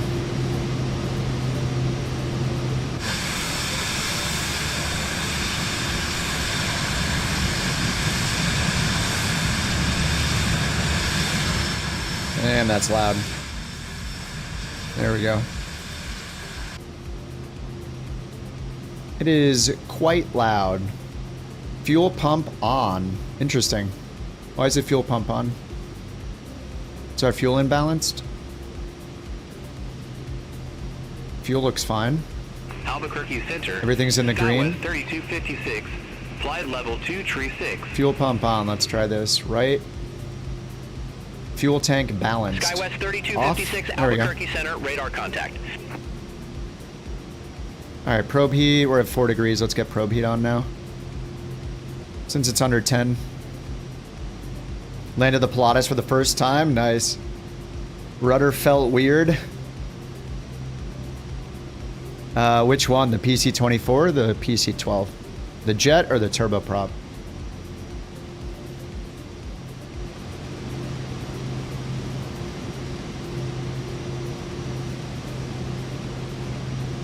You gotten crash-ins in most planes.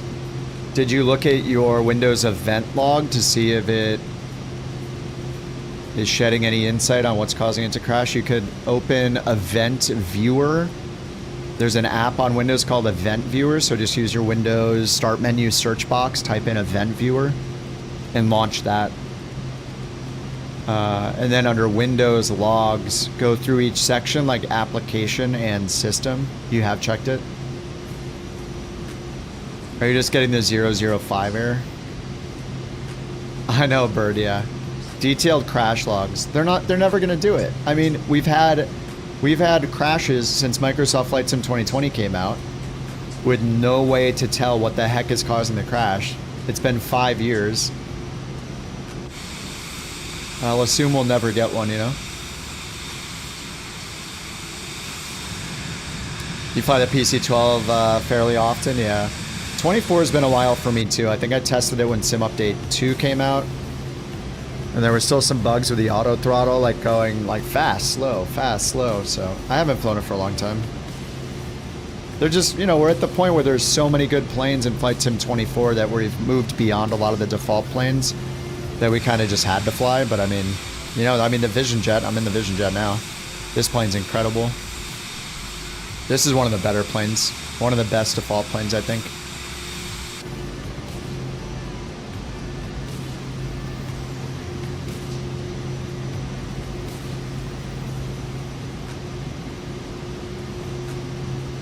You installed the active weather thing? I don't really see a need for any of the any weather add-ons, honestly. The weather is so good in the sim by default with live weather turned on. Any third-party app can't. They don't have the ability to make it as detailed as Microsoft does because there's no like weather API or whatever for them to actually inject their own detailed traffic. All they can do is set like what you or I can set up here by going here and customizing and setting the cloud layers and stuff like that. At least that's my understanding. I don't know if things have changed recently, but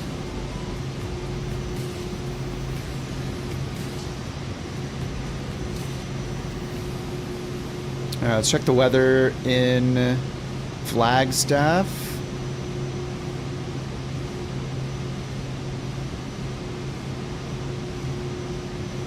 VFR 9 knot winds from the southwest. 3027 on the altimeter.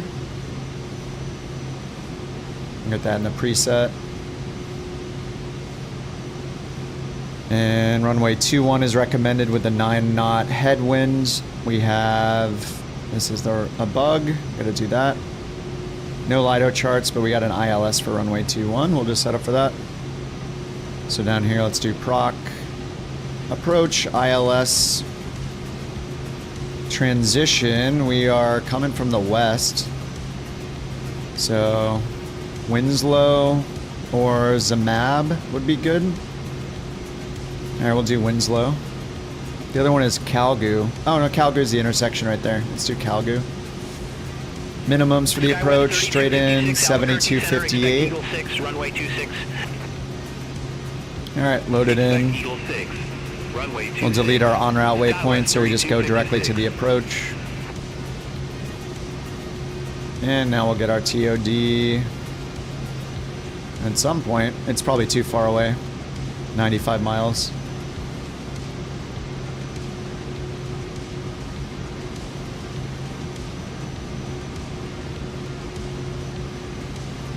Alright, time to split this again, and then we'll just get the chart up. Sync Flagstaff, approach.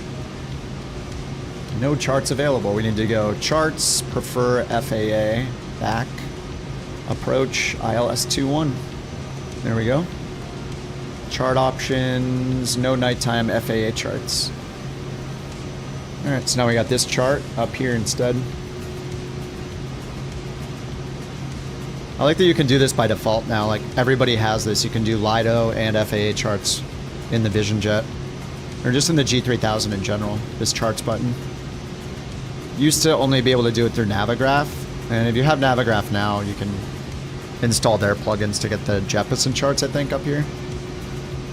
I don't know if that overrides it. Like, if you install the Navigraph plugin, I wonder if you still have access to the FAA and LIDO charts. Not sure. I don't think it's in the G5000 yet. Like in the longitude. I'm not sure. I haven't flown it for a while. I know they added it to the G3000. Maybe. I bet Brian knows. If Brian's still here. It's cool to load them into the avionics, but 99% of the time, I'm doing this. Because I can be looking wherever I want and doing whatever I want and just pop it up. It's super nice. But it does look really cool when it's on the avionics, for sure. Especially the pretty LIDO charts with their dark mode and like cool colors. LIDO charts look rad. Yeah, you have them open to the side, yeah. I always just do it in here so you guys can see what I see.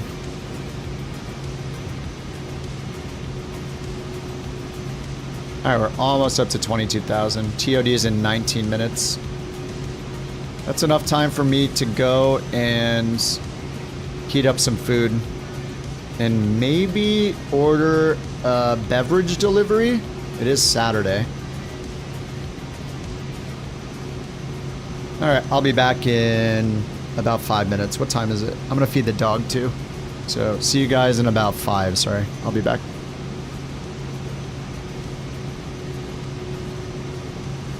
Actually, let me move the plane outside here. Start here, slide to the right. We want an unobstructed view. Pilot. Oh, there's no co-pilot. I think I can spam one of these to get out still. Oh, how do I get out of the plane? These jerks took this... They took the co-pilot view away, so I can't get out of the plane. What about if I go on this side? Damn, they made it... How do we get out of the plane with the glitch now? There's no co-pilot choice. You used to slide over and hit co-pilot and it'd bump you out of the plane. How do we get out of the plane?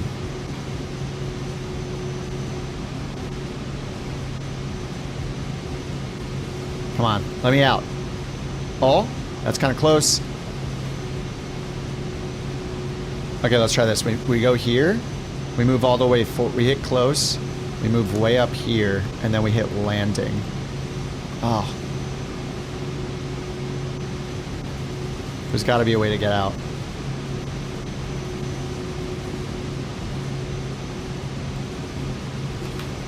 God, why would they do this? Albuquerque Center, American 884, flight level 320. This is crap.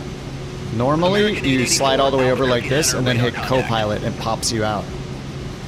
So close moves me forward a little. Pilot, landing moves me forward a bit more. So landing is probably the key. But we need to get to the right spot with this camera before we hit landing. So when it moves us slightly forward, we get out of the plane.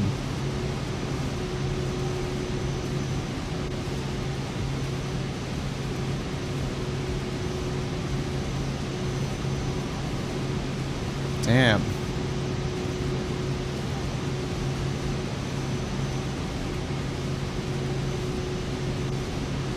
Come on, why would they remove that?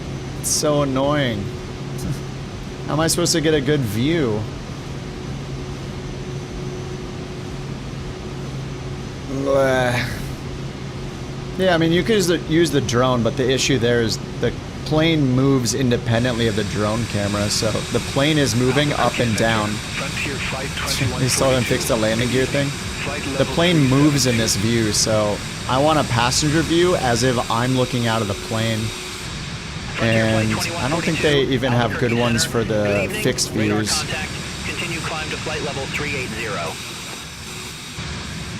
Continue climb to flight level 380. That's it. This is the best you can get. This is the best view you can get from their presets, so it's kind of crap.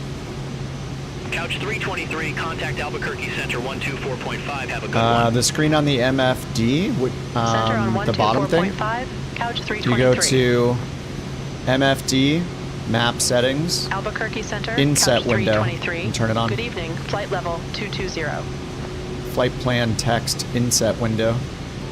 Couch 323, Albuquerque Center, copy.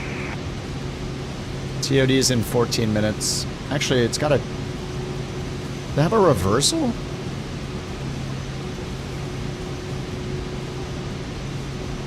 No, that's just a missed approach, probably. Okay, I gotta go grab, let me go grab some food and feed the dog. This is as good as we're gonna get right now, sorry. They've made it so I can't do the magic anymore. No magic camera views. Alright, I'll be back in 5 minutes.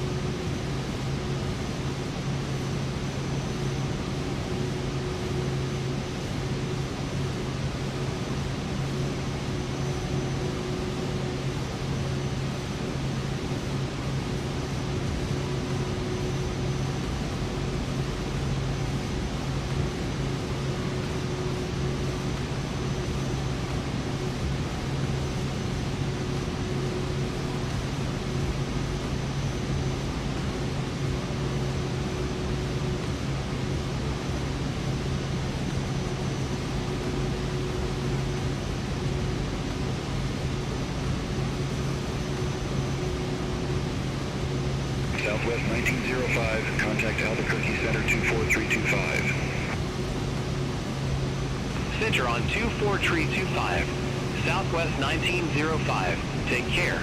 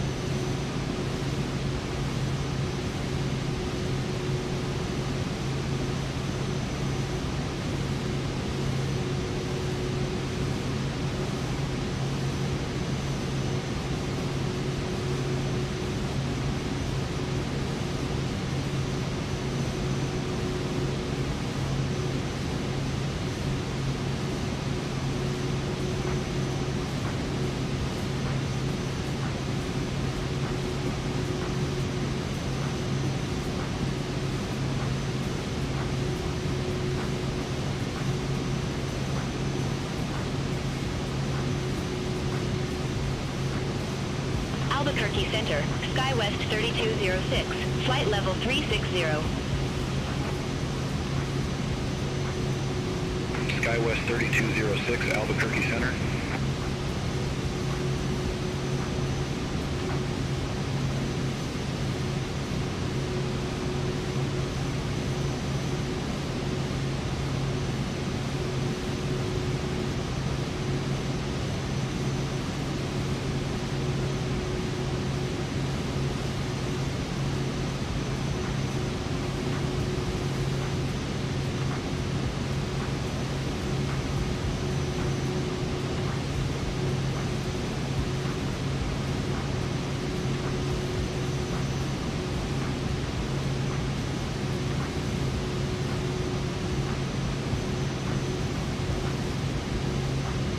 Alright, back. Sorry about that, guys.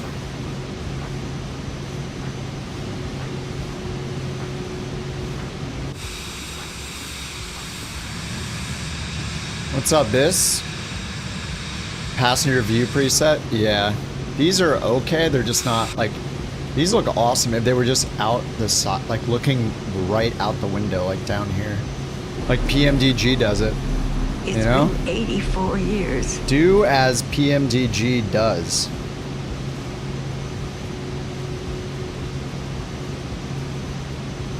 Alright, so I'm going to be stuffing my face for a few minutes. What's our TOD? Couch 323, Whoops. Albuquerque Center. Expect radar vectors, runway 21. Oh yeah, we should have been descending already, huh? There's this huge weird reversal. Zamab direct to activate? Nope. I'll just go activate approach then. So we're gonna be too high. Bottom of descent. Radar vectors, runway 21. Expect radar vectors. Alright, Runway so let's 21, just pull our couch altitude 323. down, hit VNAV, hit vertical speed, Southwest 3891, contact Albuquerque Center and catch up. 124.325. All we have to do is go faster than the magenta right there, and then we'll catch up to it. 124.325, Southwest 3891. Auto throttle will handle the rest. I said to expect radar vectors 2-1.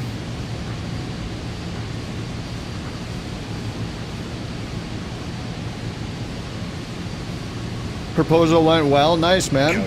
Congratulations, dude. You were assigned flight level 220. I show you at flight level 209er. Climb and maintain flight level 220. Negative. Unable. Roger. Climb and maintain flight level 220, couch 323. We are unable.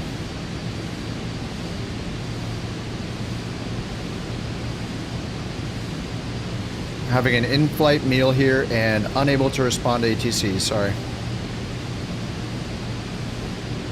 Albuquerque, couch 323. We're having an onboard hot dog meal right now. You'll have to get back to us in about 15 minutes. All right, let's see what they say to that. It's not a hot dog, it's pasta. Albuquerque Center, Alaska 609er, flight level 281. Alaska 609er, Albuquerque Center, radar contact. Albuquerque Center, couch 323, copy that. Please advise when ready to resume communications.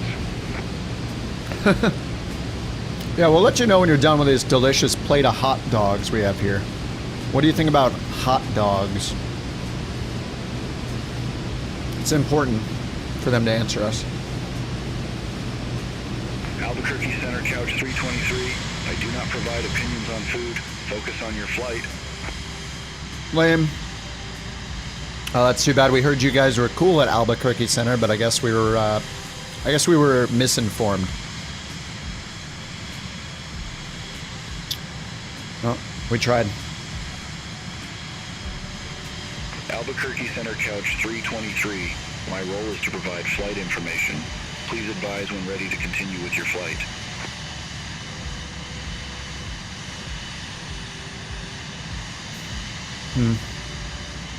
We're ready to continue with our flight. We're very excited. But not as excited as we were for these hot dogs. Do I ever get tired? Yeah, sure. Albuquerque Center, couch 323. Glad to hear. Please confirm your current altitude and intentions for further assistance. We're ready to descend for the approach. We've already been doing it, but... Aircraft calling for descent instructions, say call sign. She's got it. Couch 323. Couch 323, Flagstaff Pulliam landing runway 21. Flagstaff Pulliam, landing runway 21, Couch 323. Couch 323, altimeter 3027, expect the visual approach runway 21. Alright, here's our vertical path we're about to catch up to. Altimeter 3027, expect the visual approach runway 21, Couch There's 323. VPAP. Beautiful. We're set up for the ILS, so all I have to do is hit approach because we can already see the localizer and final approach course shown right here. So we literally just hit approach and it'll switch for us and all that. And we'll just get ready with our gear and flaps and stuff when it slows us down.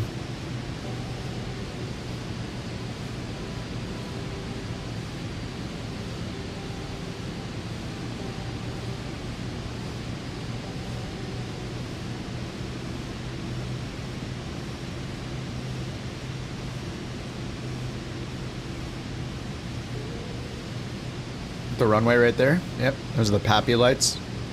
I see the approach lighting system.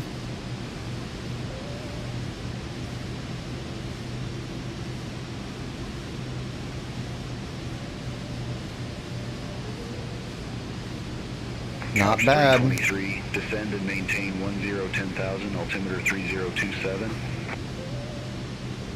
Descend and maintain 1010,000, altimeter 3027, Couch 323. Looks like we're going down to 10,200. Couch 323, turn left, heading 225, vectors for the approach. And switch to loc for us. Turn left, heading 225, Couch 323. Couch 323, turn left, heading 225. Turn left, heading 225, Couch 323. Couch 323, airport is at your 12 o'clock, 15 miles. Report the field in sight. Looking for field, Couch 323. Couch 323, turn left, heading 225, descend and maintain 9,200 feet. 9,200. Turn left, heading 225, descend and maintain 9,200 feet, Couch 323. Oh, we're on the glide slope, we're good. Couch 323, fly present heading, intercept the 21 localizer. Fly present heading, intercept the 21 localizer. We're way ahead of you. Couch 323, descend, maintain 8,000 feet. Descend, maintain 8,000 feet, Couch 323.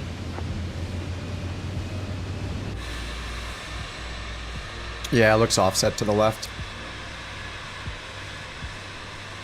Albuquerque Center. It's interesting. November 441 Lima. 1 Offset 12,900. 3 degrees. And take it down to 7,200 feet. 2,000 feet further. Alright, it slowed us down to 200 already so we can get the gear down when we're ready. I'm almost done with my food. This is great. Good job, Vision Jet. Doing all the work.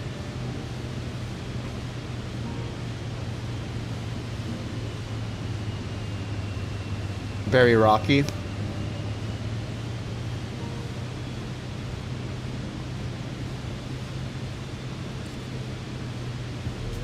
Alright, gear down. It's gonna set our speed to 180 automatically. Under 190, we can do flaps 1. Southwest 2107, contact Albuquerque Center 24325. Contact Albuquerque Center 24325. Alright, Southwest 4 mile final, 2107. flaps 1. Now it'll set our speed to 150, sorry, 140. And under 150, we can get flaps. Bring you around for another try. No, we're not doing that. Runway heading, maintain 13,100 No. feet. What's he talking about? Roger, Another try? fly runway heading, maintain 13,100 Alright, feet. under Couch 150, flaps 323. full. November 441 Lima, Albuquerque Center. Expect Desert 2, runway 21. Expect Desert 2, runway 21, November 441 Lima. Alright, let's pull the throttle out, get the autopilot off.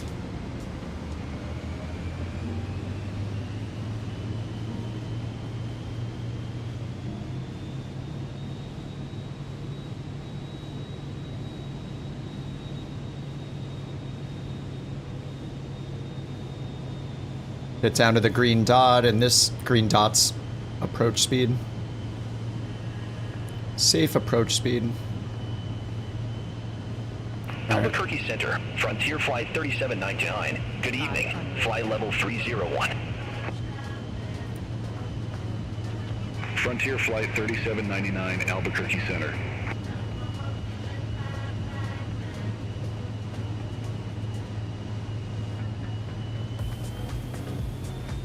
Oh yeah, we're just dropping like a rock. Always a tornado on final with Flight Sim.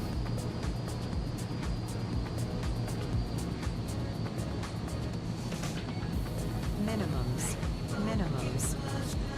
Albuquerque Center, Barney 469, descending via Desert 2, 2,000 feet. Barney 469, Albuquerque Center, radar contact.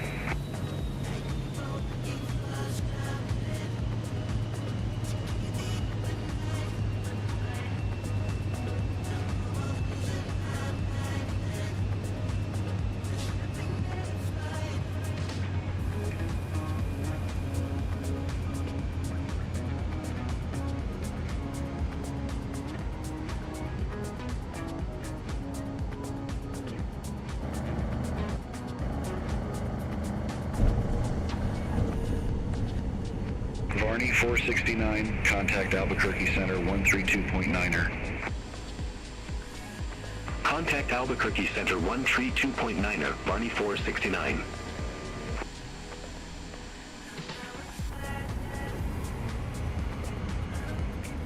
Yeah, wind is always 90 degrees to the runway. It's so stupid.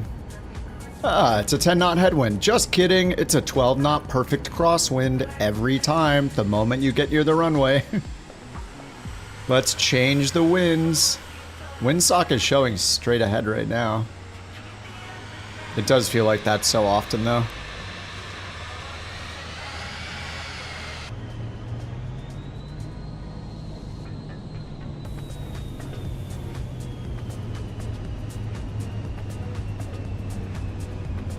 Yeah, I love this plane.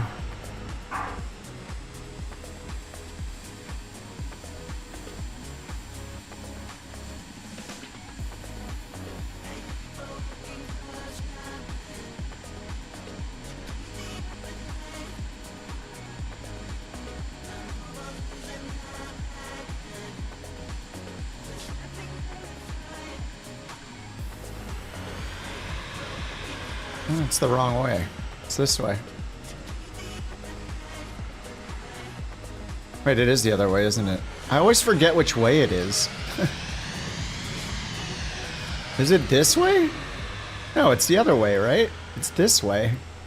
You want the tail. I mean, it's the shape of a plane.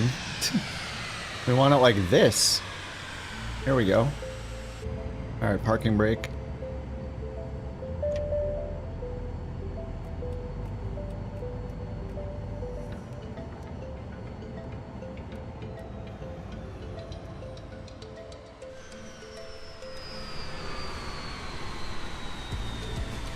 Ooh.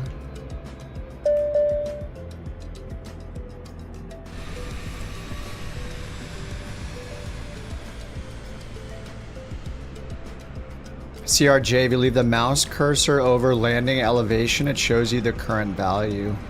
Oh, over the knob? Oh, baby, that's awesome. Heck yeah. That's a great tip. Alaska 609er, contact Los Angeles Center 124.85. Take care.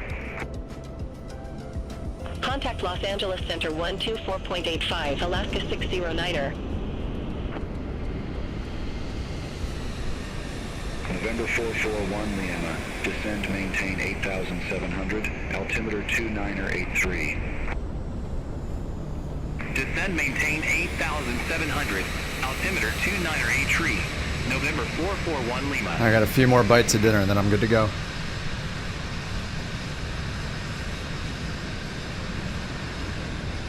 You're back with a beverage. Nice. Who doesn't enjoy beverage?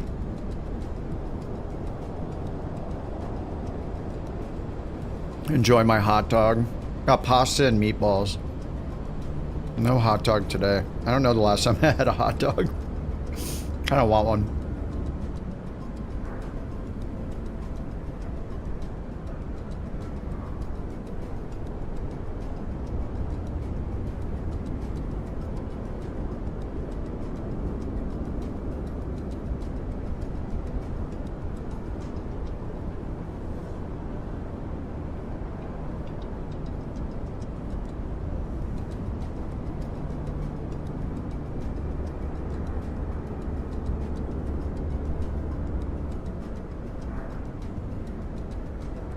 SkyWest 3206, contact Albuquerque Center 128.45.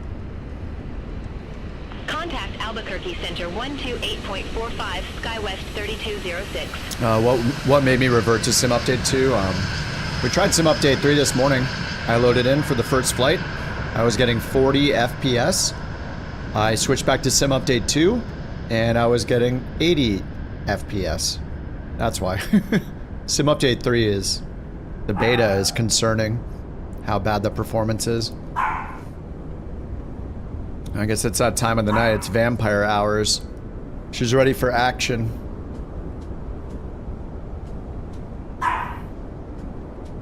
Yes? What's the problem? I swear, as soon as she has her dinner, she starts going for it.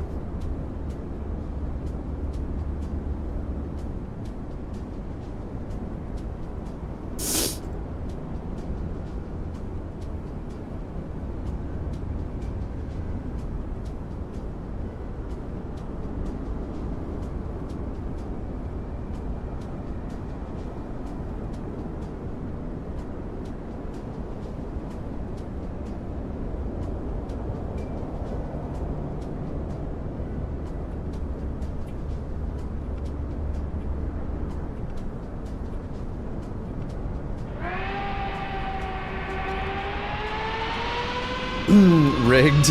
Who got it? Bird? The rich get richer. Bird's holding on to like 20 Bork coins on a slush fund account. He's got it set up, on another account. You guys better be careful. He's got some like Bird stealth bomber. More than that? Oh my god. He's got some secret fund. Model 60. Is that the Duke?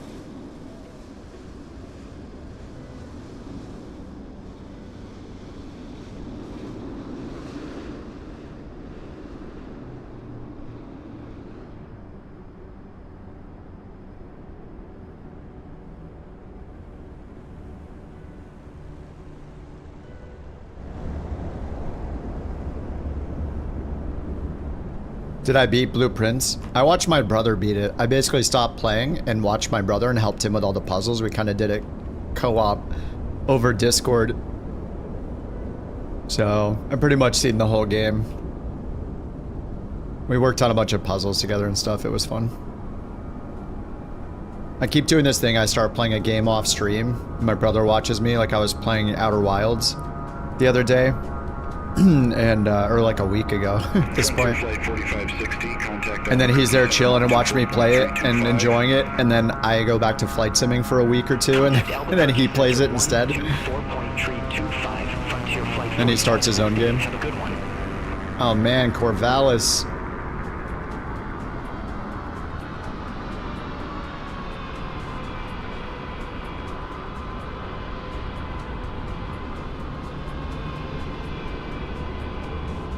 JT just took off and now he's landing. Wow. Albuquerque Center, Sun Country 606. Good evening. Flight level 359er. Always in the 787, isn't he? Sun Country 606. You're gonna have to buy it? You wanted to see me finish it? Oh yeah. There's just been a lot happening in flight sim, like, you know, between the CRJ, the upcoming 750, the C750, the performance improvements with Lasso, and, you know, There's just been a lot to be excited about right now, so I only play the other games when I'm like getting a little bored. But there's just so much going on in Flight Sim. And then FS Hub, us hopping into there, doing the VA stuff. I just feel like there's so much to do right now.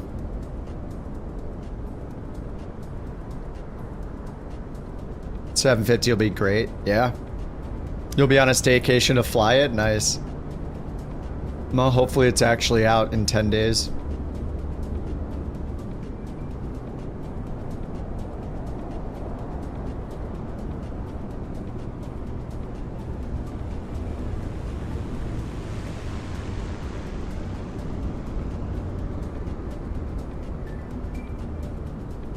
You thought I crashed, but you hit slew mode by accident? Oh, Eric's still coming in. He's only 6 miles out. Frontier Flight 3799. Contact Los Angeles Center 124.85. Have a good one. Center on 124.85. Frontier Flight 3799.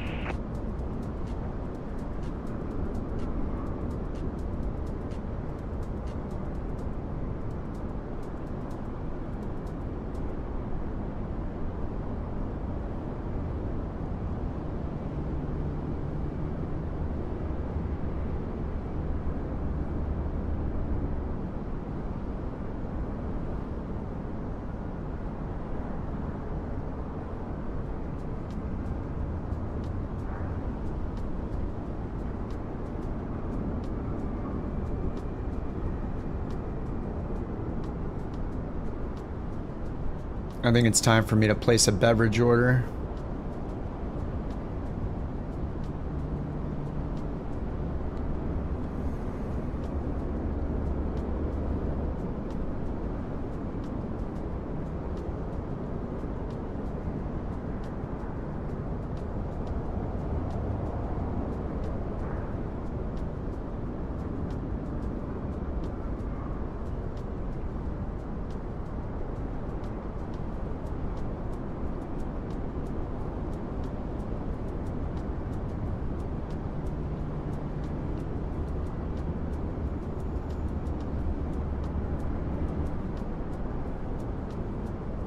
Should we all fly into Oshkosh in the sim? Oh, on the normal fly-in day? Probably be a ton of people doing it. Could be fun, yeah. Wait, what day is it?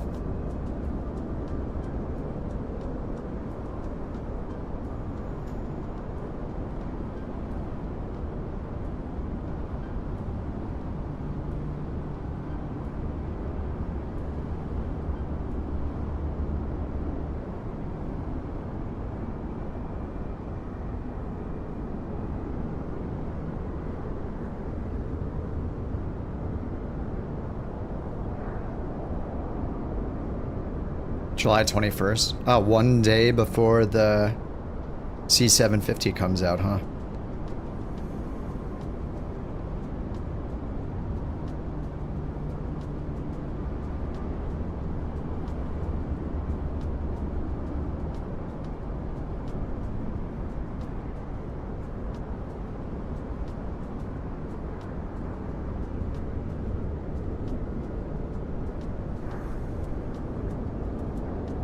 Alright, Eric's on final. He's still invisible 1 mile away.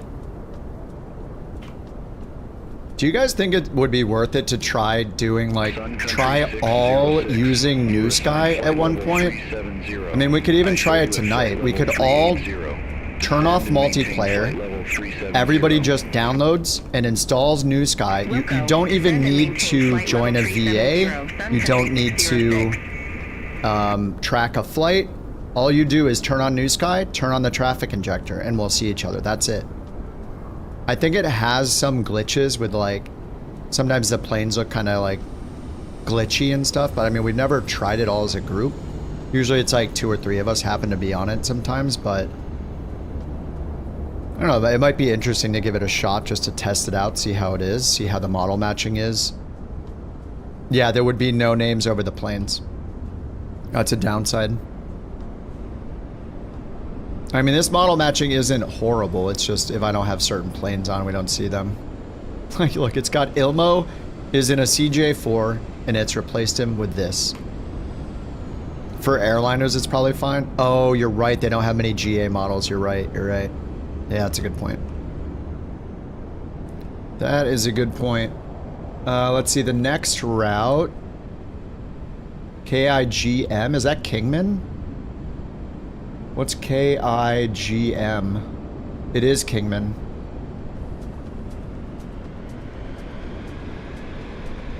It is 112 miles. I'm just going to do Vision Jet again. We'll just keep this going.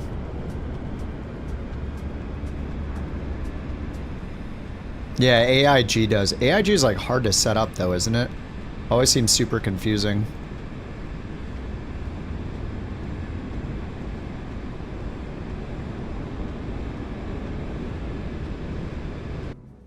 Microsoft Flight Sim has GA models. Like Beyond ATC uses them for GA traffic, the built-in ones.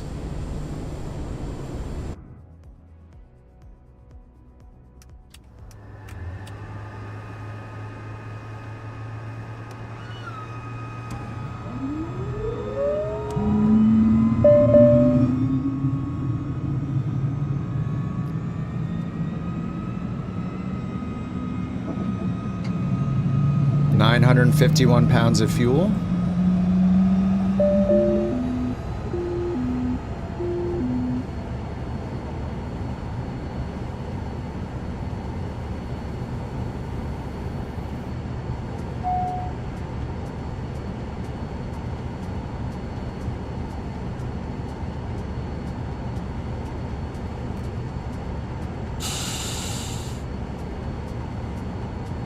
All right.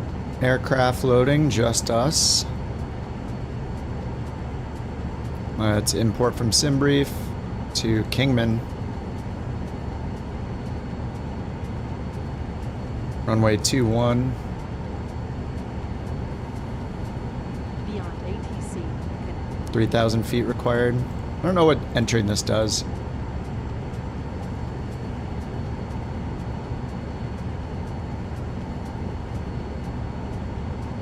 Alright, accepts.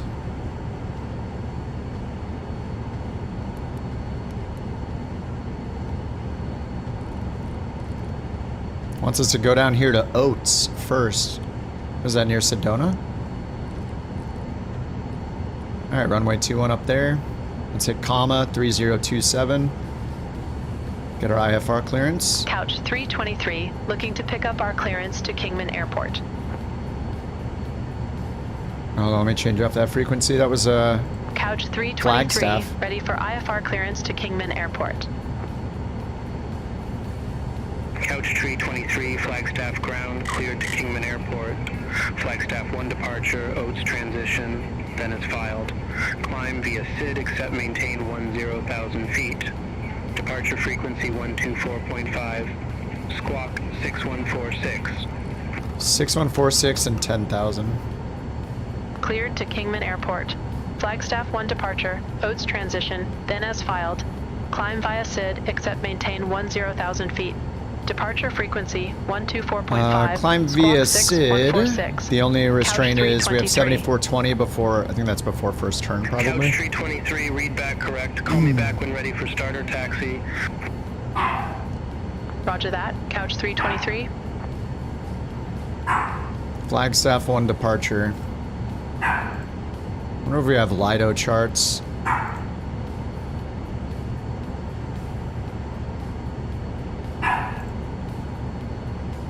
No Lido charts, so we have to see the... Gotta see the bright charts. Alright, Flagstaff 1. Oates, you gotta be above 10,500. Alright, so runway 21, climbing left turn, heading 146 to cross the intersection. On the 172 Flagstaff radial, 113.85.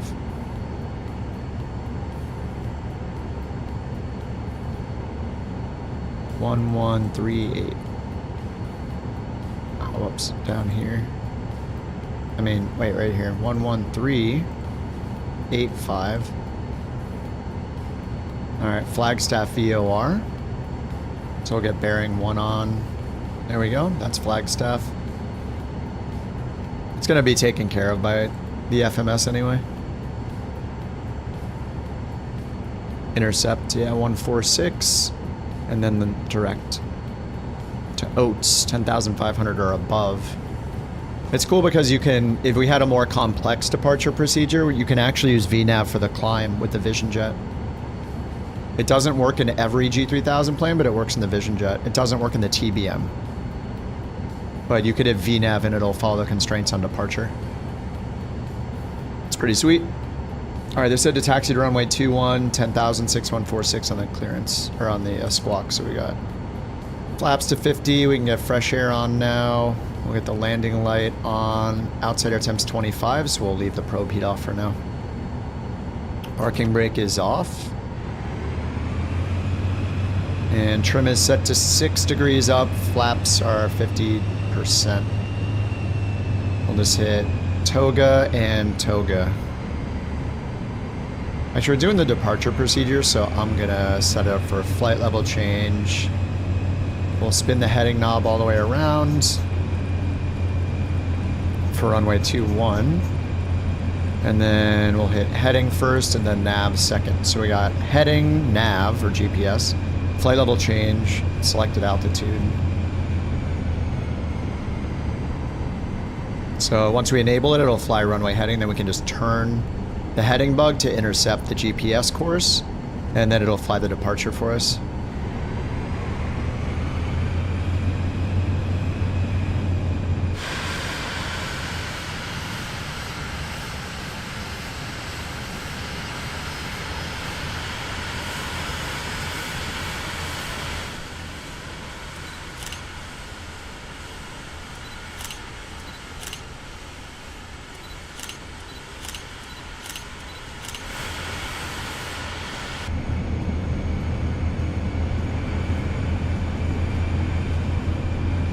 What are all those lights up there? UFOs? Drones?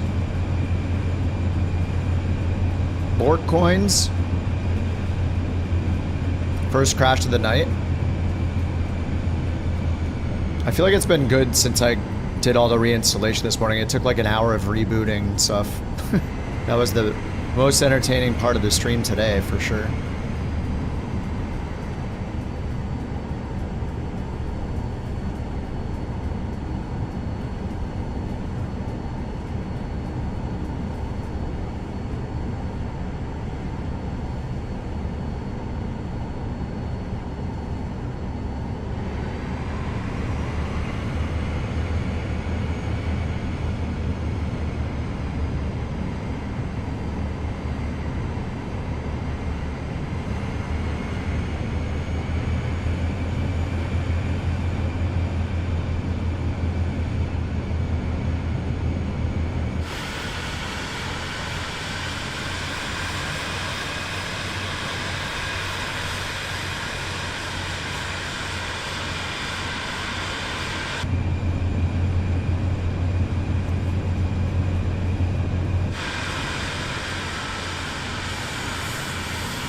So weird we don't have a taxi light. We just have landing and strobe.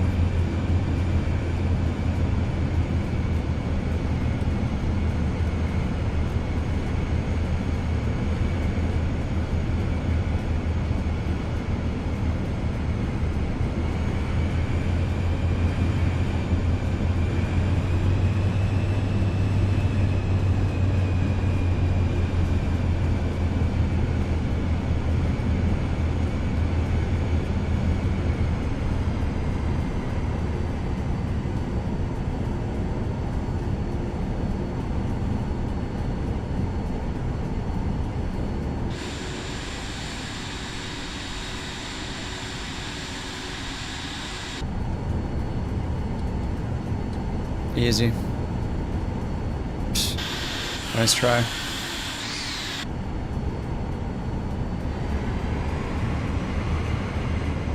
Can't get over how bad the longitude exterior LODs are versus the CRJ. It's so weird. And that's a premium plane, too.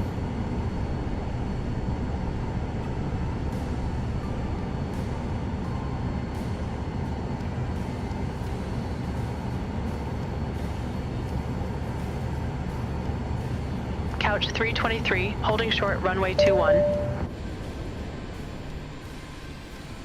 Couch 323, Flagstaff Tower, wind 210 at 7, runway 21 cleared for takeoff. Runway 21, cleared for takeoff, couch 323. Alright, parking brake, lights, GPS flight level change, takeoff on the auto throttle, flaps are set, pitch trim is set.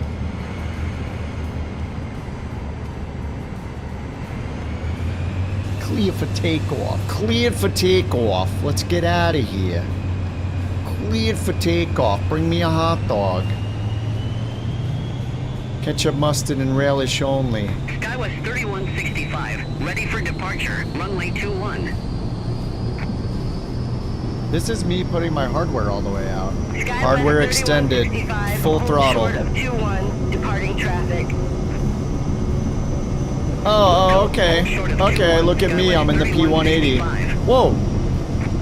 He just did. Oh, I thought he did a jump. I thought he hit a ramp or something. Oh, the hop. Get out of my. Get that out of my face. Runway 21, SkyWest 3165. Want a hot dog real bad? You just had a hot dog. Wait, what? With what? Less than 1 mile. With what on it? What is chow chow?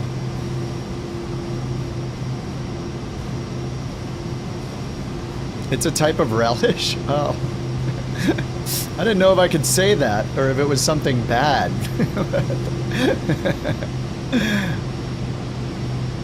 Damn, autopilot on. 65 Flagstaff Tower, wind 210 at 7, runway 21, cleared for takeoff.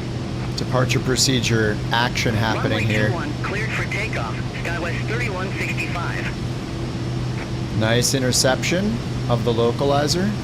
Couch tree 23, contact Albuquerque Center 124.5. Contact Albuquerque Center 124.5, couch 323. Is this the way we're supposed to depart? This seems Same altitude. not very nice to the residents of these Albuquerque parts. Center, couch 323. Good evening, 7,900 feet. Couch tree 23, Albuquerque Center, radar contact, climb maintain 1616,000, altimeter tree 028. 16,000. Climb maintain 1616,000, altimeter 3028, couch 323. Albuquerque Center, SkyWest 3165. 3028. 7,700 feet. SkyWest 3165, Albuquerque Center, radar contact, climb and maintain flight level 190. Climb and maintain flight level 190, SkyWest 3165.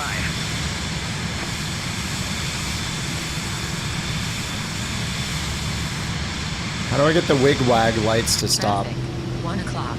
High. Less than 1 To turn the mile. strobes off for them to stop, I think.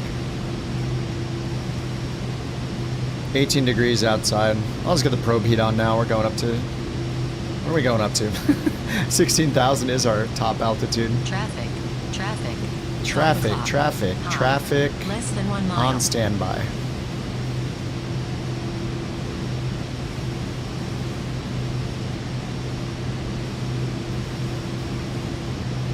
It doesn't show our position on the chart, huh?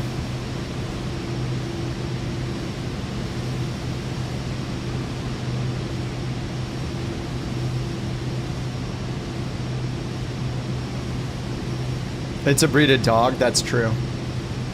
Couch tree 23, Albuquerque Center, expect radar vectors. Cabbage base 21. relish. I'd try that. Strobes are the landing lights that blink. Well, strobes are the lights on the wings. In this plane, it also does the wig-wag landing lights, but these are the strobes. Couch tree 23, Albuquerque Center, expect radar vectors. Runway Pretty sure this 21. is a special Cirrus Vision Jet wig-wag landing light deal.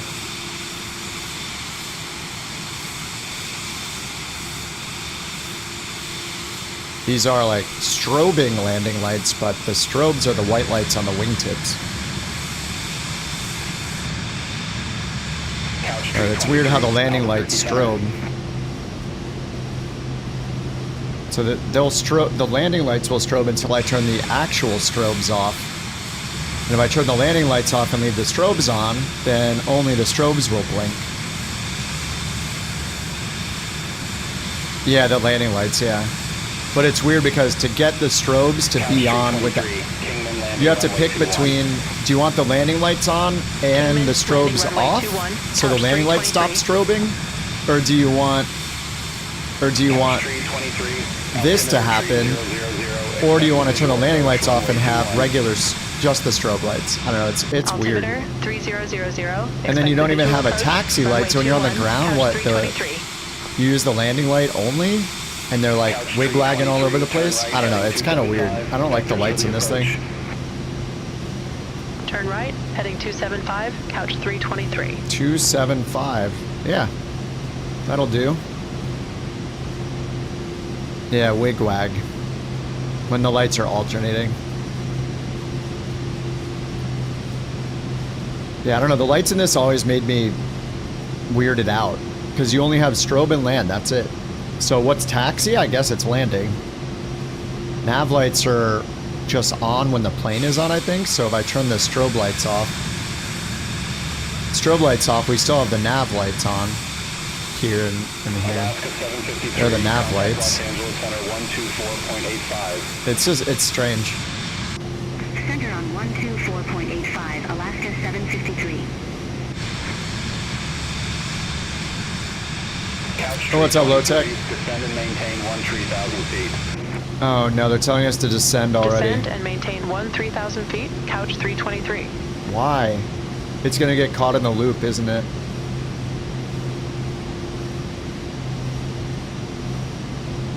They told me to climb and maintain 16,000, now suddenly they want me to descend to 13,000? I don't understand. I'm just gonna not listen. Oh, we got a couple little audio stutters there. Turn on the ice lights. They just point at the wing. Ice lights. There you go. They're right here, they point at the wing.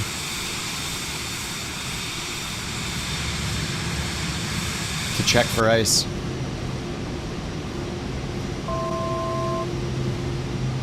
No icing for us because we were clear for takeoff. Yeah, the sim looks great. It's gonna look better in Sim Update 3. We just need, you know, to not have half of our FPS in Sim Update 3. Then it'll be great.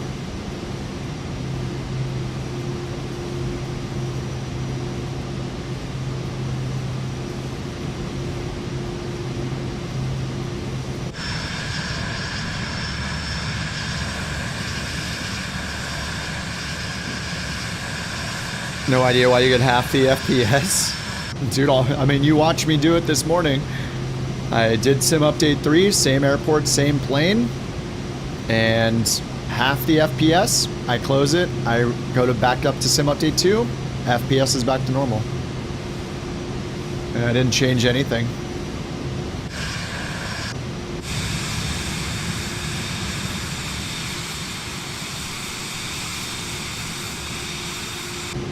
Microsoft's doing weird stuff.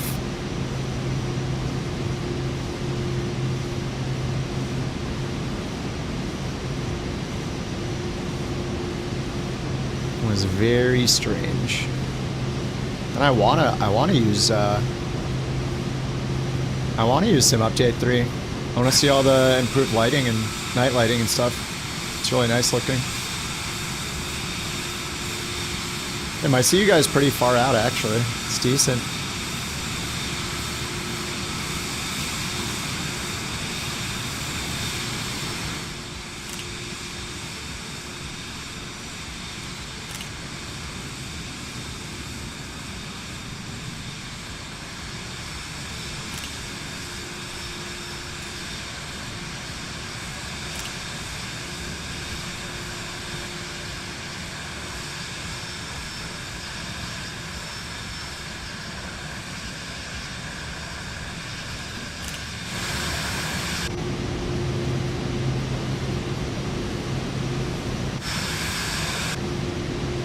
Yeah, you would think it'd be good results with such a big, yeah.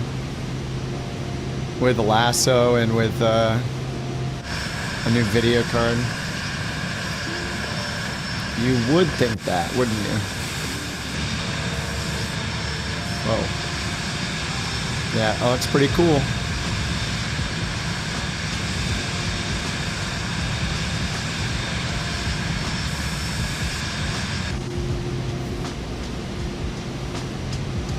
SkyWest 3165, contact Albuquerque Center 2845, take care. Wake turbulence.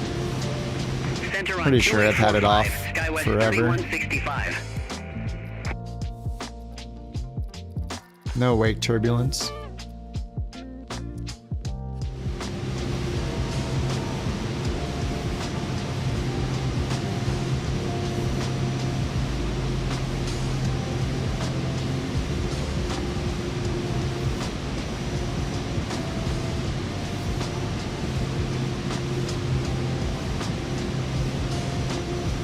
This is sweet looking.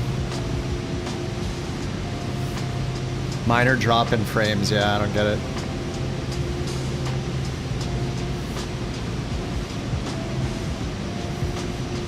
I don't know, maybe it's like FSU IPC wrecking it or something. I have no idea. You're not really running anything extra, right, Bird? You're like completely vanilla.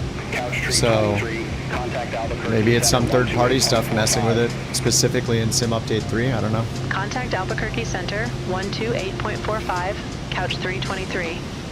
Your Insider Hub deleted the beta. If you have the Insider Hub, you had to sign up for a website. You have to opt in on a website now to get access again. It was that way like at the end of Sim Update 2, I think. It's in the beta instructions from Microsoft, if you look them up.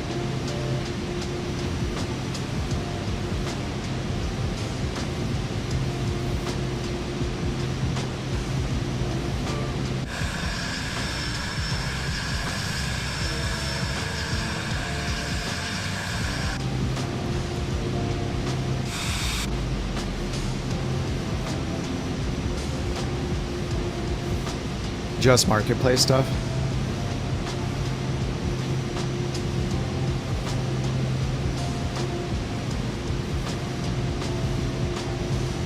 Yeah, I mean, I have no idea why it's so bad. I could try like clearing my community folder and see if that changes it, but I don't know.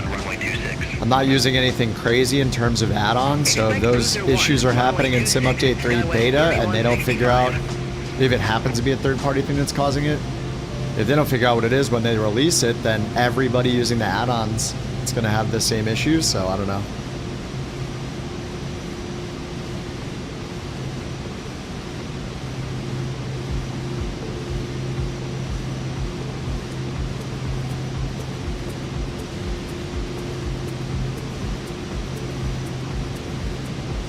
Well, I tried to do Sim Update 3 this morning and it was horrible. I was getting 40 FPS instead of 80.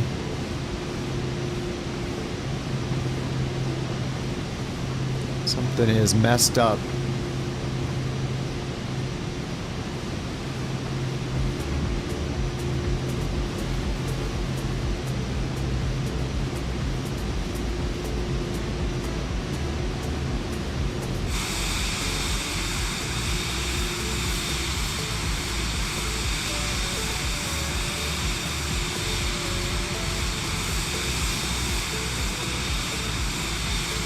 Yeah, I use the balance power setting, yeah. Well, now I'm using process lasso, which is way better. I mean, I think you still need the balance power setting on for the cork parking stuff, yeah.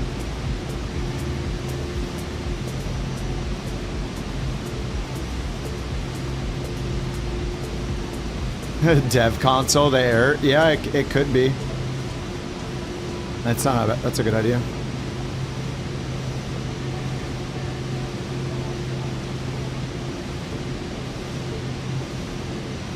Can you fly FS hub routes on VATSIM?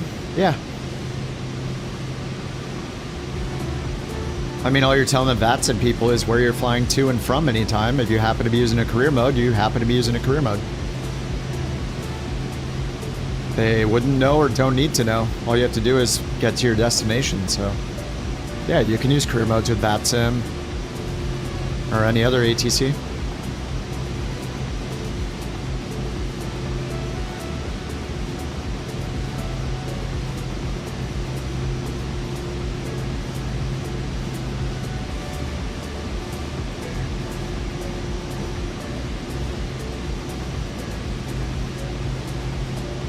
Yeah, no problem, Gooby.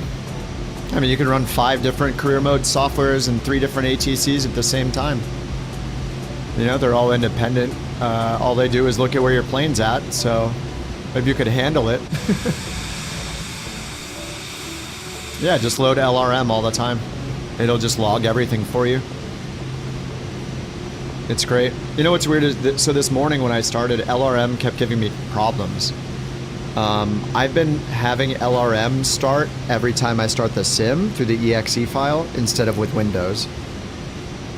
And now I have it starting with Windows as of like, what, 4 or 5 flights ago, and it hasn't had the same issue as it did before. Like, I guess restarting it, having it start with Windows seems to have better results for me because I'm using that arrow pad thing to do my overlay up here in the top right.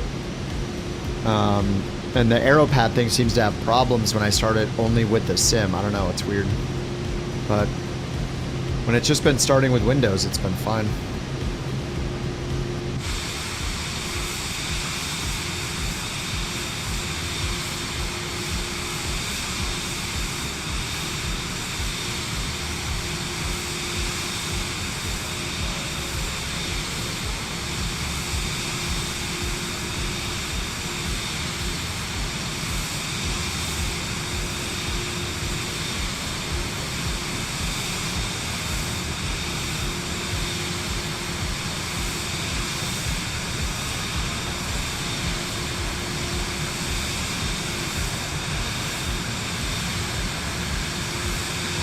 LRM is landing rate monitor. It's a program that runs with FS Hub, which is where we have the virtual airline.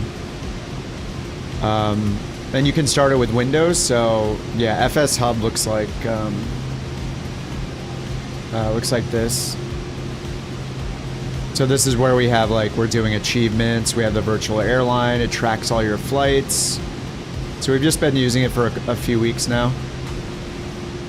But it's just a way to run a virtual airline. It's got achievements. You can make your own achievements. It tracks all your flights. So you just start it with Windows. It figures out what plane you're in and where you're flying. Like I didn't tell it like, hey, I'm taking off now. It just knows what plane I'm in, knows where I'm going.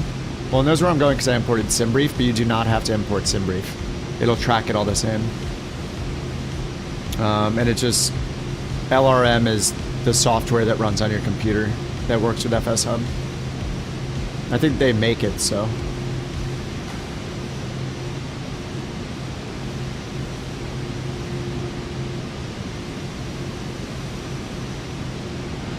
Turk, welcome. And you can add screenshots to any of your flights. It's kind of a little bit of a pain in the butt because you have to resize them. There's like a size limit. But then it puts them in like a huge gallery. Where's the gallery? Airline profile. Yeah, it shows them all down here in a gallery of images people have uploaded. SkyWest 3165, descend via Bruiser 1 arrival. Hey, that's me back there. Landing runway 26, altimeter 2978. And then these are tied to each of your flights. So it's almost like an automatic cloud logbook kind of thing. It's like a automatic Volanta with virtual airline features, and yeah, it's great. We've really been enjoying it. Couch 323, turn right, heading 325. Turn right, heading 325, couch 323. Turn right, heading 325. All right, well, let's listen to him and see what happens. Albuquerque Center, Southwest 3342, flight level 280. Southwest 3342. Probably need to start descending soon. Contact.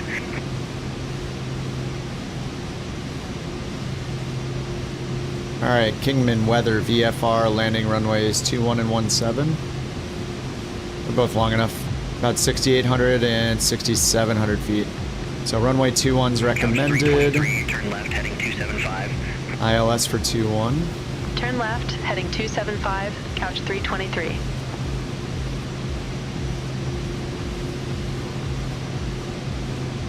All right, 275. That's Flagstaff. Oh, it doesn't have an ILS. Harnav GPS Zulu and Yankee. Zulu is an LPV. And it looks like if we're coming in from the northeast, it's good, which we are. And the Yankee is also coming in from the northeast. Is this offset? Oh yeah, this is LNAV minimums. So we can do the Yankee and LPV. Or sorry, the Zulu, I mean. RNAV GPS Zulu. Yeah, this is LNAV. This one is LPV. LPV's better. Alright, we're coming from this way. We could do DOMS, Jacklow, Amy. Looks like we'll do DOMS, load. Alright, so that's in there when we're ready for it.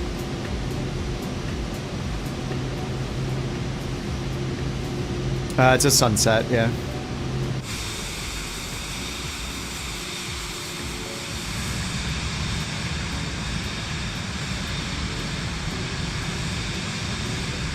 Universal announcer update? What update? No, I mean, we just used it a little bit earlier. I used it earlier for the first time when I was flying in the CRJ. How's the trim? The sim's treating me good after this morning. It's been treating me good. I had to reinstall the drivers for the 5090. It was a little weird. It's getting a lot of audio glitches, had a hard crash, had to reboot the whole computer. But since then, it's been good.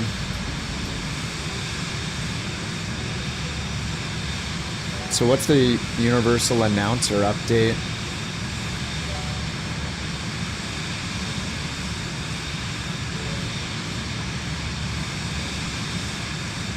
I don't see anything posted on their channel.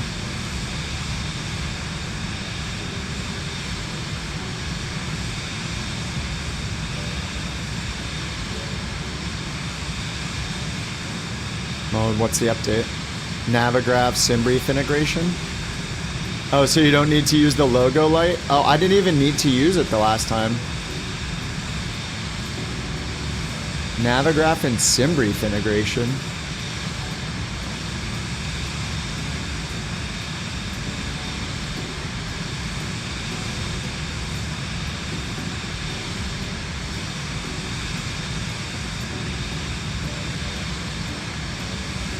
Couch 323, contact Los Angeles Center 124.85. Have a good evening.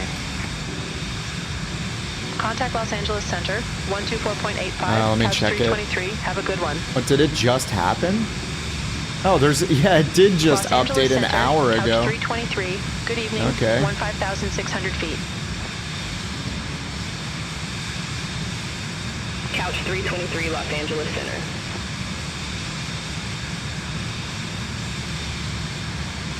I mean, the logo light's just a weird way. Like, you don't use the logo light every flight, so it's a weird thing to have to learn, I guess.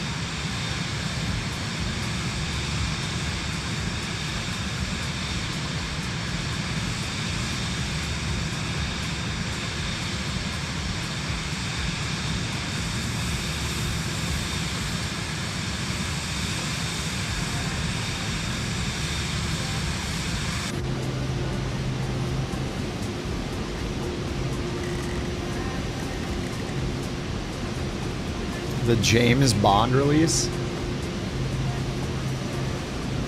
Wonder if they're gonna tell us to descend.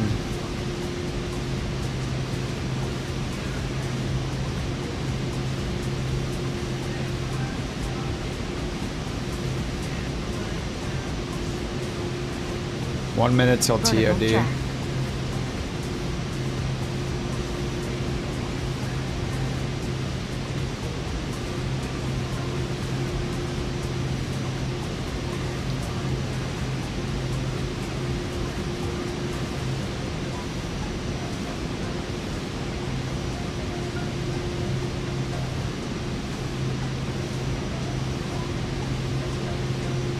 It's dark. GSX integration? Wait, what? Couch 323, contact Los Angeles Center 134.65. That is crazy. Center on 134.65, couch I guess I'll have to use it for the next flight. Los Angeles Center, couch 323, good evening, 15,600 feet. Couch 323, Los Angeles Center, roger. Settings, let's see. Couch 323, Integrations. SimBrief username, yep. Descend, maintain 6,000. Fetch data. Enter your SimBrief username to automatically couch retrieve ICAO codes from your latest flight plan. It'll be used for aircraft-specific announcements. Spirit Wings 1272, contact Los Angeles Center 124.2. If blank or unavailable, it'll fall back to using flight sim aircraft data. 124.2, Spirit Wings 1272. Have a good one. GSX integration. When enabled, boarding announcements will be triggered by GSX boarding instead of the logo light. GSX refueling is also supported for refueling announcements. Nice. Damn.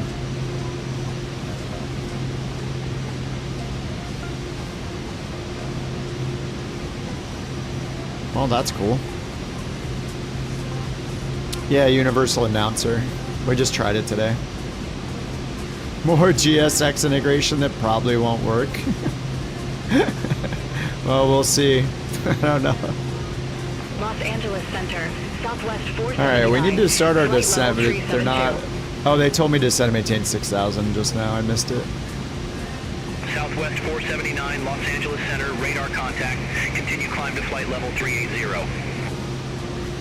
Alright, 6,000. Continue climb to flight level 380. It's vertical Southwest speeded down. 479. Ground speed is 272, so call it 28 divided by 2, 1,400. I'll do 15 because I'm late. Climb, maintain flight level 380. At the airport back there. Climb, maintain flight level 380. Or is it Southwest closer? 479.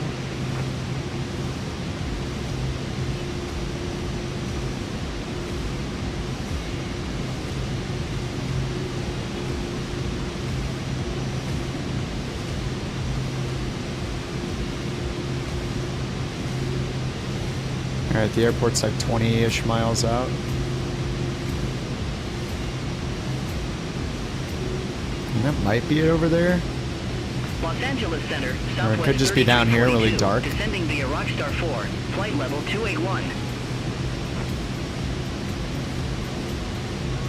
Southwest 3342, Los Angeles Center. Alright, switch the nav source over to the localizer. Alright, it's our nav, never mind. Center, Southwest 591. Good evening. Flight level 380.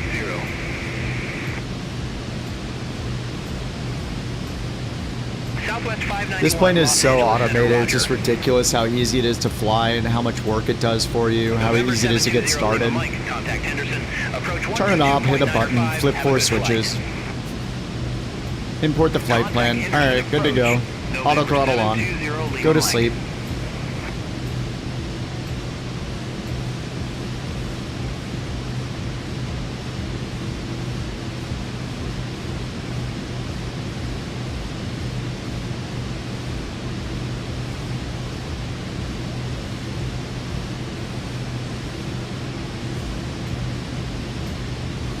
Yeah, it's the, well, it's the Tesla of planes, except hopefully safer.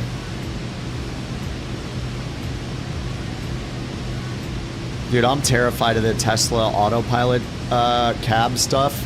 Not using LiDAR and tech that like the Waymo stuff uses. Like, holy crap. Dude, it does not... You can only do so much with just analyzing images from a camera.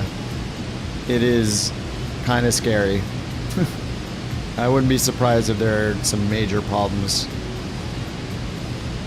I don't know. I mean, I hope it's good just so it's safe, but man. The Waymos have so much technology on them. They're really impressive. Couch 323. Airport is at your 11 o'clock, 12 miles. Report the field in sight. We're on USA West, Jude. You just go to the airport that we're at and go to USA West server in your settings.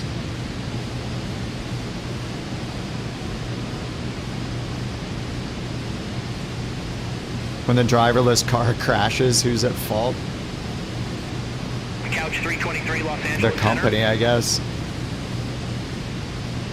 Tesla's the poster boy for shitty tech industry thinking, a leapfrog, and drops the ball on everything. I mean, that Cybertruck is so embarrassing. The original Teslas are so great. Like, I think that it is great how much it improved, it's great how much it improved just people's thinking about electric vehicles. It's great. It's a big step forward. I mean, before Tesla, like, there were hardly any electric vehicles at all. Or I didn't hear of any of them. The Chevy Volt, maybe? Turn left, heading 215, descend and maintain 6,000, couch 323. Are they bringing me around the opposite way? Couch 323, turn left, heading 215, descend and maintain 4,400 feet. Turn left, heading 215. They must be vectoring me around to like the over here, couch right? 323. Couch 323, descend and maintain 6,000. All right, what about the 4,400? Descend and maintain 6,000, couch 323. Oh no, it's stuck again, isn't it? Oh no, it's not. Okay. It is. It can't make up its mind. So. United 464, Los Angeles Center.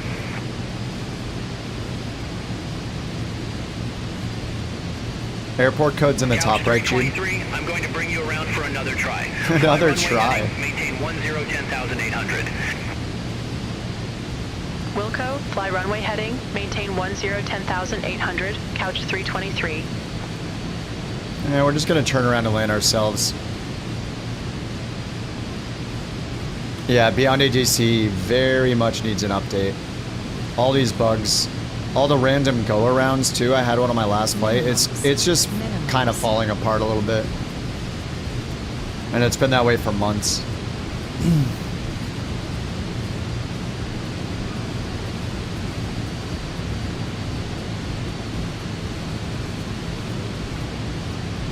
I had the minimum set from the last flight.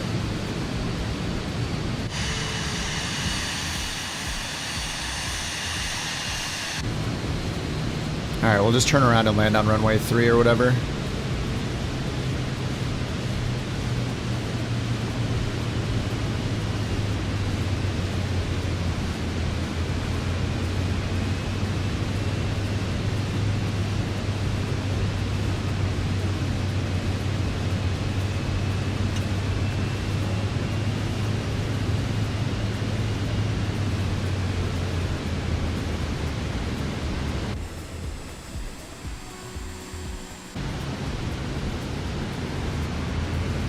Couch 323, turn left, heading 135. Turn left, heading 135, couch 323.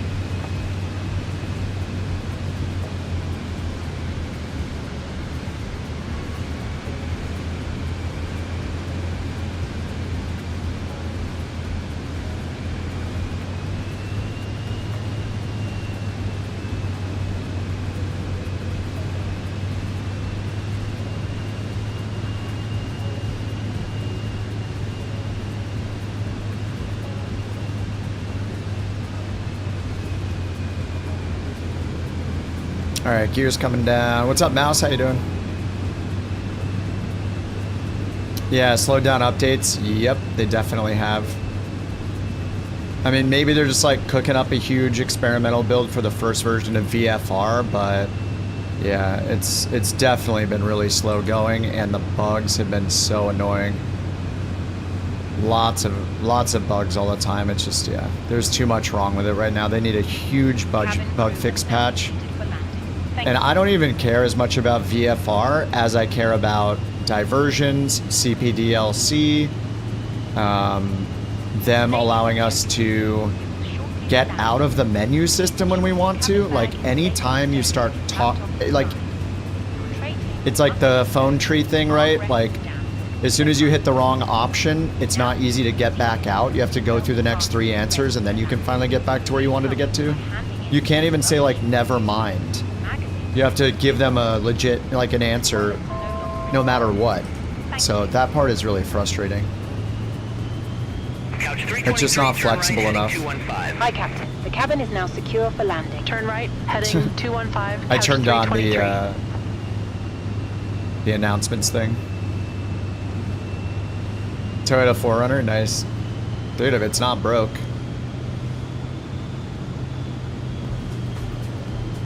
Los Angeles Center, November 262 Charlie Bravo. Good evening. 12,000.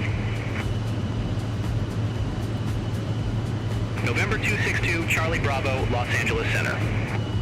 Alright, we'll do a daytime flight next. This is enough nighttime for me. Alright, gears down, 3 greens, flaps, lights are on. It's 32 degrees, I think we can get the probe heat off.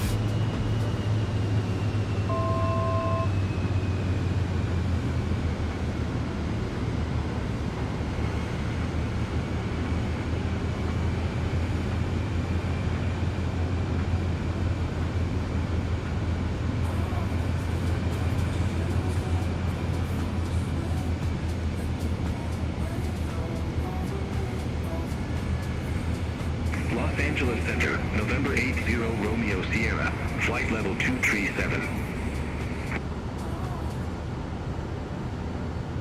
November 80 Romeo Sierra, Los Angeles Center. Good evening. Continue climb to flight level 250. Continue climb to flight level 250, November 80 Romeo Sierra. Conti clap, Conti. Where's our boy Conti at? Is he streaming right now? When's that guy gonna move to the States? Get him over here.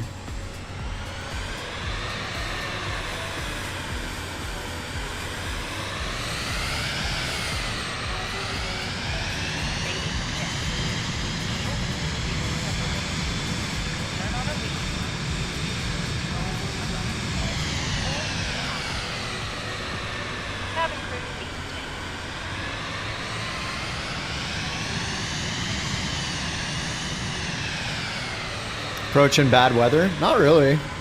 It could be cool to do a bad weather CRJ approach or something. That could be fun. Leaving their seats to perform safety-related duties.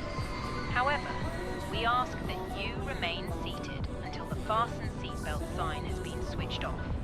Portable electronic devices for messaging, calls, or internet access may now be used. Please make sure you take all your personal belongings.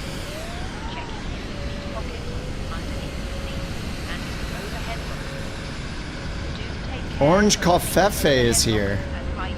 Sounds good. I could go for an orange Coffefe. Delta 2004, flight level 380. Yeah, I just can't see like anything. Good evening, bud. Oh, you know what? I need to turn this back up. That's why. That's the problem with turning the exposure down. Once it's night, it's like too bright during the day, but too dark at night. Hi, Captain. The cabin is now secure for takeoff. The cabin is secure for takeoff. Well, that's good. Cabin crew is on. All right, let's see. How's the achievement going?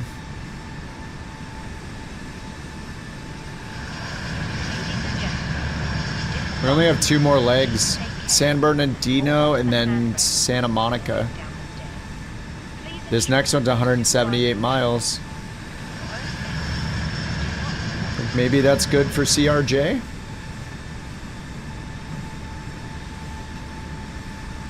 Back to the CRJ-7.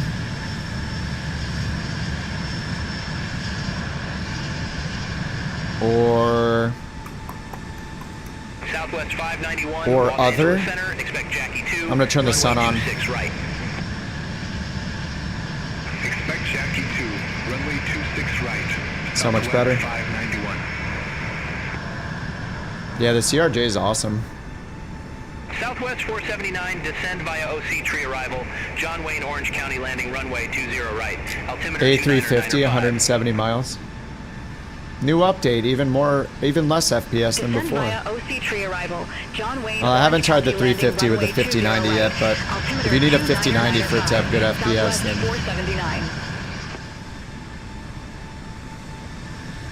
Southwest 479, contact John Wayne Orange Co-approach 122.9 or 5.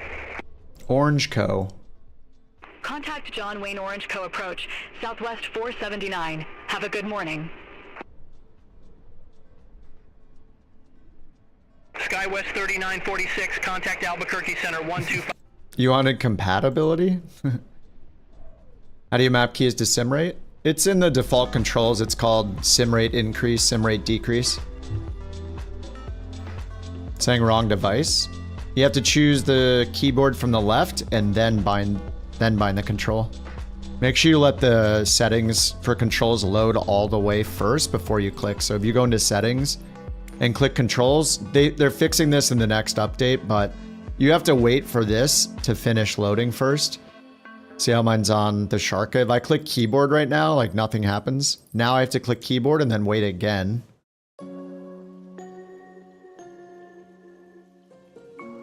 Still waiting.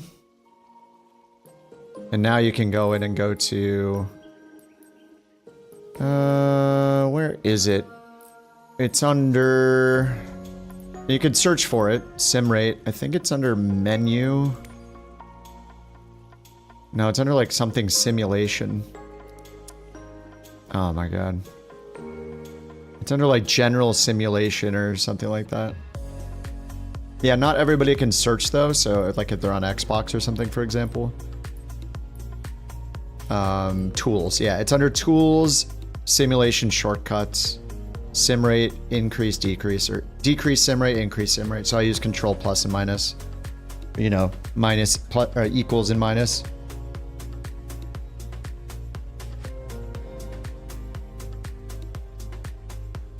Yeah, make sure when you're setting them, you have the right device selected. If I had mouse selected, and then I click this and I hit a keyboard key instead of a mouse button, it would say wrong device.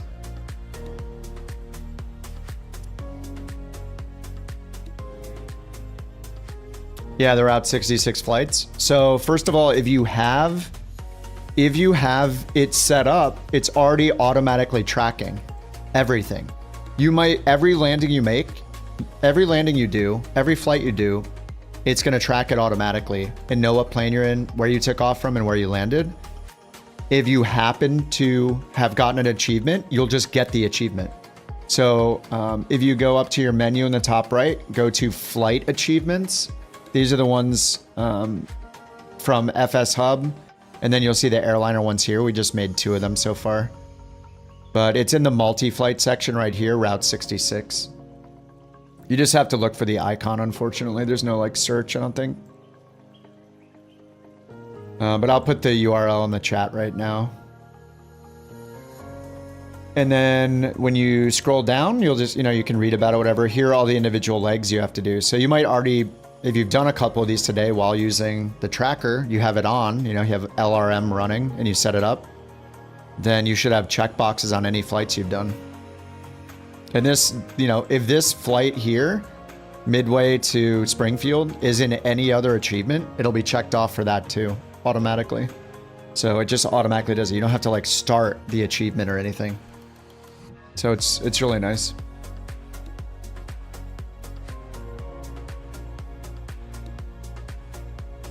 But yeah, I put in instructions on my site. So if you go here, just to kipontheground.com and go to join the VA, I have instructions here on how to set it up. So just make sure you follow these, because if you don't do all these steps, it's not going to work.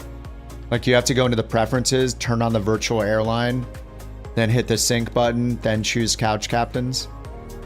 So yeah, read through these. Don't skip any of the lines. Read each and every instruction to make sure it's set up correctly.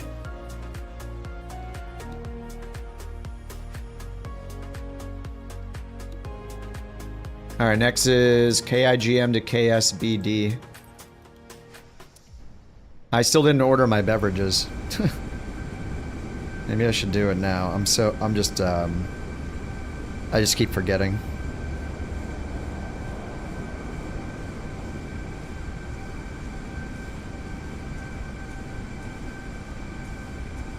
I can just go pour myself something I have a bottle of anyway.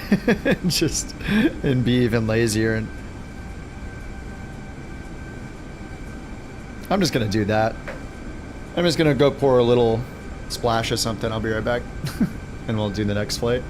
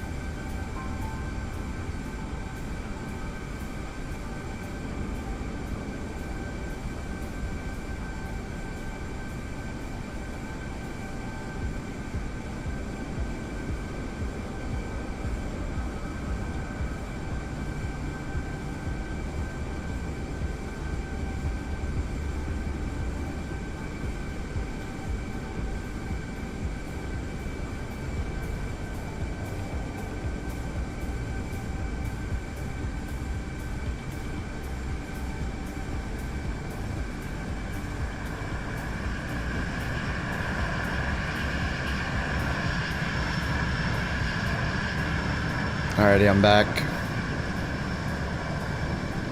Orange coffee. Alright, back in the CRJ.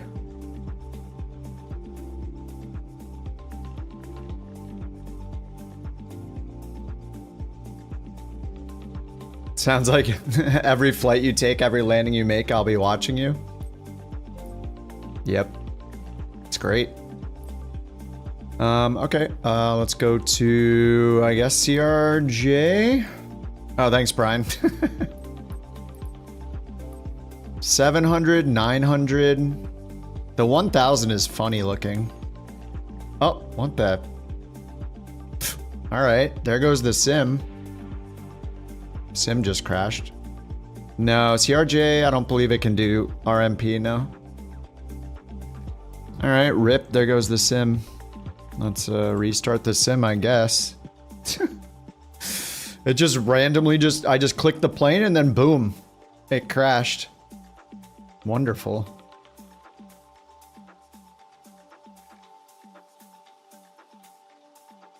Yeah, I clicked the 900, yeah. Is that a known issue? You vote for the 900? Instant CTD for you? What the hell? You can't even choose it from the menu. It's great. You're in the 900 right now? What the heck? What is the difference? That's so weird. Headphone simulation? It lowers the noise of like the cockpit, it just lowers all the volume and kind of muffles it to simulate when you're inside the plane, not when you're outside and like an external camera, to just simulate having noise canceling headphones on as a pilot, which a lot of pilots use.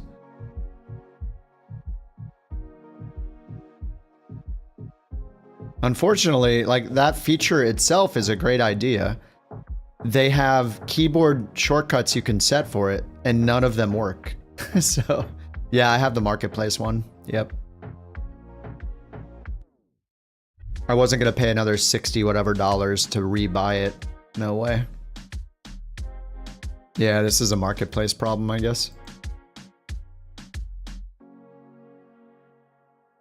Yeah, I just see TD just choosing the CRJ. I guess it's a bug.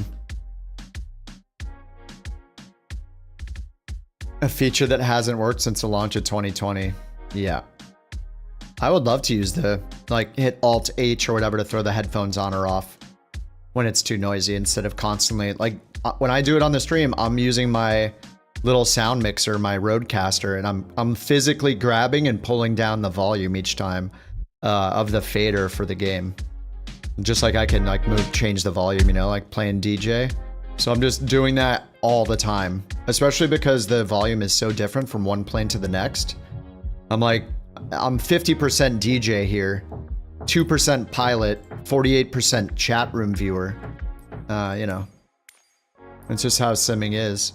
I guess a lot of that's a personal IT tech support for myself with the help of my friends kind of thing. Oh, there's a SpaceX launch happening right now? I just got notified. Oh, in 1 hour. Nice. Okay, I guess I'll CRJ. I'll just pick the 700, whatever. You're not working it? They finally gave you some time off.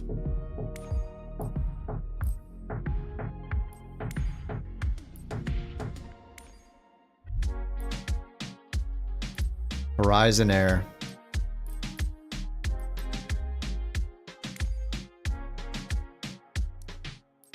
American Eagle. I think should I try let's try the new things for the announcement guy, universal announcer. Let me grab an American one. I'm gonna go to their Discord and grab a sound pack, see if there's one there. Announcement uploads. Search. American.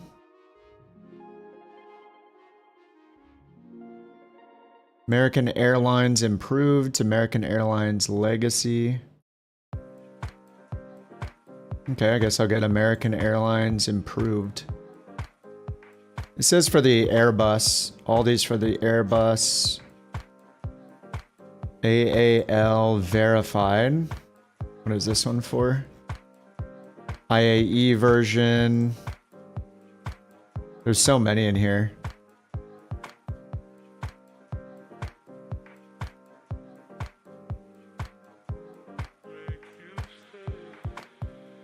I'll just grab the original one, I guess. AAL, continue to download. So I guess if I put AAL, so how it should work now, I guess, is it'll read from SimBrief. I don't know when it reads from SimBrief. But I guess if I edit my flight, edit my call sign in SimBrief, then it'll use that.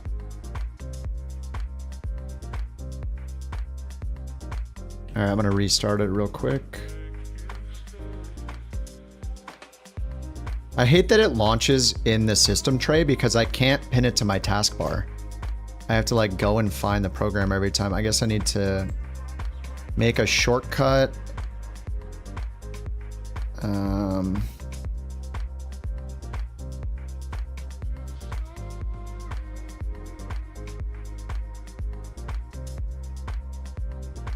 No, the shortcut just launches it again. Yeah, I hate so many things being in the system tray. Okay, sound files. Okay, we got AAL in there. We got... So I wonder when... So it just has a window that says when it last retrieved my SimBrief data. It says enter your username to automatically retrieve codes from your latest flight plan. So if I go American 323 over here... that's the wrong flight. This one. We need to do B at SBD. Okay, create a SimBrief flight plan. So I'll do AAL 323, CRJ7, generate flight. Now it says it last retrieved the data 2107, which was Was that 1 minute ago?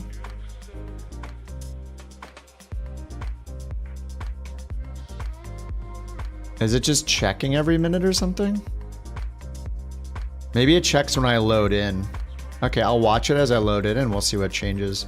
So here under identification, I'll keep it as couch just to test this. So let's load in, configure, and we're going to Kingman.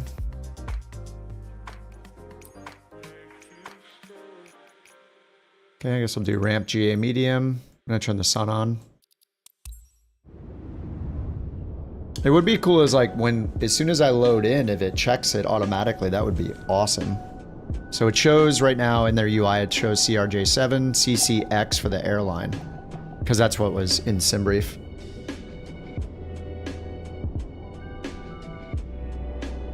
Because I'm not gonna want to go in and click it every time. Like, come on, I got enough stuff to click.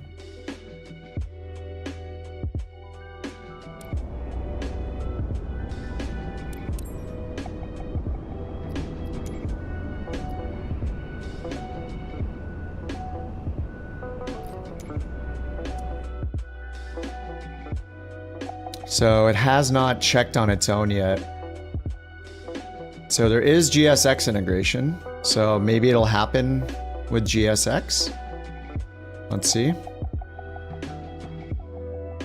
Refueling truck is on its way. I just hope that it does it automatically.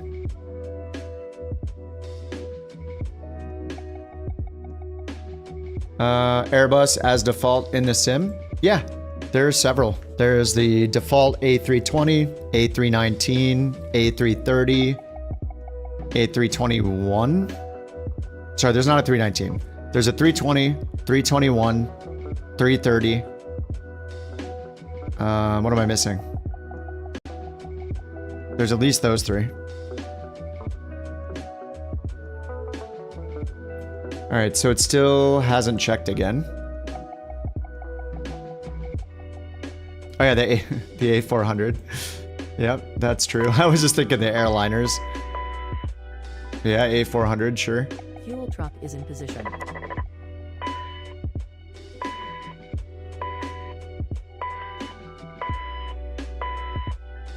Alright, I'm tired of waiting for it, so I'm gonna hit fetch data. Alright, it's got American set now.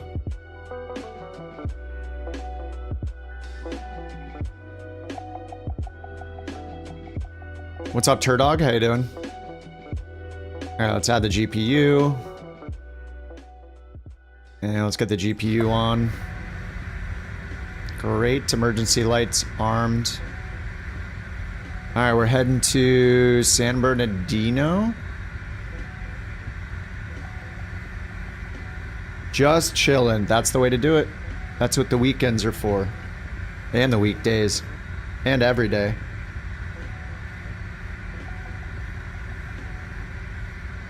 And I'm swirling my beverage around to feel sophisticated.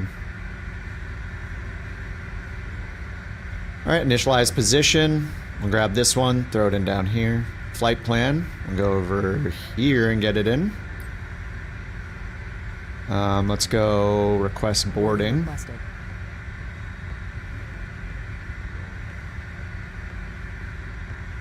Okay, chalks are in place. Let's open... Actually, let's close it. I want to see if it'll do it itself. It's supposed to do it itself.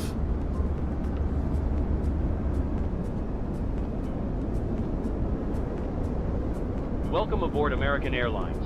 Please Nice. place small carry-on items underneath the seat in front of you. Larger carry-on items should be placed in the overhead compartment. This aircraft has new, larger overhead compartments. Place your bag and wheels first. And we're not gonna have then the turn people it on here its yet, side but to maximize that's fine. the space available. Small, lightweight items may be placed in the seat pocket. If you need assistance, please Passenger let us bus know. coming. Free entertainment is available on today's flight.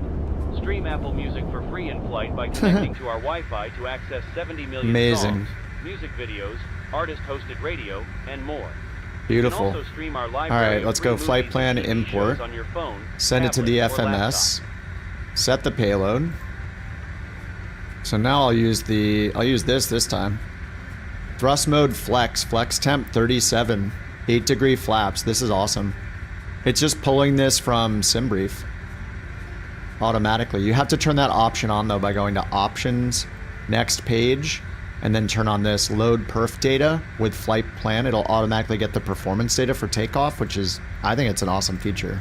Normally when I do this, I'm up here going to perf myself and calculating, but it just pulls it in. So I'll use flex for the first time.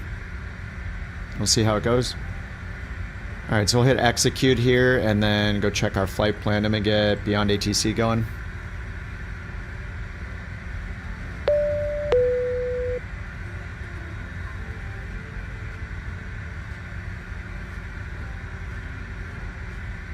Beyond ATC connected. First I'm swishing, now I'm now I'm flexing. What's next? 28,000. Okay, so we're gonna do 75.44 pounds. Let's just do the route first. Let's set our co-pilot, get the clearance. American 323. We're expecting runway 21. Ready to pick up IFR clearance to San Departure Bernardino. arrival 21. Execute. Departure arrival. We're expecting runway 24. Ziggy. Ziggy Heck. Radar vectors EG, then as filed. Maintain 7,000 feet. Expect flight level 7,000. 10 minutes after departure. Departure with me. Squawk 0722. 0722. Cleared to San Bernardino Airport. Radar vectors ESCI, then as filed. Maintain 7,000 feet. Expect flight level 280, 10 minutes All right, after nav, departure. I always forget that at the Departure with beginning. you. Squawk 0722, American 323. Hey, it did open the doors by itself, so that's great. Wait, no, I opened them, didn't I? I forget already. Whatever. Pilot's discretion. Hold for release. Report holding short runway. You felt the career mode really messed with you regarding the 172? Once you got the vision you never touched it again? Start at pilot's discretion. Yeah, I mean, anytime Hold you for fly release. something for a Report long holding time, it short feels that runway way. 21, American 323. You know, there are only so many times I can fly one plane, and then I want to try something else.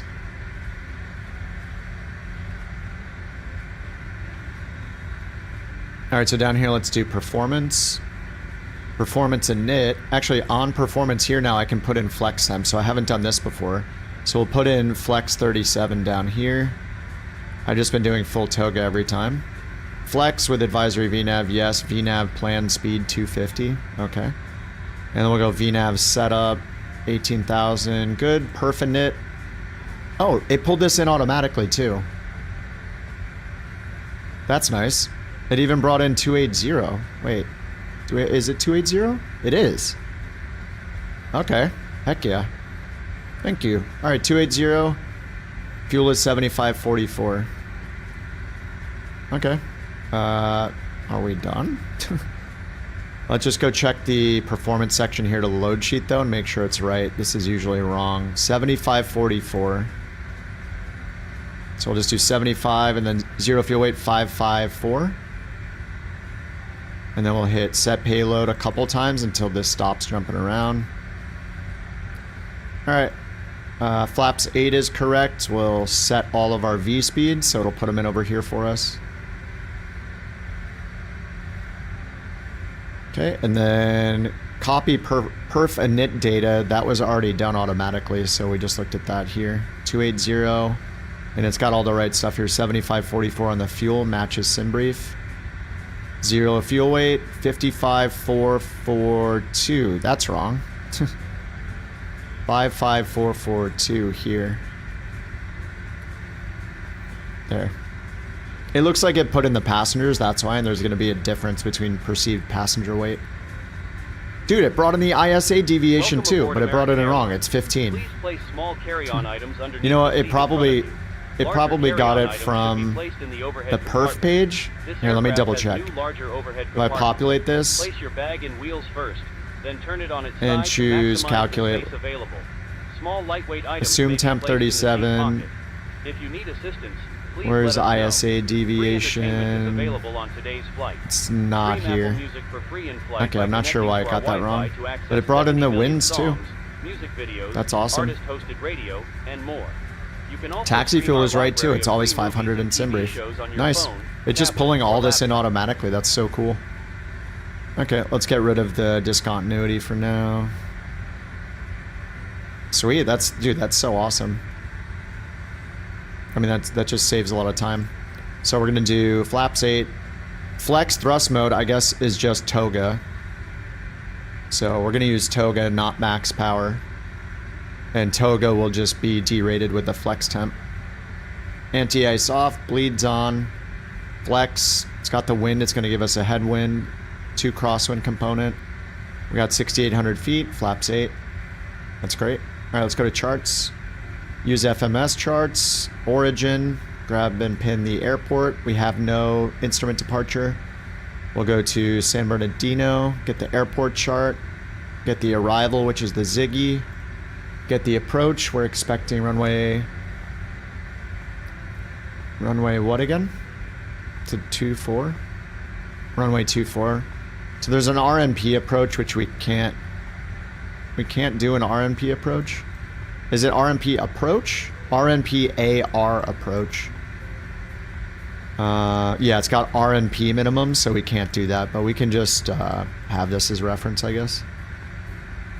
Alright, now let's go to the pinned charts. Get the airport diagram up.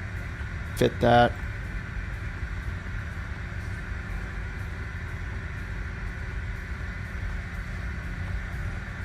Alright, and we're going to be going to runway 21, which is right behind us to the right. And 213 is the initial heading for that, so we'll set 213.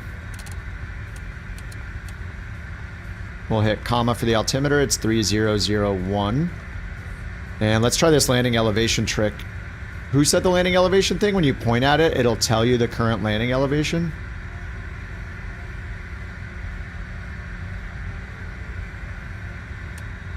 Where? How do you get it to show?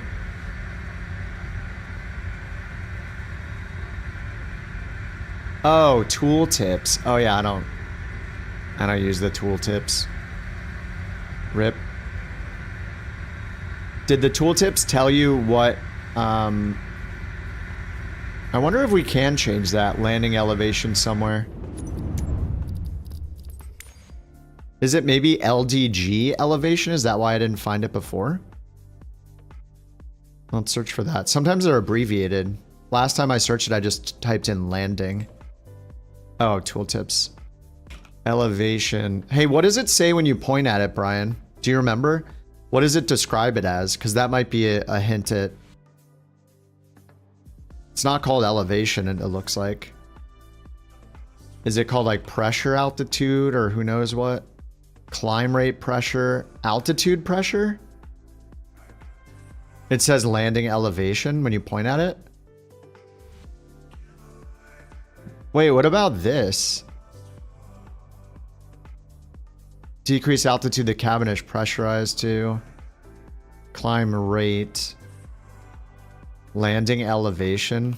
Yeah, that's not in here. The value's in feet. Yeah, I guess it's worth a try, worth a shot with the pressure one.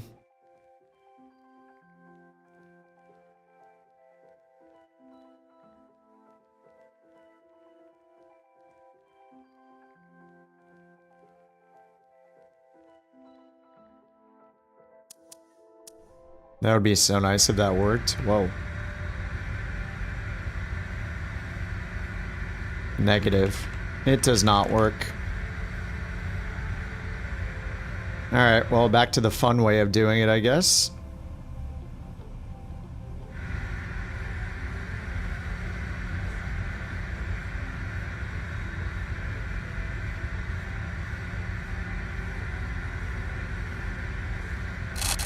Oh, at least there's tons of acceleration when you use lock mode, though. That's super fast. Please place small carry-on items underneath the seat in front of you.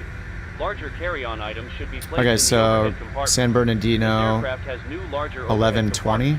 Place your bag and wheels first, then turn it on its Dude, that's side so to fast when you maximize use the that, space though. available. I'm already done. Small 1120. lightweight items may be Easy. placed in the seat pocket. Climb rate pressure. I assume that's like the rate. Is available on today's There's like flight. this rate thing right here. Like in older planes, you have like the rate you choose for pressurization, climb rate, and descent rate. It's probably what that is. More. You can also stream our library of free movies and TV shows on your phone, tablet, or laptop. Okay, are we loaded? It looks like we're loaded. They just have 1 million suitcases.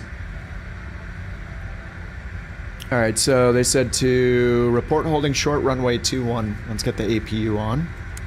Power. And start. Okay, it's on the way. Passenger oxygen's turned off, don't worry. They can figure it out. BYOO. BYOO2.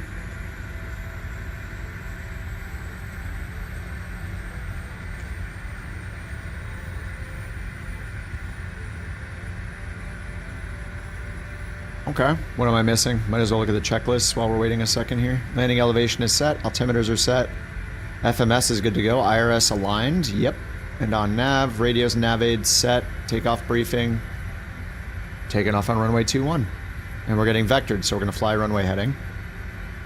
Which means I should put in the runway heading in advance, I guess, 213. Oh, I already did that, 213, I already set that. So we're going to climb up to 7,000. That's in there. Let's just set speed mode and heading mode. Bring the speed up to, well, help. Dude, that acceleration. Alright, speed's at 250. And yeah, we're just ready for the pushback. Are you guys done out there? Oh, I think they might be done. That's the last bag. Get it in there. Nice.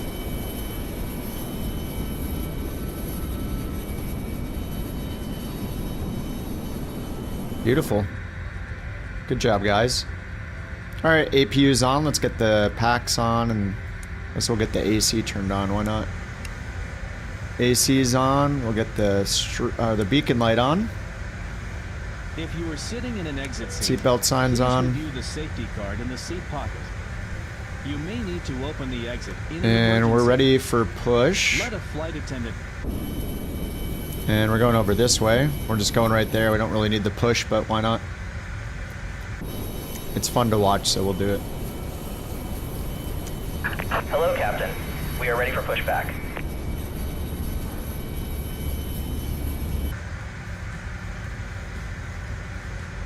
Alright, let's zoom the map out here. Let's zoom the map in here. Alright, nose wheel steering soon. Departure checks completed. Bypass pin inserted. Alright, beacons on, seatbelt signs are on. Let's get hydraulics to auto.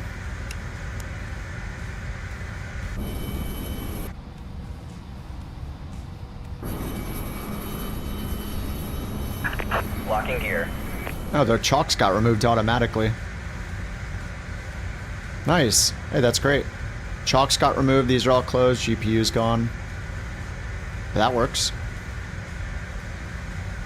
They just start beacon on. That's done. Fuel pumps? Not yet.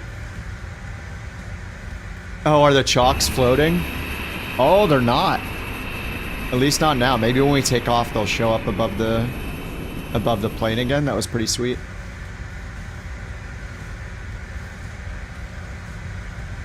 Alright, nose right. Release parking brake off. Push. All engines clear. Start at will. Start at will. Pumps on. Hydraulics on. Press and hold left engine. Starter. Press and hold right engine. Starter. Thank you for your cooperation.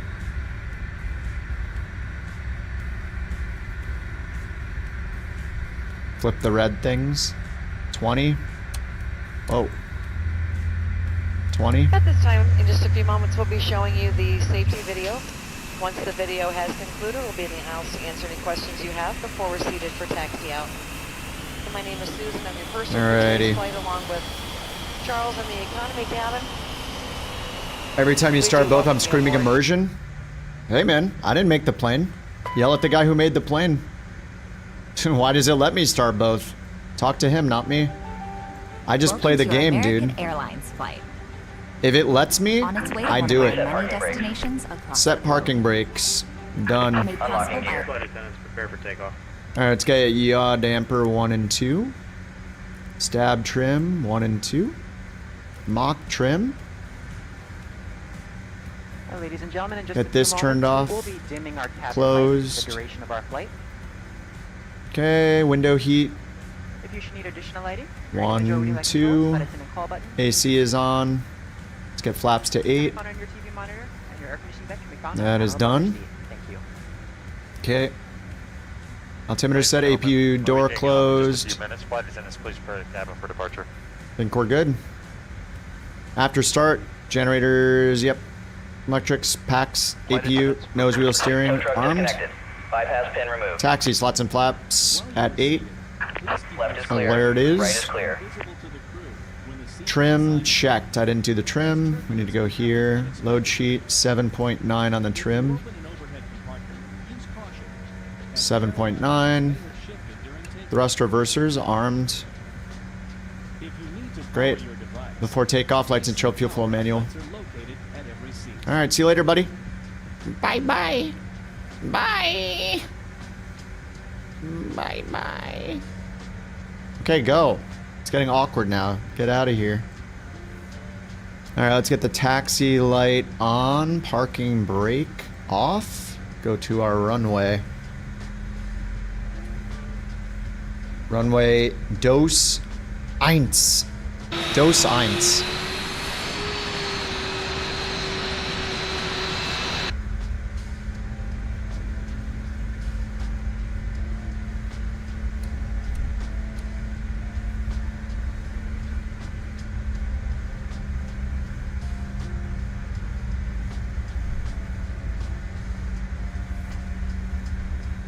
Oh, I thought I was the blue one.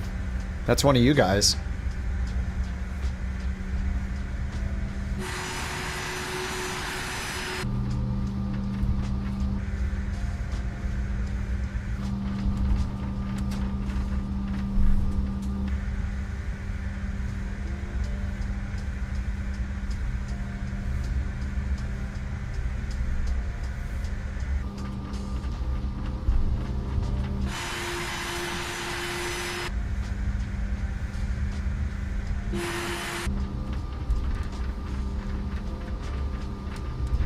Those wings shake like super rigid. Very rigid wings.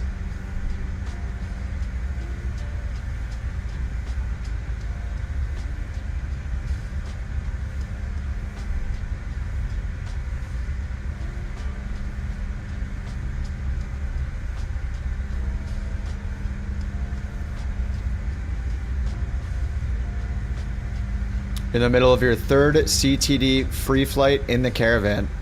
Interesting. Wait, what did you change?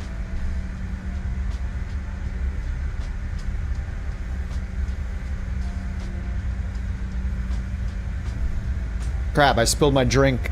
Do you think I need to hit the brakes? Uh-oh.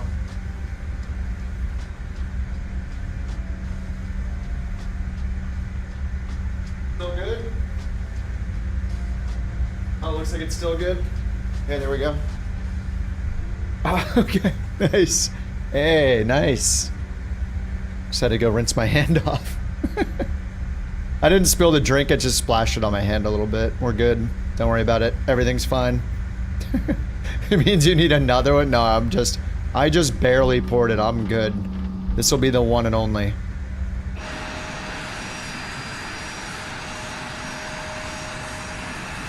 This is what happens when you drink and fly. Yeah. Well, you know, that's why I play the video games. No pressure. Whoa, what the heck was that? Excuse me, boys. I'm just gonna get up here, then we'll watch you guys take off.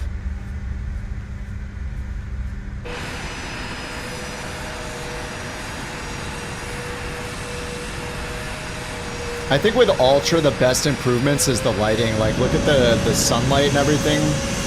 Looks pretty insane compared to how it was with the high-end preset.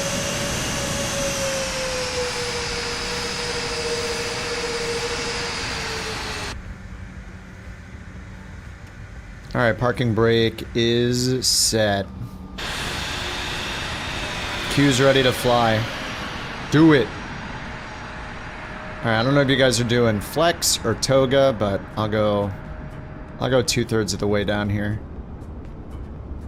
Oh man, with the sun right in the way, it's gonna look kind of awesome with the glare.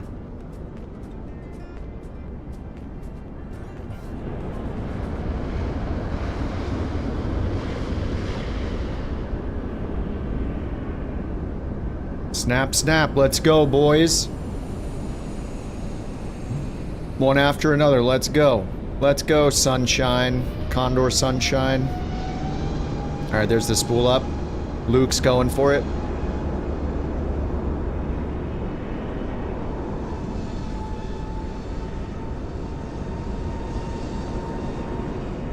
Tom's in the 330.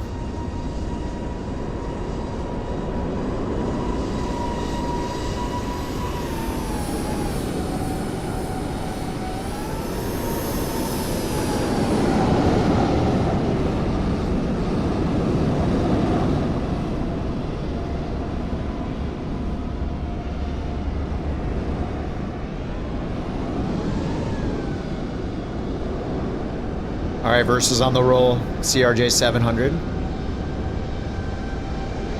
I don't know if he's flexing it or toga-ing it, but I'm going to be flexing it for the first time. Maybe he's flexing it? I don't know. It looks like he's flexing it. He came off at the 1,000-foot markers. Whoa.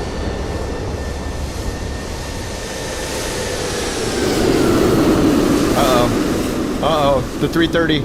Oh! Holy crap, dude. That thing is massive. That is a big plane for 100 and something miles. Punisher? Trojan? Wait, there we got a Tom? Shadow? Anyone? Anyone going? Everyone's waiting. Alright, I'm gonna go. Alright, parking brake off. Hop up. Parking brake off. Bam, bam, bam. Los Angeles, couch 323, ready to go. Runway 21. Flaps are ready. Green. Takeoff config OK. Released for departure. Clearance void if not off by 1315 Zulu. If not off by 1315 Zulu contact. No later than 1325 Zulu. Time now 1254 Zulu. Frequency change approved. Alright, let's get out of here. American 323. Climb. Toga. Toga, aka flex. Let me check something. If I go full, okay, it says max. We're gonna do toga. Now it should flex it. V1's at 182? No way. Did that say 182? Oh no, there's the V1.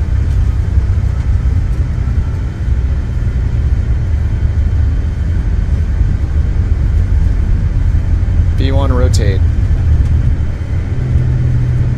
V2. Southwest 8508. Contact Los Angeles Center 128.15. See you. Contact Los Angeles Center 128.15. Southwest 8508. Gear coming up.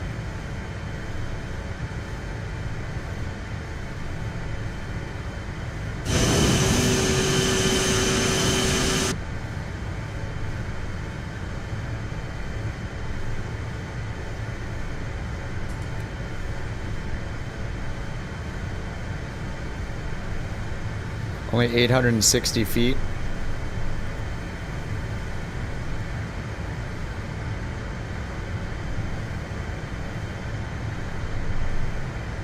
Flaps up.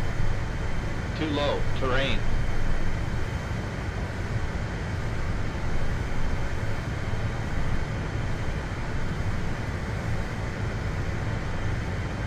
Let's bring the selected speed down to 240.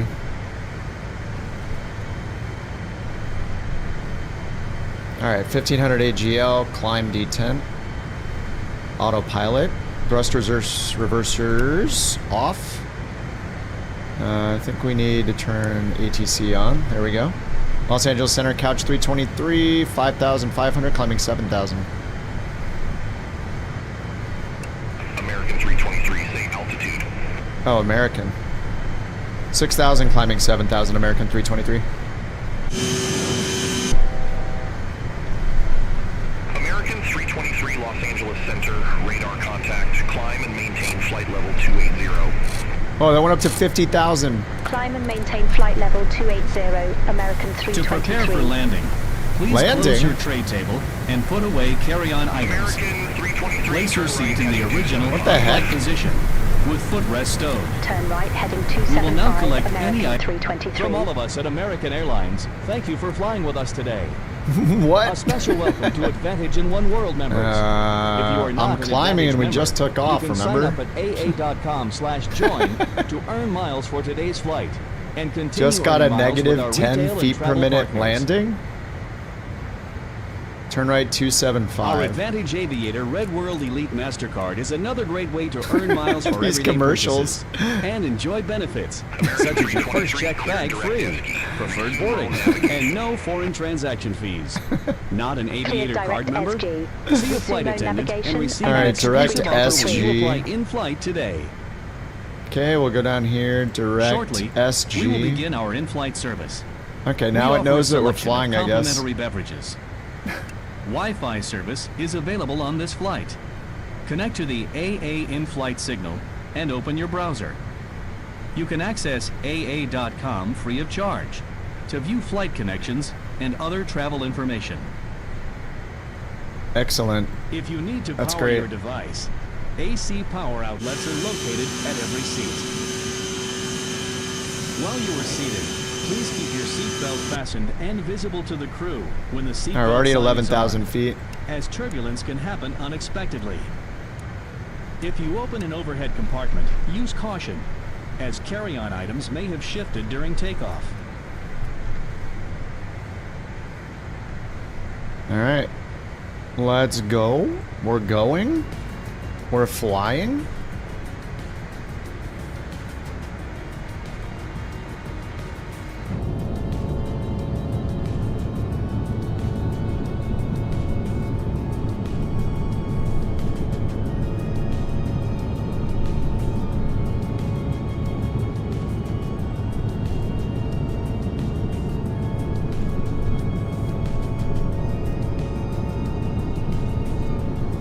The new GPU. Nope, I did not.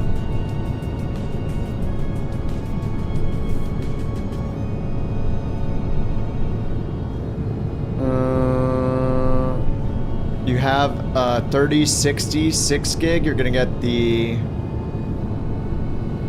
9060 XT 16 gigs. Nice, dude. Yeah, that's gonna be a big upgrade. Can't believe you're playing with 6 gigs of VRAM. In the A350 too. Yeah, that's gonna be an awesome upgrade.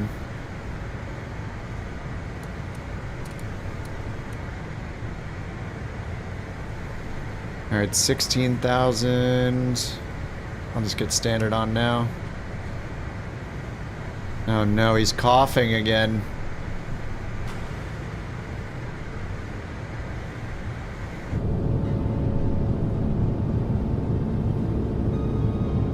You were playing with a 4 gigs of VRAM on the Potato 1650. You went from a 2080 to a 5080. Awesome.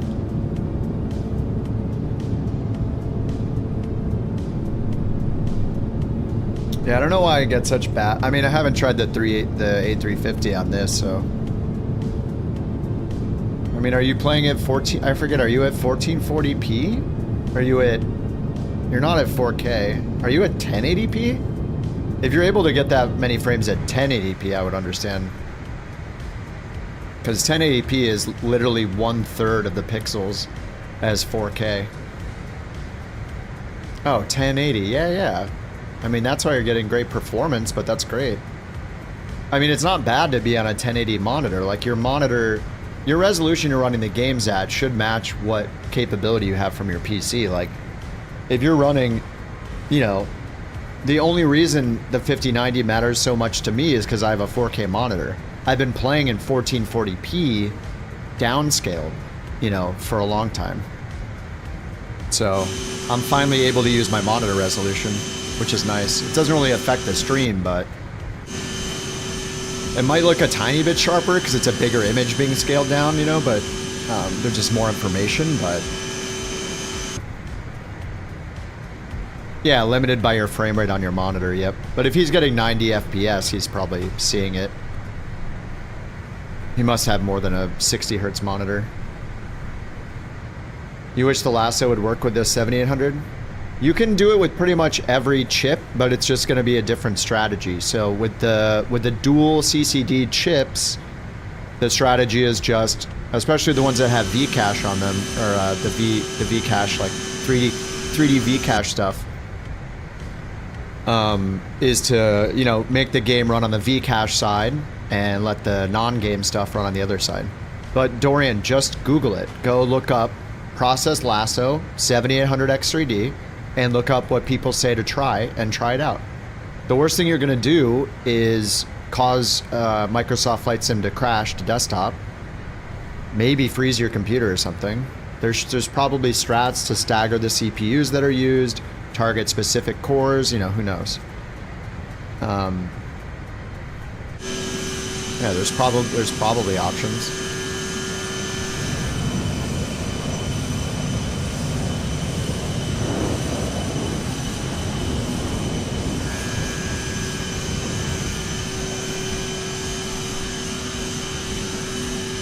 Oh, the T1 Hawk.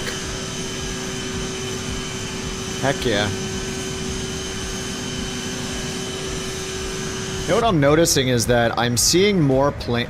Now that I've disabled all the 2020 planes and I only can see the 2024 planes, I feel like I'm seeing them all load in. Even though I'm not on Ultra.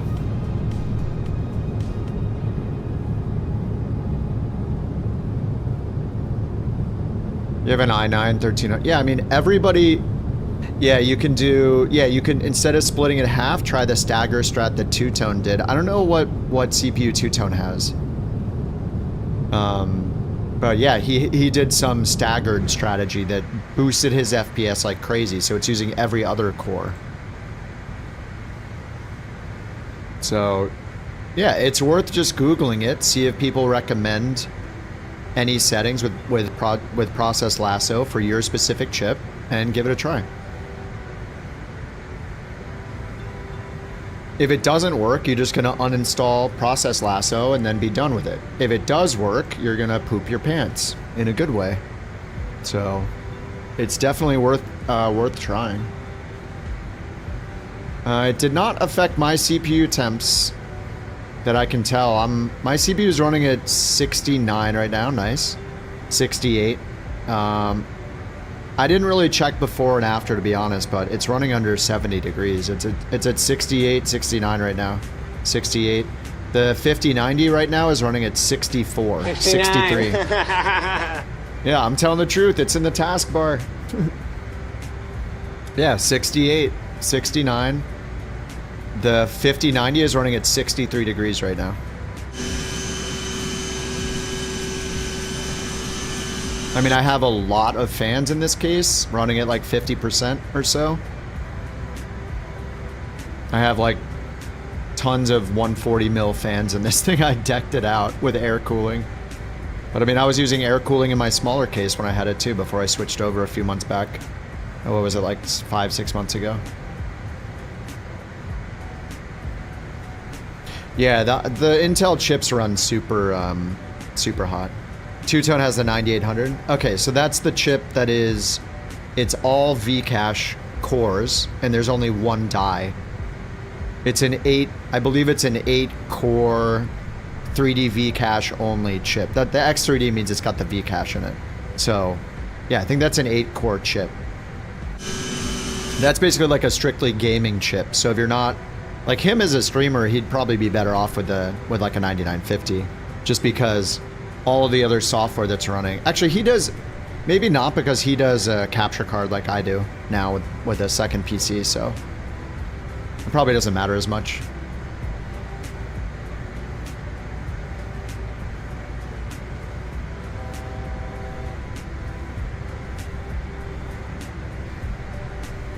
Intel chips force lasso to force flight sim onto the P cores. Oh yeah. Use lasso to force them onto the P cores. Yeah. You can do stuff on the Intel chip. The Island Sim Pilot video, he did his on an Intel chip.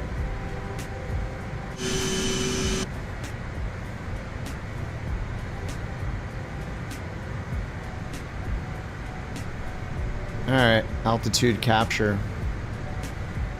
Oh, I'm at 29. I should be at 28. Whoops. Let's descend to 2800.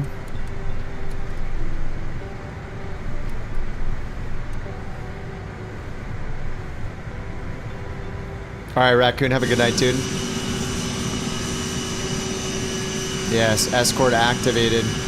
What's up, Starbug? Is that like a play on Starbuck?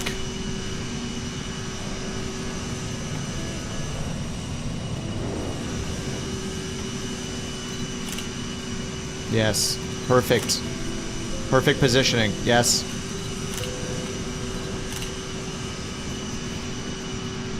Beautiful.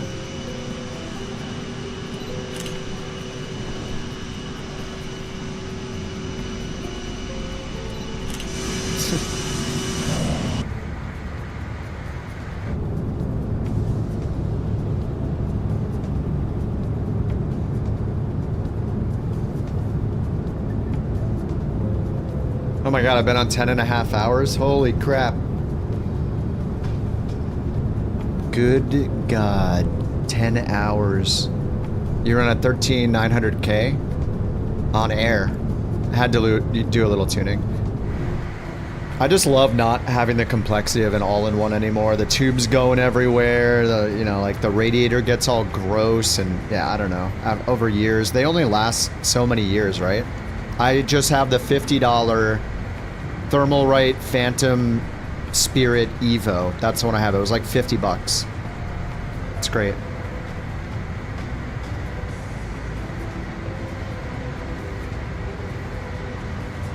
JT, what are you talking about?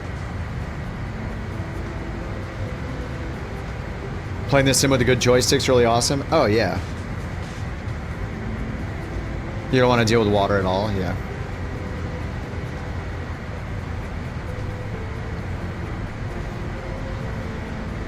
Oh, after 12 hours. It doesn't reset.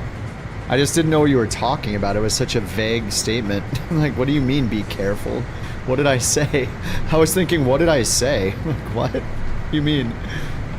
It stops at 12 hours, but it just, like, the stream stays on. It just limits the replay to 12 hours. I mean, I don't know that anybody's getting to the 12-hour mark ever anyway, so it's not really a big deal. Plus, I'll be done by the time the 12-hour mark hits. I'll probably be done at... wait, we have this flight. Do we have one more? Oh, we have one more after this to Santa Monica, and then we'll be done. Yeah, so we'll need to do one more flight after this. Corsair H170i. That's an air cooler? Yeah, the air coolers are great. I used to have the... Well, I used to have the H1000 all-in-one Corsair. I used that for a long time. It worked great. It just... The AMD chips run so cool already. So if you're running AMD, air cooling seems like, you know, way more likely of a thing that'll be fine. Contact Los Angeles Center 128.15, American 323. Have a good morning. You wonder how many people are hitting VRM? What is that? What's a VRM temp limit? You tried staggering the CPU with your 9800, gained 25 frames. See? There you go. I would recommend white rice I would recommend, you can look at my video or find another video or look it up on their help site, whatever. Take advantage of the profiles to make it automatically only stagger it when you're running the game. Unless you just went in and set the rule only for Flight Sim 2020. So I don't know exactly what you're doing, White Rice, but the two strategies like I put in the video I made for my chip were, it's essentially, they could be the same for you, which is Strat 1 is just take Flight Sim and put it on specific cores. Strat 2 is make Flight Sim be on specific cores and make every other program be on the opposite cores. So Flight Sim has its own area. If you're doing the second one where all programs are on half the cores and Flight Sim is on the other half, you want to make sure that you use the profile feature to automatically turn that back to how it normally is, because if you leave it where it's set right now permanently, whenever you're not playing Flight Sim, everything else is only ever going to use half the cores. So you want it, when you're done playing Flight Sim and you close it, you can make it so it automatically restores it to the normal state. My video, I do it in my video, so go to the method 2 part of my video. It'll be exactly the same for you, except which cores you are picking. When I'm configuring the cores, you just pick the correct cores and the opposite cores the second time. Like, you'll see what I mean when you watch it. Because then you can just leave it set, and every time you launch the sim or any other game, it will configure it automatically. And as soon as you close the sim, it will unconfigure it. So you're not using half of your CPU when you're not playing Flight Sim. But yeah, dude, that's how it is. You gain 25 frames just by doing it. It's the most insane performance improvements. Like, it's so awesome. I can't stop talking about it. Everybody simming needs to try it.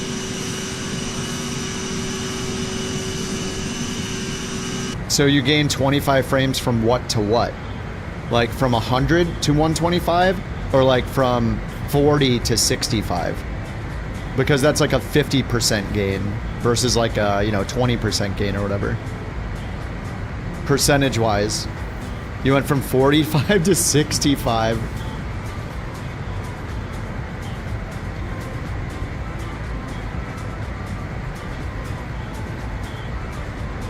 Yeah, so you got like a 40% increase, right? You got like a 40-something% increase in frames.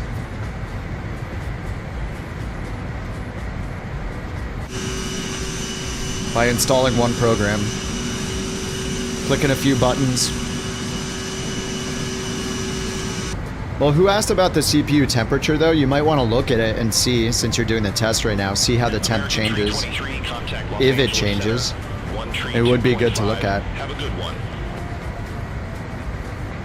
You'll give it a whirl looking at the overlay. You're at 90 FPS, 33% CPU load. Yeah, the main issue is that Flight Sim doesn't take advantage of enough of the CPU. Which stream talk about staggering? Two-Tone Murphy on his stream from yesterday. I went back and watched or was it from 2 days ago? It was from yesterday, right? I think it was from yesterday. At the beginning of the stream, he showed it. Somebody told me because he mentioned my video about it. My video didn't help him really because, I mean, maybe he used the profile thing, but he has a different chip. So he said he Googled for a while.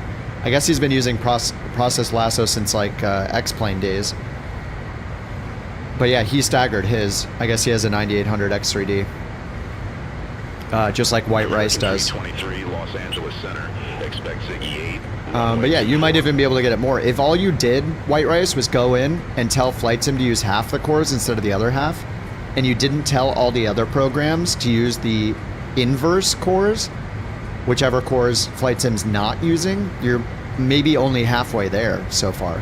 Because you're not only just telling it which cores to use, you're going to tell all the other software you're running, like, Volanta,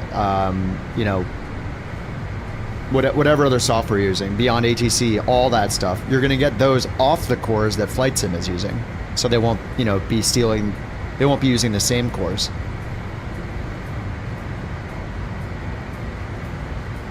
Expect Ziggy 8, runway 24, American 323. Ziggy 8, runway 24, that's what we got.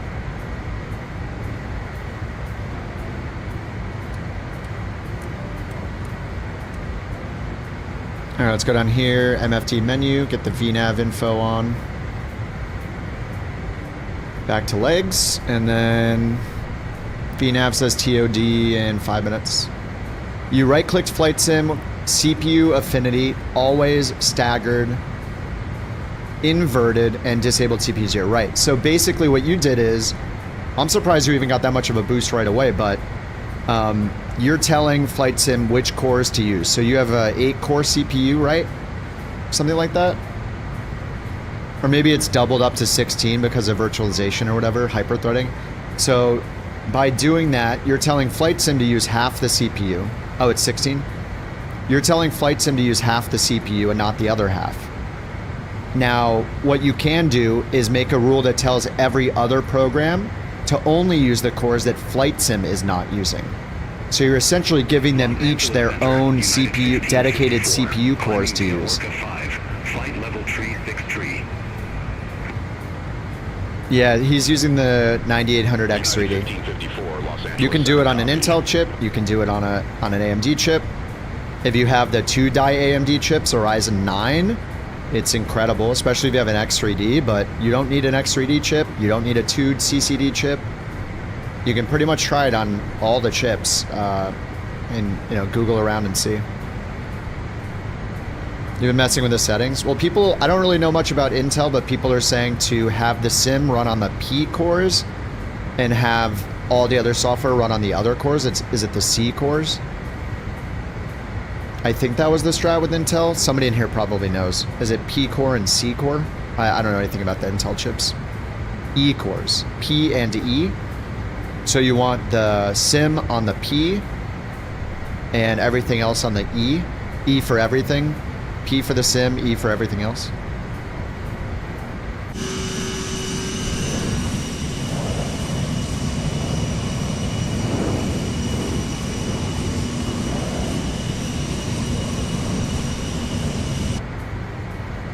Oh, performance and efficiency. Got it. Got it, got it.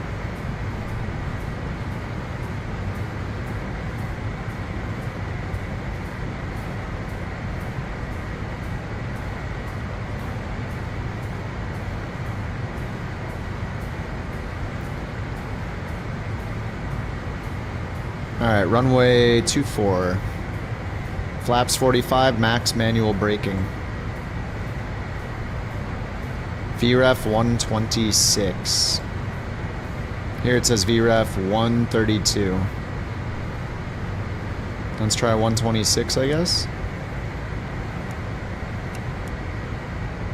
VR 126. After Donna, cleared via Ziggy 8. Pilot's discretion descend and maintain flight level 240 San Bernardino Airport, landing runway 24, altimeter 299er.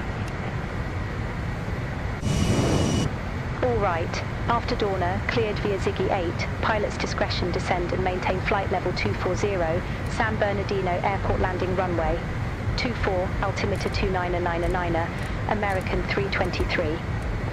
After Dorner? After Donna. 323, contact Los Angeles Center 126.35. Take care.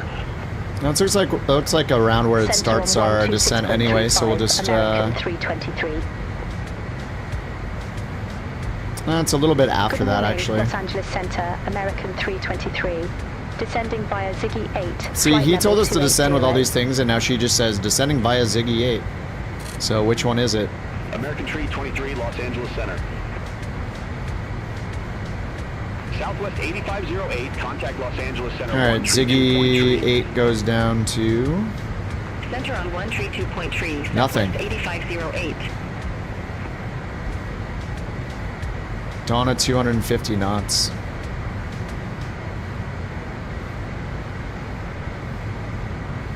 Alright, we're just gonna follow this then. I should zoom in and look at the rest of this.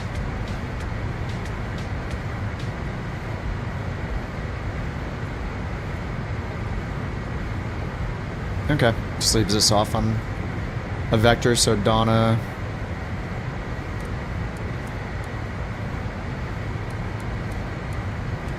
Alright, here comes the TOD. It wants us to do 1,600 down to 6,000 feet. Vertical speed. And bring it to idle. 1,600 feet.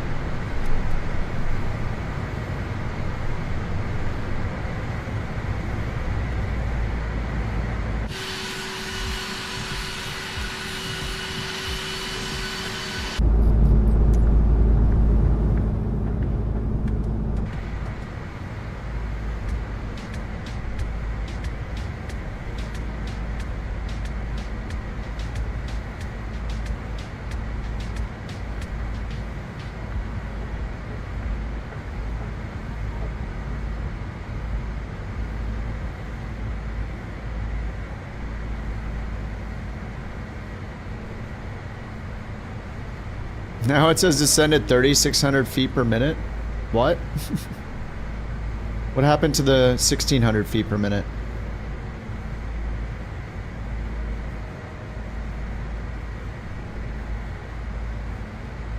I think it's messing up. Oh, that's because it's targeting Rolly. Okay. Right, because that's going to be its next. Okay. It's saying that because it doesn't even connect to that, right? So Pettis, yeah, there's a discontinuity. American Tree 23. I guess I'll just delete that for now. 14,600 altimeter 299er. All right, 2,200. Descend, maintain 14,600, altimeter 299er, American All right, 323. 14.6. Fine, we'll do that.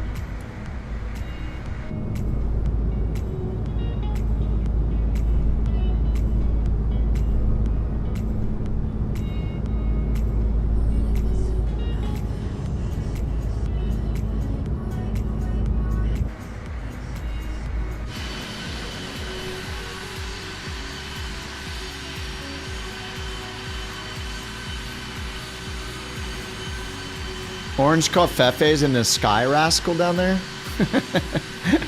Really?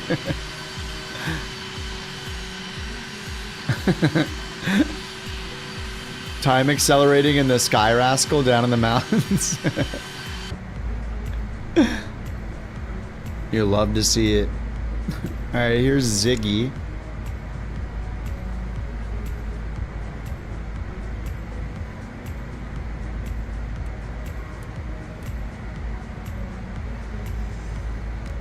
Yeah, this is the RMP approach, which is why it looks crazy.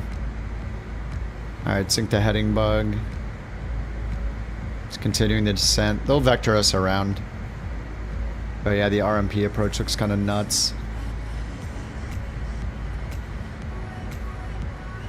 That's the airport right there.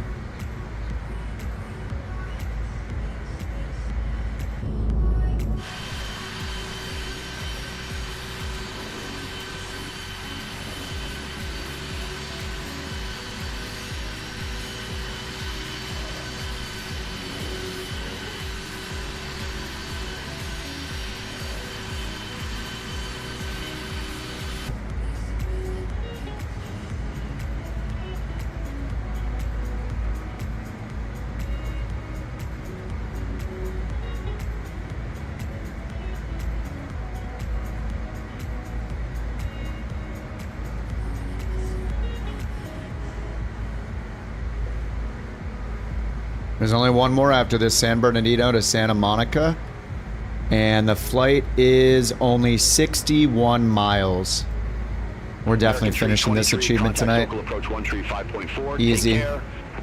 Take care. Contact Sokol approach, American 323. Sokol approach. Sokol, American 323, flight level 208 with information hotel.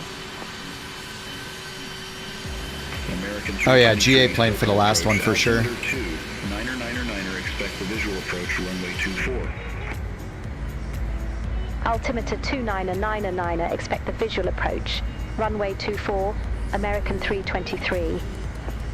Alright, 2999er, we're going down to 14,000. Descend a little faster.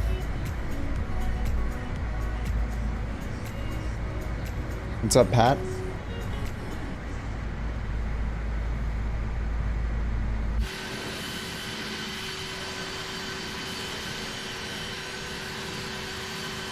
Man, somebody's got a really long selfie stick for this one. Holy crap. Or a really long arm.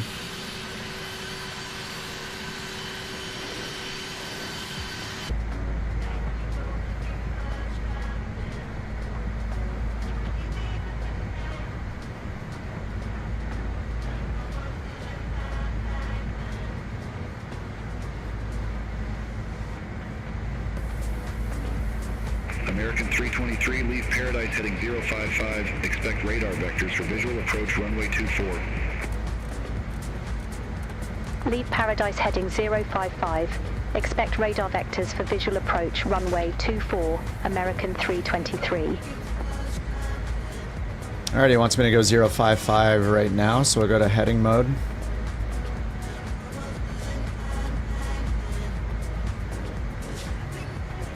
And I think there was only an RNAV approach. So maybe it's worth going down and just doing... There's an RNAV 24. I think we just go down and pick visual 24 vectors, execute, cleans up the map. Or not. What the... oh yeah, did I do this before? I can go down and do direct to the runway, right? So RW24. So I'm gonna hit direct... Runway 24, not allowed.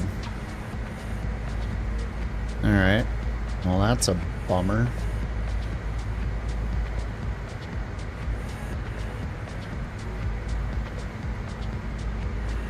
Can I put runway 24 up here?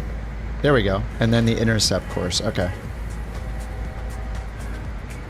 So intercept course, we just put the runway... Let's put the... runway magnetic heading 239. 239 intercept course.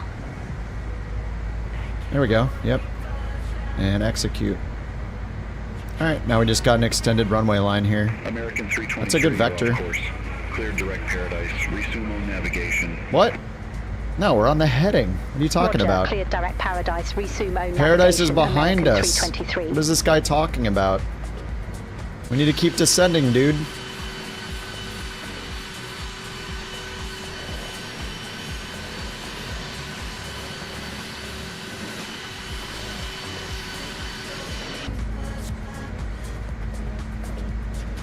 These mountains are at 13,000 feet. This is gonna be just fine.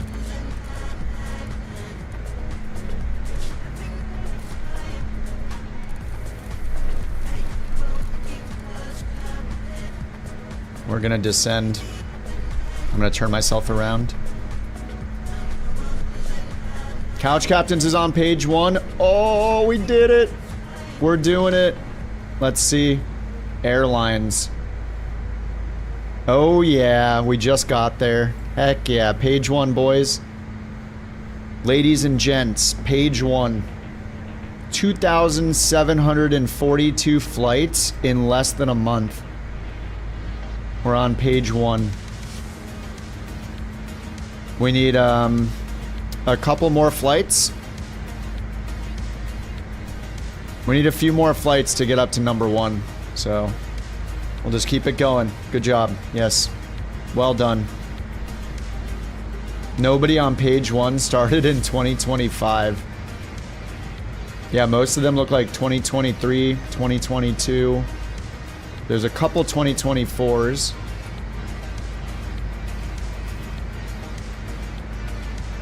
Alright, we need to get the terrain turned on.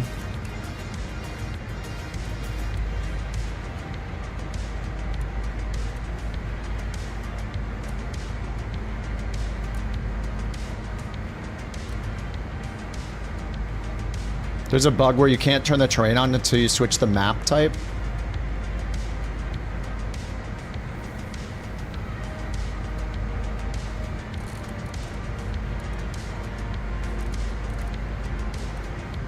Now we're gonna give a little base turn here. We need to descend a lot faster though. We're already at 10,000 feet, so...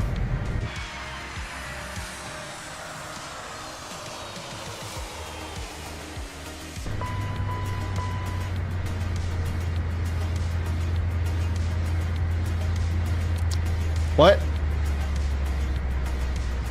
The engines are shutting down. What just happened? It froze for a second and then the engines turned off. Not again. Oh my god, it's my mixture. It's the mixture I set before. No, not again, dude. Come on, man. Alright, the autopilot's still on. We're fine. Oh my god, it's the mixture. I said it earlier. I pulled the speed brake out. Start the APU now. I'm in danger. APU door open. APU starting. No flight plan. It reset my flight plan. Not again, dude. I'm so stupid. Alright, engine, right engine. Left engine. Oh, God. Oh, God. I gotta get out of the way.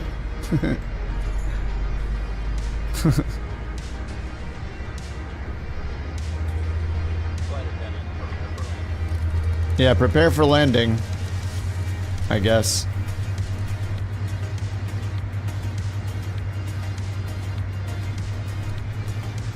Caution, terrain.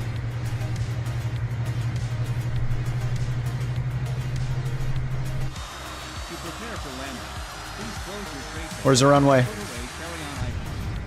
Place your seat in the original upright position. You will now collect any items you wish to discard. Please put away larger electronic devices, including laptop computers. For smaller handheld devices in your hand. Oh no, initialize position. I can't do anything. I got a WASM crash. Oh my god. It's a WASM crash now. Dude. Oh, come on, man. You're joking. Gear? Can I get the gear down? Oh, the gear comes down. The gear comes down. I can't move, Can I get flaps? I can't get flaps out. Speed brakes and gear, that's all I got. Oh my god. Is that the runway right there? Oh, that's it. We're a glider. We're a glider, boys. I won't be able to stop, but maybe, I don't think the reversers will work. Let's turn them on anyway. It's a stupid WASM crash. Oh my god. Look, I can't move anything. Oh! Wait. Wait, how can I move that? My throttles don't work. Is that actually... No, there's no power. Oh my god.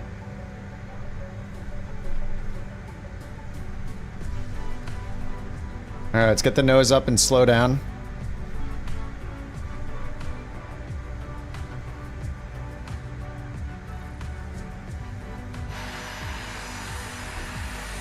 Look, I'm moving. See how it's tilting with the elevator's not moving, right? Yeah, the elevator's not moving, but the plane's tilting. The pitch is changing, even without the elevators moving.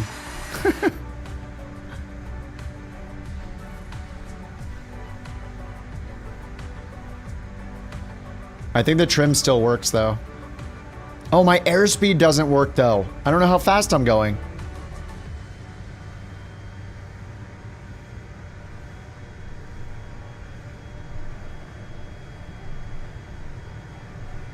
It feels like it's about to stall.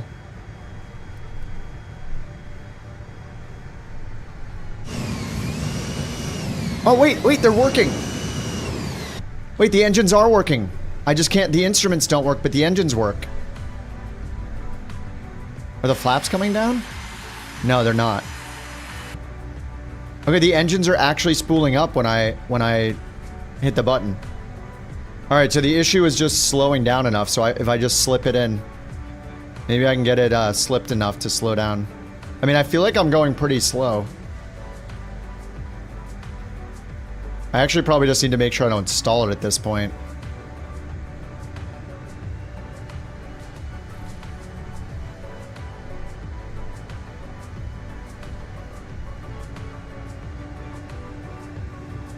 Alright, shut up, music. This is important. Okay, the engines are still working. So maybe the reversers and brakes will work. So the plane's behaving like everything's working fine. It's just nothing visually is updating.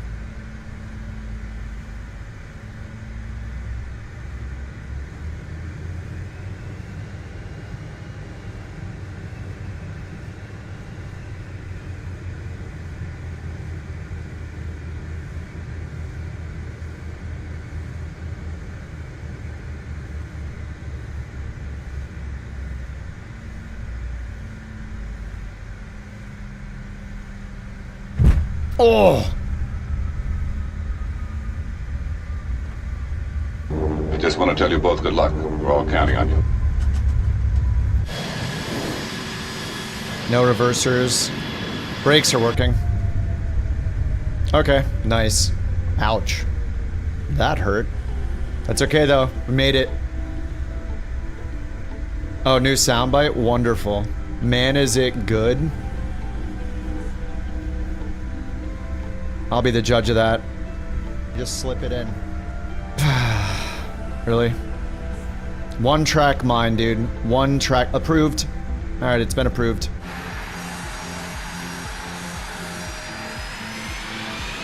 Alright, we got one more flight. One more flight to Santa Monica.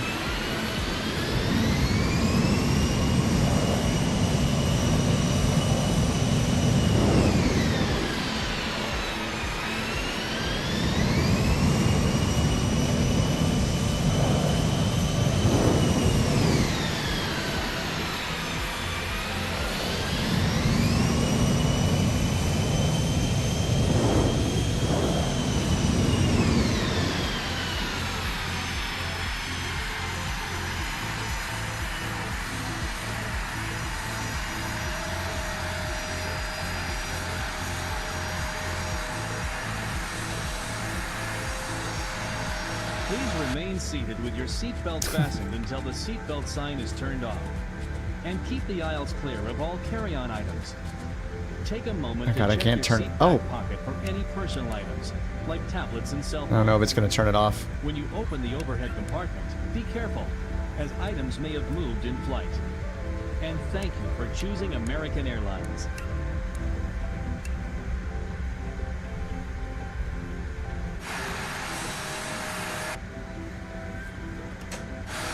I guess the parking brake doesn't work.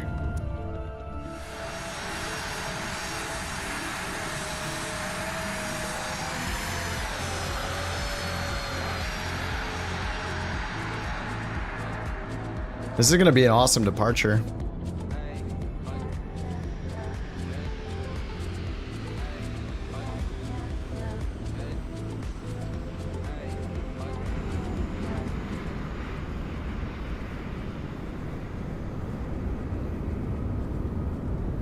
Ooh.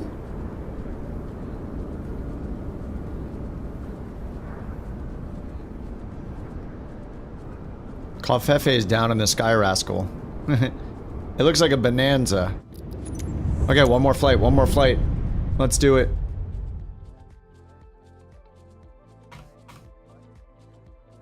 Alright, let's check here. Refresh. Yes, I got the check mark. Alright, to Santa Monica. I gotta do it in the Starship. It's gotta be the Starship. KSBD.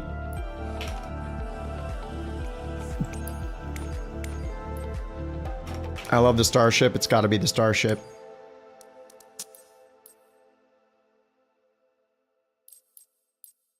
With the American flags on the side. What's up, Maddie? Verify the sub door, stand by for all call.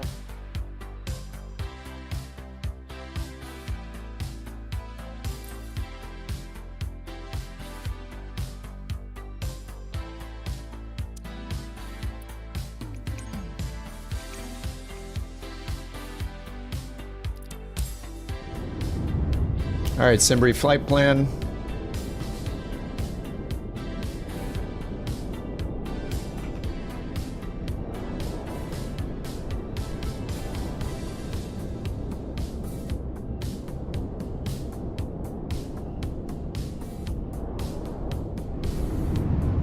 We do have mountains to deal with.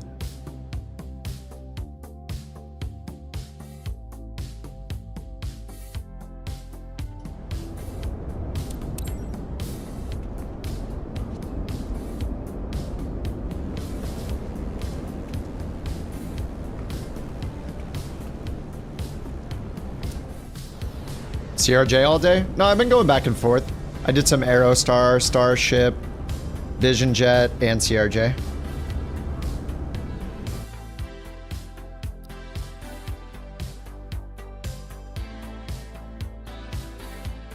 Alright, tablet.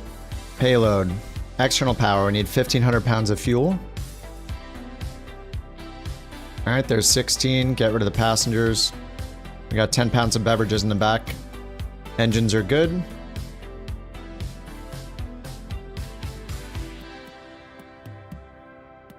All right, sweet. Let's get the battery on. External power on. Prop back. Okay, idle. These should be all the way back. I need to unbind the mixture or I'm gonna forget and it's gonna cause problems again. Controls. It's got the potential to cause way too many problems, so. All right, Sharka.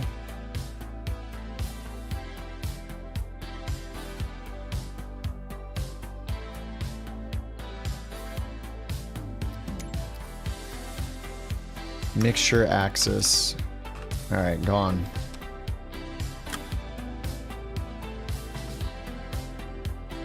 All right, we got external power. Let's get the avionics all on.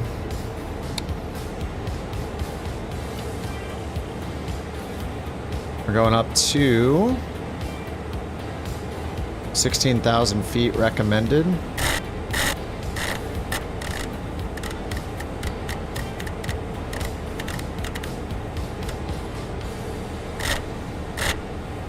Okay, self-test in progress. Planning map, display. Get rid of all this. Back to display. Alright, we have a Victor airway. I cannot enter airways, so I have to enter each individual waypoint. Alright, initialize, message, update, update. Sensors, GNSS is on, nav source, FMS1, flight plan, KSBD. Enter, enter. PDZ. POM. Is that Palomar? It's me.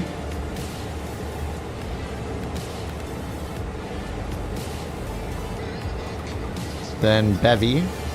B-E-V-E-Y. Then Santa Monica.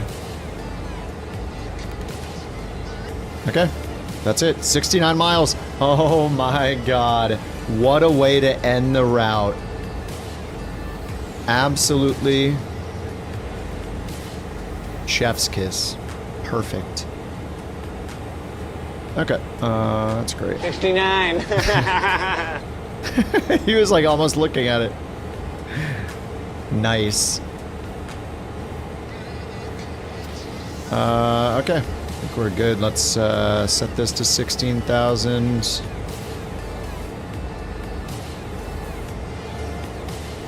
All right, let's get this thing going. 180 on the indicated speed. Get the lights on up here. Oh, they're already on. Nice. We'll get nav light. Oh, no, they're not on. What the? What's going on up here with the lights? Oh, it's my switches are messing with it. Oh, there we go. Alright, those three can come on. Get the seatbelts on now. And let's get the engine started. Prop full. Ignition, ignition.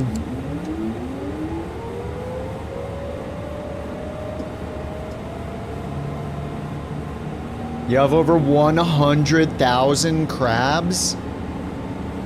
Damn. Holy crap. Just become a pilot? I don't want to. Sounds dangerous. 50k crabs. Alright, waiting for green N1. Bam. Bam. Alright, that's all on. We'll get the left gen on. It's on, right gen on. Good. Battery's not draining. Good. Get the blower off. Bleeds on. Temp mode. Anti-skid. Oxygen. External power can come off. And disconnect. Throw that away. Outside air temp 23. AFX off. That's the only thing left. Hide the oil.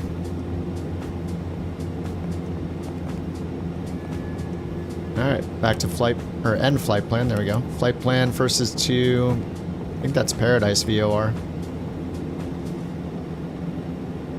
Blanco, no, I haven't watched that yet. You guys told me about it yesterday, but yeah, I haven't watched it, I need to. Not yet. Beyond ATC. Alrighty, beyond ATC connected.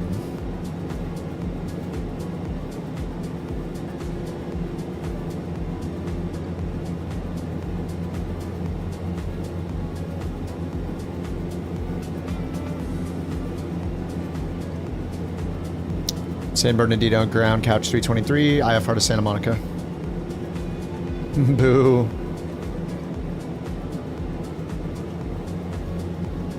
Couch 323, San Bernardino ground, cleared to Santa Monica Muni Airport. Radar vectors Paradise, then as filed. Maintain 5,000 feet. Expect 6,000 feet, 10 minutes after departure. Departure frequency 135.4, squawk 6025. Alright, cleared to Santa Monica, vectors, Paradise, then as filed, maintain 5,000, departure 135.4, squawk 3, correction, squawk 6025, couch 323.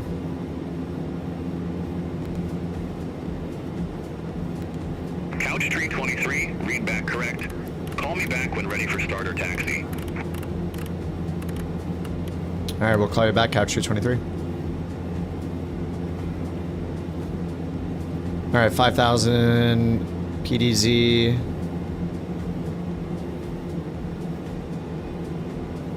And I think we're good to go.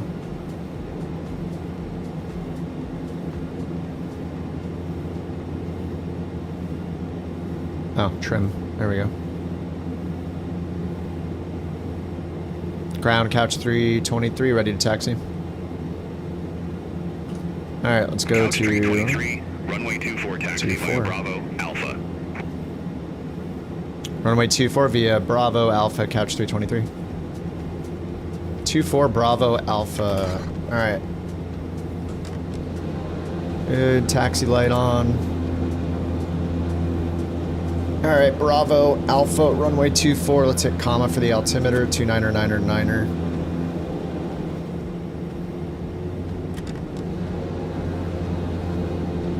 Let's set the heading to 24.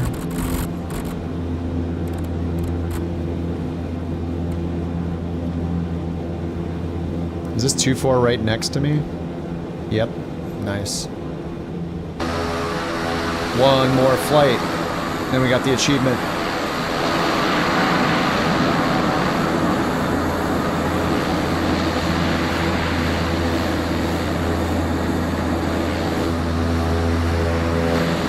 Why is everyone so quiet on YouTube? I don't know. Twitch is super interactive. YouTube's usually pretty quiet. I think most of the people that chat a lot have switched over to watch on Twitch.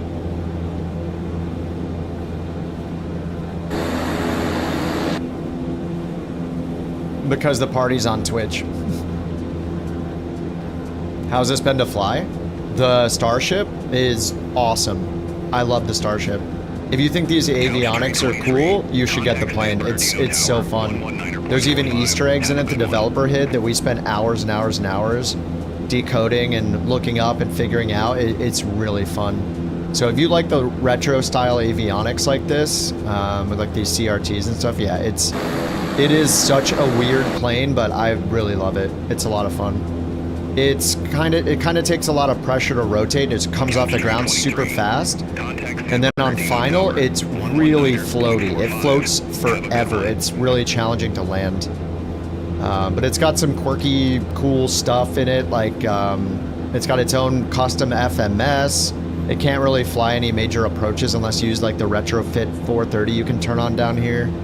It's one of my favorite planes already. Like, it's so good. The developer's incredible. Black Square. They're so good. Over to Tower Couch, or Couch 323, see it? 119.4. Negative. Tower on 119er. Chlorix, what's up, dude? 119er.45, Couch 323, see it?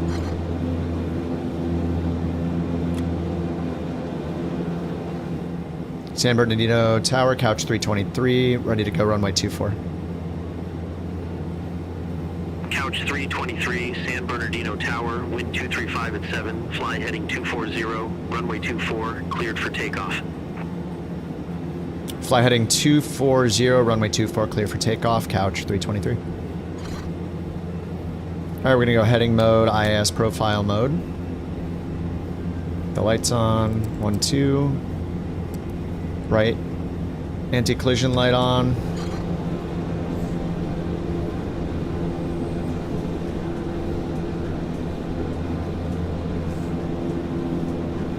Alright, we're clear for takeoff.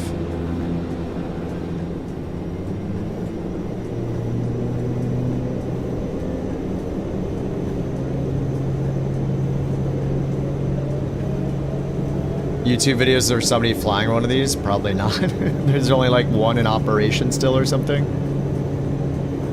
I haven't actually looked them up. Need to see if there are any real videos at all. Alright, gear up.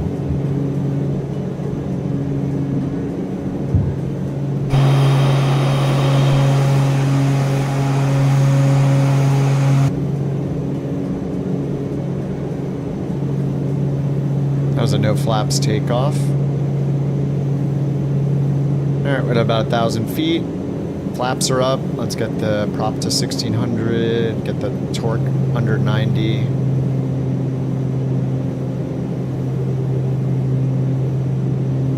Couch 323, contact Sokol departure.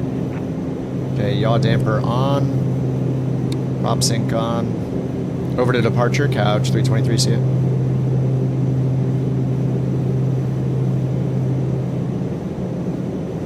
SoCal departure, Couch 323, 3,600, climbing 5,000. Couch 323, Sokol departure, good morning, radar contact, climb and maintain 1010,000, altimeter 29er. Climb maintain 10,000, Couch 323.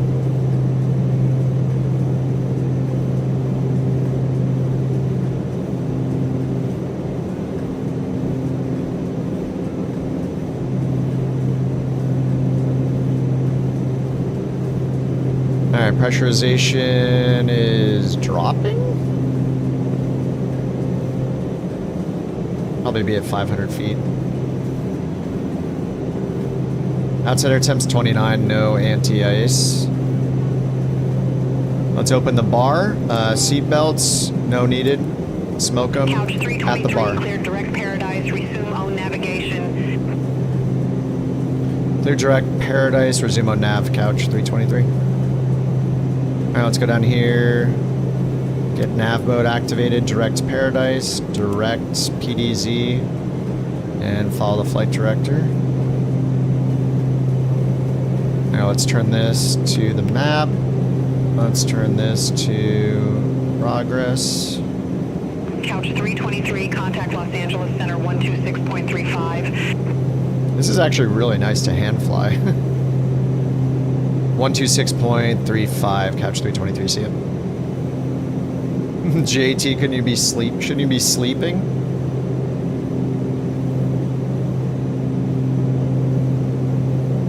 Alright, autopilot on. And let's just get the throttle, get the power up to 89-ish. Alright, looking good. He said goodnight 30 minutes ago. He always does that though. Yeah, he says goodnight and then he's like, I'm back. Then we see him flying with us and then a half hour later, he's like, hey guys, I've been here. We're like, yeah, we see you flying with us.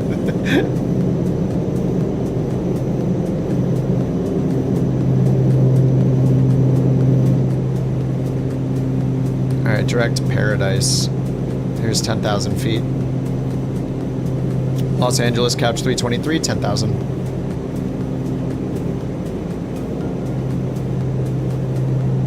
Couch 323, Los Angeles Center. Good morning. Climb, maintain 16,000. Climb, maintain 16,000, Couch 323.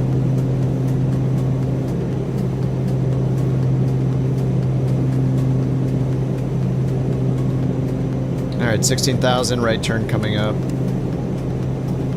Let's check the weather. This is only a 60-mile flight. This is going to be fast. Couch 323, Los Angeles Center. Expect radar vectors. Santa Monica. RNAV runway 21.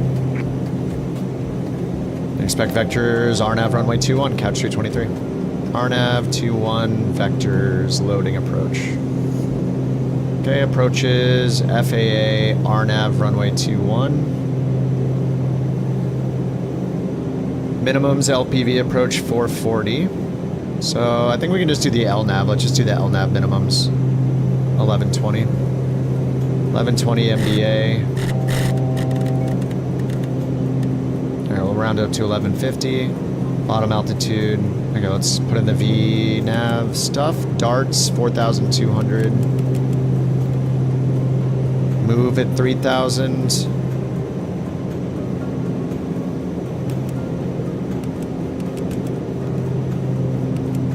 Mid P 1440. Alright.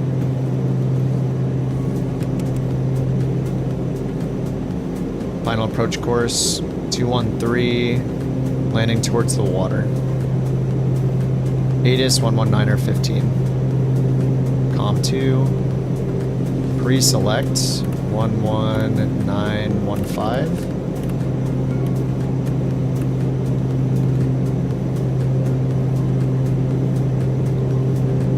Temperature 18, dew point 16, altimeter 29er. Alright, 29er, that's where we're at right now anyway. Why is that flashing? Oh, it's 1,000 to our altitude. Alright, power can go up a little higher. Max 90 on the torque, max 840 on the ITT. Got it.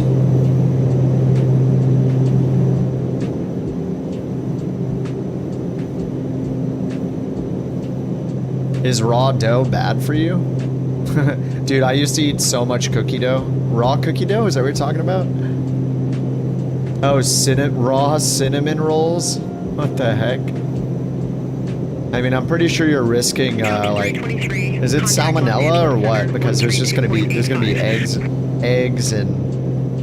I mean, it's meant to be baked, so... But yeah, I mean, we used to eat cookie dough all the time. Whenever my mom would make chocolate chip cookies, we would each eat like a spoonful of cookie dough. It's so good. Yeah, I've never heard of anybody eating raw cinnamon roll. It becomes a baked cinnamon roll in your stomach.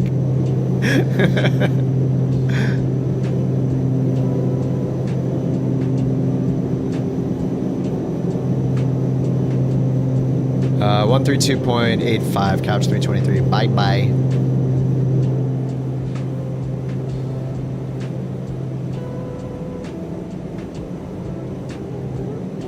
Los Angeles, Couch 323, 16,000 feet. Why do I say feet? I always say feet.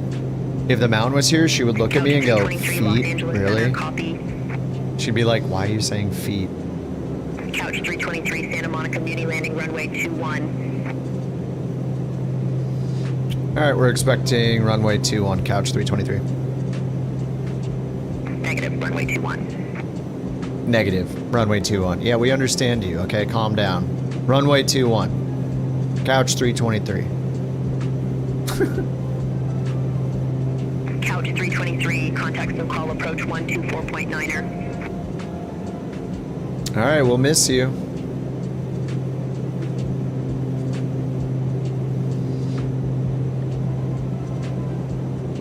SoCal approach, Couch 323, 16,000.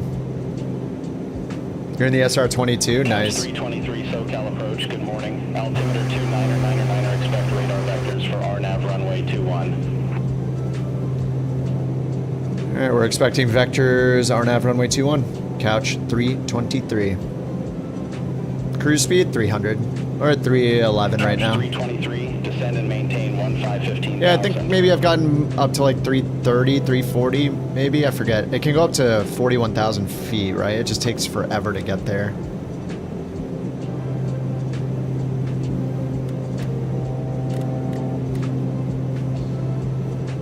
Descend and maintain 15,000, couch 323. Alright, 15,000. Couch 323, descend, maintain 10,000. Descend, maintain 10,000, couch 323. Alright, 10,000. Ground speed's 302, 30 divided by 2, 15, 1,500 feet per minute. Done. Pull our throttle back a bit. Just don't overspeed it.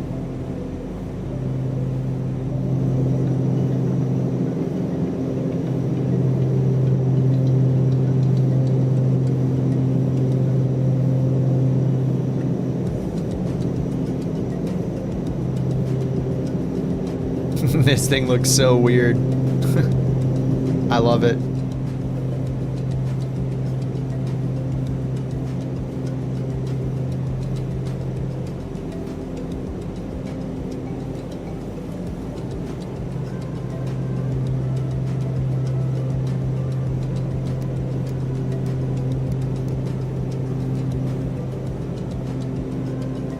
$76 degrees in here, jeez.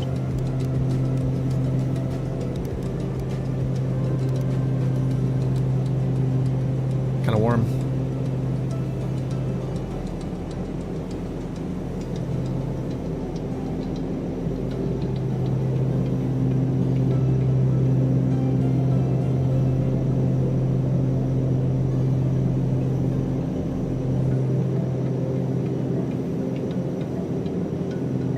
Couch 323, turn right, heading 300 vectors for the approach. Wow. All right. Turn right heading 300, couch 323. Alright, heading bug pushed, heading 300, right turn.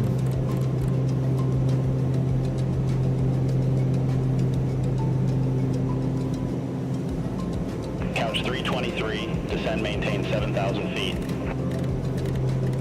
Descend and maintain 7,000, couch 323.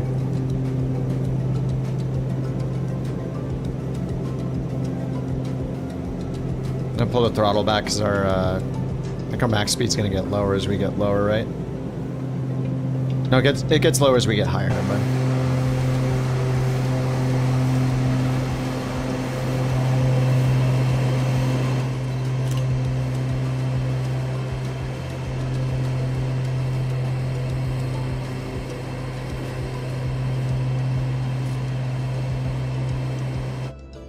Oops.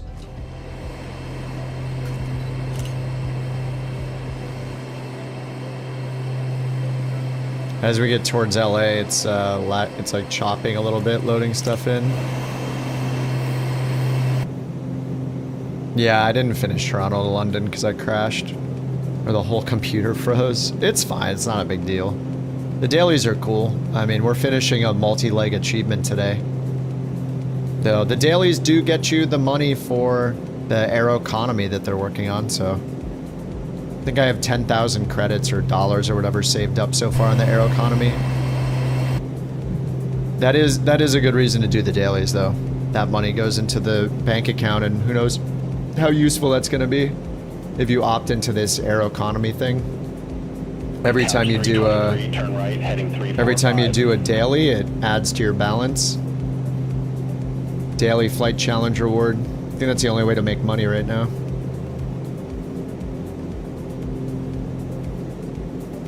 Say again, couch 323. Couch 323, turn right, heading 345. Turn right heading 345, couch 323. Where are they taking us? Couch 323, turn right, heading 345. Descend and maintain 5,300. Right turn heading 345, descend and maintain 5,300, couch 323. Couch 323, 5 miles from Darts, turn left, heading 265, maintain 4,200 until established, cleared RNAV runway 21. Turn left heading at 265, descend and maintain 4,200 until established, cleared for the RNAV runway 21, approach Couch 323. 265. And they cleared us for the approach, so we can follow all the VNAV altitudes already put in. So if we zoom in, we can see they're sending us to Darts. He said we're 5 miles from Darts. He put us on a vector directly towards Darts. Pretty close to Darts, so I'm just gonna go to flight plan, direct to Darts, switch it back to nav mode, go to the VNAV, and at MIPD, let's zoom it up. We're supposed to be at 4,200 feet at Darts, which is right next to us.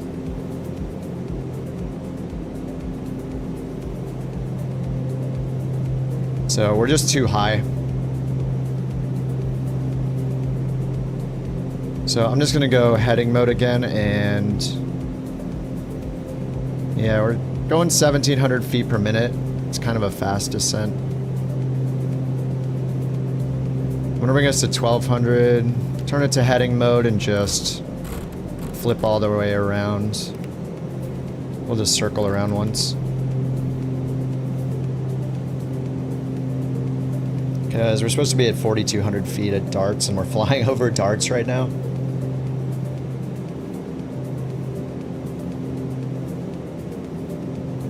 The new PC specs.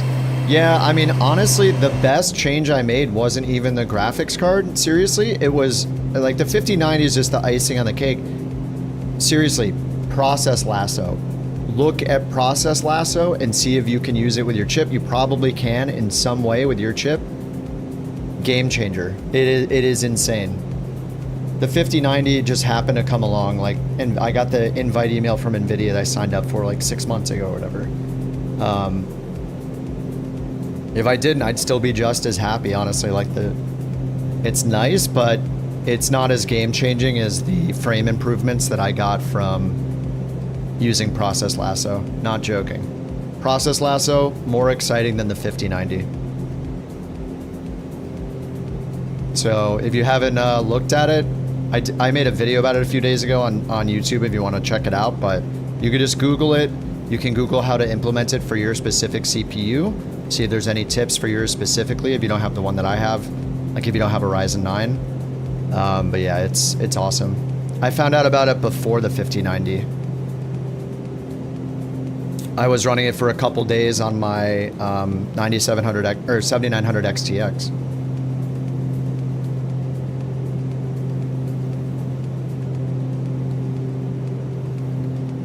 The video I made on it I made the video on my 7900 XTX on the AMD card, not on the 5090. And I did it live, like it's on the YouTube replay. You could literally go watch as somebody told me about it. I tried it out live on the stream and we saw the performance improvement instantly. Like it was insane. All right, I'm gonna turn back around and go direct now. Direct to Darts and turn on nav mode.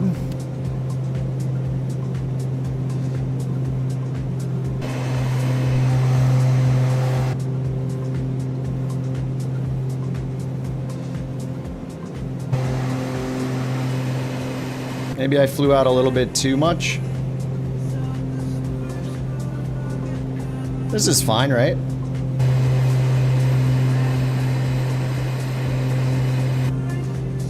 This is fine, right? I think.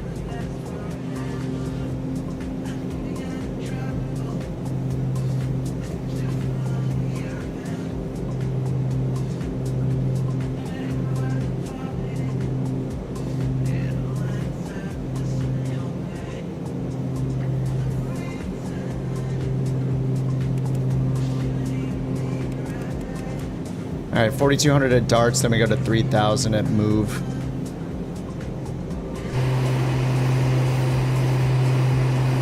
Oh, new weather patch.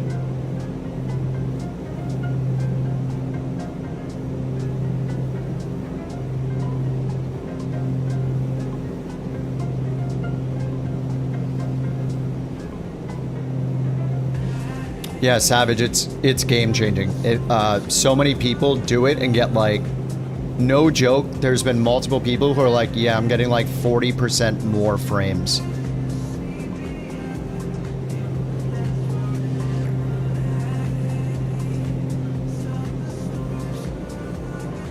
I think knowing about it now, my recommendation to people is gonna be more to look at a better CPU than a GPU. I mean, that was kind of the case anyway, I guess, just because we're so limited.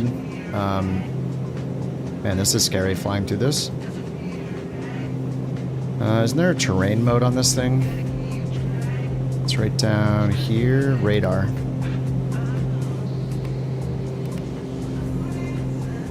Is there a terrain mode? Range, tilt, nav source, turbulence, ground map. There we go.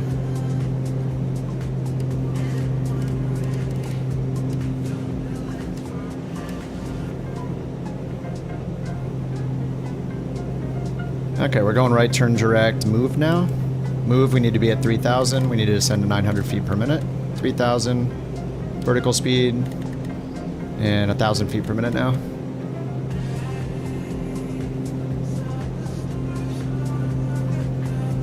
Use it for a long time. Great, but you don't know if you could say it's a huge boost. Oh man, I mean, there's so many of us that have been doing it that got a huge FPS boost for Flight Sim. Are you on Flight Sim 24? It's specifically better for Flight Sim 24 because of how the multi-threading stuff has changed from 2020. 323, contact Santa Monica Tower. It's way more likely you're going to get a performance boost on 24. You do both.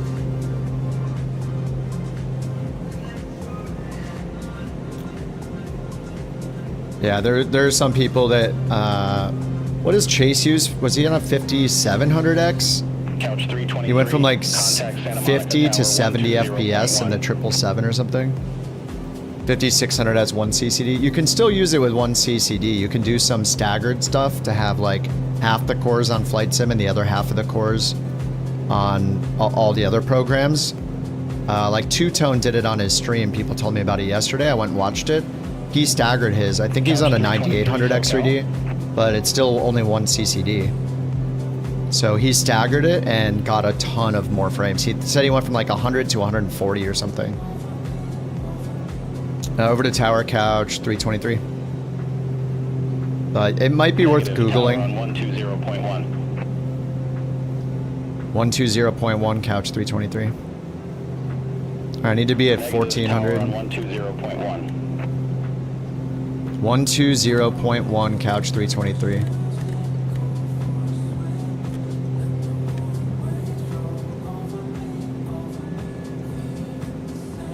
Santa Monica Tower, Couch 323. RNAV, runway 21. I see the lights. Couch Tree 23, Santa Monica Tower, wind 220 at 7, runway 21 cleared to land. Runway 21 clear to land, Couch 323. No, Couch Tree 23 cleared to land, runway 21. Runway 21 clear to land, Couch 323. What's she freaking out about? Alright, let's get the yaw damper. Oh, I had it off already? Prop sync off, auto feather armed. Left auto feather armed. Whoa. Alright, flaps down, gear down, 3 greens.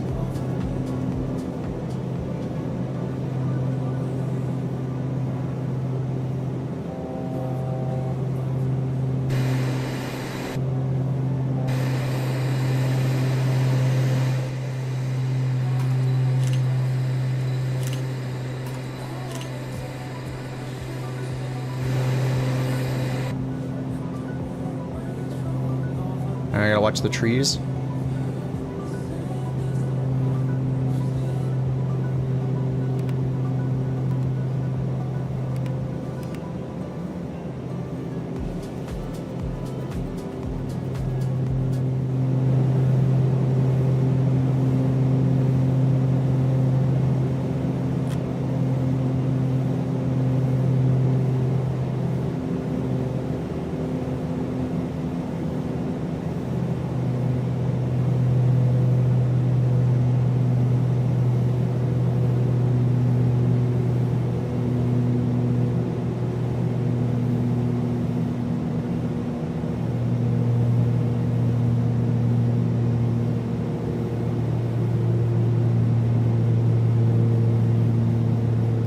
So floaty.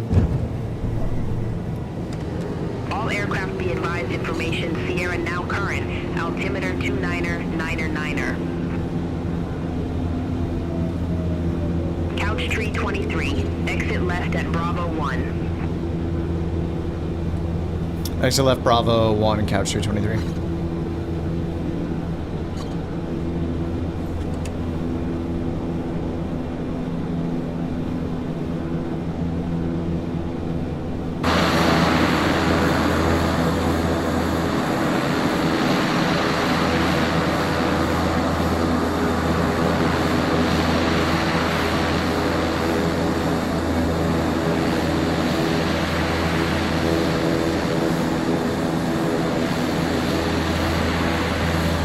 Beautiful rock trees, you know it. You love to see it.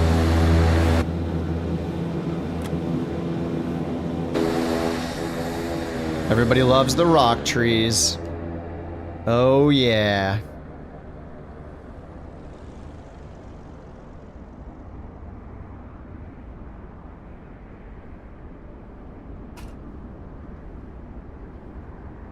Orange Coffee coming in, Grand Caravan.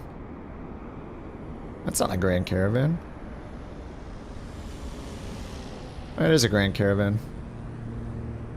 Wait, no it's not. It's a low wing. What the heck? What is it showing me? I looked at the front, I was like, is that a Grand Caravan? And it said C208, but then, yeah, the wings. I don't even know what that is. I mean, it's a generic. It's like a blend of like a TBM and a Grand Caravan or something. I guess it looks mostly like a TBM. Staggering, inverting, disabling CPU 0 on the 9800X3D. Yeah, White Rice did that and got, what'd you say? You got like 40% increase in frames? Beta? I didn't use a beta version of last, so I just did whatever the regular version was. Is Jake actually in an airliner? There's no way, he's going way too slow. Dude, what is he actually in? It just doesn't know. It doesn't want to tell me. I'm pointing right at him. Zero information. He is in a 321. What? Holy crap.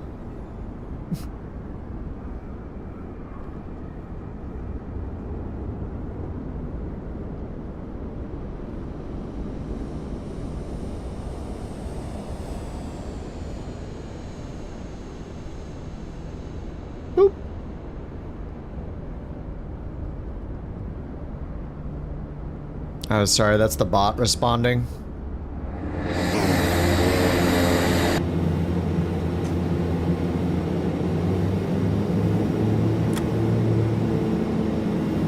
Alright, lights, taxi lights on, that'll go. The bar is closed.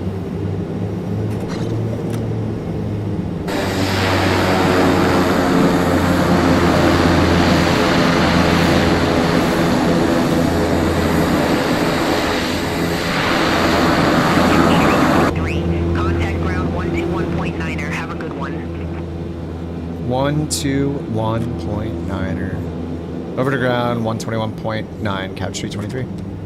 Whoa. Alright, parking brake on, feather it, shut them down. Avionics off.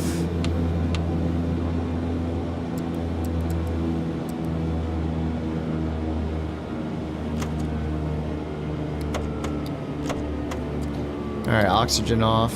Those are auto, anti-skid. This goes to off, off, off, off, off, battery off. We're good. That was it.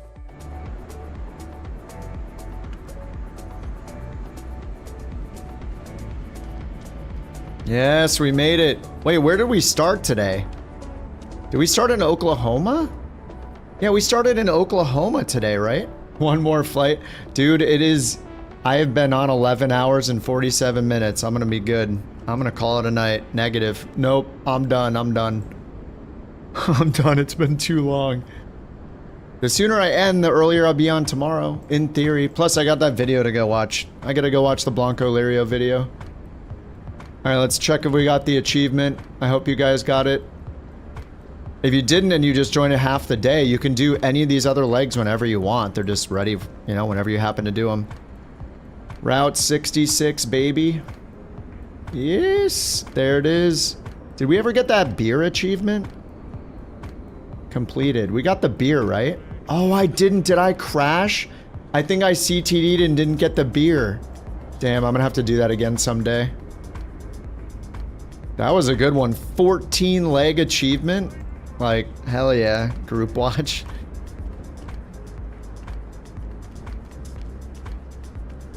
That might fly on Twitch. Not on YouTube though, for sure it'll flag the video.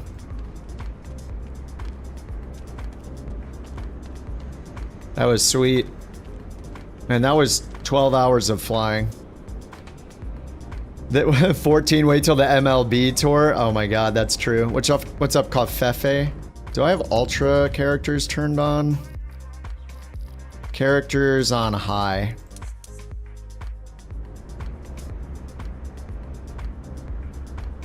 Orange Covfefe.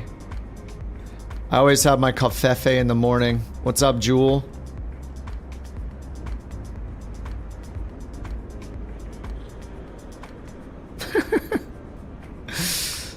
GG's. 30 legs-ish? Oh yeah, that's gonna be a fun one. Alright, let's see who's on Twitch. Maybe, maybe Chill's on. Is Jack on? Is Jack on yet? Oh my god, RP Gamerus is on. That dude's awesome. Canuck is on too. Alright, let's raid Canuck. I really want to raid Jack because Jack got affiliate, but I think it's too early for him so far. But maybe tomorrow we can hit up Jack. Alright guys, I'm gonna raid Studio Canuck because he sent a few my way the last few days. Or should I raid RPG? What's he flying? RP Gamerus? Alright, I'll raid RP. RP is awesome, man. He is so chill. I love watching his stream. I haven't seen him on for a while. Or maybe he's usually on at another time. But yeah, let's raid RPG. Jack's off. Yeah. Jack is okay. Alright, JT. What the hell? Alright guys, thanks for hanging out today. Oh. Wait, what was the landing prediction? When was that done? Wait, when was that landing prediction from? I don't even know. Salty, did you start that prediction? I don't know when that prediction is from that's in there. I'm just gonna delete it, I guess. Somebody spent almost 1,000 crabs. I'm gonna delete it because I forget. You'll get your points back, sorry. Alrighty, dudes. Thanks for hanging out today. Raccoon, thank you for 21 months, man. Ian, thanks for the super chat. Cold, if you or any of your viewers are here, thanks for the raid earlier. Lucid, thanks for gifting a sub earlier to ZZ Tong. And Jam for the 3 months. Thunder for 2 months. Tommy for 6 months. Chase for 18 months. Best of rides, thanks for joining the Couch Captains. Alright, guys. Thank you guys for hanging out today. A little chill 12-hour stream. Over on Twitch, we're gonna raid RP Gamerus. He is so damn chill. I haven't seen him online for a while. I don't know if I've just missed him, but I'm stoked to tune in and listen. So I'll see you guys over there. And if you guys on